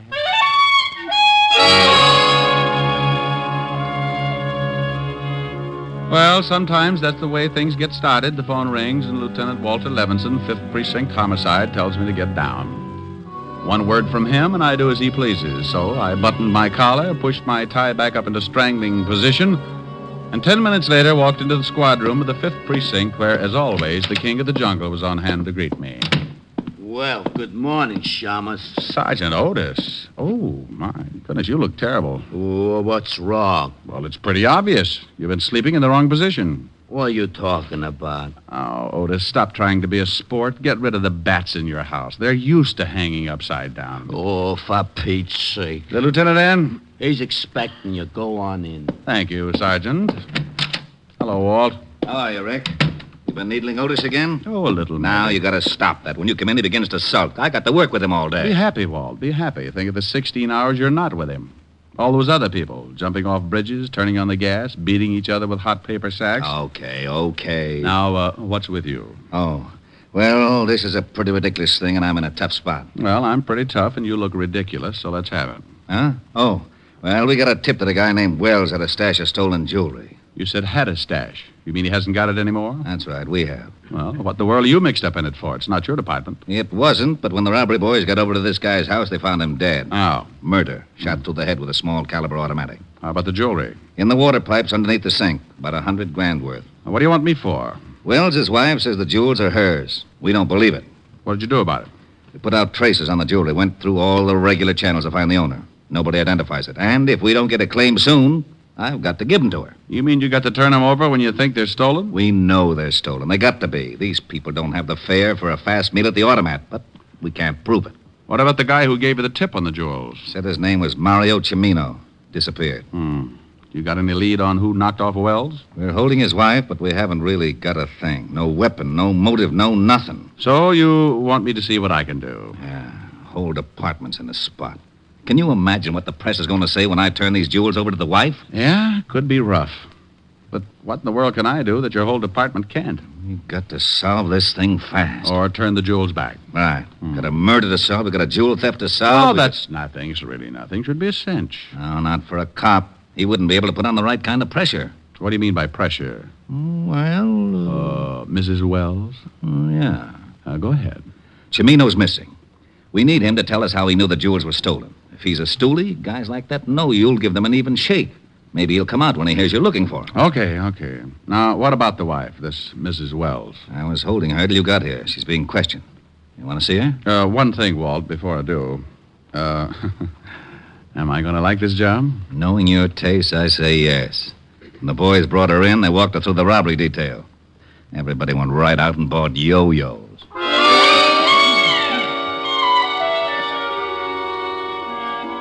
Walt got up then, hid his yo-yo in the closet, led the way downstairs to a small room. It was dark, except for the single light burning near a desk. In the circle of light sat a young girl, late 20s, blonde and, well, you know. If the State Highway Commission built roads with that many curves, every driver in New York would need seasick pills. She was being questioned by one of the detectives. What time? I've told you at least a dozen times. I got home 10 minutes before you got there, and I called you. Your husband had been dead over an hour. I can't help that. I came home, and I found him, and I called you. Yeah, you called us. But I'm asking you about the jewels. Oh, how many times do I have to tell you? He found them. He found them. Why this There ain't many routine, people Walt? who might You have think she wanted had to something to do with it? husband. If you've got a Only couple of months suspect. to listen. We're giving You it to her know like this Mario so you could Chimino? take a look I without never her heard of seeing you. Where did your husband get the jewels? He told me he found them. Oh, please, look. I don't know anything about the jewels or how my husband got killed. What'd you do with the gun? I told you that, too. I don't know anything about a gun. I didn't kill him. You understand? Collins! Yeah? Come here.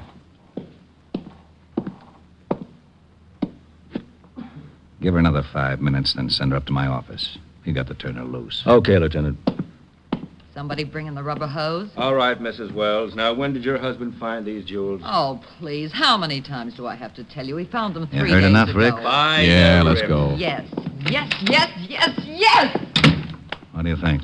What do you want me to think? The girl doesn't seem too unhappy about the loss of a husband. Well, he'd been away for about 4 years, up until a week ago, in the Army. Occupation forces in Germany. No criminal record on him, huh? No. Well, let's see what I can find out. Oh, here's the information on the girl. Address, phone number. Thanks. Do some more checking on the husband, and I'll give you a call after I see the girl. How are you going to get in to talk to her? Walt, did I ever ask you how you got promoted to head of homicide? No. Well, you want to tell me? Well, it's simple. Seniority, experience, hard work. Well, just lose the hard work, and you've got a fair idea of how I'm going to get in to talk to Mrs. Wells.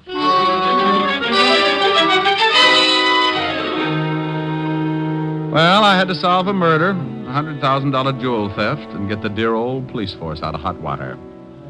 All I knew was that a man named Wells had been shot, and another guy named Mario Chimino had called the law and told them about a hatful of jewels that didn't seem to have been stolen from anybody. To clean up a mess like that would take a lot of doing. So I went about it in Diamond's most routine fashion, as unorthodox as possible. I grabbed a cab, slipped the driver a 5 to romp over to Greenwich Village a little faster than usual, and before I could say, "Look out for that streetcar," I was standing in front of a door with a small tag over the bell that read, "Vladimir Sokolovsky, artist." Vladimir was an old friend of mine who hears all, sees all, and tells all for a small price. Who is it? Come on, Vladdy, open up. Go away. It's Diamond, Vladimir. I trust no one. You might be working for my landlord. Oh, I'm alone. Scout's honor? Cross my heart and hope to swallow my Emmys.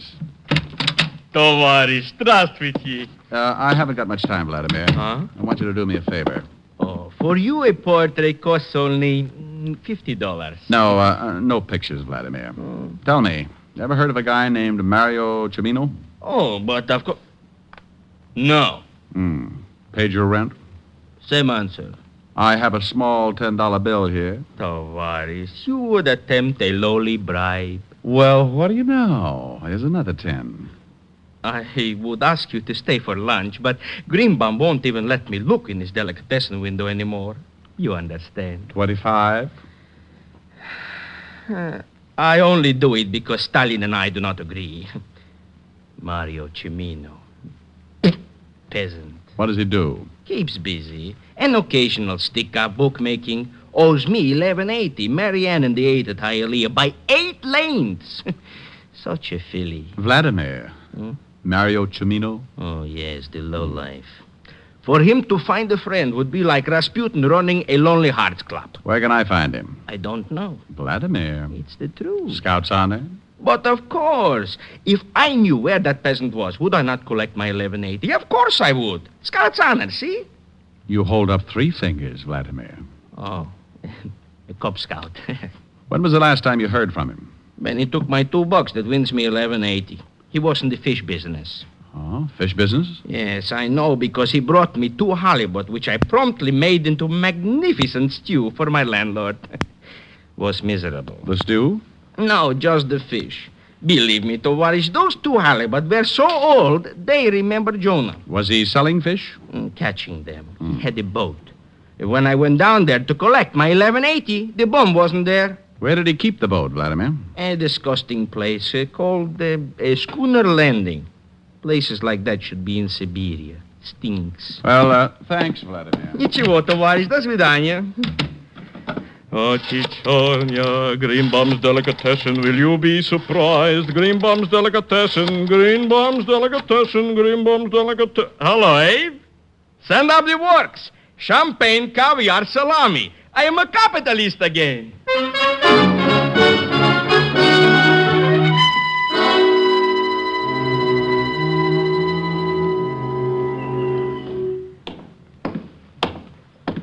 Hello there. Hey, I said hello. Hello. You run this landing? Yep. Know a man named Cimino? Mario Cimino? Yep. Yep. Seen him lately? Nope. When was the last time you saw him? You a cop? Nope. It's too bad. Why do you say that? Owes me a week's rent on my boat. Skipped out? Yep. Understand he was fishing down here, is that right? Yep. How long ago did he rent the boat? 2 weeks ago. How long ago did he skip out? About a week. Anything unusual about the things he did? Well, he sure weren't no fisherman. Why do you say that? Didn't know the first thing about it. When he first rented my boat, he used to go out for 2 or 3 hours, come back with a couple of fish. Didn't have no rigging to speak of, no live bait, just a pole. Didn't that bother you? Nope. Wasn't none of my business. Had a license. You mean a regular fishing license or a commercial? Yep. Commercial? Yep. Did he do anything unusual the last day he was down here? Well, I don't know. He went out about 4 o'clock in the afternoon, was back here by 6:30. Only thing unusual about that, it's a funny time to go fishing. What day was that? We could go tomorrow, Tuesday. Thanks, Pop. Hey, sure you ain't a cop? Yep. G-man? Nope. Don't say no more than you have to, do you? Nope. Bye, Sonny.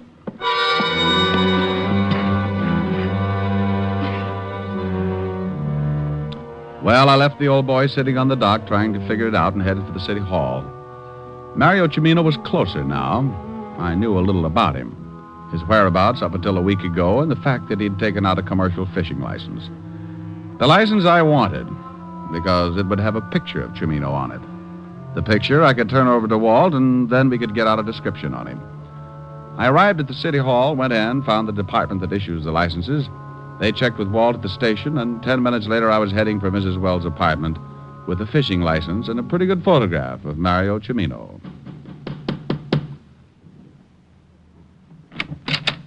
Yes? Yes. Well, hello.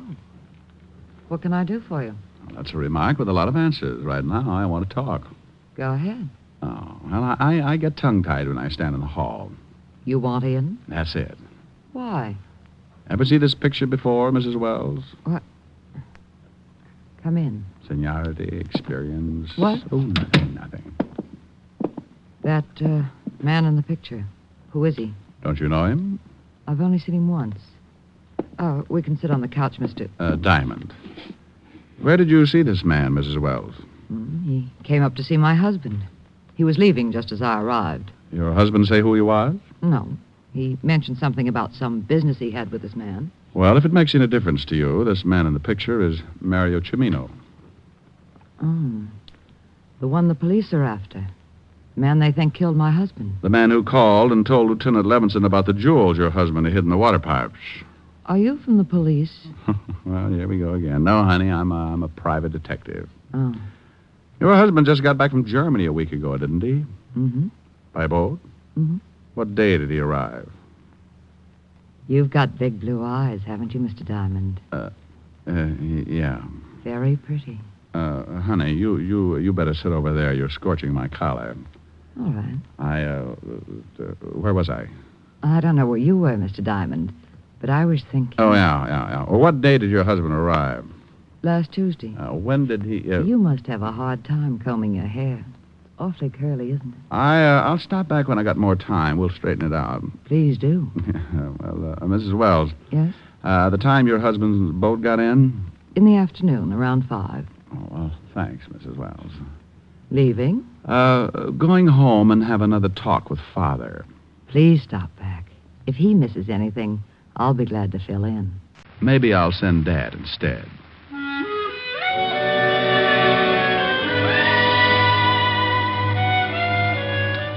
It was a little hard getting out of there because my shoe leather had started to burn and my number 10s were beginning to turn up like skis. I rocked my way down to the cab, did a slalom around 2 lamp posts and a fire hydrant, slid into the back seat, and 20 minutes later I got out across the street from the 5th Precinct Police Station. I was just stepping off the curb when... Hold it right here, Diamond. What? Don't move. Don't turn around. Oh, well, I hope that's a pipe you got in your pocket. If it is, it's the first one you'll ever see with a trigger on it. Keep smiling and walk back over to that alley. Oh, okay. Have to poke a hole in me. Better to have it poked than blown. Hey, your dialogue's pretty bad. It's fine enough. Now, your name is Diamond, isn't it? Well, I'll tell you what I'll do. I'll tell you mine if you'll give me the gun and let me make you tell me yours. Your dialogue's as bad as mine. Yeah, I guess I deserve that. Okay, I haven't got much time. Give me the picture. Oh, I can't do that. You better or I shoot you. What will Mom say? What's your mother got to do with it? She took it. It's the only one of me on a bear rug, facing north. The picture of Mario Cimino. I'll give you 3. 1. Okay. Thanks. Now stay put. Count 10 before you turn around. Believe me, Diamond, I mean it. I'll kill you if you move before 10. You're being pretty silly, Mario. They'll pick you up sure. I don't think so. Oh, by the way, Vladimir says to thank you for the 1180. Tell her it was nothing. Start counting. 1, 2, butt my shoe. 3, 4, close the door. 5.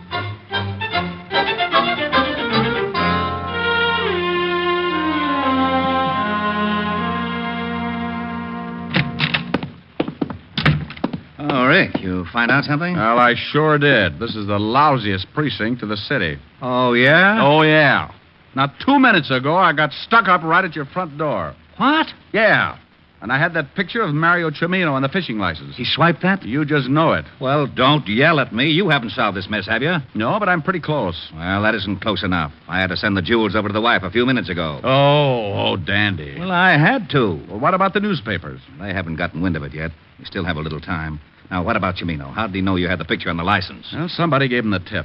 Gave him my description, but just relax. It wasn't Cimino who stuck me up. It wasn't? Not unless he paid Vladimir Sokolowski $11.80 in the last hour. Oh, wait a minute. I don't understand. Well, you're not alone. I'm a little mixed up, too. Well, let's both get untangled, shall we? Tell me what you found out. All right. Now, listen. Wells arrived last Tuesday by boat in the afternoon around 5. This we know. Mario Cimino was being a fisherman then. Oh. He'd rented a boat, taken out a fishing license. Okay. The day that Wells arrived, Cimino went out in the afternoon, stayed about 2 hours, came back, and disappeared. And then Wells shows up with a sink full of jewels. Right. Probably had them on the boat. Avoided customs by dropping them overboard, and Cimino picked them up. And Cimino killed him for the loot. Why? Why? $100,000 in jewels? Why not? Wells was killed in his own apartment, wasn't he? Yeah. Well, if Cimino picked the jewels out of the water, why go and kill Wells? Why not just take off? Wells could never go to the police. Oh. Yeah, and another thing. The pickup was pretty carefully planned. Wells couldn't have done it. He was in Germany. Somebody here had to plan it. Knew Wells had the jewels. The wife? Could be. But where did he get the jewels in the first place? Oh, a lot of that stuff's still hidden in Germany. You check with military intelligence, and I'll bet it ties up. Well, this guy who stuck you up and lifted the picture, you say you don't think it was Cimino. Maybe there's a third party. Could be, but I doubt it. I got a hunch, Walt. Take me down to the morgue. I want to take a look at Wells. Okay, let's go. You owe me $25. 25? For what? Oh, small bribe. Oh, well, here. What's this? It's as good as money. Tickets. Policeman's benefit. Oh, gee, Walt. You know something? What? You're a real sport.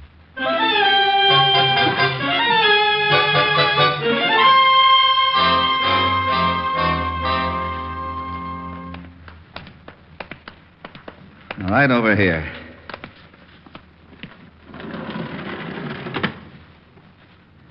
Well? Bullet didn't help his face. No.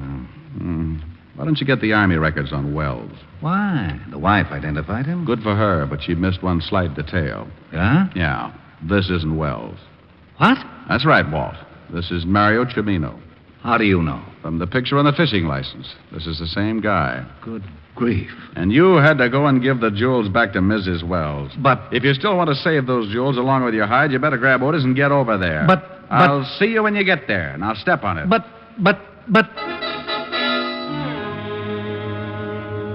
I left Walt in the middle of a butt and took off for Mrs. Wells' apartment in a hurry. On the way over, I went through the facts. Cimino was dead. The body in the morgue wasn't Wells. The jewels were undoubtedly the motive, and unless I was wrong, I'd have to move fast to stop them from leaving the state. I went out of the cab and up the steps to Mrs. Wells' apartment. I reached the door and tried it. No luck, so I went in anyway.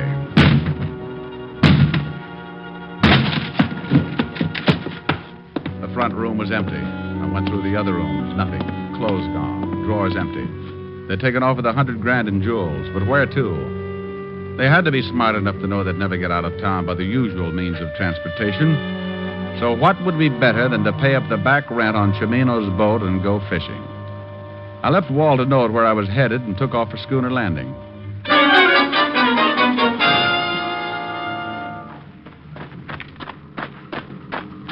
Hello there, Sonny. Pop, which boat was Mario Cimino renting? That one just getting ready to go out, right over there. Thanks.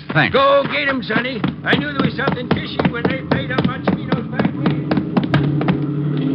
Oh! Well, good afternoon. I represent the Sleep-Type Mortuary. What is it? We've got a passenger. Good afternoon, Bob. Diamond. Everybody seems so surprised. I'm sorry you're coming along. We're headed for open sea, Diamond. Well, I might as well take off my shirt and get a tan. Take the wheel, Lois.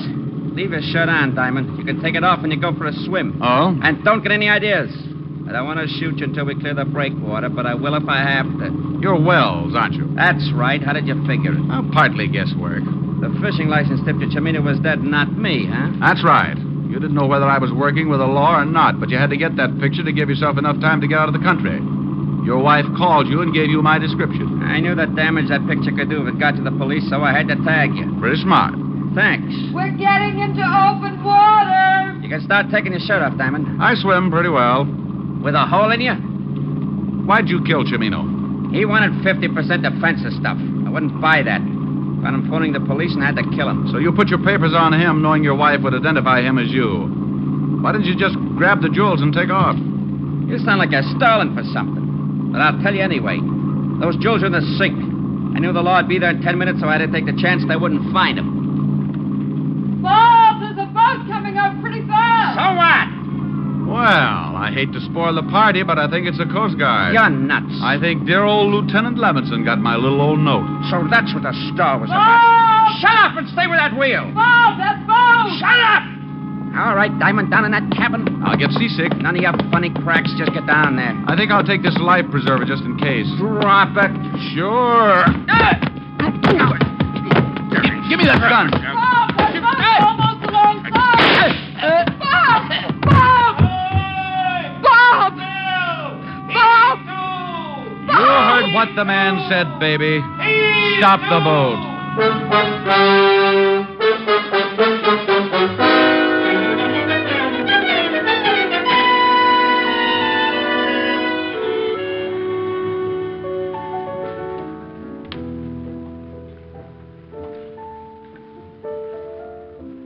Rick, Yes, Helen? phone for you. Walt. Oh, thanks, dear. Hello? Rick, I just got a report from Army Intelligence. Jewels were stolen from a collection the Germans had evidently hidden during the war. What about Mrs. Wells? She admits the whole thing. She saw her husband on a furlough a year ago, and he told her to expect word when he was ready to move. She contacted Mario Cimino for the fence. She'll probably get life. Well, that's too bad. She was the type who really could have had a good time with life. What are you doing? Looking at my beautiful girlfriend, Helen? Oh, thanks. I say hello. The lieutenant says hello, honey. Hello, Walt. Why don't you two get married? Why don't you mind your own business? Rick was just going to sing me a song, Walt. Oh, yeah? Well, leave the phone up, Helen. I'll get Otis. Otis? Yeah, Lieutenant. Come here. I want you to hear something. Go ahead, Rick. All right. Oh, Otis, listening, Walt? Yeah, I'm listening. Well, get your nose out of my ear. Oh, sorry, Lieutenant. What song would you like to hear, Otis? You going to sing something for me? Sure, just for you. What's your favorite? Well, now, let's see. Hey, do you know... Otis! Otis, that's the song. Sure. Washington at Valley Forge, cold as heck, and up spoke George. Otis! Yep. Yeah. How about get out of the wheat thresher, Mother? You're going against the grain. Oh, I don't know. It's an old spiritual. Look, I got a better idea. You just listen, huh? Okay, but I still like... Otis, you're fighting me. Okay. There's a place I'd like to be, and it's back in Tennessee, where your friendly neighbors smile and say hello. It's a pleasure and a treat to meander down the street. That's why I want the whole wide world to know. I love those dear hearts and gentle people who live in my hometown, because those dear hearts and gentle people will never ever let you down. They read the good book from Friday till Monday. That's how the weekend goes. I've got a dream house I'll build there one day, with picket fence and rambling rose. I feel so welcome each time that I return, that my happy heart keeps laughing like a clown. I love the dear hearts and gentle people who live and love in my hometown. I feel so welcome each time that I return, that my happy heart keeps laughing like a clown. I love the dear hearts and gentle people who live and love in my hometown. Well, did you like that, Otis? Oh, Diamond, you're dreamy. Rick, Otis just swooned. Bye, Walt. Come here, Helen. Aren't they silly? Yes, Rick. Oh, darling, you are dreamy. Oh, Diamond, you devil, you.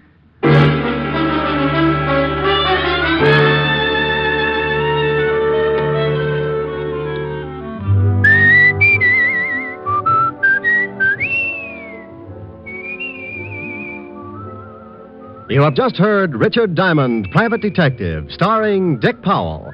Ed Begley played Lieutenant Walt Levinson. Also in the cast were Wilms Herbert, Francis Robinson, Jack Crucian, Yvonne Patey, and Charles Seal. Music was under the direction of Frank Worth. Tonight's show was written by Blake Edwards and directed by Russell Hughes.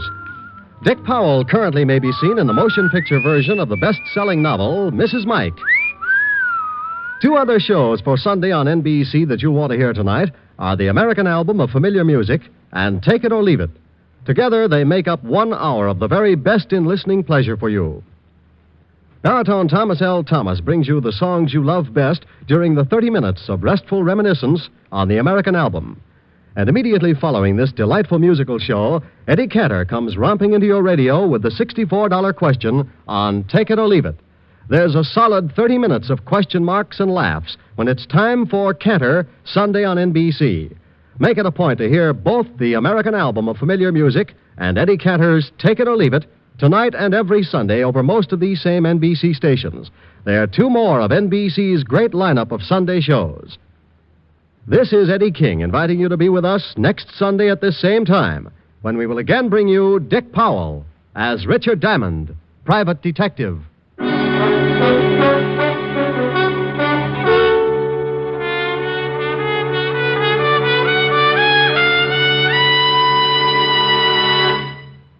James Melton and Erna Berger star next on Harvest of Stars on NBC.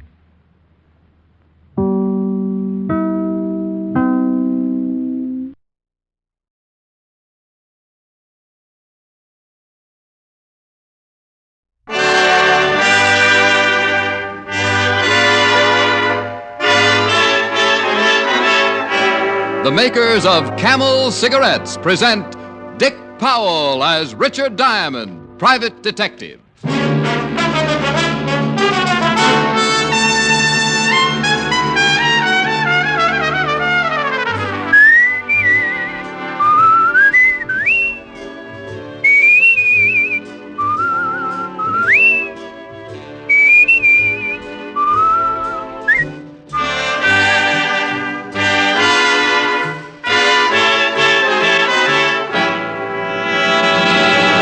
How mild can a cigarette be? One puff won't tell you. One sniff won't tell you. It takes day in, day out smoking to find out how mild a cigarette is, how well it agrees with your throat.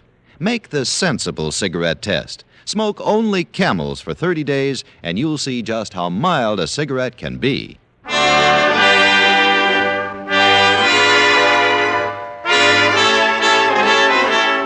Here transcribed is Richard Diamond, private detective, starring Dick Powell.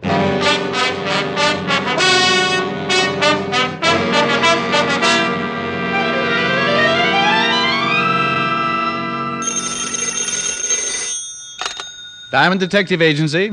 Diamond, that's a girl's best friend, you know. Not this girl anymore. Oh, Helen, hi. Hi, you stinker. Hmm? Where were you all day yesterday? Oh, well, you'll never guess what happened. No. 9 o'clock City Hall. They told me I have to renew my license. Cost $200. Go on, I'm listening, but I'm not sympathetic. 10 o'clock, my bank. Withdrew $2.35. The wad. Well, big oaks from little acorns grow. Exactly, that was the idea. So 11 o'clock, my brokers. Pawn, that is. Deposited typewriter, watch, ring. 1:30, Louis' barbershop. A lie? You had a haircut 2 days ago? And I was trimmed again. Louis' tip on the 7th should have been read backwards. Rick, do you mean you still haven't renewed your license and you lost all the money you raised on your things? Honey, not only that, I lost a lot of faith in Louis. What I need is a good client with $200, and I... Oh. This might be the one. She's wearing mink. And she's got nice black eyes. Rick, I'll loan you $200. Tell her to take her eyes somewhere else. Sorry, honey. The eyes have it. Bye. Well, may I help you? Is your name Richard Diamond? I'm thinking of changing it to Richard Zircon, but what can I do for you? Will you work for me, please? Here, $300. Lady, I'll die for you. He was always so nice. Then this morning I met him at the house for coffee and told him what I found out. Suppose you start from the beginning, and we'll see what we can do about him. Sit down. I don't know how I could be so stupid. They were just using me. I've made a terrible mistake. We all make mistakes. I'm in desperate trouble, Mr. Diamond. What's wrong with you? You're shivering. The cab. All the way from Brooklyn, I found... It hurts. What is it? What? Help me, Mr. Diamond. Please. Please. Help me. She fell into my arms, tearing at her stomach, as if she'd just swallowed hot lead. She was still trying to talk when I let her down to the floor and ran out for some water. When I came back 5 seconds later, she was unconscious. And in another 5 seconds, she was dead.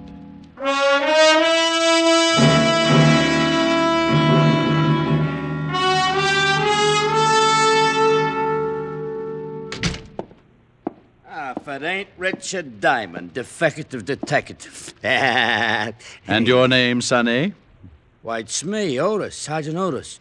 You know me, Rick. Oh, yes, Sergeant Otis. I didn't recognize you there for a minute. You had an intelligent look on your face. Oh, you think that's funny, don't you? Well, let me tell you something really funny. Well, do. personnel division tells me if you don't get up $200 by midnight, you're going to be an ex-private detective. One of the reasons why I'm here, Otis, old buddy. Now, on your lunch hour, trot up to personnel and tell them about the color of this. Ew.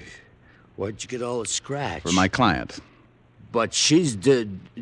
Well, go ahead, say it. She's dead. But dead or alive, she hired me and paid me, and I'm still working for her. Here. You can take it upstairs and cover my license fee for me. Oh, all right. Now, try to smile through those tears. There you are. 200. All counted.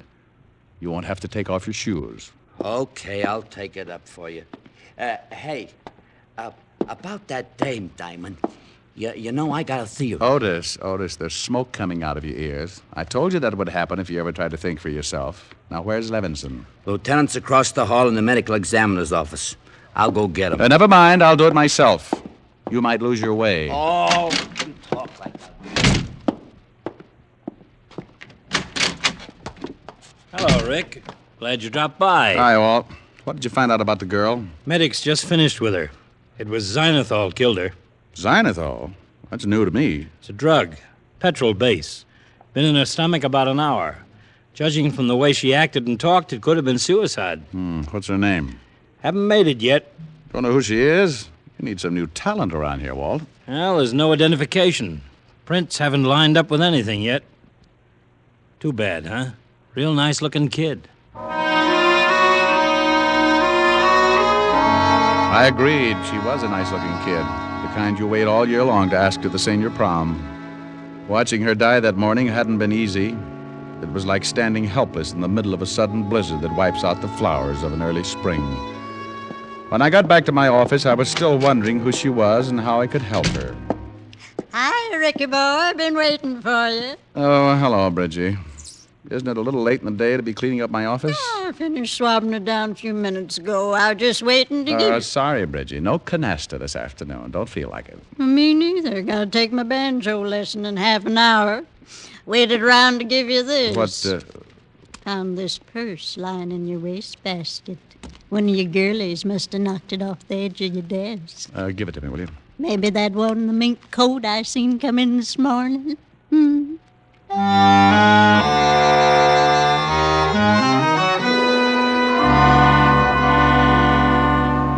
It was hers, all right. The faint, sweet odor of her perfume still clung to it.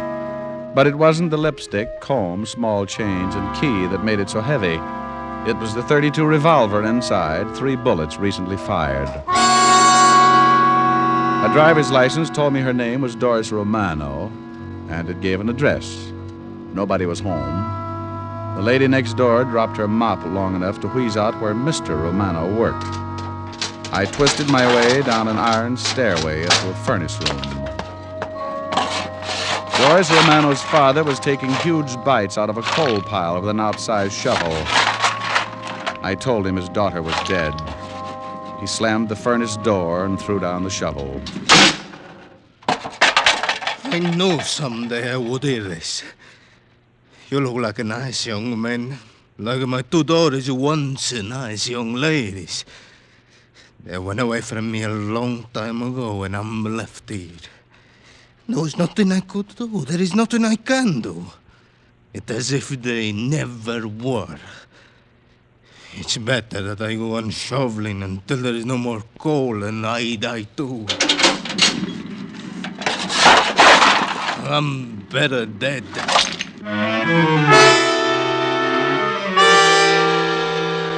I took Mr. Romano down to the coroner's office, and he identified her body. Later, I told Walt about the purse and turned it over to him. Everything but the .32 and the key. Maybe it was the wrong way to play it, but somehow I felt I could still give Doris Romano the help she'd wanted. She said that she had taken a taxi from Brooklyn. So Diamond went to Brooklyn. I don't know how many cab stands there are in Brooklyn, but I can tell you where you can find 104 of them. Sorry, but I got a fare. Where, under the floorboards? In there, eating. I'm looking for information. Here. Gumboots, huh? Who's getting cheated? Did you carry a brunette in a mink coat all the way to Manhattan sometime this morning? Maybe. Where'd you pick her up? Brooklyn, house on M Street. What house? How's a little old expense account? Well, here's a fin. Oh, no. That's all there is. Only one to a customer. Okay, I'll tell you about the house, but I won't tell you about the guy. What guy? You sure only one to a customer? Well, let's say we had a change in management. Okay, now tell me about the guy. Tall, dark-haired, blue suit kind. He was sort of chasing her when she climbed into me cab. Looked like a mash. With spring still 2 months away? Come on, take me to the house. It's the gray one, 900 block. Find it yourself like I told you. I got a fare. I found the house easy enough. There was a for sale sign on it. The door was locked, so I walked around and back and peeked in the kitchen window. Then I remembered I still had the key that had been in Doris's purse. It worked. Inside, the odor of tar or printer's ink or something along those lines hit me. I was just starting to sniff around when a tall blue suit eased himself in through the kitchen door. He looked at me like I was breathing some air that belonged to him. You could use your GI loan. You ought to buy it. It's a real steal. Oh, thanks. I'm just looking. Well, we charge for that, too. Oh. Well, I don't think she'd like it. Your wife? No. Just a girl in a mink coat. Name of Doris Romano. Where'd you get the key to this house? From her. It was in her will. She's dead. I'll get my black suit pressed. I met a cab driver who says he knows you. Said you've been doing a chase scene with Doris Romano early this morning. Mister, when I chase a girl, I catch her. I suppose you've got a name. Yeah, it's Joe Riley. I own this house, or if you're a buyer, okay. If not, cop a heel. Well, I'm not a buyer. Then blow. Oh, I didn't know Lugers came that big. Mm-hmm. And they make holes to match. Yeah, I imagine so. All right, Pilgrim, you got a name? For me or you? School isn't out yet. Just answer. Well, there's Richard Diamond, private detective. She came to my office this morning. What'd she have to say? Nothing. She died of poisoning before she could say anything. And the police? They have her body and identification. Well, goody for them. That all? There's still you. Any cop who wants me can find me listed in the book. I got a permit for this gun, and I haven't got a record. You see, Diamond, I could blow your head off for trespassing. But I'm a real nice guy, so just get out and forget you saw me.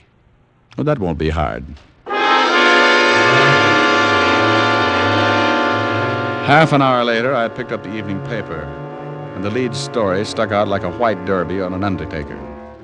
It was about an unidentified man pulled out of the river that afternoon. The coroner had picked 3 .32 slugs out of him.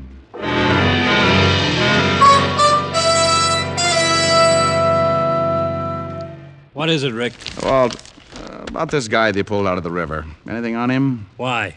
No, just curiosity. It's a terrible thing.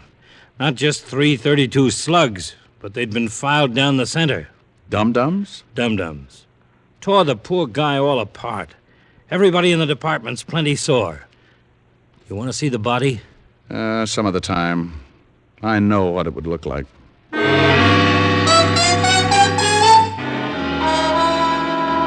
As I left Walt's office, I felt like I was standing on a trap door and the warden had just smiled at the hangman. But I had to take Doris Romano's .32 out of my pocket and look at it.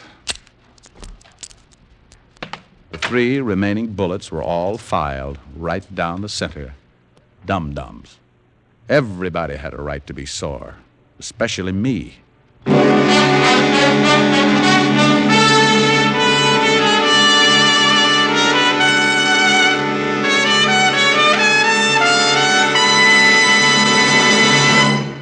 Before we continue with Richard Diamond, here are a few words about smoking enjoyment. More people smoke Camels than any other cigarette. That's right. More people smoke Camels than any other cigarette. You'll find the reason in 2 words: flavor and mildness. No other cigarette has Camel's rich, full flavor. The flavor of costly tobaccos, properly aged and expertly blended. And no other cigarette gives you this proof of mildness. In a coast-to-coast test of hundreds of people who smoked only Camels for 30 days, Noted throat specialists reported not one single case of throat irritation due to smoking Camels. Singing stars know the importance of mildness in a cigarette, and that's why so many of them smoke Camels. Ezio Pinza, Nadine Connor, Patrice Munsell, Mario Lanza are a few of the operatic stars who choose Camels every time. Friends, make the sensible cigarette test. Make your own Camel 30-day test and see how mild, how flavorful, how enjoyable a cigarette can be. How mild, how mild, how mild, how mild, how mild can a cigarette be? Make the Camel 30-day test and you'll see. Smoke Camels and see. And now, back to Richard Diamond, Private Detective, starring Dick Powell.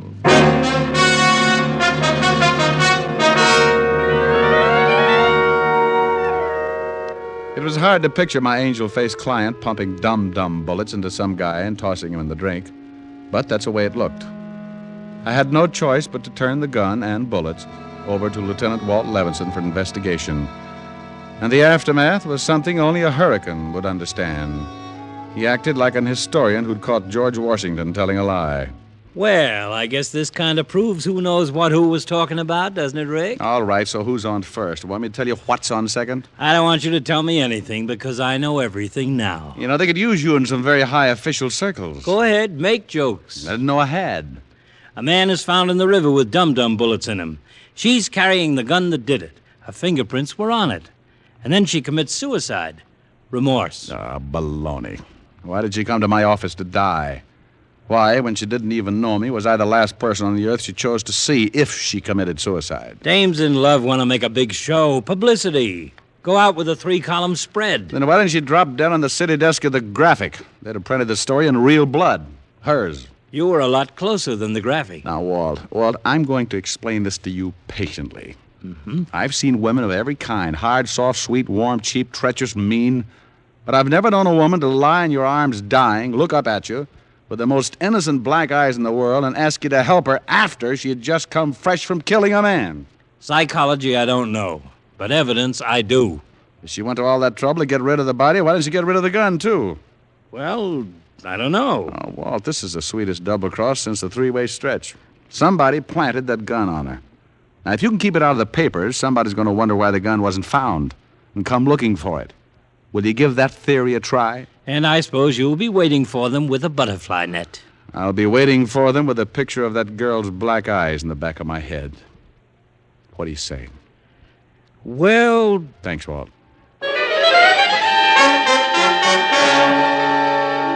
Personnel told me that the gun had been purchased by American Trust and Loan Company in 1941 and permitted to a bank messenger named Dale F. Bronson. The address was an apartment on 63rd Street. When I saw all the expensive cars out in front, I was thinking I should have been a bank messenger. When she answered the door, I knew it. Pure gold. Well, hello. Tall, aren't you? Oh, I do my best. Somehow I knew you'd belong to one of those cars out in front. Which one? Longest low convertible. What can I do for you? Oh, well, I'll rephrase the answer. I'd like to talk inside. It's terribly early for me to receive strangers. Oh, well, I sent my hourglass to the Sahara for a checkup. Besides, my watch is broken. Come on in. I'll see if I can fix it. I'm great with the Swiss movement. It shows. Are you Mrs. Bronson? Yes, and my name's Kitty. Kitty? Oh, nice. It's too bad I have to say this, but I'd like to see your husband. Preferably before he sees me and draws the right conclusion. He's not here. Expect him? You're going to love this. No. Where is he? He's in a place where nothing matters anymore. Cemetery. Sorry. Don't be. He stuck his neck out and tried to be a hero one day. Somebody shot him and stole the money he was carrying. You don't seem to miss him much. I'm still wearing black. Right color, Kitty, but wrong cut. It's a new philosophy I've worked out. I understand he worked for the American Trust and Loan. They bought him a gun. Don't tell me you're here to talk about guns. Who sent you? Field and Stream? Well, this is sort of a collector's item. Recognize him? No, should I? It belonged to your husband. You say it was my husband's? I suppose it was. I don't know for sure. We only stayed together a year. He had a lot of things. After he was killed, what happened to those things? I don't know. He moved in with his mother. She probably disposed of them. I'd like to talk to his mother. Where could I find her? This just isn't your night. She's in the cemetery. Next to him, heart failure. Well, I'll wash up, get my pay, and go home. Just who are you? Richard Diamond. You can call me Richard Diamond. Detective? Fridays. Arrest me. Not until you commit a felony. This is only a misdemeanor. You're a sergeant? 5-star general.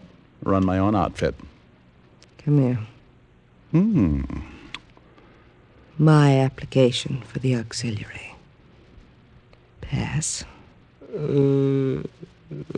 Fail. If we ever open a recreation center, I'll let you know.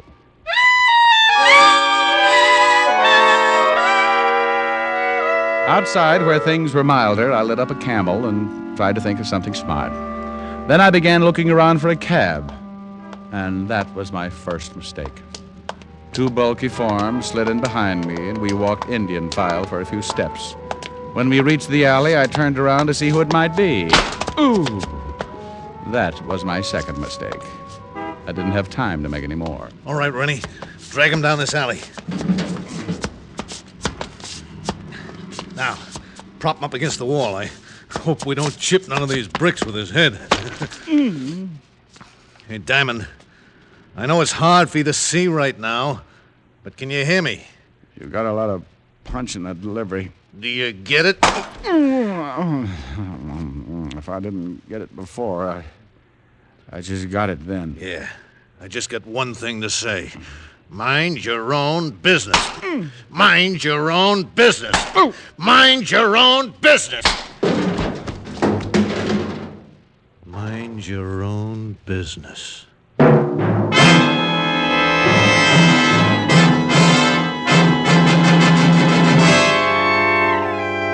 went out of business about 2 punches later. At an ice age later, a yellow cat with one bad eye began licking my face. I guess he thought I was something left over from Toots Shores. When I dissolved back in, I was lying on a soft, white bed in police emergency hospital. Lieutenant Walt Levinson was leaning over me. He looked sad and puzzled, like he was trying to pick a lock with a wet hair. Rick, it's me. Oh, I can hear you, Walt. You've got a mouthful of firecrackers. One of the radio cars found you lying in an alley. What happened? Oh, that's a bright question. Will I even rate a little sympathy? Why should you? 9 times out of 10, you ask for it. And get it. Now, look, Walt, there's an irritated tone in your voice that isn't on the scale. Ask somebody to give me my pants, will you? You can't walk out of here in your condition. I got work to do. My client still has a bad name. Yeah, it's even worse now. You know, besides being overconfident, you're overconfident. Rick, that body with the dum-dum's been identified. His name's Sam Gulliver, Treasury agent. Treasury agent? Yeah, he'd been after your client for a couple of months for passing bad money. Looks like he moved in to make the pinch and she shot him. Bad money? Bad money? Oh, Walt, what time is it? 11:45. Why? Well, I guess I'm 15 minutes away from being out of business. I used her dough to renew my license fee. Well, I'd pay it for you myself if you could tell me who she'd been working with. Dig, Walt. I know a gray house in Brooklyn that just reeks of printer's ink. And I know a guy named Joe Riley who's probably got some skin knuckles. Oh? Well, do I get my pants now? I filled Walt in with some of the details on our way over there. He took it pretty hard. But the thought of talking to a live suspect thrilled him. I knew it would. We slipped down the alley and back at the place and cut our lights. The house was dark and quiet. No one stopped us when we let ourselves in the basement door. The smell of printer's ink was still strong. Throw the flash over there against that wall, Rick. Hey. A whole basement full of evidence. Plates, prints, machinery. You hit it, Rick. Now all we need is Riley.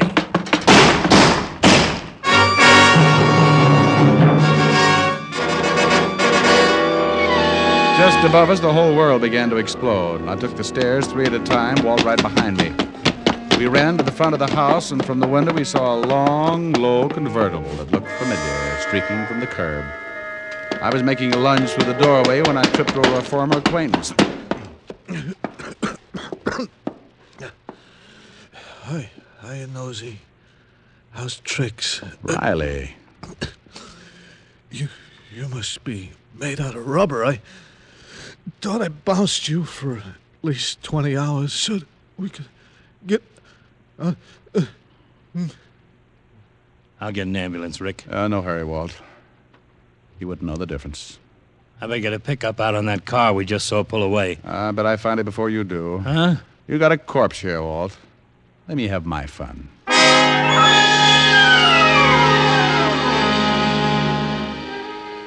I used a cab to get back over to 63rd Street.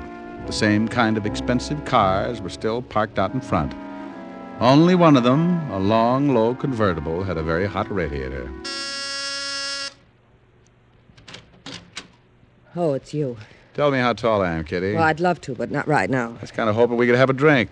Got any hemlock? I said later. I'm really tired. I said now. Well, you are eager. What do you want? A poor dumb kid who knew she'd been used asked me to help her this morning, just before she dropped dead, and I'm helping her. I just happen to be fresh out of medals. You shot Joe Riley less than half an hour ago. Now, don't reach for it, lady. I'd like a good excuse. Let me go. Doris Romano didn't know she was passing bad money for you and your boyfriend Riley. When the agent tried to make the arrest, either you or Riley shot him. And then Doris knew the whole setup. And you knew she was scared. Joe Riley poisoned her. I didn't do it. I didn't want him to do it, and he was dumb enough to think it was clever to plant the gun in her purse. But you didn't kill Riley for being so dumb. You had a better reason, Kitty. I talked to a coal shoveler in a basement this morning. He was bitter about both his daughters going wrong. One of them was Doris. The other was you. Those black eyes give you away right now. All right. Look, I have a lot of money. Real money. Good money. Enough for two of us. We could do anything, go anywhere. Be a chance to stop gumshoeing around and be somebody. And, Ricky, you know how I am. I can be nice. Awful nice. That's what scares me, Kitty. Now listen to me. They'll send me to prison. I'll grow old and ugly there. If you're lucky. Oh, Rick, please. Please let me go. I'll give you all the money. I'll do anything. Please. Please help me. You know, lady, for a minute you sounded just like your sister.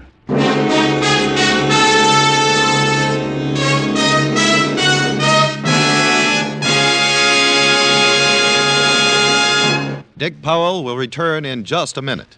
In a repeated nationwide survey, doctors in every branch of medicine have been asked this question. What cigarette do you smoke, Doctor? Again, the brand named most was Camel. Yes, according to this repeated nationwide survey, more doctors smoke Camels than any other cigarette. Friends, try Camels and see why so many people say, once a Camel smoker, always a Camel smoker. How mild, how mild, how mild can a cigarette be? Make the Camel 30-day test and you'll see. Smoke Camels and see. Here's Dick Powell with a special message. Thank you. Ladies and gentlemen, any way that we can help make the lives of our hospitalized servicemen and veterans happier is always gratifying. The way the Camel cigarette people have been doing it is with gift cigarettes sent to service hospitals around the country and overseas. This week, the Camels go to Veterans Hospitals, Roanoke, Virginia, and Northport, New York. U.S. Air Force Hospital, Alaskan Air Command. U.S. Naval Hospital, St. Albans, New York. The Camel people have now sent more than 194 million cigarettes to servicemen, servicewomen, and veterans. Now, until next week, enjoy Camels. I always do.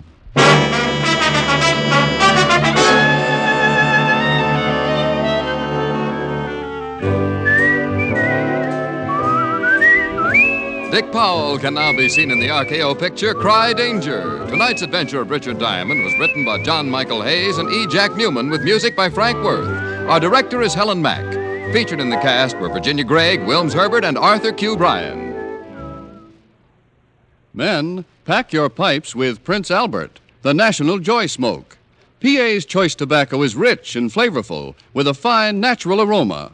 It's crimp cut for smooth, even burning and specially treated to ensure against tongue bite. Get Prince Albert, America's largest selling smoking tobacco. Listen next week for another exciting transcribed adventure of Richard Diamond, starring Dick Powell. This is Your FBI. The official broadcast from the files of the FBI follows immediately. Stay tuned. This program came to you from Hollywood. This is the American Broadcasting Company.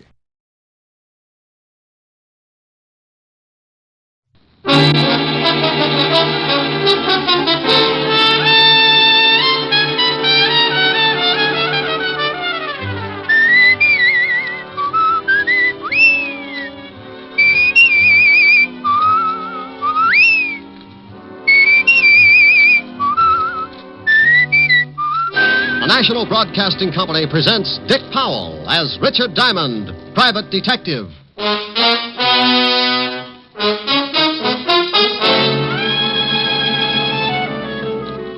Before I was a private detective, I was a cop. Homicide. Working out of the 5th Precinct. Homicide means murder. And there are a lot more murders committed in a big city than you think. More than make the headlines in the newspapers.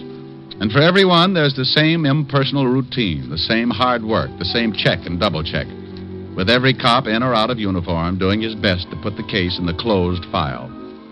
But there's one kind of murder that will really tear the department to pieces. And that's when a cop is killed in line of duty. Here's another exciting half hour with Richard Diamond, private detective, starring Dick Powell.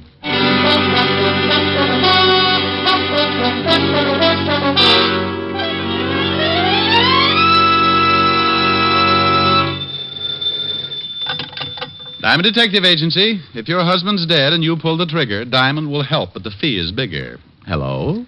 Oh, Rick, what can I say? Hello. Hello. Oh, no, that's nice. Now try Hello, Rick. Hello, Rick. Oh, dandy. Call back tomorrow. We'll start on Hello, Rick. This is Helen. You idiot. Hi, baby. Hi. What's doing? Oh, I was just a little lonesome. Wanted to know if you were coming by tonight. Oh, you know it.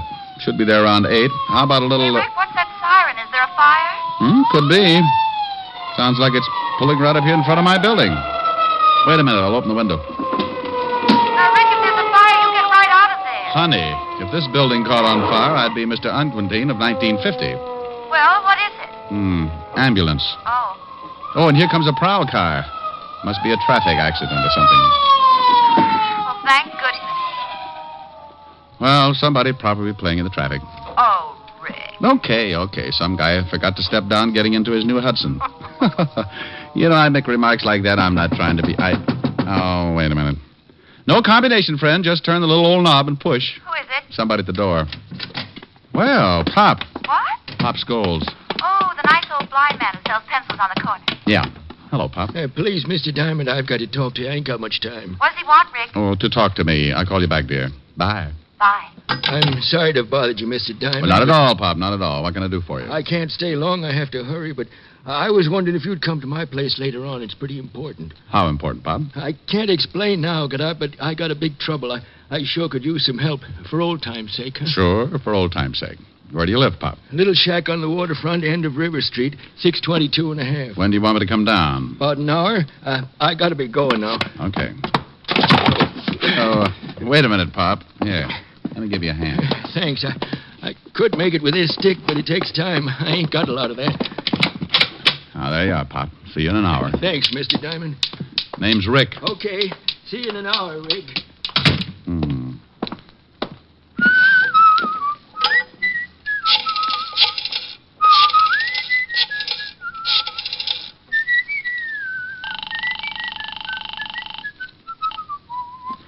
Asher's residence? Oh, hello, Francis. Mr. Diamond. Oh, yes, sir.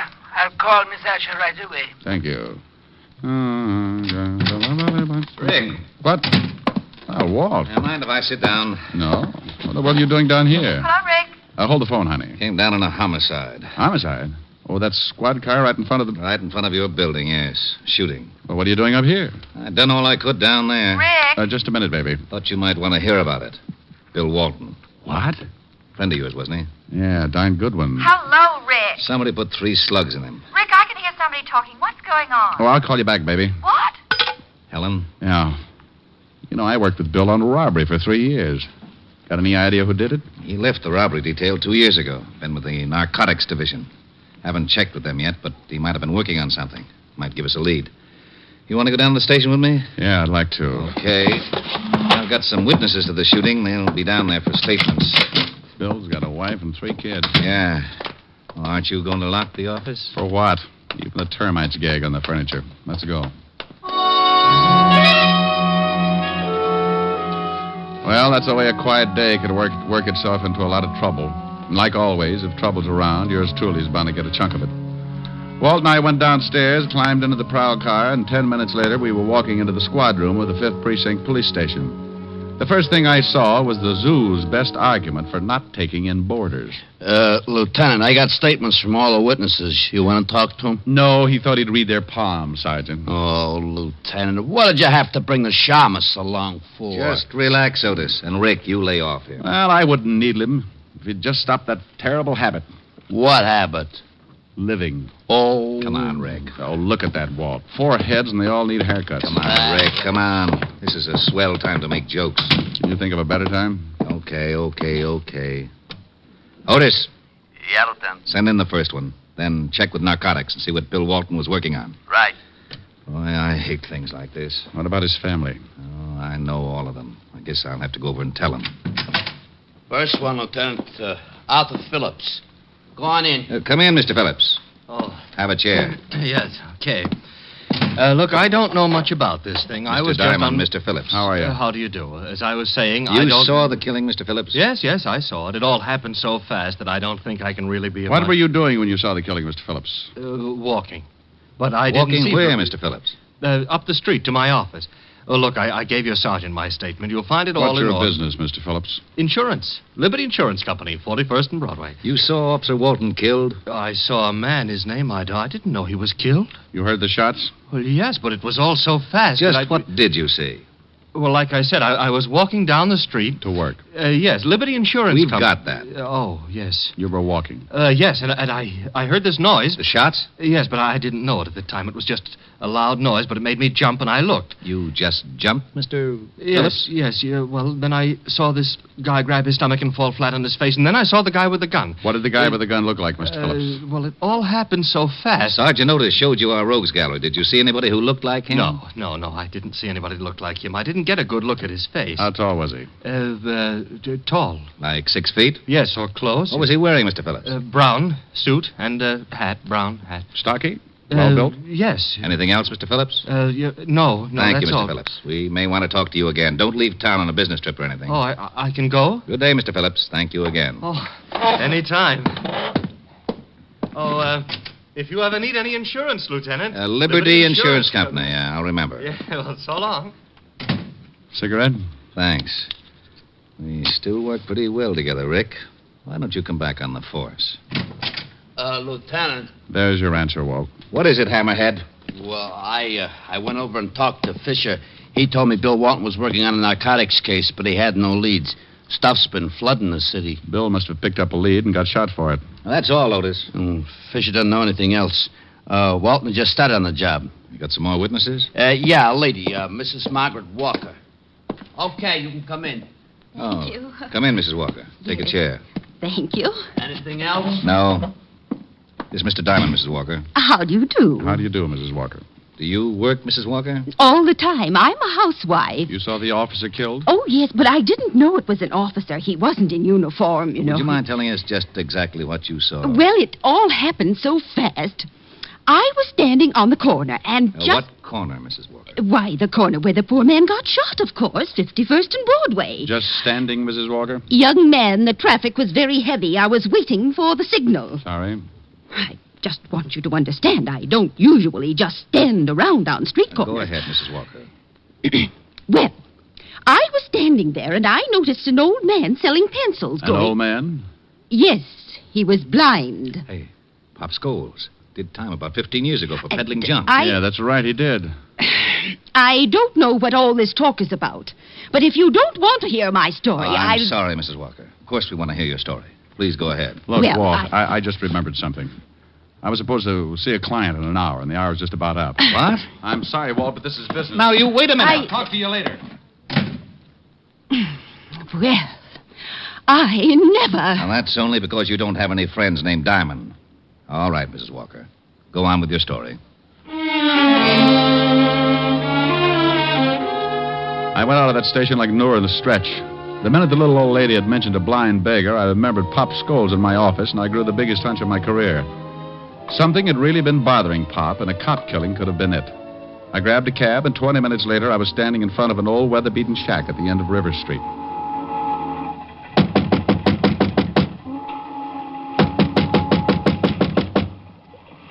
Who is it? Diamond. Oh, wait a second. Am I late? Look, Mr. Diamond. Rick. Yeah. Look, Rick, I'm sorry you came all the way down here, but, well, You wanted some help, didn't you? Well, yeah, I did. You did. Well, you could at least ask me in. Oh, sure. I'm sorry, but you see, I don't need no help now. No? Well, you seemed pretty worried about something when you came up to my office an hour ago. I was, but it's all straightened out now. That right? Hey, I didn't know you smoked cigars, Pop. What? One in your ashtray here. Pretty expensive for you, Pop. Oh, well, you see, I kind of splurge now and then. Come on, Pop. Somebody been here and changed your mind about talking to me? No, that's my cigar. What makes you say a thing like that? There was a cop killed right in front of you today, Pop, a good friend of mine. What's that got to do with me? I'm going straight. He was after somebody who's been peddling junk. I don't touch this stuff anymore. I don't go near it. Don't you, Pop? No, I put it down 15 years ago. You did time for it, too. Sure, and lost my eyes in stir. You think I want to go back to that? You think I'm a fool? There's a car pulling up out in front. That should be the law. I didn't do nothing. I swear I didn't. Better tell me quick. Who's throwing his weight around, Pop? I had nothing to do with that cop killing. I'm clean. You can't prove a thing. Come on, open up. It's the police. You're sure you don't want to tell me anything? No, I got nothing to tell. Busted in, Pop. Come on in. It's open. Okay, Pop, you're coming. I might have known it. Why didn't you wait for me, Rick? Oh, believe me, Walt, I had an appointment with Pop. That's right, Lieutenant. He did. Oh, sure. Talk over old times, huh? Otis, take Pop out to the car. Come on, Pop. Sorry I got you in trouble, Rick. Forget it. Ah, just what have you two been stewing up? What did he tell you? He was showing me how to throw darts in the dark. Oh, that's a pretty bad one. Yeah. What did Mrs. Walker tell you about Pop? I don't know why I should tell you. Well, don't be so grouchy. I've just been trying to find the guy who killed Bill. Pop's had it pretty tough already. I thought maybe I could make it easier than having you third-degree him all over the office. Well, you sound like I'm going to use a hose on him. But the way you're burning up, you'll probably hit him with Sergeant Otis. No, I'm going home. Now, wait a minute. What for? To watch you blow up like Old Faithful? Mrs. Walker told me she saw some guy walk up to Pop like he was going to buy some pencils. Then another man busted through the crowd. That was Bill. Grabbed this guy with Pop. The guy pulled a gun and shot Bill, and then he beat it. Did Mrs. Walker give you a description of the killer? Sure. Short, dark, just the opposite of the one the insurance man gave us. The only thing that fits, they both said the killer wore a hat. Oh, dandy. Where are you going? Now, back to my office. Pop knows something, Walt. Don't work on him too hard. Okay. Now, been over to Bill's family yet? Right after I get through with Pop. I'm sorry I got sore. So we all get sore. So what? I'll give you a call. I got back in my cab and headed for the office. On the way over, I kept trying to reason it out. Somehow Pop was mixed up in this thing, and he was scared stiff of something or somebody. I paid the cabbie off in front of the building and took the elevator up to my floor.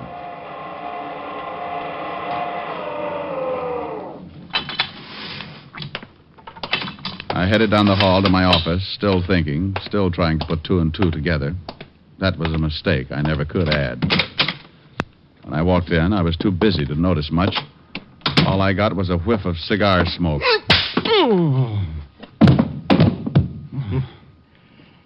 You fall easy, Shamus. Now let's see how you bruise.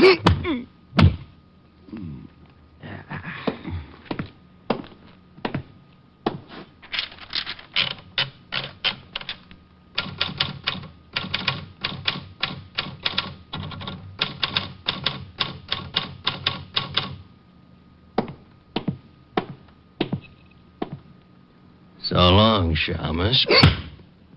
I left a note for you. Read it when you wake up. Everything about a beating like that is so unpleasant. The first swat isn't so bad. It's hitting that cold floor and fighting to stay awake. When you start getting kicked around, that's the time to face facts and give it up. But you don't. You keep on working until your senses get kicked loose and the world comes down around your ears. You fight it because you think maybe you're not ever going to wake up again, and when you finally do, you wish you never had. Anyway, like I said, it's so unpleasant. Oh, okay.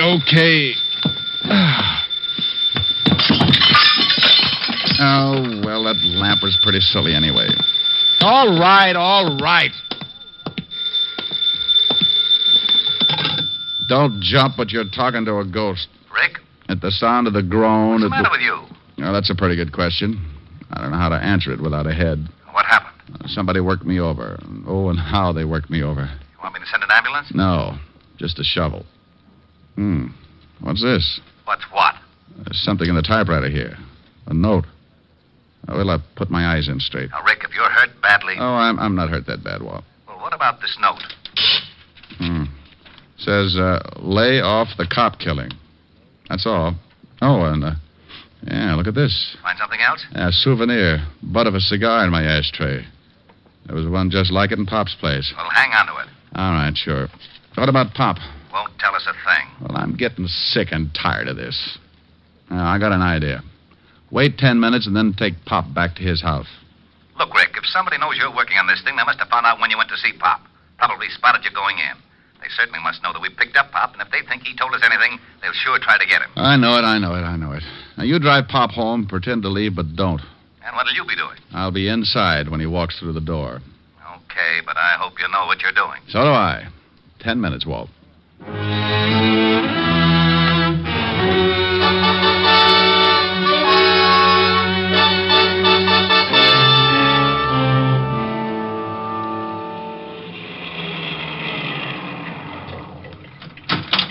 Okay, Pop, here you are. Thanks for driving me home, Lieutenant. That's okay. Good night, Pop. Good night, Lieutenant.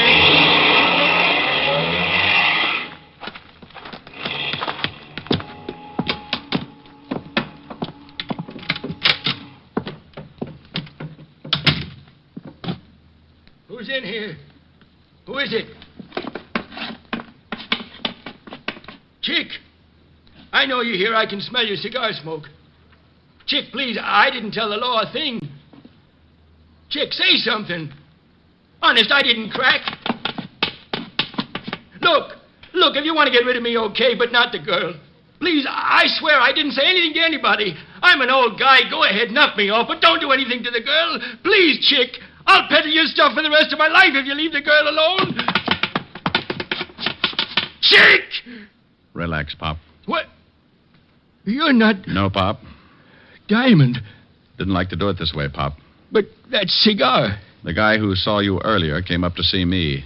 Left me a cigar, too, along with a few bruises. Well, you just about know everything. Who's the girl you're protecting, Pop? I can't tell you that. Who's Chick? I can't tell you anything. Look, Pop, a cop's been killed. A great guy with a wife and kids. Now tell me, who's Chick? I ain't going to say anything. If the girl is a reason you won't talk, Pop, I'll find her. And if it's the last thing I ever do, I'll make you both sweat. Well, I'm on my way. Wait a minute, Rick. All right. Go on. Okay. If you'll give me your word, you won't say nothing about what I'm going to tell you. I give you my word about nothing yet, Pop. Now tell me, and if I think it should be kept quiet, that's the way it'll be. I got a daughter, Rick. What? That's right.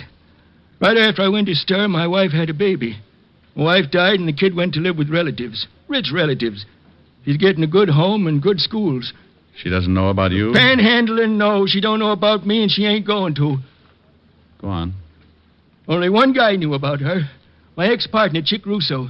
He got away when they picked me up, and after 15 years, he comes back operating again. The guy with the cigar, huh? Yeah. How did you figure? The stuff was in the pencils. He delivered it to me, and I'd pass it. Why would you pass it? Chick had me over a barrel. He told me if I didn't play along with him, he'd tell my daughter who her father was. I'd do anything to keep from ruining her life. Now, what about Bill Walton? Well, he was going to grab Chick, but Chick shot him.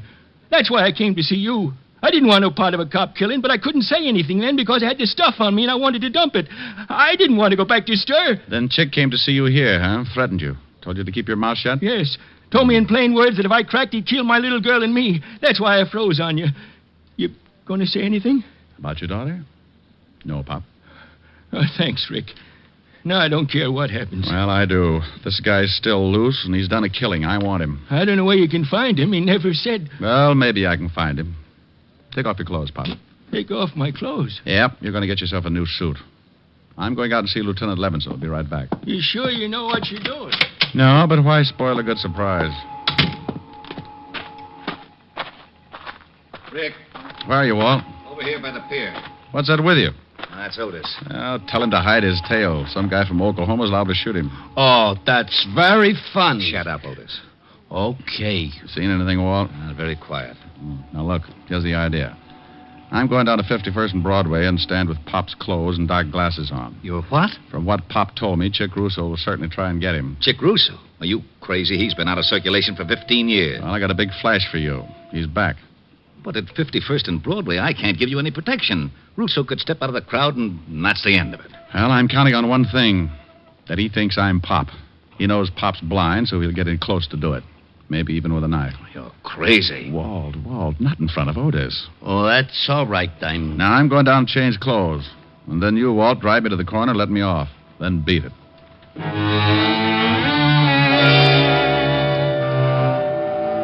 I left Walt then and went back to Pop's shack. We did a quick switch, and finally the dapper Richard Diamond stepped out complete with torn trousers, sweatshirt, and sneakers. I carried his cane with a white tip and kept his old hat pulled down over the dark glasses. Well, I'll be darned. Yeah, he looks just like the old man. Yeah, let's go, Walt. Otis, you stay here with Pop just in case our pigeon doesn't go for the bait. Oh, Lieutenant, can't Otis. Okay. Don't look so unhappy, Otis. Who knows? Maybe I'll get shot. Oh, I gotta miss everything. Isn't he a dream?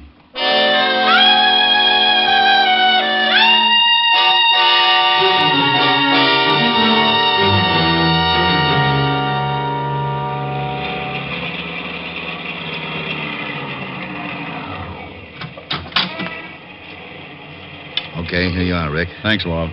Say good night, Pop, real loud. Okay. Good night, Pop. Sorry if we caused you any trouble. Oh, that's all right, Lieutenant. Thanks for the lift.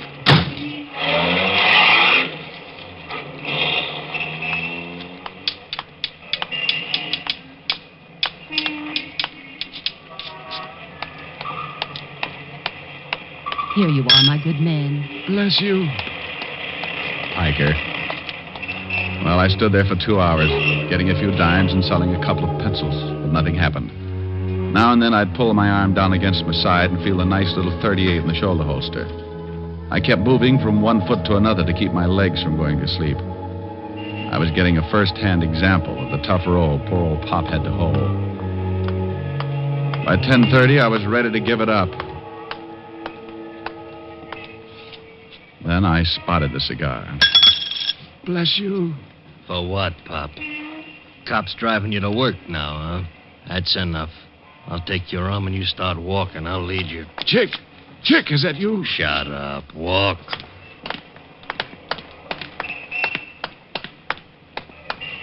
All right, we're going in the building. Down in the basement for a little talk. And that's just what we did. Chick held onto my arm and led me into my own building and down into the basement. I could have taken him right there, but I kept remembering Bill Walton. So I let it go until just the right time. Okay, Pop. You know what's coming. Yeah, Chick. I know what's coming. Don't act much scared. I guess it ain't so tough for a blind man. You can't see it coming. You'd be surprised what I can see. What did I tell you? Busted my arm. You hit me with that cane like you could see you hit me. You go for that gun, I'll break your fat skull. You ain't Pop. No, Buster, I'm the fellow you gave the bruises to, just returning the favor. Boy, you dirty... Don't do it! Papa spank. My shoulder. All right. Now let's go back up where we can find a cop. I know you're not gonna take me. Come back here, Russo. Stop, Russo. I've got a gun. Nuts to you, Shamus. Skeptic.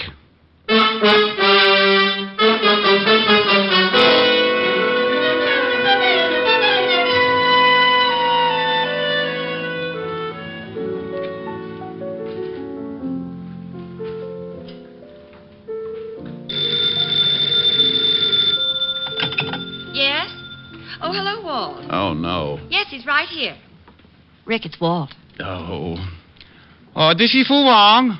Mr. Diamond very dead. Now, you stop that. I just had a long talk with Pop. Oh, is that right? Yeah, he said absolutely nothing. I still don't know where he figures in this thing. Would you mind telling me? Walt, anything Pop did was under duress. If it was illegal, I want to know about it. Yeah, and if it was illegal, Pop would stand a good chance going back to prison. He might. You better let the law decide that. You haven't got any proof? How could I? Everybody's dead, except you and Pop. Pop won't say anything? Not yet, he won't. Walt. Yeah? Die. Now, you wait. What in the world was that all about? Oh, that Walt. When he dies, he'll have the penal code written on his headstone. But he's a good cop. And there he is again. I can't stand to let a phone ring. Oh, he'll get tired. Rick, I'll go crazy. I'll drown it out. Well, do something. I've got a lovely bunch of coke. It stopped. Oh, good. Well, don't you stop. That was pretty. Well, all right. Oh, I've got a lovely bunch of nuts. There they are standing in a row. Big ones, small ones, some as big as your head. Give 'em a twist, a flick of the wrist, that's what the showman said. Oh, I've got a lovely bunch of coconuts. Every ball you throw will make me rich. There stands me wife, the idol of me life. Sing and roll a bowl, a ball, a penny a pitch. Sing and roll a bowl, a ball, a penny a pitch. Sing and roll a bowl, a ball, a penny a pitch. Roll a bowl, a ball, roll a bowl, a ball. Sing and roll a bowl, a ball, a penny a pitch. Aye, there you are, my lad. Step right up here. I got a lovely bunch of coconuts. There they are, all up, stand up in a great big row. I got big ones and small ones, some of them as big as your blasted head. Yeah, you give 'em a twist and a flick of the wrist. Oh, what lovely fun. I've got a lovely bunch of coconuts. Every ball you throw will make me rich. There stands me wife, the idol of me life. Sing and roll a ball, a ball, a penny a pitch. Sing and roll a ball, a ball, a penny a pitch. Sing and roll a ball, a ball, a penny a pitch. Roll a bowl, a ball, roll a bowl, a ball. Sing and roll a ball, a penny a pitch. Oh, my dear, how was that, honey? Oh, wonderful. Oh, darn. Yes, Walt. Helen, you put Diamond on the line. It's Walt, dear. Oh, never mind him. Come here, honey. Oh. Hello. Hello? Helen, did you hang up? Helen, put Rick on this phone. This is Fu Wong. Missy Diamond, not so very dead. Bye.